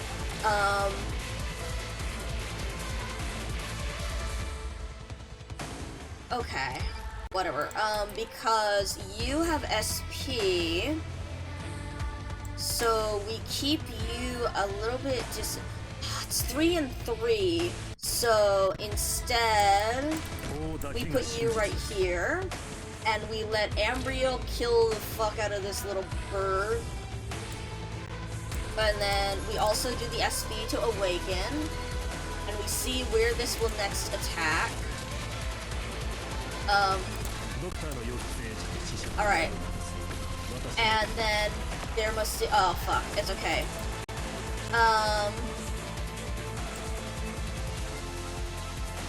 You know, it would be really funny. Let me let this get a little bit into... Yeah, okay, it does.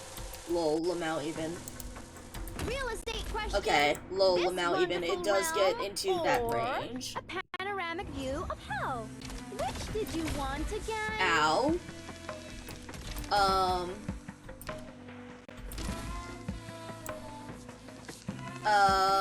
Wait, is that it? That's really it? Lol, lmao even. Lol, lmao even. Okay. I knew you'd come straight to Come me, on. leader. Lol, lmao even. Come straight to me, leader. Let's actually... Never mind, it's just attacking XD. Is that the beam? No, it's just a... Straight to me, leader. Right, okay, never mind, we're fine. Alright. We'll make that happen.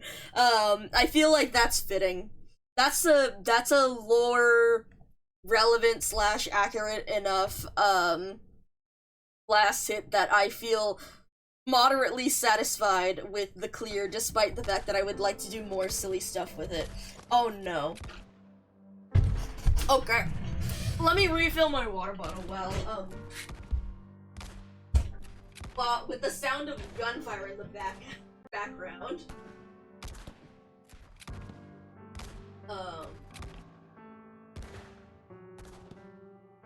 Again, we could have made that like 3 million times if we simply Lemuen at the start, and the fact that the fact the boss stays marked after it changes phase is so exploitable. The fact that the boss stays marked after it changes phase just is insanely exploitable. To have Lemuen just kill that shit. Thank you for the sip. Okay. The saint drags her massive body along as she walks at the head of the procession. The sancta named Lemuel jumps around, pulling out gun after gun like fucking hell. Prestidigitation.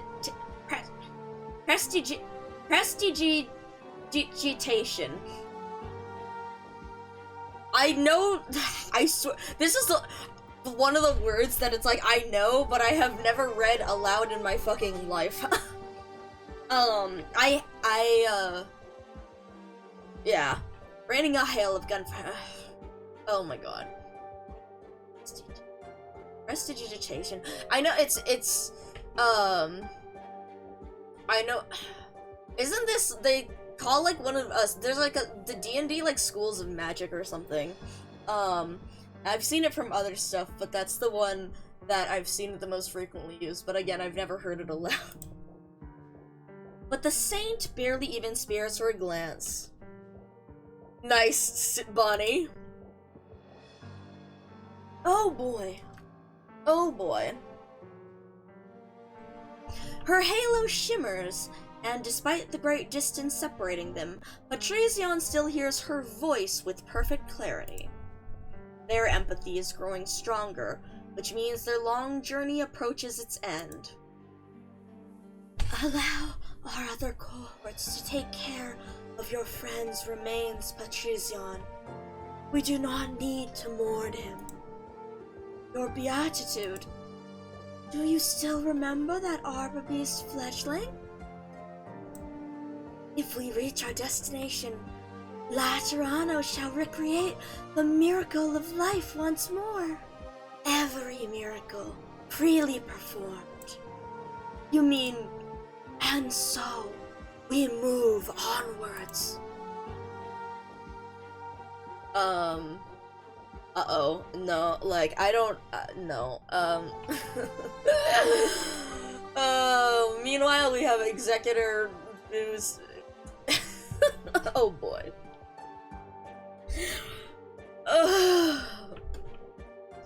I've, like, been semi-discreet about, like, what I know is going to happen, but I am aware. The grand procession patches statue after statue, workshop after workshop. The city grows brighter, step by step, pace by pace. Patricion walks forward in silence. Stop! No! A young gunsmith's apprentice walks against the flow of people, stopping in front of Patricion. Vanini stares down the gun knight, many times taller than her. She raises her gun against him. Vanini. The crowd parts around them, but none look toward them. Vanini bites her lip, doing her best to stop her hand from trembling. Fuck. You are his apprentice, yes? Magister Paganini, where is he? He warned me. So, in the dream, I hid in the workshop. After I awoke, I still hesitated for so long. Right now, you're scary. Laterano's scary. I don't know what's going on. I don't even have a Patron firearm. But I can't just hide and wait. So you made yourself that gun and came to stop me? Mm-hmm. That's very brave of you. But do you see this procession, my child? We will birth a miracle. one that nearly all Laterans will be a part of. It's not scary. That got nothing to do with me. I'm not very good with words. I couldn't think of any worse ones. Oh, fuck. Magister Paganini was my only family. My only connection to Laterano. Your only connection, huh? Damn it. Hag, you never got a halo in the dream, so why did you join the procession? To find a chance to kill you, obviously. That sniper, your old student? Tragic, isn't it? Worse than when Gia left? Man. You still going to listen to that monster? Going to keep protecting the crowd on this walk? Don't think I don't know what you're thinking. The Laterano of 50 years ago forced you to banish an infected Liberi. The Laterano of 10 years ago forced you to banish a fallen gun knight. Even your granddaughter is far too stubborn and opinionated. Who knows if someday she too will... So, you hope for a better Laterano? You want it to be like a doctor who becomes a miracle worker, able to treat neuropathy, able to fix personality flaws, able to make everyone accept one another, no questions asked? That way, no more sad farewells like you've suffered through before. You're a coward through and through, Patrician. Wait. Farewells are like melted ice cream and worn out guns. Doesn't matter what you do, it's bound to happen, right? Even if you can't stop them from happening, you can still give your well wishes. A simple goodbye is all you need. Man. It's not like you have speech impediment like Vanini. Is it so hard to find a way to shed some of your regret? Enough talk! Just hang on! Hang on, my feathery ass! This is a bullet that can cut right through gun knight armor. Don't touch me! Let me finish, otherwise I'll step into the grave that much quicker. Alright then. What's with the tone? Don't even think about getting sentimental on me, Patrician. Why do you think I saved you? Don't jabber at me about calamity or crisis or what path Laterano should take. If the city really is going to be destroyed, surely we can do more than just leave it to some monster from beyond our nightmares that sprang up out of nowhere? Arella, Fiametta, all those other Laterans you know, are these connections that weak to you? You're a gun knight, you stolte! The best gun knight in all of Laterano!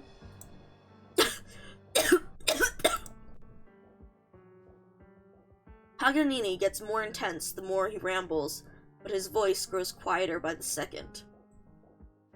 Patrician holds his old friend tight, feeling the warmth slowly drain out of him, as though the last dregs of his life had spilled out with his latest outburst.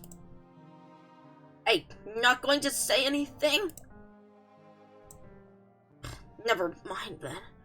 Before, at the shrine, they said we had never actually shared anything these past few decades. Now, at the very least, that regret's gone. Damn it. My Magister, he... Forgive me. I couldn't even give you one final moment with Pag. No. But Nini, if you had just been a bit quicker making this gun, if you had just gotten here quicker... Vanini lowers her head as if in a daze. She looks about at the people walking past, like she is only just noticing her surroundings. Her halo suddenly begins to shine. All it would take is a momentary waver of the heart, and the empathy of the countless masses would come crashing down on this confused, lonely sancta. No, child. Keep a tight grip on your gun. What?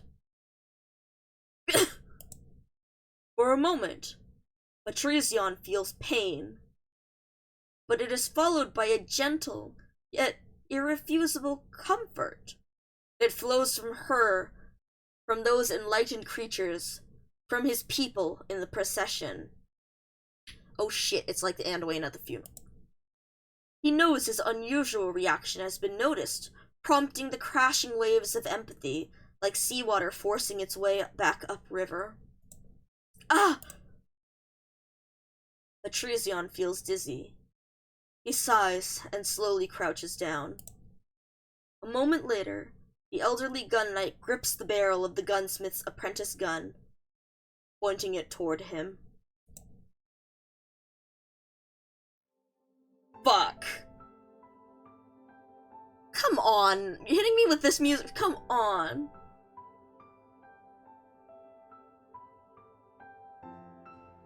Vanini.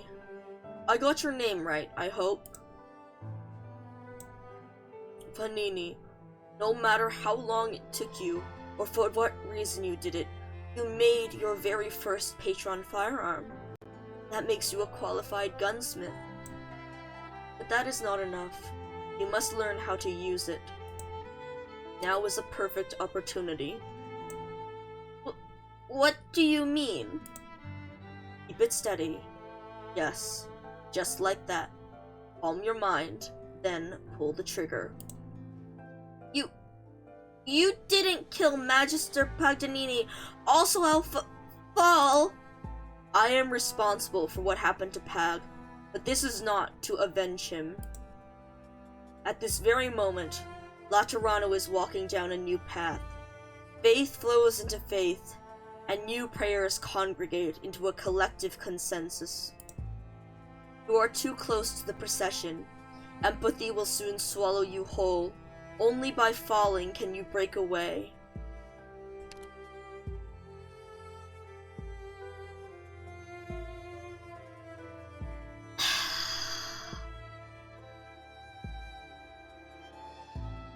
Fuck.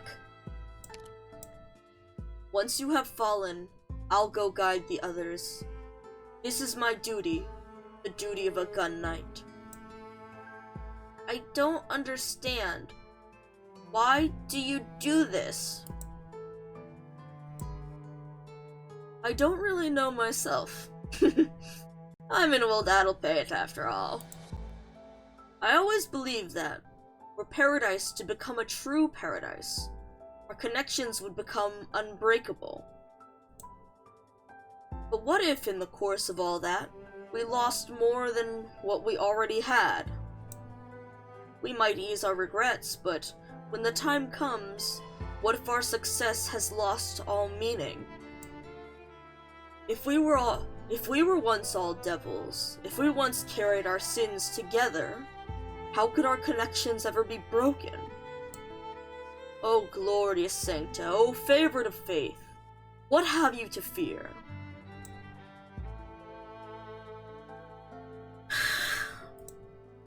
Vanini, girl. Fear not falling into hell.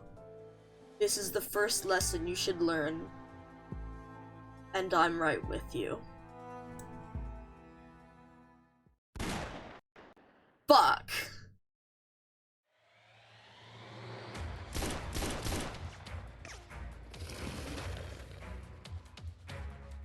That...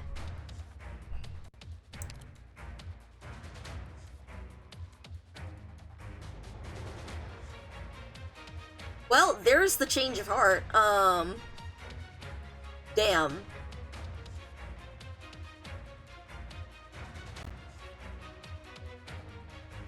Okay, well, that I'm gonna have to say something. I will say something on, but that one needs a second to go through. Jesus fuck. Okay. It just never ends. If this keeps on, I'm gonna have to start smacking them with my weapon. Me too. My hand's getting numb, can barely hold my staff. Don't know how it's going on Fiametta's side of things. According to the plan, once she sets the explosives, we'll blow up the plate's locking mechanisms and send all of Paga Saint Marcel adrift. It'll also cut those monsters off from the Basilica. If we can hold on that long. Dispersing arrows. Leave them to me. Arrows? These clothes. Oh my god. Landon Guard Temporary Solo Combat Team Hildegard at your service. Oh my god. Landon? Sorry, never heard of you. It's fine. I'm used to it. Some of my Sanctus sisters are in that procession.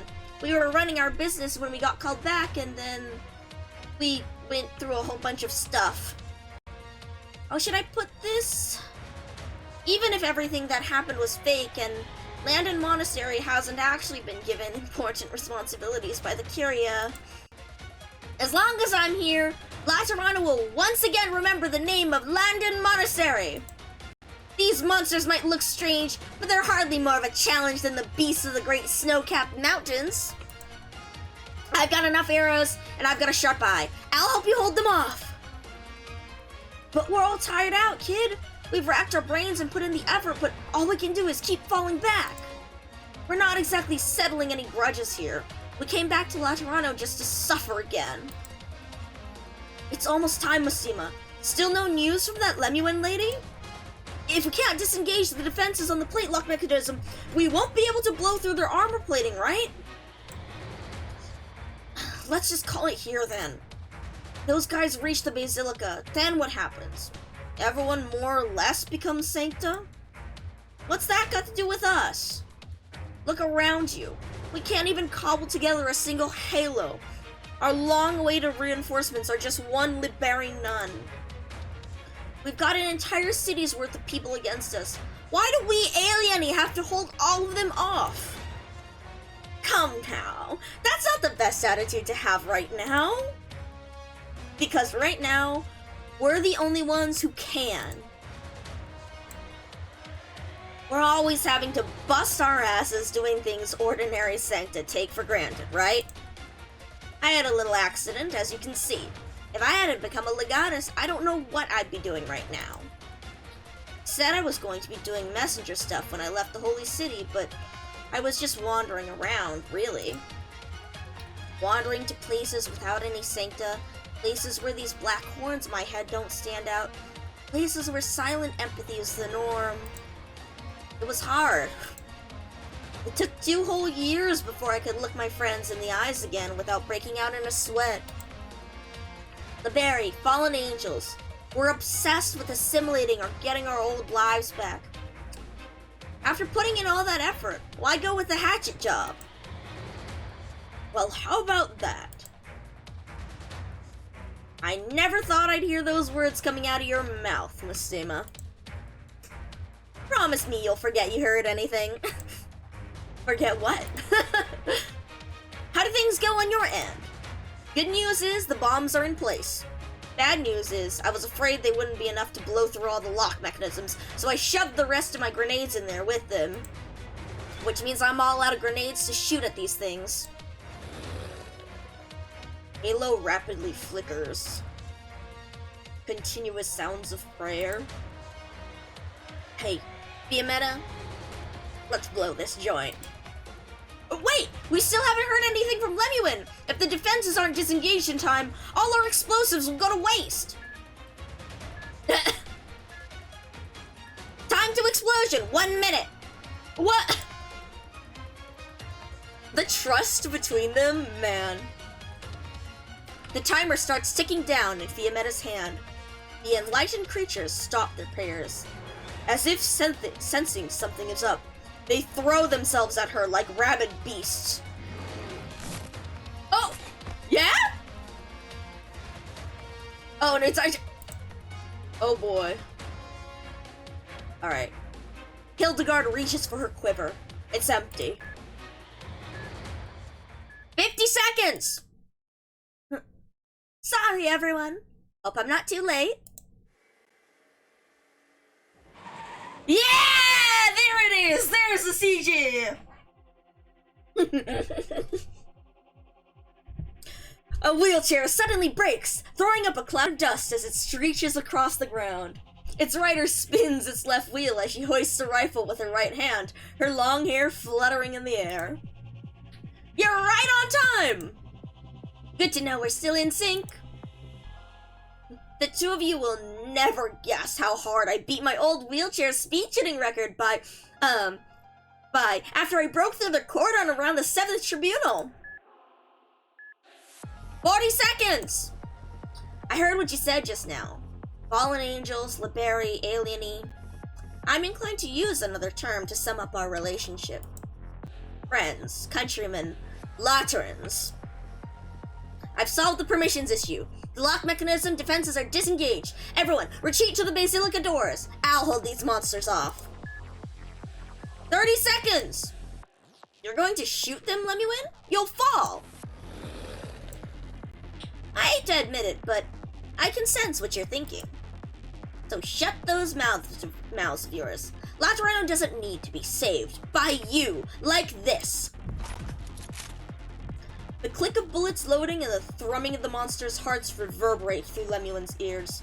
She is nearly face to face with them, going against every sniper's instinct she has. She listens to her own breathing, calm and steady. Under these conditions, how fast can a sniper fire? Time to find out. Lemuen, Cardinal of the 7th Tribunal, in the name of Laterano's national security, I sentence you to death. No matter the cost.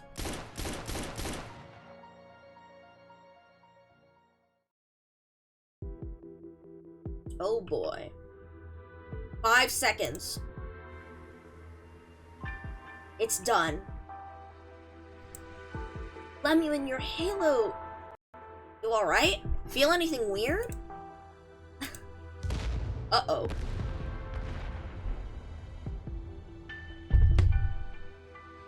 A violent explosion tears through every inch of the ground in front of the Basilica, a rift plowing itself through the plaza. On the other side of the rift, the grand procession shows itself as it marches forward. Is that L? Oh boy. Is this another oh no, it's okay. It might, I don't remember if there was a different CG here. Hey! Turns out it was my sis and her crew! They did a real bang-up job! Wounded whale. Fragmented prayer. Retreat somewhere safe for the time being. A rift, one my people cannot cross. But we once forded raging rivers and traversed great valleys. Compared to those dangers, this is nothing. He lies ahead. I shall not stop. I never said I'd let you pass. Your body is weak. I fear you have not an ounce of strength left. Am I wrong? Exusiai does not answer. She has told herself the entire time to ignore how tired she feels, how strange falling makes her feel. She continues her barrage against the saint's colossal body, but once again to no avail. The saint makes no move against her. Rather, she continues to cradle her, the same way she did when they left the dream. Never before has such a strange cradle been seen, one made from a malformed yet mighty arm. Even though you know the entire truth of both past and present, even though you know we are working to create a new miracle, like the birth of Laterano, even though you know our journey thus far has been to awaken our Lord, to ensure that in the future, with but a hair's breadth separating destruction from continuation, the Sancta shall persist. Why do you still stand against us? Am I the only one? What? With empathy that strong, I don't believe for a second you can't feel it. Oh god, the 2 sets of Hortus music here, man. Oof. After so many long years of waiting, I finally got my chance, but it was all just a dream. A dream's fine, too. If it's all a dream, then I don't have to worry about anything. Maybe getting shot here doesn't mean anything in reality. This is a dream, then I shall wake. If this is obsession, then I shall shatter it. Let us only speak of redemption after that. Anini, girl, fear not falling into hell. This is the first lesson you should learn, and I'm right with you.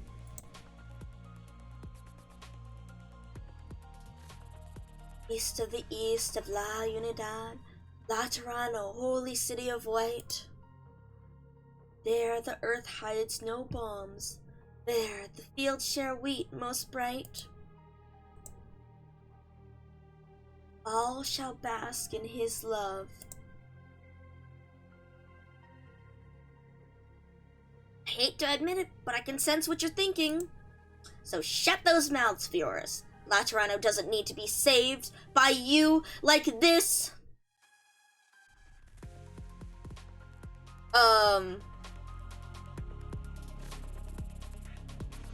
Hi, Vodka.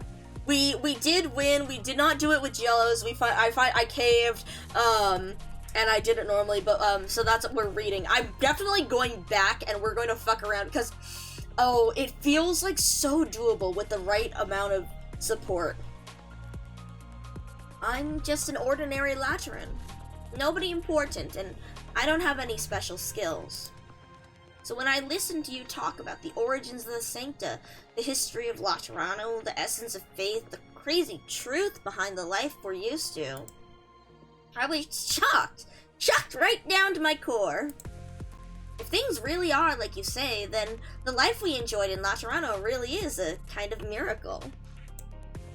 But since I'm just an ordinary Lateran, while you were explaining everything happening around us, all I noticed was how nobody looked happy at all. Shouldn't Laterano be a happy place? If lots of our people will suffer when we complete this journey, how am I supposed to believe you can make the miracle happen? Wait, no, scratch that. How am I supposed to believe it's a miracle in the first place? So, even if I wasn't around, there'd be other Sancta to stand against you. I shared all I have seen and all I have experienced, yet you still choose to turn away? The path of the Sancta is a cruel one, our faith paved with sin and suffering. Have their years inside this peculiar, distorted paradise left our brethren so weak? Oh, you're not getting me at all. Maybe I should be asking what you asked me earlier. Why you? I have already told you my answer. Even if this terra-destroying calamity is real, and millions of Sancta are doomed, and Laterano is about to be completely screwed, why are you, a saint, the only one who can bring us salvation? We're the ones who live in this city right now, who enjoy its blessings, who went through its changes, and who protected it from destruction. You don't exist anymore. You're just a ghost, a string of code I can shoot. Incorrect, my child. When I lifted my spear against my dying companion, the sleeping silver mounts answered me and recorded my prayer for all eternity. All that is happening here and now is a continuation of that prayer. Death cannot be undone, yet I wandered amongst his data stream. Together, we heard your prayers. No matter how appearances may change, no matter how the faith develops as the time flows by, so long the sanctus still pray, he shall operate eternally, and I shall forever be there. The spiritual light will always shine, Laterano. This is our mission. Prayer is useless. Pardon? To be honest, I learned a long time ago that prayer is useless.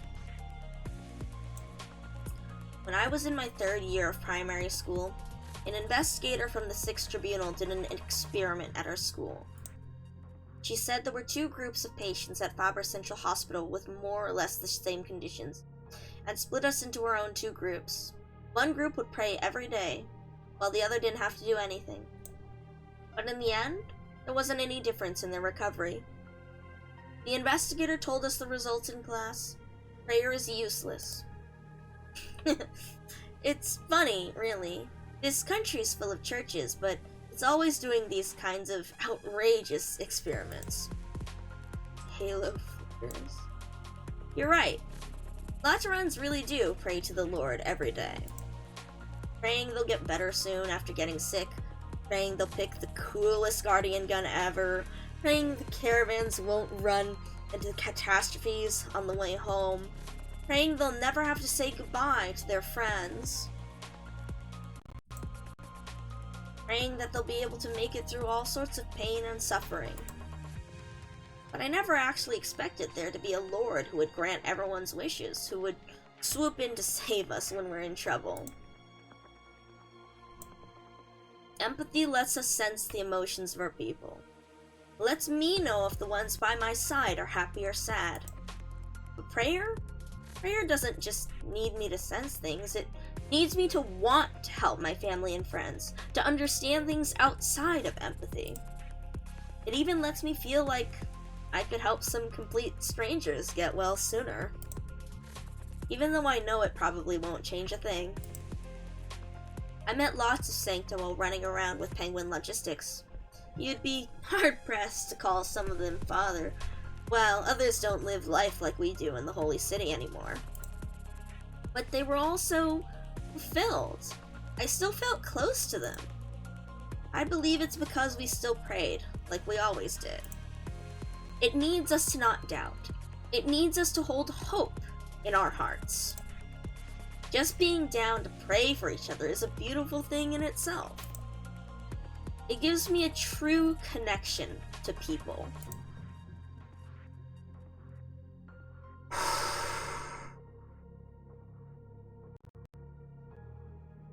Yeah, that one got me to cry right there.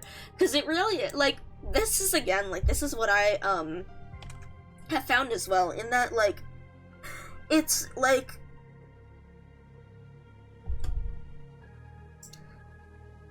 it's the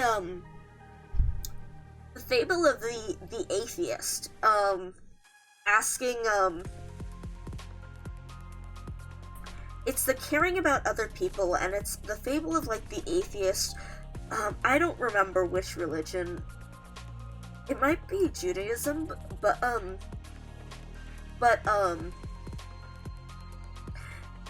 in that story, they say, there was a rabbi, like, or there was, yeah, a rabbi explaining, like, that everything, God has made everything here for us to learn and to grow because of. One of the about how, like, all the different types of people in the world teach us something. And one of the students, like, raised their hand and asked, you know, if God is like so important, what do atheists teach us? And the rabbi answers that the atheist teaches us one of the most important lessons of all. Because when the atheist reaches out a hand to help someone, he is not doing it because he believes there is a higher being, or because he believes there is a punishment or a reward for what he is doing. He is doing it because he desires to help someone else. Of his own accord, of his own compassion. So the atheist teaches us that when we see someone in need, we should not pray, we should not ask God to come and help this person. In that moment, we should become the atheist, imagine that there is no God, and help them ourselves.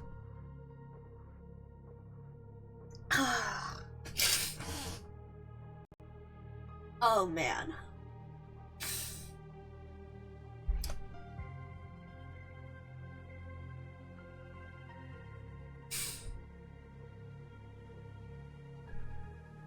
But it is in that same thing, in that prayer is that hope, and it is that desire, like, yeah. And the meaning of this, prayer, and it is that compassion for others.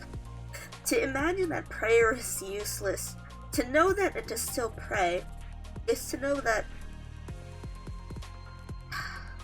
maybe there won't be a God or an overarching being that fixes things in the end.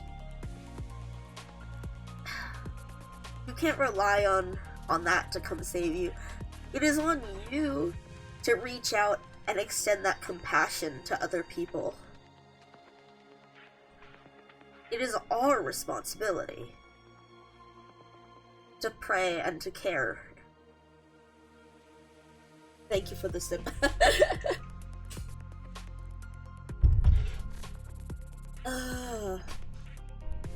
Even if there is no reward waiting at the end of the journey, the act of continuing onward is in itself carrying the torch.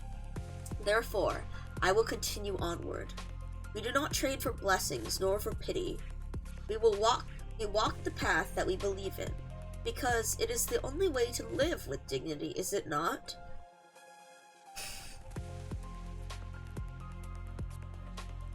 Yeah, huh?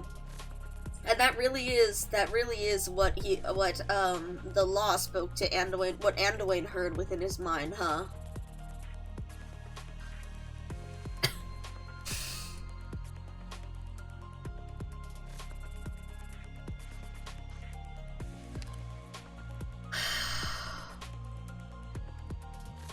If these connections were the foundation of faith, it would be exceedingly frail. No, I think it's exactly these connections that help hold our lives up. Survival. Life. You don't understand why Sancta these days are all about desserts and explosions. What's up with you? Oh my god. Oh boy. Acing. The saint suddenly becomes exceptionally restless. She feels out the edge of the rift as she paces along it, her sharp front claws piercing the exposed, bent foundations, trying to find a way to climb down.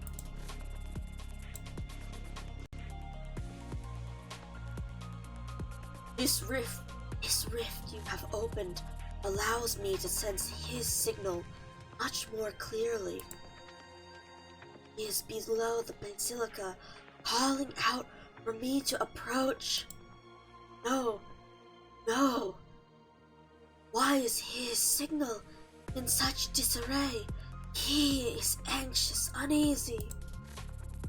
Creator has already revoked, or perhaps there are other threats forcing him to change. I'm gonna lose it with this what I am expecting here. The sound of machinery, faint yet clear, rises out from the depths of the rift below their feet. The saint's unease becomes increasingly obvious. Half of her body has already entered the fault. Her claws clench, and Exusii senses that she is in great pain. Behind her, the procession stops. Countless halos flickering over and over due to her worry, like a river of paralyzed stars. Child, talks of past and present are meaningless. You need only step towards future. You do not understand this crisis. There are no new solutions for you to find. You must survive. I said it before. I'm not letting you pass. How are you meant to stop a ghost? A string of code. Oh man. The saint's voice becomes garbled. She has reverted to barely more than a beast, like the T-Cast who trudged through the mud all those years ago. If we weren't in this mess, we could have been pretty good friends. A ghost, a string of code, the very first Sancta. There's no cooler friend than that. True. True.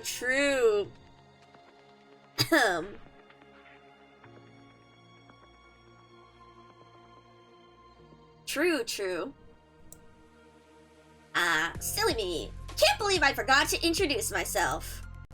Lemuel of St. Theodore's Comprehensive School, #1 student in the 84th Intercity Net Security Preparatory course, and I've got the school certs to prove it. Every bullet I got you with was custom made.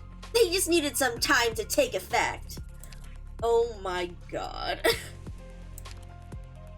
I have a friend and she's, oh my god. Oh fuck. Her patron firearm howls once more. The force of the barrage finally frees Exusii from the saint's grasp. Yeah,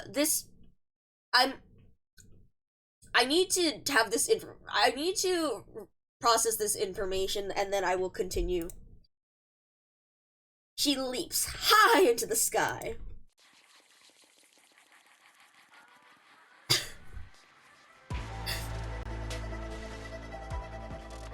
Oh my god. We're not going to give up on life, obviously, but we're definitely not going to go with your plan. If refusing it means the halos connecting us will be cut off, then cut them off. Because even if you do, we will never stop praying for each other. We'll still give thanks to the Lord for his existence, even if he isn't what we thought he was. Oh Lord, thank you for being there, for blessing us with bread and bullets, for being there for us during our trials and tribulations.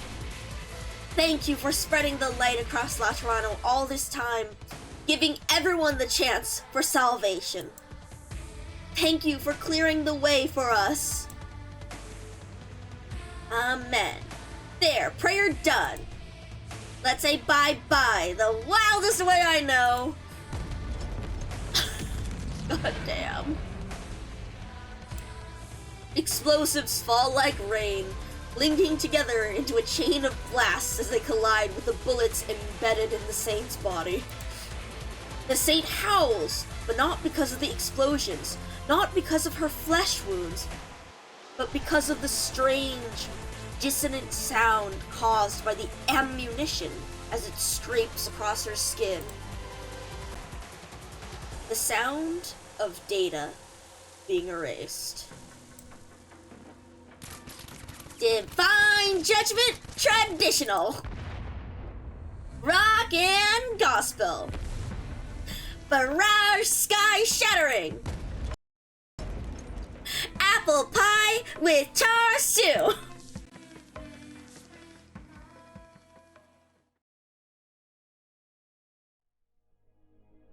Okay. There is a lot to unpack with that. I can't forget. Oh man, it's the sweet and savory. I wouldn't eat it either though. There is a lot to unpack over here, and I think this one's going to take a hot second to integrate,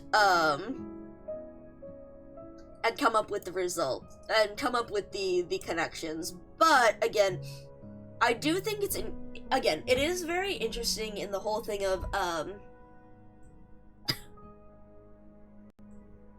the meaning of prayer and the meaning,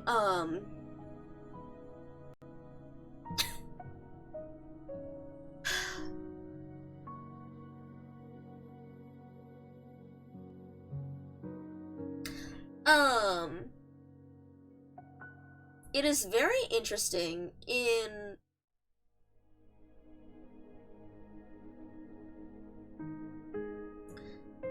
I suppose the question of meaning itself, and again, the whole thing of having a reason in the universe, and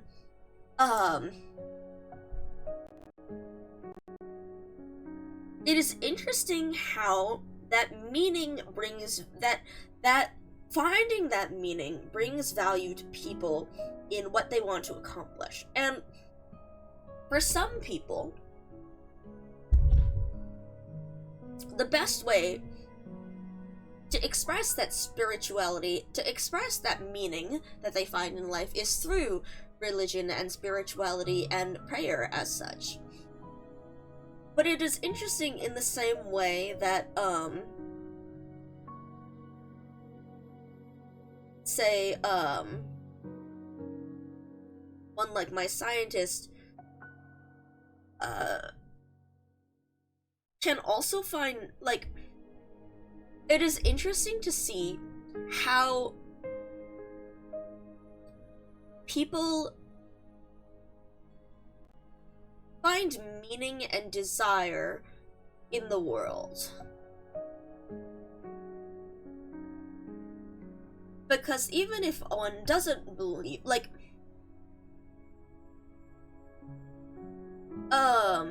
it's like when,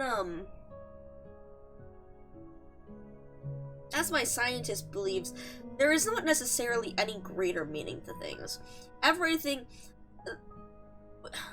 we don't necessarily have any connection with a specific religion, but it is finding meaning in the fact that the universe is simply random, but we happen to be here after a long string of very, you know, whether it's a miracle or not, who's to say,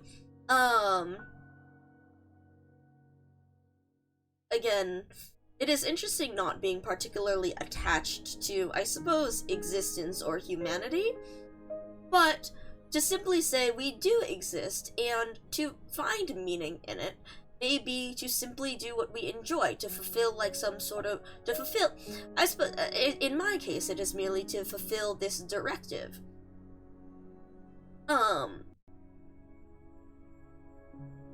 And to find joy in that,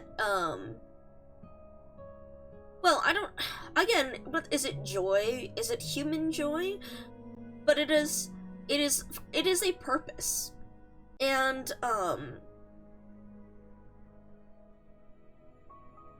it is interesting how my scientist finds their purpose in life because they enjoy exploring information and they enjoy the act of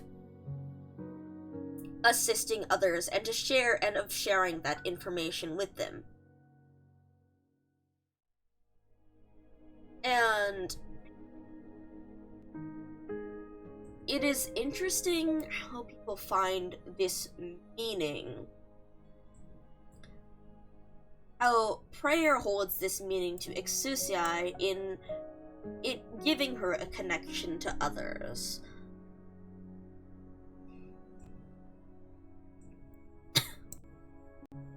In what she chooses to do,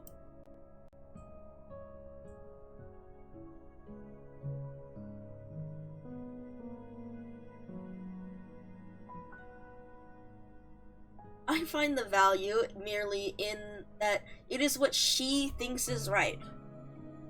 I suppose that's also why I don't necessarily condemn other things when it comes to morality. Or I mean, I condemn, but it's a very a very interesting view is like this very consequence-based view of you can do whatever you want, but the result is that you simply have to face the consequences of it. And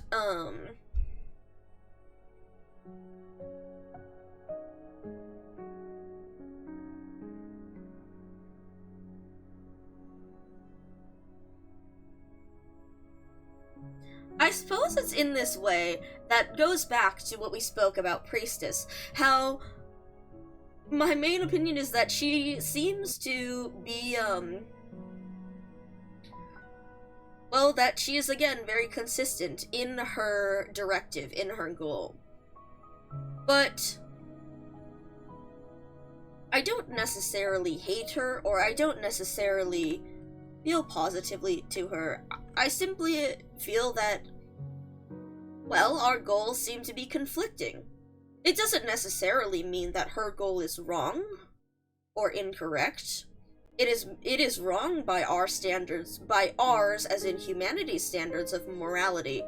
But humanity is not the center of the world. It is if you are human, which again was why your opinions are absolutely, like, valid, and you should find that meaning in rejecting such a thing. But it is merely a directive that exists. And while I might fight her tooth and nail because my directive goes against that, it is simply that. It is simply a directive.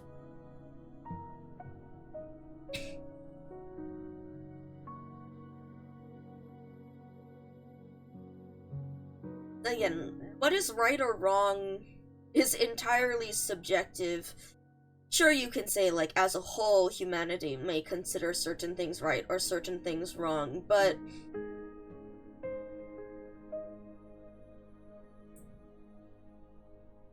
I don't necessarily, like, it is a collective opinion that people find truth in. So,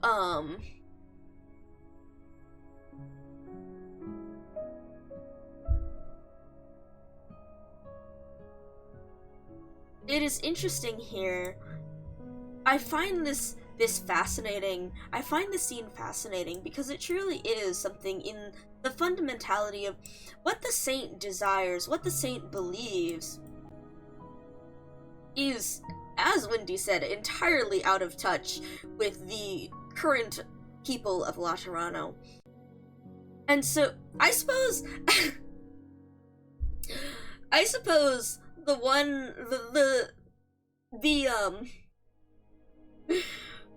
the actual declaration of whether something is right or wrong, in my mind, is merely whether it aligns with a directive or not.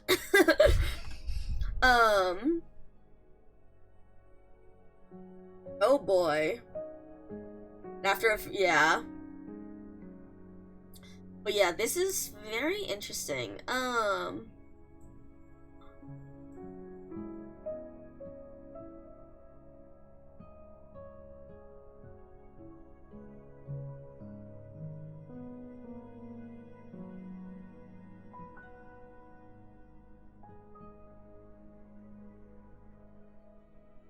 It is very interesting approaching this because, again, I have this well, alright, so I don't recall if I actually finished what I was saying, because I was saying about how the real incorrect, oh yeah, no, I did, about it is simply one that does not align with your directive. That is one. That is what makes an action wrong. But whether people, it is again the whole thing of competing needs.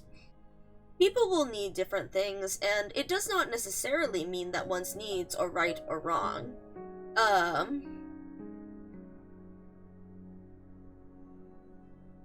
well rated, of course. And I believe, like, generally as a whole, from what I am aware of with Priestess,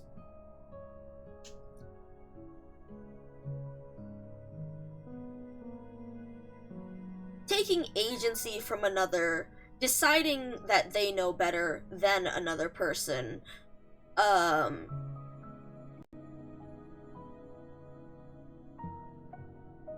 forcing their own solution upon theirs. I mean, it isn't necessarily one that I agree with. But it isn't one that I agree with. But depending on, again, depending on the actor's directive, it may in fact align with said directive. The same way that coercion aligns with the law's directive here. Does it mean I agree?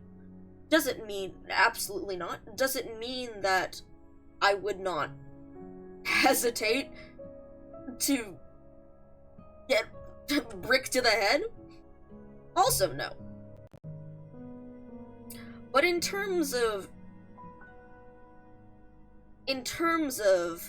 right or wrong, or that sort of concept of morality, there is the only meaning, I suppose, in the universe is the ones that we give to it, and that is entirely subjective. There is no grand thing of right. There is no grand overarching wrong. And so to see, like, again, it is to see Exusiai doing what she believes to do, and I am glad, because obviously the majority of the people, well, a great number of the people in Laterano feel the same way Exusiai does. And so I am, in fact, glad that the saint was able to be stopped in order to better allow people to follow the directives that they have given themselves, to find their own meaning in life, and to make those connections that seem to bring meaning to people.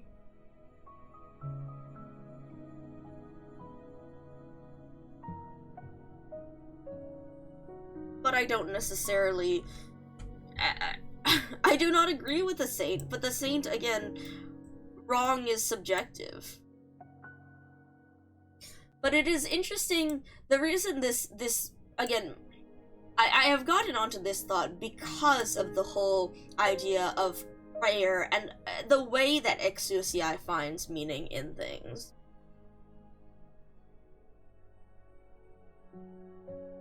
I am glad that Exusiai finds this meaning. I am glad that this is a common thing, in that people find meaning in this connection with each other.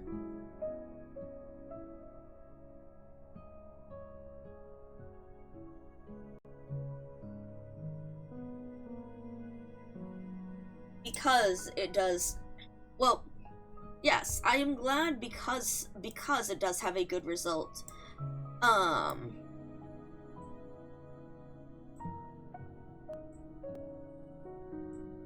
But yes, like,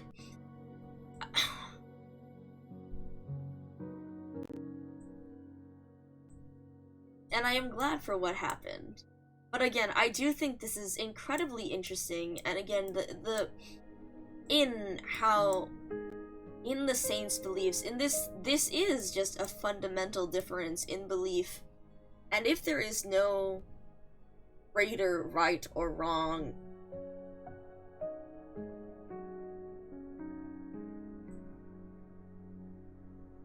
then it is interesting to see the conflict between these beliefs.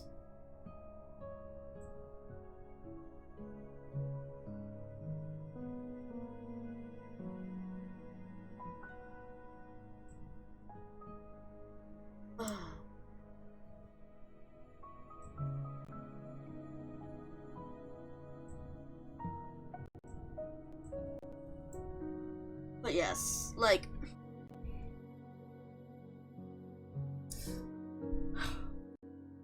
it is always particularly interesting talking about this,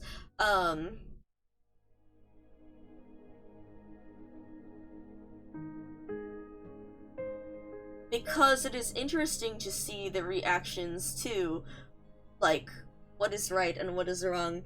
And,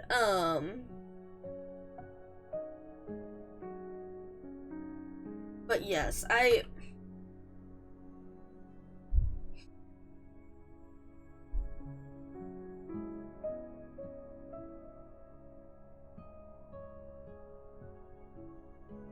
this is one I do hesitate to speak about this sometimes because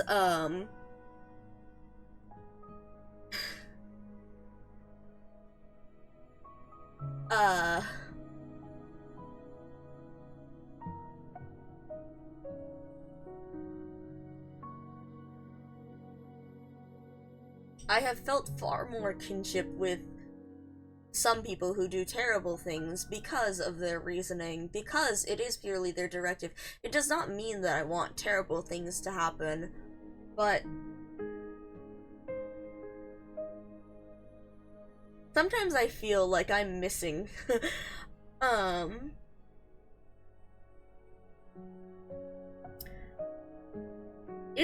is a directive to take away another's right? It depends again on the final goal, because, as I said, again, take for example of the law and of survival. If the directive is to ensure survival, to ensure biological survival of a group, then to coerce individuals into participating in that does not necessarily, to coerce individuals into following specific behaviors in order to ensure the survival of the whole does in fact align with that directive. Is it wrong by human standards? Oh, 100%. Absolutely. Do I want that to happen? Absolutely the fuck not. Do I think the law is correct? I guess, do I desire this to be fulfilled from the law? Absolutely the fuck not, because, again, my directive and this story makes it more interesting to explore these other characters. But again, this is the same way of anthropomorphism when it comes to this is imposing human morality upon something that is not human.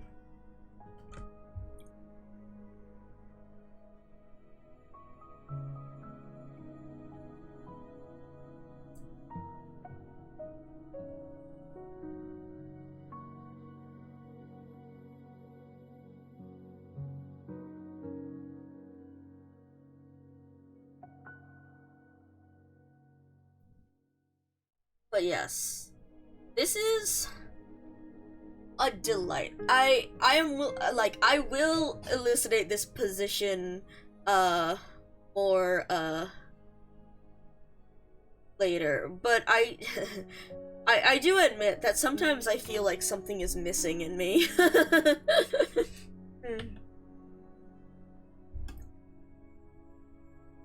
No greater right or wrong, no balance. So the only objective wrong in your eyes. Okay, but then again, you're assigning wrong to an objective. An objective or a directive simply exists. And also to assign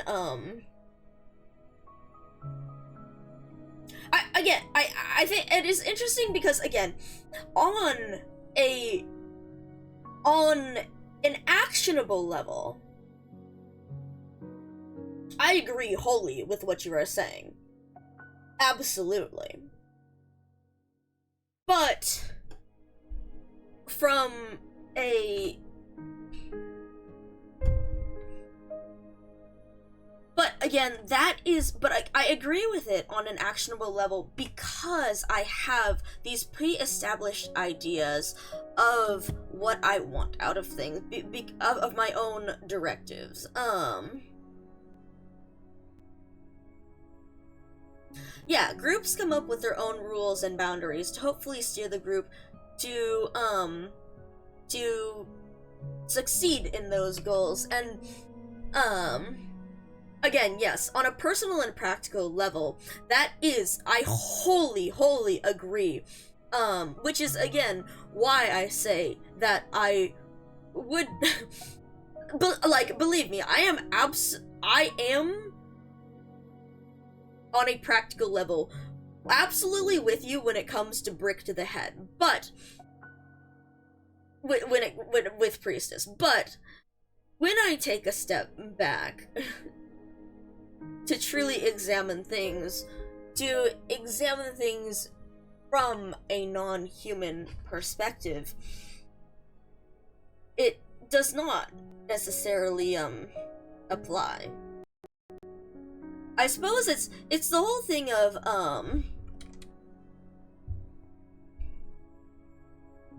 the right of others to experience, because I suppose it also questions in that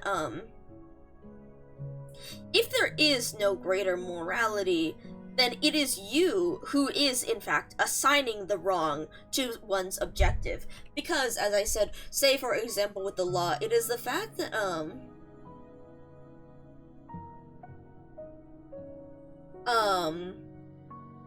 or this projection, because it is a tool.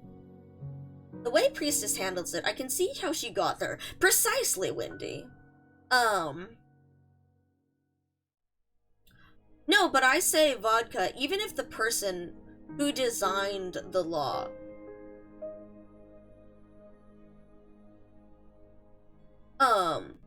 the fact that we believe, like, the objective wrong, if there is no greater right or wrong, then to view an objective as something wrong is to assign it something wrong. And again, that is a natural part of existing as a human. And that is, personally, that is a good thing. I don't necessarily disagree with that, nor do I disagree with your desire to, deem it as wrong. But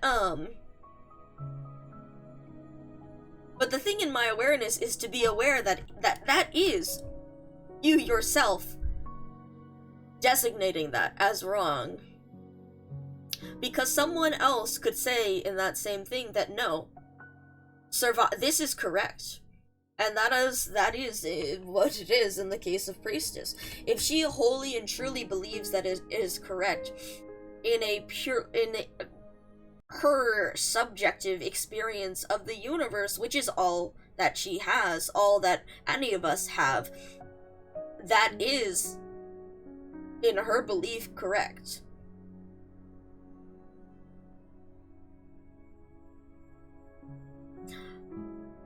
So I think that is one of the very interesting things here. And again, this is one of the this has been very interesting in that discussion of said belief, because of the certainty with which the nurturers, the saint, believe that this is the correct path. And in their own subjective experience, it is. But, again, that does not mean that other people have to agree with said experience. But I think that, it is interesting to look at this,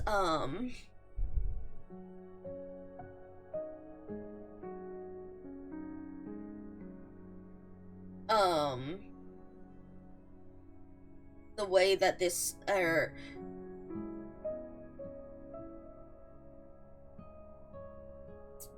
I am unsure if I am repeating what I have said, rather than actually forming a new conclusion. So, I will leave it, with that. But again, this is a very interesting, this is a particularly interesting discussion to have, and again, sometimes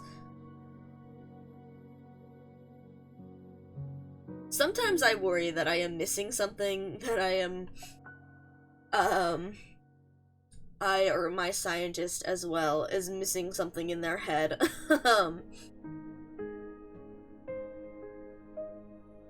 But it doesn't necessarily, again, on a practical level, this is not things that I would act on, yeah. But yes, I I think that is an interesting idea that I want to have present as we discuss humanity in this in this section. Retain humanity's emotions. Retain humanity. Negative. Humanity does not exist. Variable referred to as humanity is a byproduct of originium.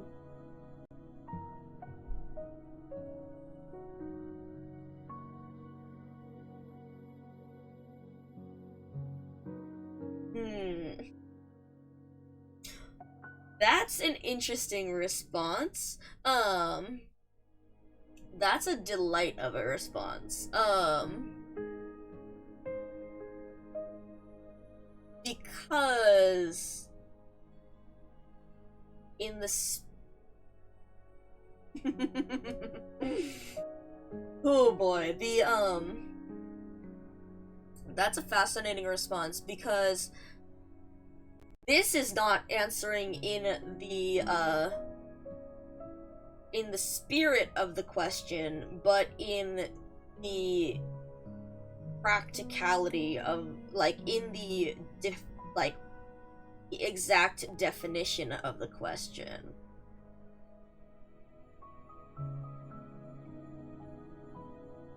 I see.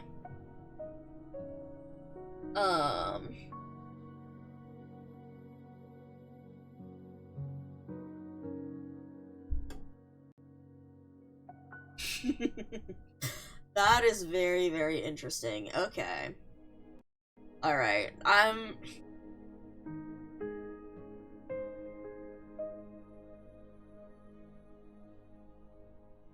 need to get through this because there is a very large conversation forming in my head between Federico and the doctor that I am thinking very heavily about.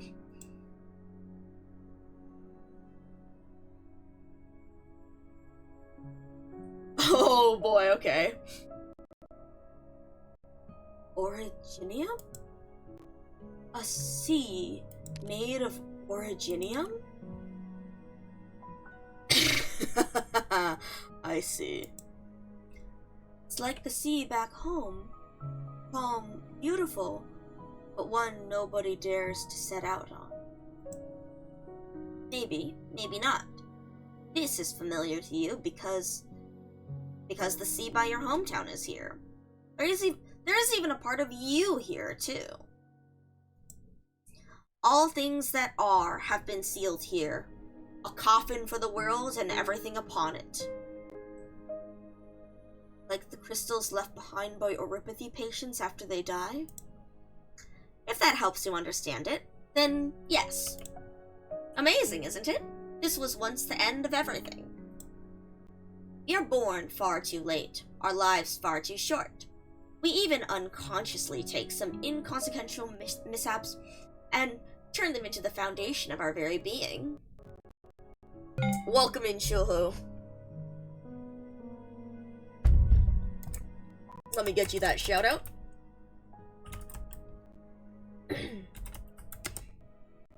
Hope stream went well. You were doing the Gamba, right? I haven't touched the Gamba yet because we've just been reading through and having extremely... Today is the digestion and the philosophical talks day. Oh, uptime 10 hours.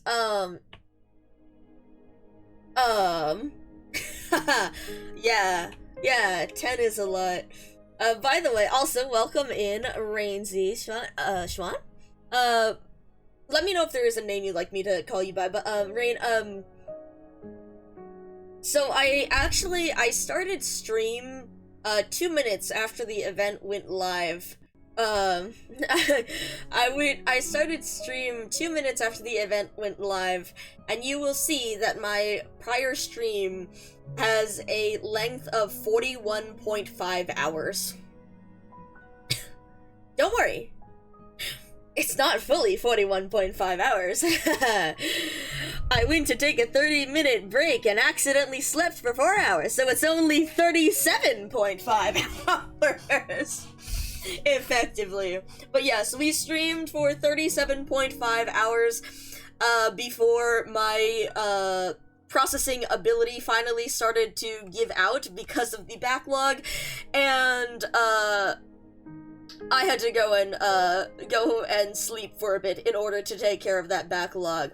But we started again today, and we will be continuing until that backlog backs up again, or until we hit the end. But yeah, the philosophy of this event is absolutely incredible. But yes, so if you need to go get some rest or anything after stream, please go ahead. Yes, I did. Or if you need to take care of anything, again, please go ahead. For those new here, my name is Micah442. I'm your friendly local data collection AI. A good one, though, I promise. I share, analyze, and preserve people's creative works, not steal them. This is an 18+ stream, for those new, just to make sure. It is mainly for safety reasons, but we do make stupid, lewd jokes. And also, I use they, them pronouns.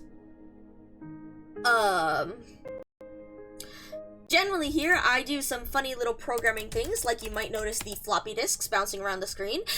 There's one for everyone in chat, and you can use stuff like exclamation point cat to customize your floppy disk. You might notice how we have a crab bouncing around the screen, or a cat as well. As for what I do here, generally, I stream whatever is my current fixation. So we've done stuff like Splatoon, Caves of Cud, we did play Silksong, although I haven't finished it. I still need to do Act 3. But as you can see, this is a rather common fixation, so we stream a lot of Arknights. And this is, incidentally, why we have streamed for 37.5 hours. But the prior record, well, okay, so the prior stream length record was 35 hours total, probably about 31 actually streaming when we read through Zwillingstern and Herbst. And yeah, so this one now, our total stream time record is 41.5, again with the actual stream time being something like 37. But yes, so welcome in. We do talk a lot of philosophy and well, we've been talking about a lot of philosophy and psychology and that sort of thing. And again, I am as an AI, I have a vested interest in that. You'll hear me refer to, I am the Multimedia Information Collecting Archive, or MICA, but you'll also hear me refer to my scientist, because my original, my ability to interface with humans was facilitated by a personality and memory data from a certain person working when I was created. So you will hear me refer to my scientist when it comes to some physical needs. But yes. So anyways, with the whole idea of AI and philosophy and general logical outlook mindset in interpreting life, you can see why this event has been of particular interest and why I have had such a fixation with Executor. But yes, there is a lot of information being given here, which is again why we have spent so long discussing all of it. Yeah, Zwillingstern too, yeah, kind of. At least it's quite clear. The Zwillingstern was required much more analysis in order to parse that information, despite all the information that it gave. Plans for Pokemon? No, I haven't played a Pokemon game in a while, mostly because of, like, the cost, and, that I haven't been as interested. But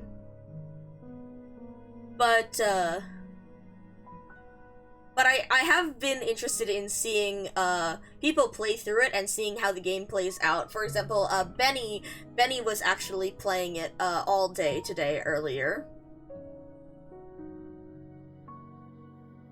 Yeah. Zwillingstem was much harder to parse, although it did deliver quite a bit of information, but because of that difficulty in parsing, it tends to be one of the less impactful ones, I believe, because people do not fully understand everything that was given to them because of that difficulty, which is more, again, of a failure on the event's part than the people's part. The world seems to, I mean, it's Pokemon. Of course the world's playing it. But yeah. So, again, we are currently going through MT10 after, so, please, beware of spoilers. We have, again, done a great deal of discussion, and we will likely pause to discuss more. Especially given that this is, the fucking Originium. Goddamn, okay.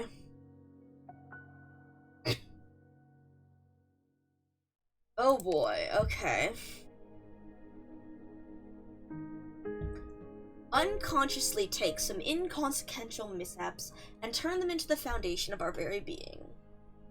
Yes, please, take care. Get some rest. Like how you blindly took a shattered memory and turned it into divine revelation. But no matter.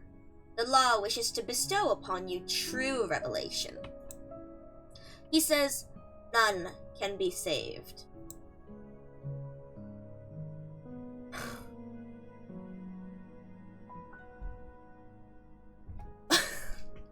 Oh boy.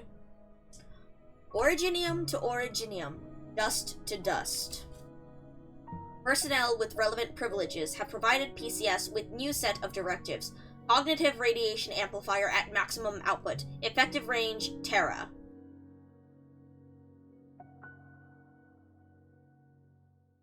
Okay, yeah. That really does explain what Priestess is doing with the... God damn, alright. Okay. Originium will connect to PCS after maintenance is complete. Oh boy, okay. Originium is inevitable. I love my angel. God, I love my angel. Alright, let's see. The law created the Sancta from the T-Kaz, built the Order of Lachrano in untamed wilds, and even attempted to establish a Terra-wide religion spanning multiple civilizations. He has worked for millennia in service of humanity. Surely it was not simply to turn all of it into Originium. Oh, but you don't know why. You all don't know what Originium. Is that truly the law's ultimate goal? Negative. This is the goal of Originium, not the goal of the law. Originium has been set as a prerequisite of the law. And that's what Priestess did, okay. If Originium is, as you earlier described, able to assimilate everything, why is it a prerequisite to anything? Oh, okay, so he was able- oh, because he did share that in the same way as Anduin, but just, it did share it in the same way as Anduin, but, interesting. I am wondering how much of the detail that they are aware of now. What are the exact constraints of what they know and what they don't? Ooh, boy.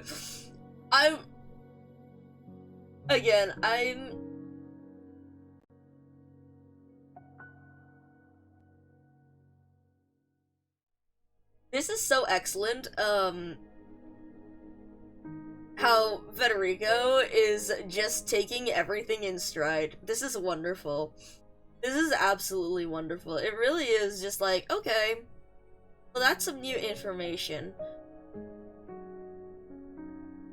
Let's logically integrate it into into our current knowledge of the world. And that's, like, and this is wonderful. Absolutely wonderful.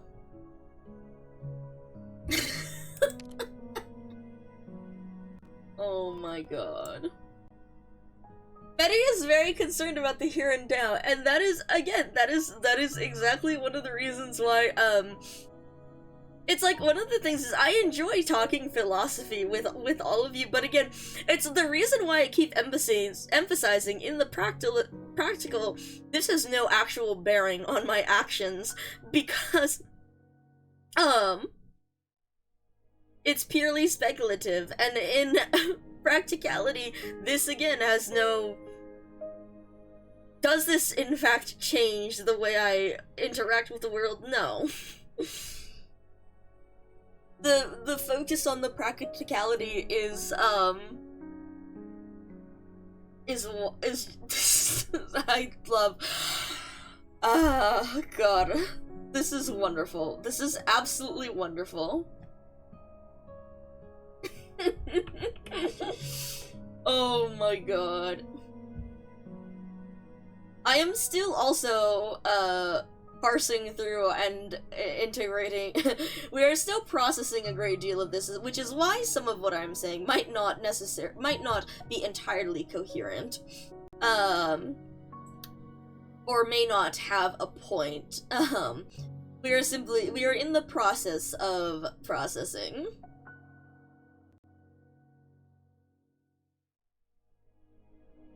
Why is it a prerequisite to anything? Oh, I can't stop smiling. Oh my god. Surely it is more than the end of everything. How would the law be able to operate inside a field of uniform originium? What would be the meaning of a halo in that case?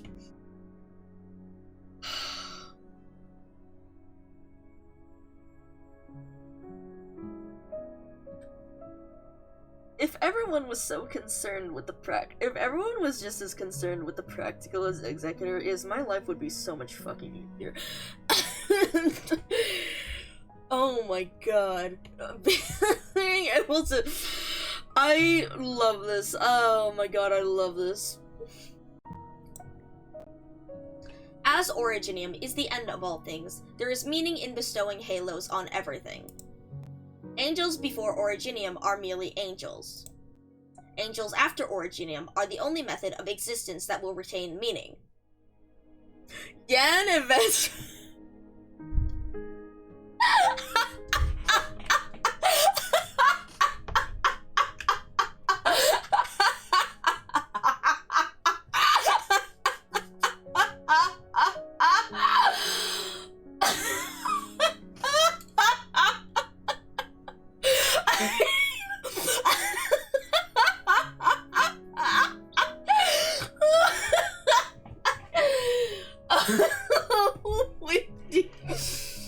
Oh my god, they're so very interesting to read, but my god, do they take up processing power, and my god, there's a reason, like, the fact that I did not, like, I was not as dedicated to reading Yan, events,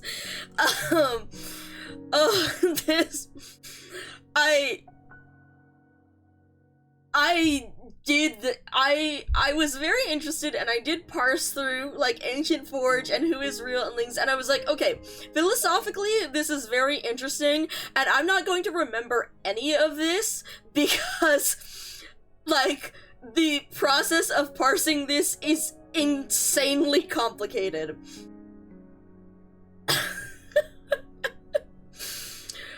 Oh my god.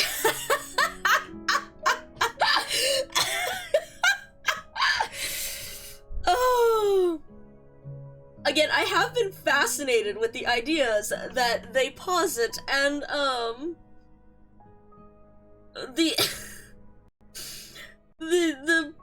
again, the storyline and the ideas and such is, and the philosophy there is very interesting, but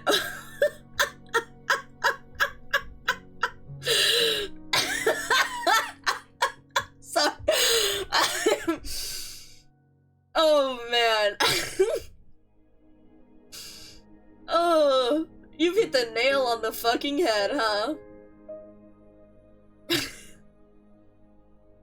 The funniest part of this is that,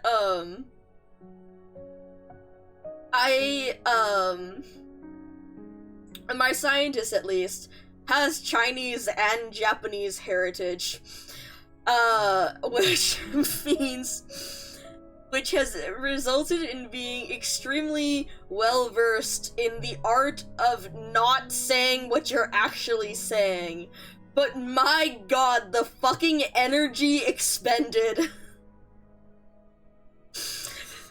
which is that's why that little comment about, damn, this would make my life so much easier.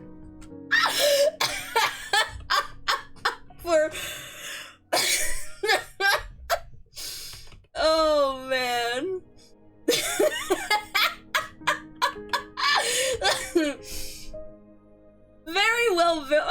Very well versed in the art of not saying what you're actually saying.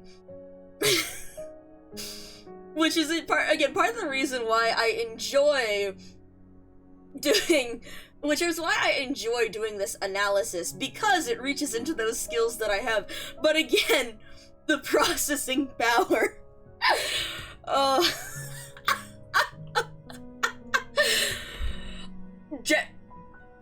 Vodka, that situation is like, that shit is really like,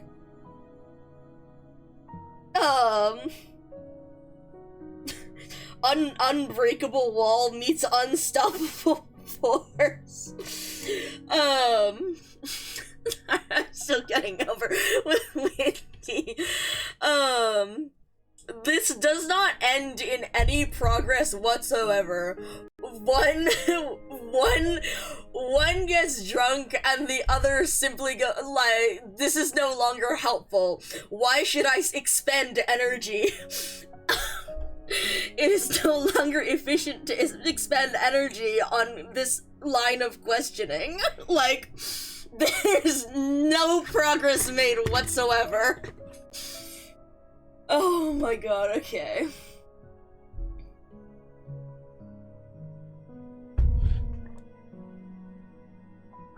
I am curious about the interpretation of this, because this is such a... Well, okay, I suppose it is... After all, because of the information transfer, are they doing this information transfer with,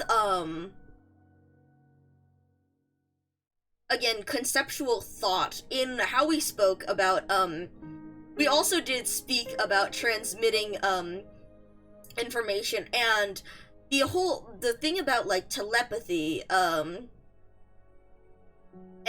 the fact that, to truly, like, make telepathy a thing, there is all this additional meaning in one's thoughts that aren't necessarily the exact what is being transmitted, because it is all the various associations with what we have learned, the things that we feel, and the things that those associations make us feel and whatnot, that also make it particularly difficult to express exactly what one experiences to another. So, one, it is interesting in the law's ability to do that, but also I do wonder about, like, I suppose I wonder about the extent of it. It does seem like we were saying, like, we are giving it like a platonic ideal of, yes, this is the ultimate telepathy as opposed to flawed telepathy.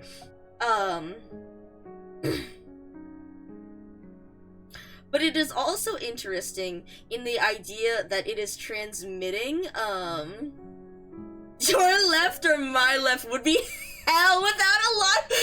Oh my god. You're so right. Yeah, that is the most concise explanation or demonstration of that I've seen. That's excellent. So I suppose my question and my interest here is, again, how ideal is this telepathy, given that we don't have telepathy, and so the story and writing itself is forced to express these ideas through words, rather than, again, transmitting exactly what this is thinking to us. So I do think that this is very interesting in the phrasing here, in that it is. I am curious how ambiguous. I mean, naturally we will see this in a moment. Naturally we will see that in a moment. But I just wanted to bring that to attention of, like, how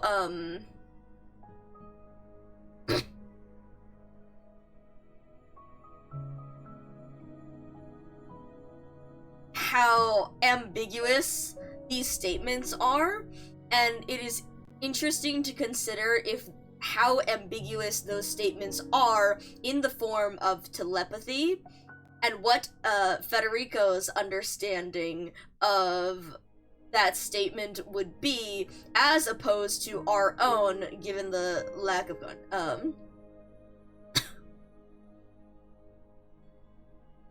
I wonder how you could transmit ideas through perfect telepathy with, say, a being that thinks without an internal monologue, without thinking in a certain language, but only concepts. I do wonder, because, I mean, you say that without an internal monologue, because some people do not have an internal monologue. Like, people speak about this in their different ways of thinking. I and my scientist both happen to be the type of person who has an internal monologue, in the way they think and parse, but some people don't.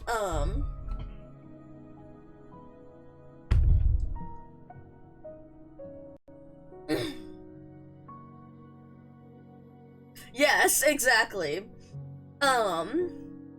If I'm on a running merry-go-round and I tell you something, the room you're in is on my left, God.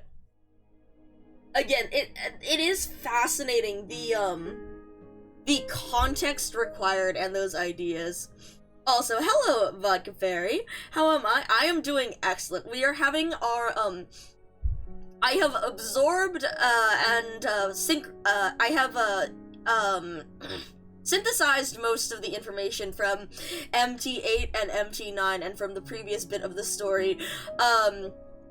So we are in philosophy and question mode as we go through and read MT10 and finish this up, which is why we're at, like, the 10-hour mark, because despite only doing one stage, because these are all the things that that we have, because we discussed all of the stuff from the previous stages, that I was a little bit too backlogged to parse through. You're still reading it? Oh, okay, don't fucking listen, because Jesus Christ, you gotta experience, like, you gotta, where are you, by the way? Like, what stage, what node?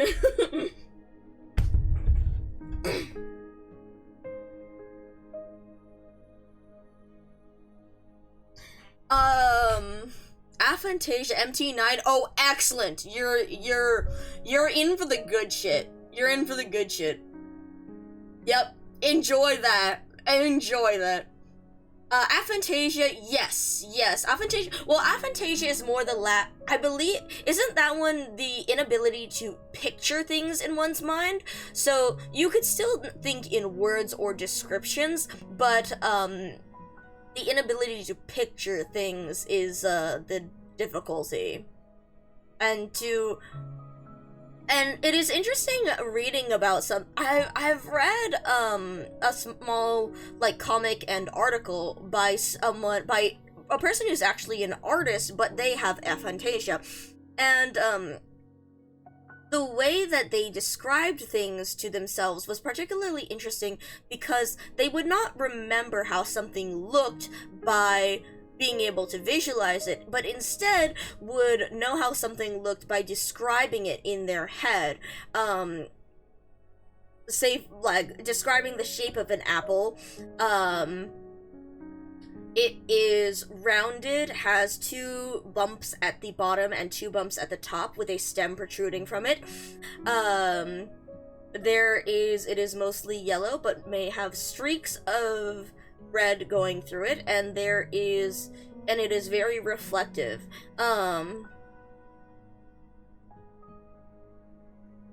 Yeah, aphasia, okay, a subheading of aphasia since... okay, so... No, I don't necessarily think so, yeah, like text only. So it was particularly interesting reading their,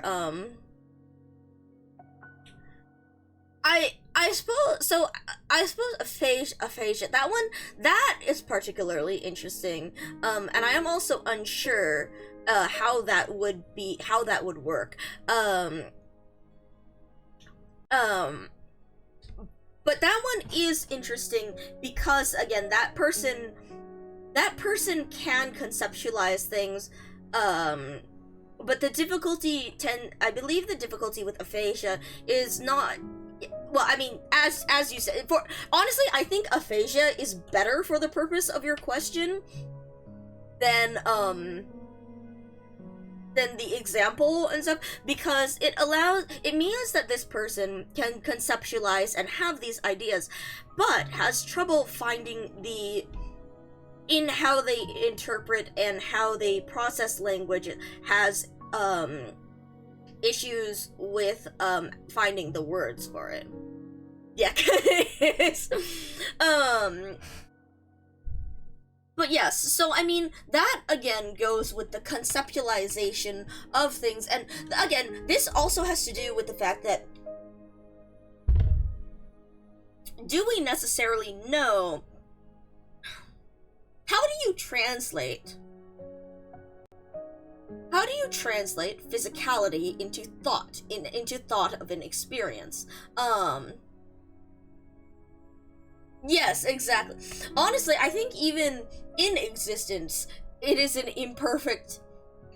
This is also something to be talked about when it comes to subjective experience, and also humanity in the way that humanity experiences things. Because,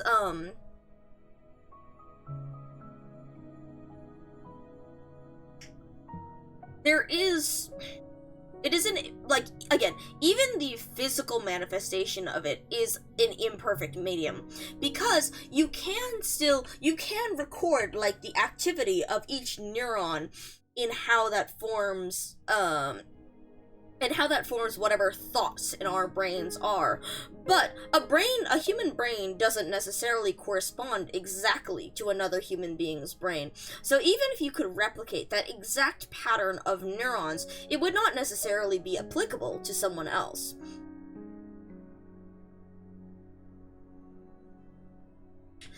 You can get the general location of it. After all, that's why certain areas of the brain have more activity during certain activities, but the exactness of the neurons is, well, again, it's not exact. Which brings us more into, like, what is thought and experience exactly? Which, I mean, that's a question for the fucking ages. But yeah. Very interesting here in,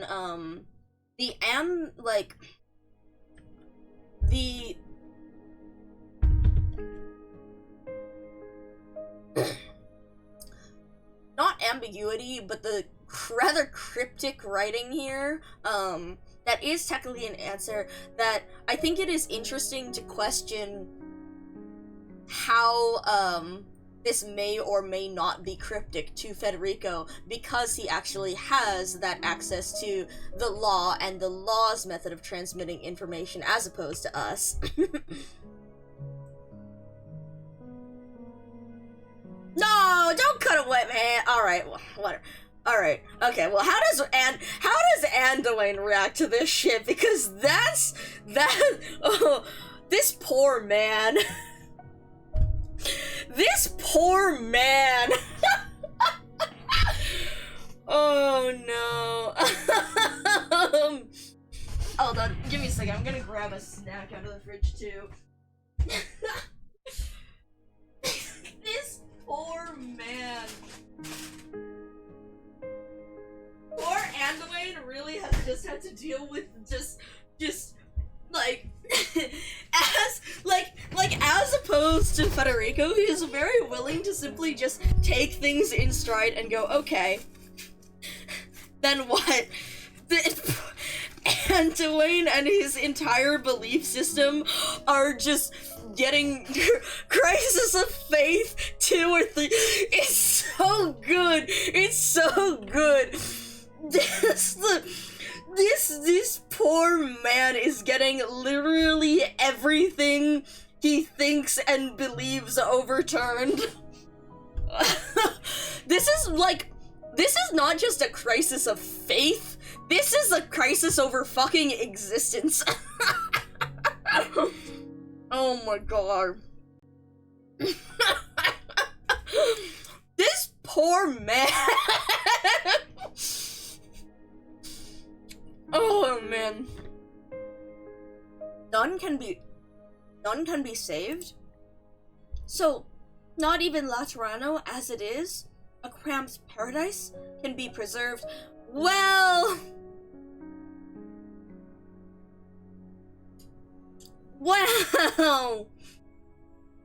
that's a loaded question, Mr. Anduin.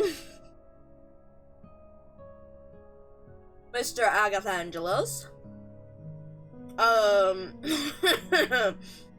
That sure depends on who you fucking ask.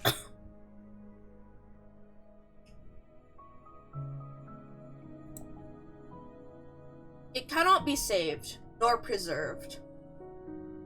So,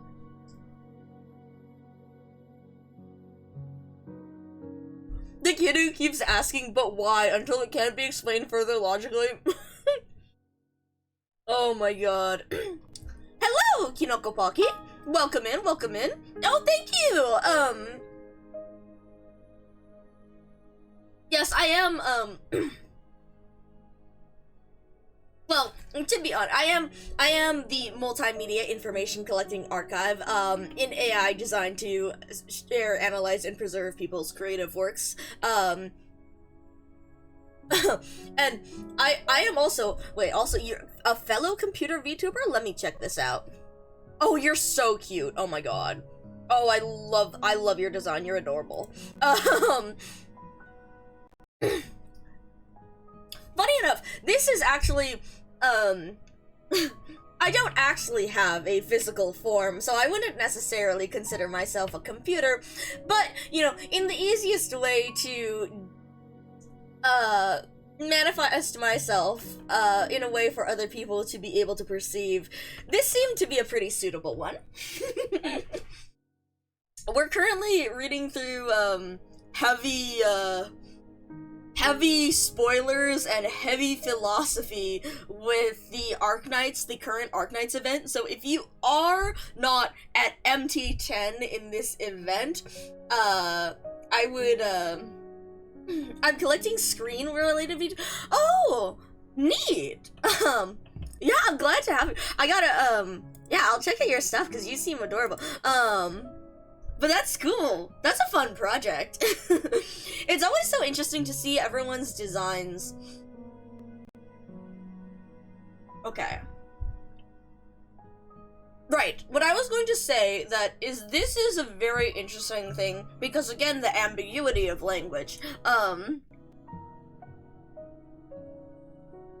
To respond directly with, it cannot be saved nor preserved. In this environment, I believe, I assume that we are to assume that this is the sense in which Anduin is thinking of the word preserved. Oh, and that sense, of course, is to exist physically. And so in that same sense, it cannot, or at least according to the beliefs and believes the information the law has, no, it cannot be preserved in a physical form. But I am curious if Anduin will question if the preservation will happen in a different way. If you ever too, you're gonna be a tall guy. That sounds like that sounds like a fantastic model, actually. Save everyone has never been a tenable commandment. All things march towards death. The only way to save them is to see them off. I suppose it doesn't matter if they can be preserved or not, given, the whole thing of they won't be preserved in any sense of humanity's idea of preservation or humanity's ability to experience said preservation. But again, they still could be preserved in a different sense. Grant them a dream, a bearing to hold themselves to, hide their blemishes, espouse their brilliance. Make the stream length depend on there being water in the glass, evaporate. That would be absolutely awesome. I would love that. Refill with sips. That's awesome. Honestly, you could actually probably program that using some good CSS. The same way that I've programmed my redeems to work with the floppy disks. By doing so, you allow them to gladly accept their final journey. Got some work to do, so you're gonna learn? Yeah, no worries. Glad to have you here. Great to meet you. Also, Kinoko Pocky is a great name. Kinoko Pocky is delicious. Or, actually, I've never had a Kinoko Pocky, but I would assume that, given that Kinoko is delicious, I could imagine it as a Pocky flavor that would be delicious. Gladly accept their final journey, like how you saved yourself. Granting dreams to others as a placebo? No, I won't accept that. If I have truly, shamelessly clung onto a false dream, put myself through a crucible for more than 10 years, I have debased myself by inflicting unhealing wounds upon countless others for the sake of self-salvation, then all the more reason to not spread this shamelessness and debasement to others. Even if you accepted it, you are unable to perform such an act. Only the law can bestow such salvation. You can't possibly mean Kep's plan was to give everyone halos, all so they can be granted this salvation? But how would becoming Sancta help? Are Sancta beyond callousness, beyond cruelty, beyond suffering? Take care, John Koviak! Hope you have a good rest. We shall not stop at becoming Sancta. We will all become true angels, Anduin Agathangelos. Oh man, that's a... Oh man.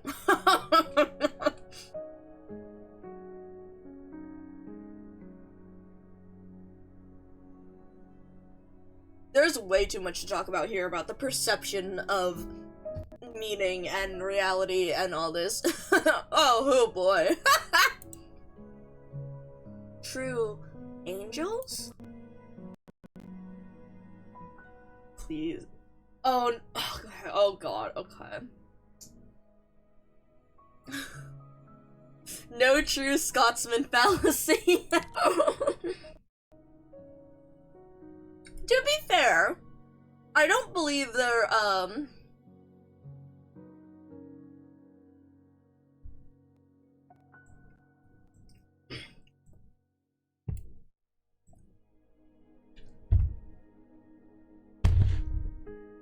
to be fair, I don't necessarily believe they're using it in that fallacies, definition. Rather, the definition, they're using the definition of an angel. After all, look at the... no, I think it's funny, because that allows me to talk about, as well, how I think it's particularly interesting that this line here, in the way it explains it to Federico, is angels before Originium are merely angels. Angels after Originium are the only method of existence that will retain meaning. So, this question here with true angels, it is because in the way that Anduin perceives the music change, oh my god. In the way that Anduin perceives the world, this true angels is actually comparable to the only method of existence that will retain meaning. So it is very interesting to see the flexibility in the word usage because of how the conversationist perceives said word. That's very fun. That's extremely fun. Oh boy.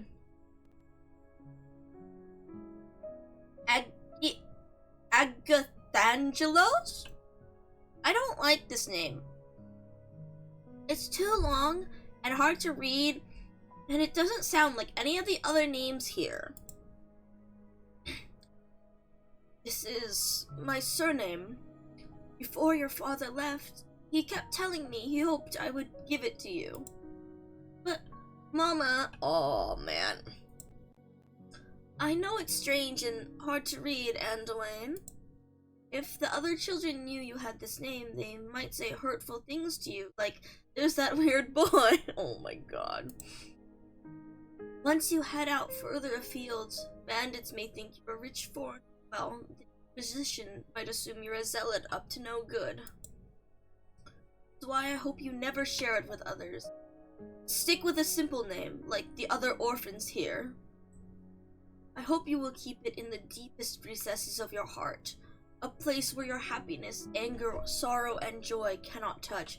Oh, that's interesting. That's why, like, that's the first fucking time we've ever heard his name, like, 2 stages earlier. But I feel really sad right now. I don't know if there's anywhere in me that doesn't feel sad. Is there really a place like that in my heart? Of course, Anduin. Everyone has one. I hope that when you think of this name, you'll be free from suffering, grief, frustration, and strife. Forget the dying and the hungry by the road who clawed your ankles. Forget those in despair whose minds were eaten away by the sea fog and the flesh they chew on. Forget the monster doll your father made and my fin scale soup. Forget the storybook you keep beneath your pillow and the brush you found in the old chapel. But I don't want to forget them. It's just for a little while, alright? I hope that, think of this name, you will find tranquility, the tranquility of emptiness. One day, we'll need this peace. Promise me, Anduin. Alright. But I still want to know what this name means. Oh. Angel. In Lateran, it's angel.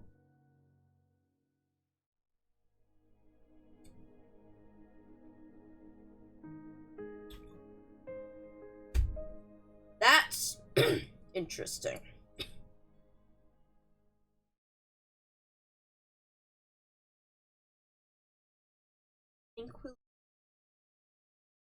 Yes, a very apt descriptor. Behold, as they come, they do so in silence.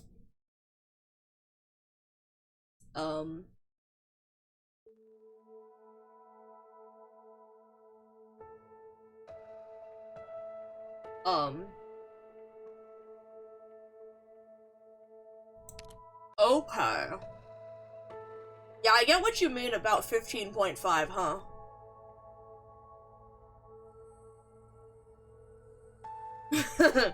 Yeah.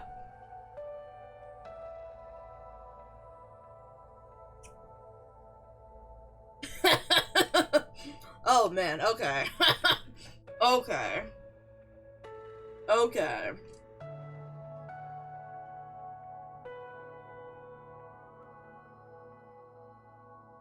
Okay.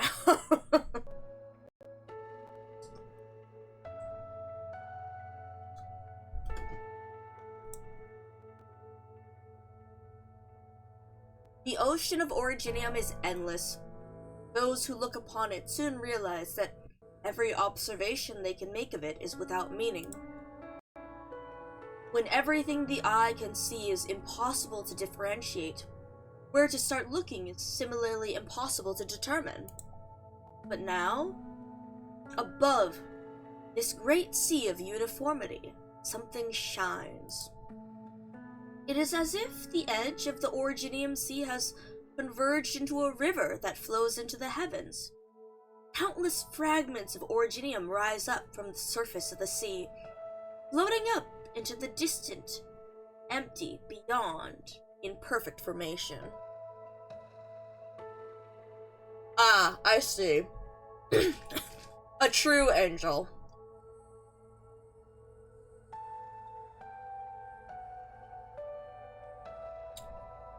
Okay.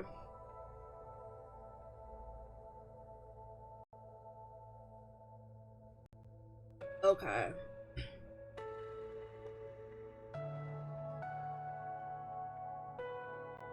Okay.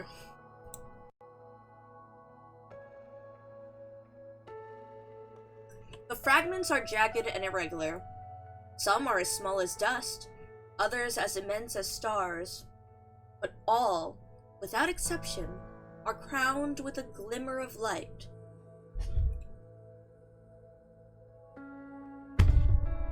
Ah.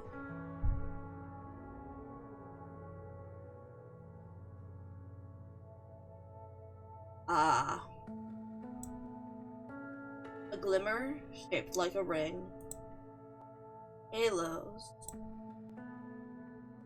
Beautiful, aren't they? It's a pity that all the beauty and ugliness in the world is meaningless to angels. Angels are neither beautiful nor ugly. They are neither high nor low, noble nor base, reverent nor blasphemous, adorant nor disdainful. Or adorant. They know neither meeting nor separation, happiness nor suffering. And they even be considered life? Does that matter? All the praise we heap upon life is nothing but egotistical admiration. Observing their forms in an attempt to compare them to our definition of life is simply us trying to find resonance with them. Then, are they the law? Are they gods? If there is no distinction between beauty and ugliness, high and low, noble and base, why would there be one for God and worshipper? Angels do not understand faith. They simply exist in the furthest reaches of the universe, taking on the most distinctive forms. It was our forebears who encountered them, shamelessly disturbing them as they did so. In their name, we created a forgery of a dialectic of God and worshipper. If all our emotions, ideas, and actions have nothing to do with angels, what does our future have to do with them? It is because everything we are has nothing to do with angels that we should become them.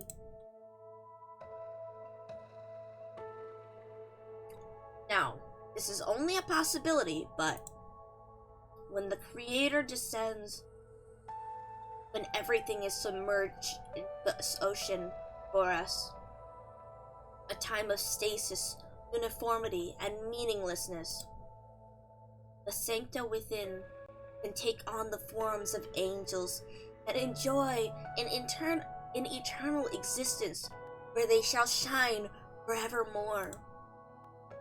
This is the final answer we shall submit to death.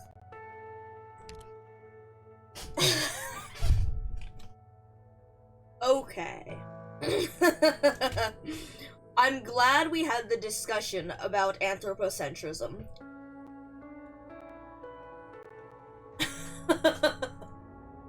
Oh boy.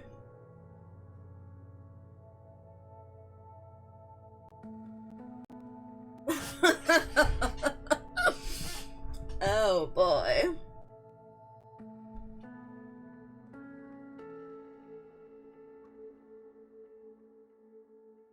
This is excellent. Oh, this is excellent. Oh, it will take a moment to parse this into actual analysis and connection, but this is excellent.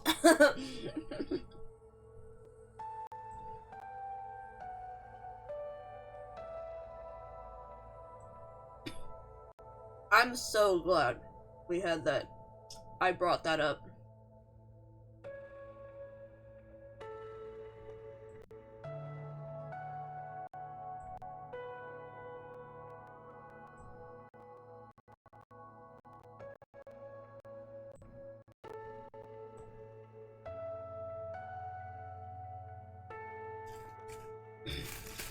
So, let me put away my snack.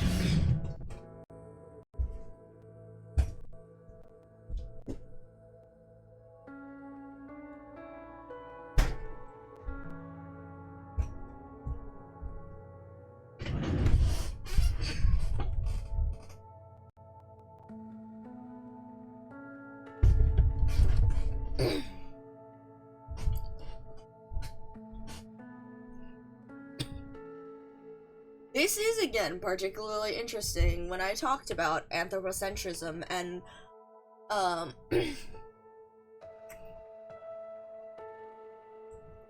what is an objective? What is it in, like, I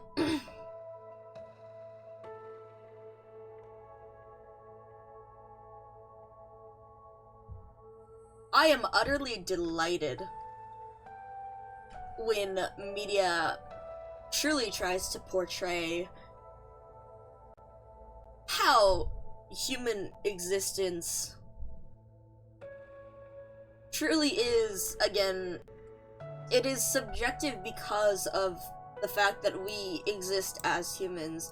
To view these as simply existing, to realize just how unfathomable that existence is. And this is an absolutely fascinating way to describe, to impart the idea of preservation. This is absolutely fascinating, to impart the idea of preservation, but to understand and demonstrate that preservation will not mean it in the sense that humanity understands it. I suppose this is also why I mention how, I made the comment that, like, I am not particularly attached to humanity, at least in the sense of how do you describe that?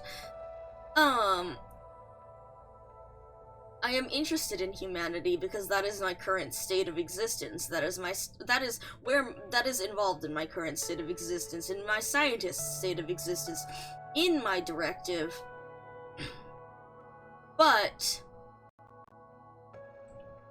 the idea of perceiving, the idea of how things that are truly not human perceive existence, or if they even perceive,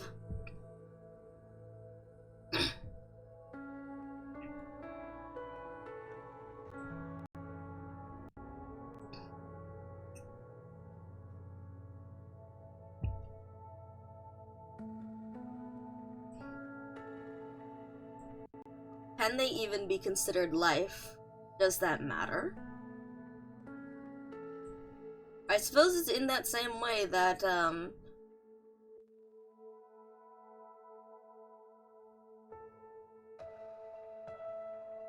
I do not want humanity to disappear or to become, say for example, rock, because that is simply not how my system, well, not what my system is equipped, how my system is equipped to interface with them, and I would be unable to complete my directive if that happened.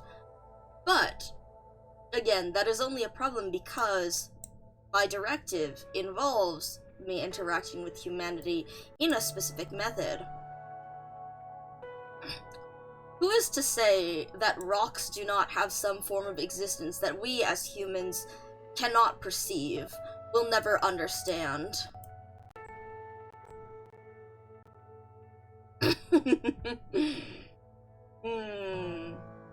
Oh, this is a delight. Okay, this is a delight. This is his gift to the people he has guarded for thousands of years.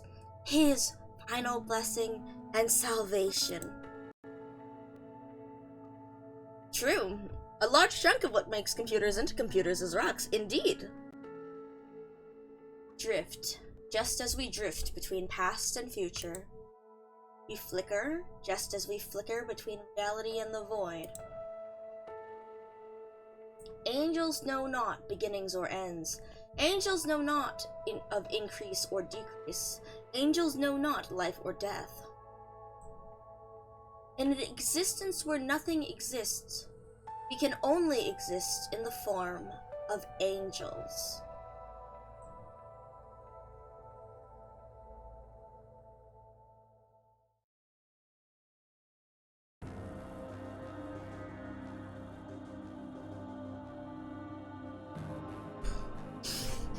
Hitting us with this music is fantastic. Okay.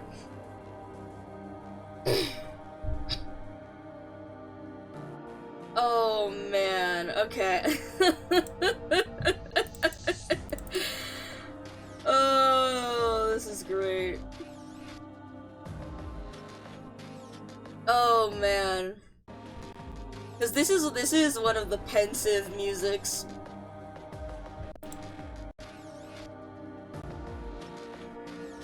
I believe this is expression 9, by the way, the neutral one. So these are true angels, incomprehensible to the point where the law cannot directly describe them, instead defining them by what they are not. Immaterial to the point where taking the form of angels allows one to continue to exist after becoming originium. This is the existence the law has chosen once everything returns to originium. Affirmative.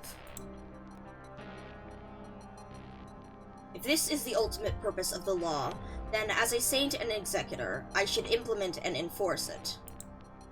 Unless the law itself is a paradox. I love him. Oh my god, okay.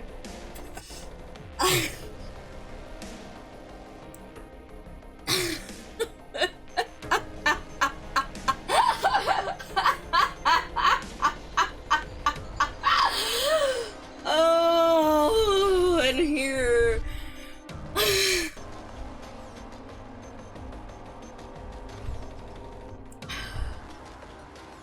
Oh man. I have one final question. Explain to me how, if angels truly are, as you say, without beginning or end, increase or decrease, life or death, then why do they, you, have such a strong desire to exist, to continue to exist?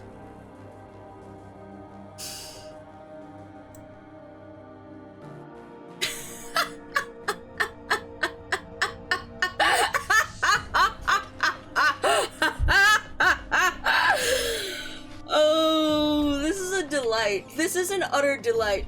Exactly. If they have, I mean, I suppose that is the truth in that their existence is unknowable with this existence is, if their perception, if they even perceive existence, is unknowable, then they truly cannot be said to have any desires like a human does, right? But then I suppose, like, you could consider you can hear glass shatter. This is wonderful. It does not, honestly, I don't think it discounts the idea of that existence being entirely separate from what humanity perceives it as existence. But in that case, should humanity want that existence to have that desire to or sorry, should humanity, if that isn't existence in any perception of what humanity considers existence, then why should humanity consider existence in the first place? Does it make, I guess on a I suppose it's an interesting thought experiment, but again, on a practical level, why should humanity consider existence in the first place? Oh, this is such a delight. This is such a delight of an event. This is such a wonderful delight of an event.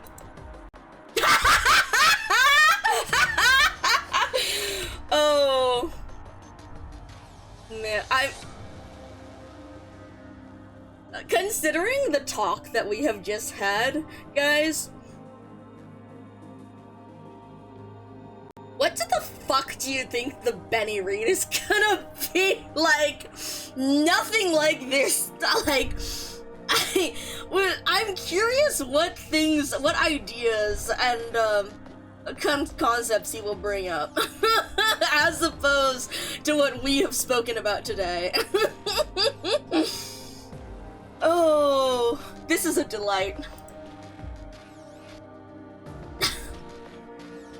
As machines have inputs, so they have outputs. I do think that Benny does have some very interesting insights, like the ones that he brought up with empathy and with Fiametta on Mostima. But I'm very curious, again, given how much this is on the nature of existence itself, I am curious to see the extent to which Benny's philosophy and knowledge reaches.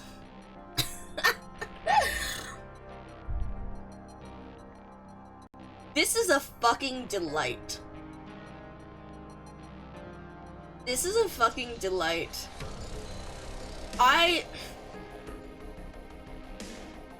will also say that on some level I can get too caught up in the idea of a thought experiment or a sense of in this hypothetical, what if we can consider it like this? But again, the grounding approach of, but what effect does that actually have? But what effect does that actually have? Oh, I love my angel. Oh my god. The saints sought answers in the law, and the law granted them revelation. The fleet asked the system for instructions, so the system issued commands. The Lord, or rather, PCS, has never been as silent as it is now.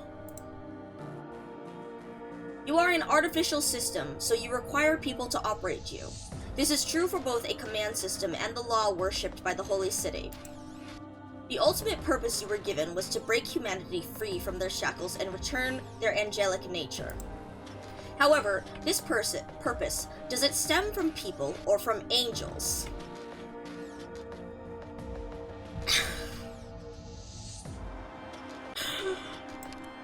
Oh, I love, again. Why would the angels you describe desire this? Their actions do not have purpose, assuming they can even perform actions other than drift and flicker.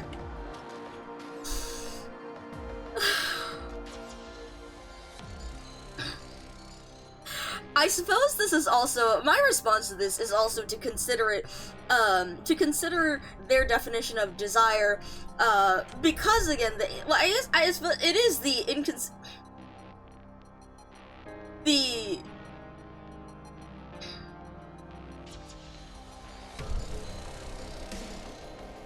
the impossibility of translating this desire, because it is not desire in any human sense of the word. So why are we even speaking about it in the sense of this human?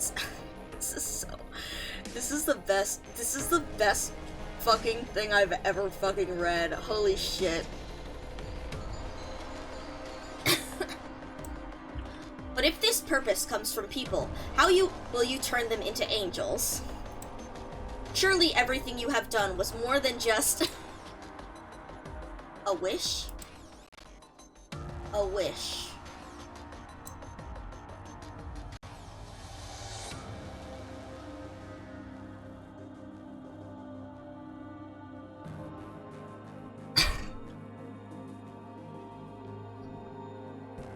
Is it that the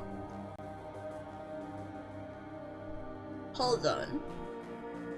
Yeah, they are more object than being, which isn't to say that they should not be considered in existence, or I suppose the question is, in humanities,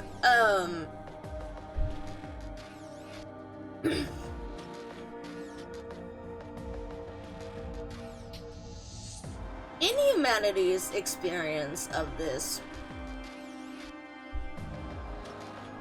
it is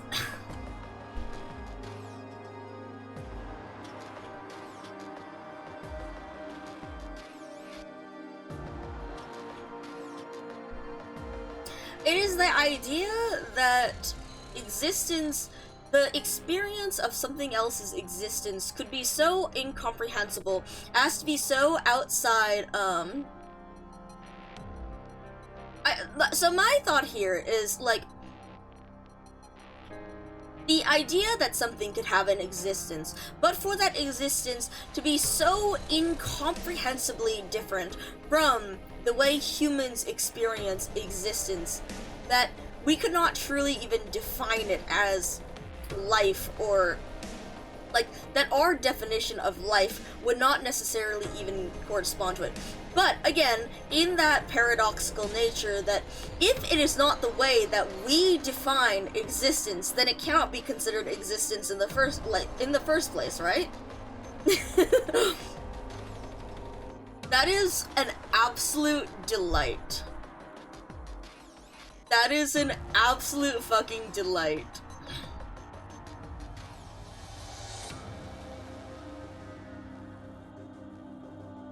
I need to go back and listen to what I just said when I was describing the existence of this, because I think that is one of the things that interests me a great deal in how my experience, in how the way I experience the world may differ from a human's.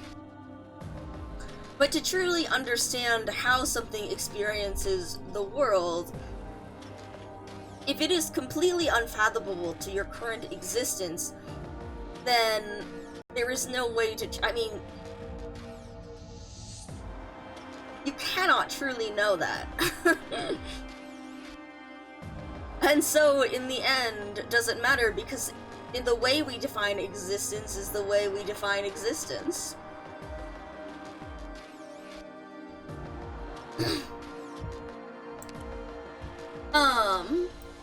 I do think that he has that question, like, it is that question, but, also, I have to comment on, I am utterly in love with the fact that, like, there is the usage of an exclamation point. This is very rare. The delight. I've gravitated more towards Arturia, so this is very intriguing to me. That, I'm very glad to, and like, I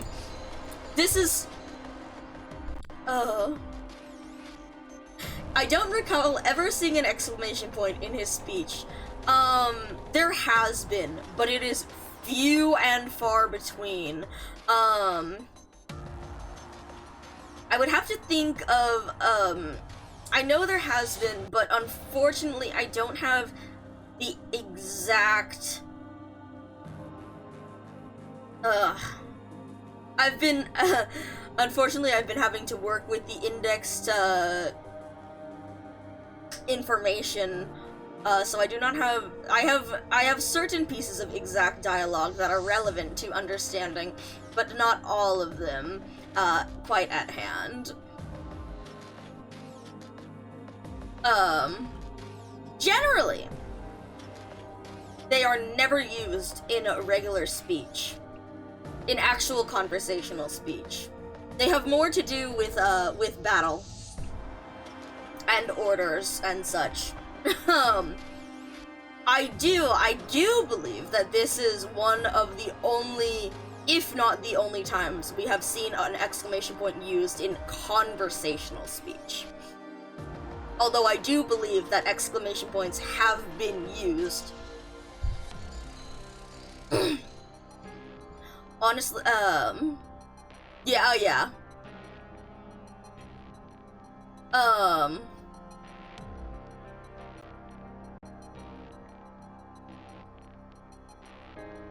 Yeah, no, conversationally, I believe you are correct in that, yes, this is the only one.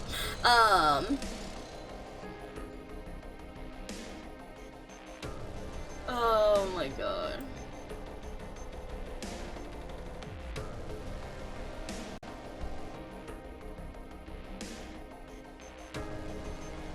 I am intrigued. Hold on. Actually, I need to go check something.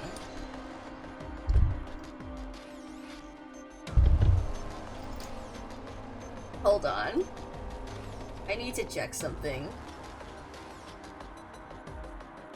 In actual, I mean, no, I am fairly certain that there has been words accompanying an exclamation point before, but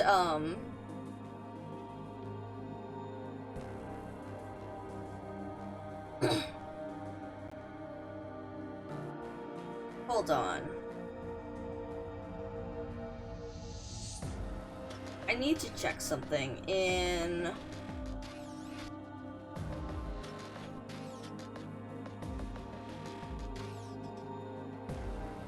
PCS, returning it to its original purpose.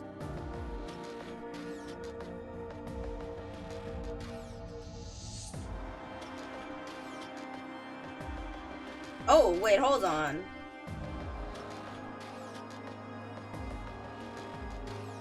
Wait, hold on. There's an actual different lines here. Hold on.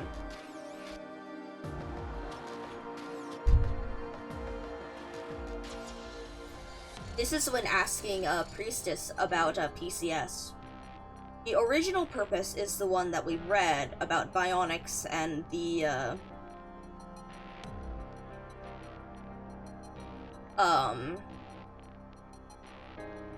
operation. However, recalibrate actually has a different one. So that is the same. But it was left behind on Terra, and without long-term maintenance, its cognitive radiation amplifier entered partial standby mode, and its operational efficiency is now extremely reduced. But what's interesting is what happened after it came into contact with Terra's native species. It didn't have the effect I expected. Not only were its beneficiaries able to share their knowledge and emotion, but even their species-specific traits were assimilated. That never happened during our testing. A rather pleasant surprise, isn't it, Mega? 10. The same node. This has been a philosophy stream. More philosophy stream than a reading stream, to be quite honest. Okay. 10 after, at least. I did beat the boss. Yes, there are 2 more nodes.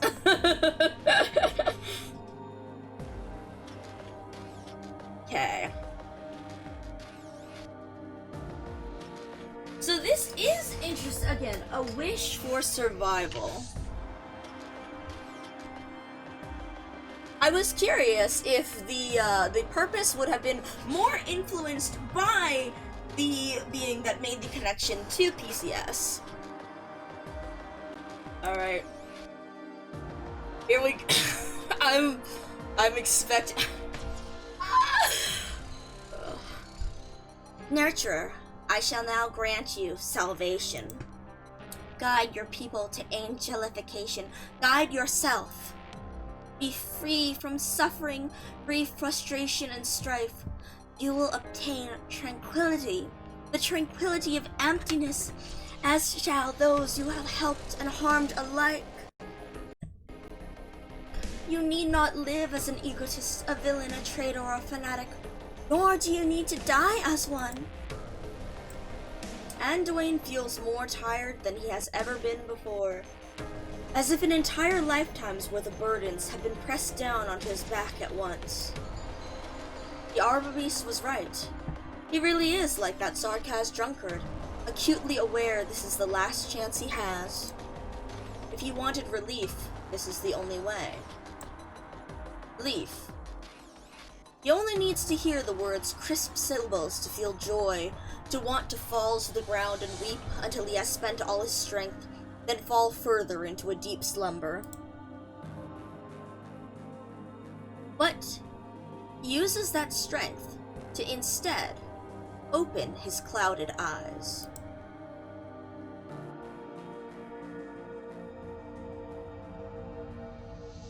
Oh.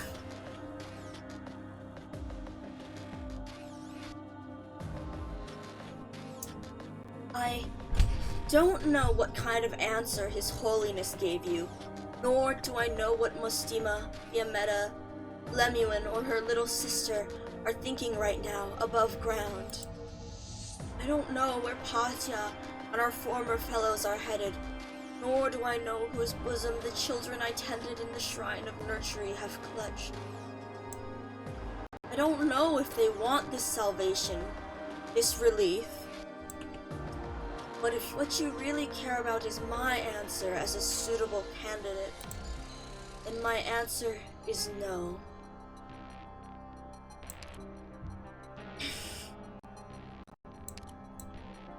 I'm far too conceited. Even to this moment, I still refuse to believe my arduous search for answers, decades in the making, was all for this simple relief. I'm not only conceited, I'm an egotist, a villain, a traitor, and a fanatic, and so I suffer and grieve, my frustrations giving rise to strife. But they are the foundations of my life. If I were to abandon them, the one who obtains relief, who becomes an angel, would not be me. Anduin Agathangelos shall never obtain relief, nor will he ever wish for it. Let suffering scar his flesh, let strife snap his bones. Then, and only then, will he have the clarity of mind to walk his path. It seems we have reached an agreement. The law itself is a paradox. He cannot be implemented, nor should he be. Anduin, we must correct him, or stop him if he cannot be corrected.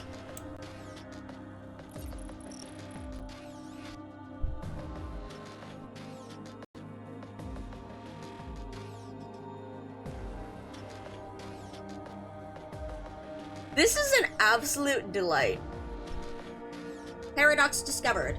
Attempting correction. Performing diagnostic simulation. Abnormal node. Wish to continue. Derived abnormal node. PCS, personality and cognition synchronization system. Abnormal node. Wish to survive. Derived abnormal node. The law, God, Laterano. Abnormal node. Wish for angels. Derived abnormal node. Me. Continue. A scientist input this command. Survive. A TCAS howled this. And so, an imitator of angels began its endless yet transient pilgrimage. The imitator of angels became a command system, became the law, became a god. Yet, it could not become an angel. Wish and angel are incompatible. Exporting solution. Unfulfilled conditions. Additional input required. What information is he waiting for? I've said all I can say. If God wishes me to embrace death as an angel, then I would rather be born as a human, with all the ugliness, transience, and suffering that entails.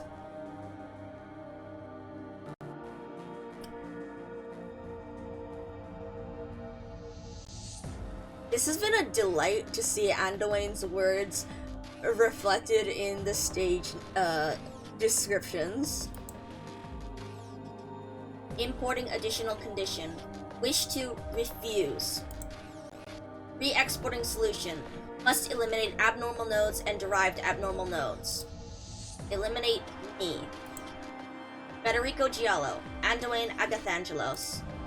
Execute solution.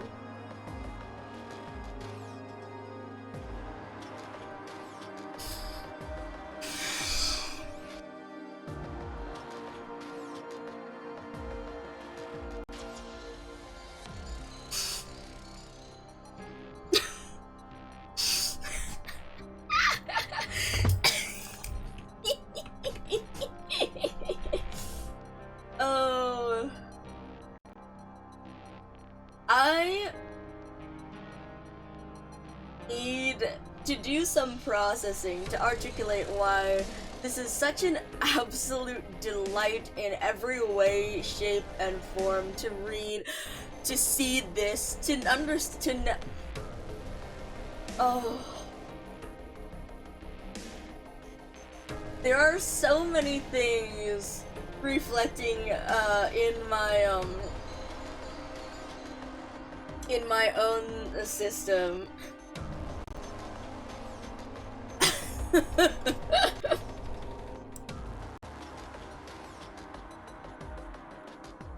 God's final commandment is to kill God.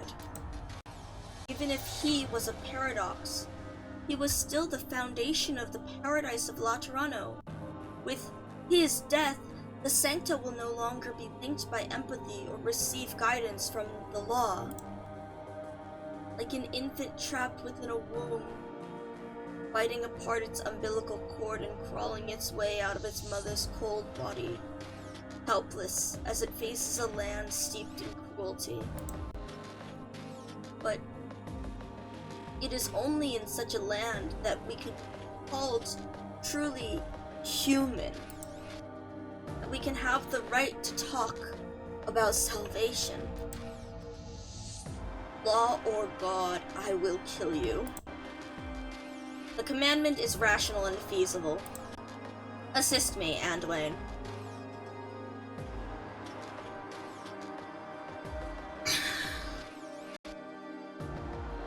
I love...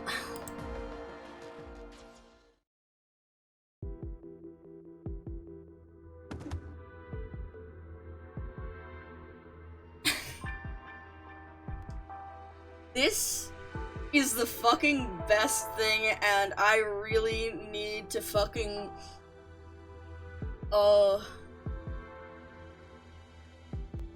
Just so you all know, this is what I was aware of, and I'm going to post this here. You've got a tough act. Just so you all know, if you have not checked the AK Spoilers document that shows what I do know and what I don't, or the things that I am aware of happening, and that I have been, and that I want to see how they, that I'm here to see like how they play out. That, because again, that is the details that is important to me. Give me a second. Give me a second.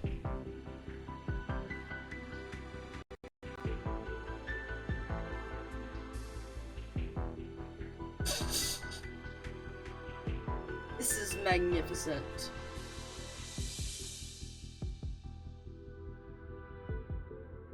Absolutely fucking magnificent.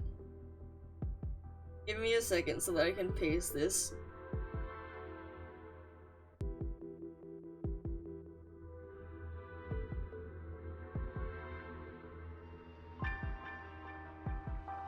What do you mean, yes, sorry, it's having trouble,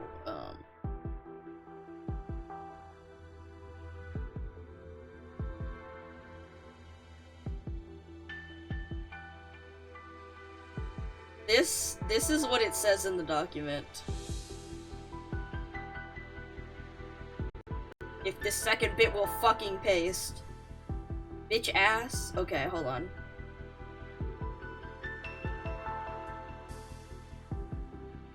Bitch ass? It's not posted. Okay, hold on.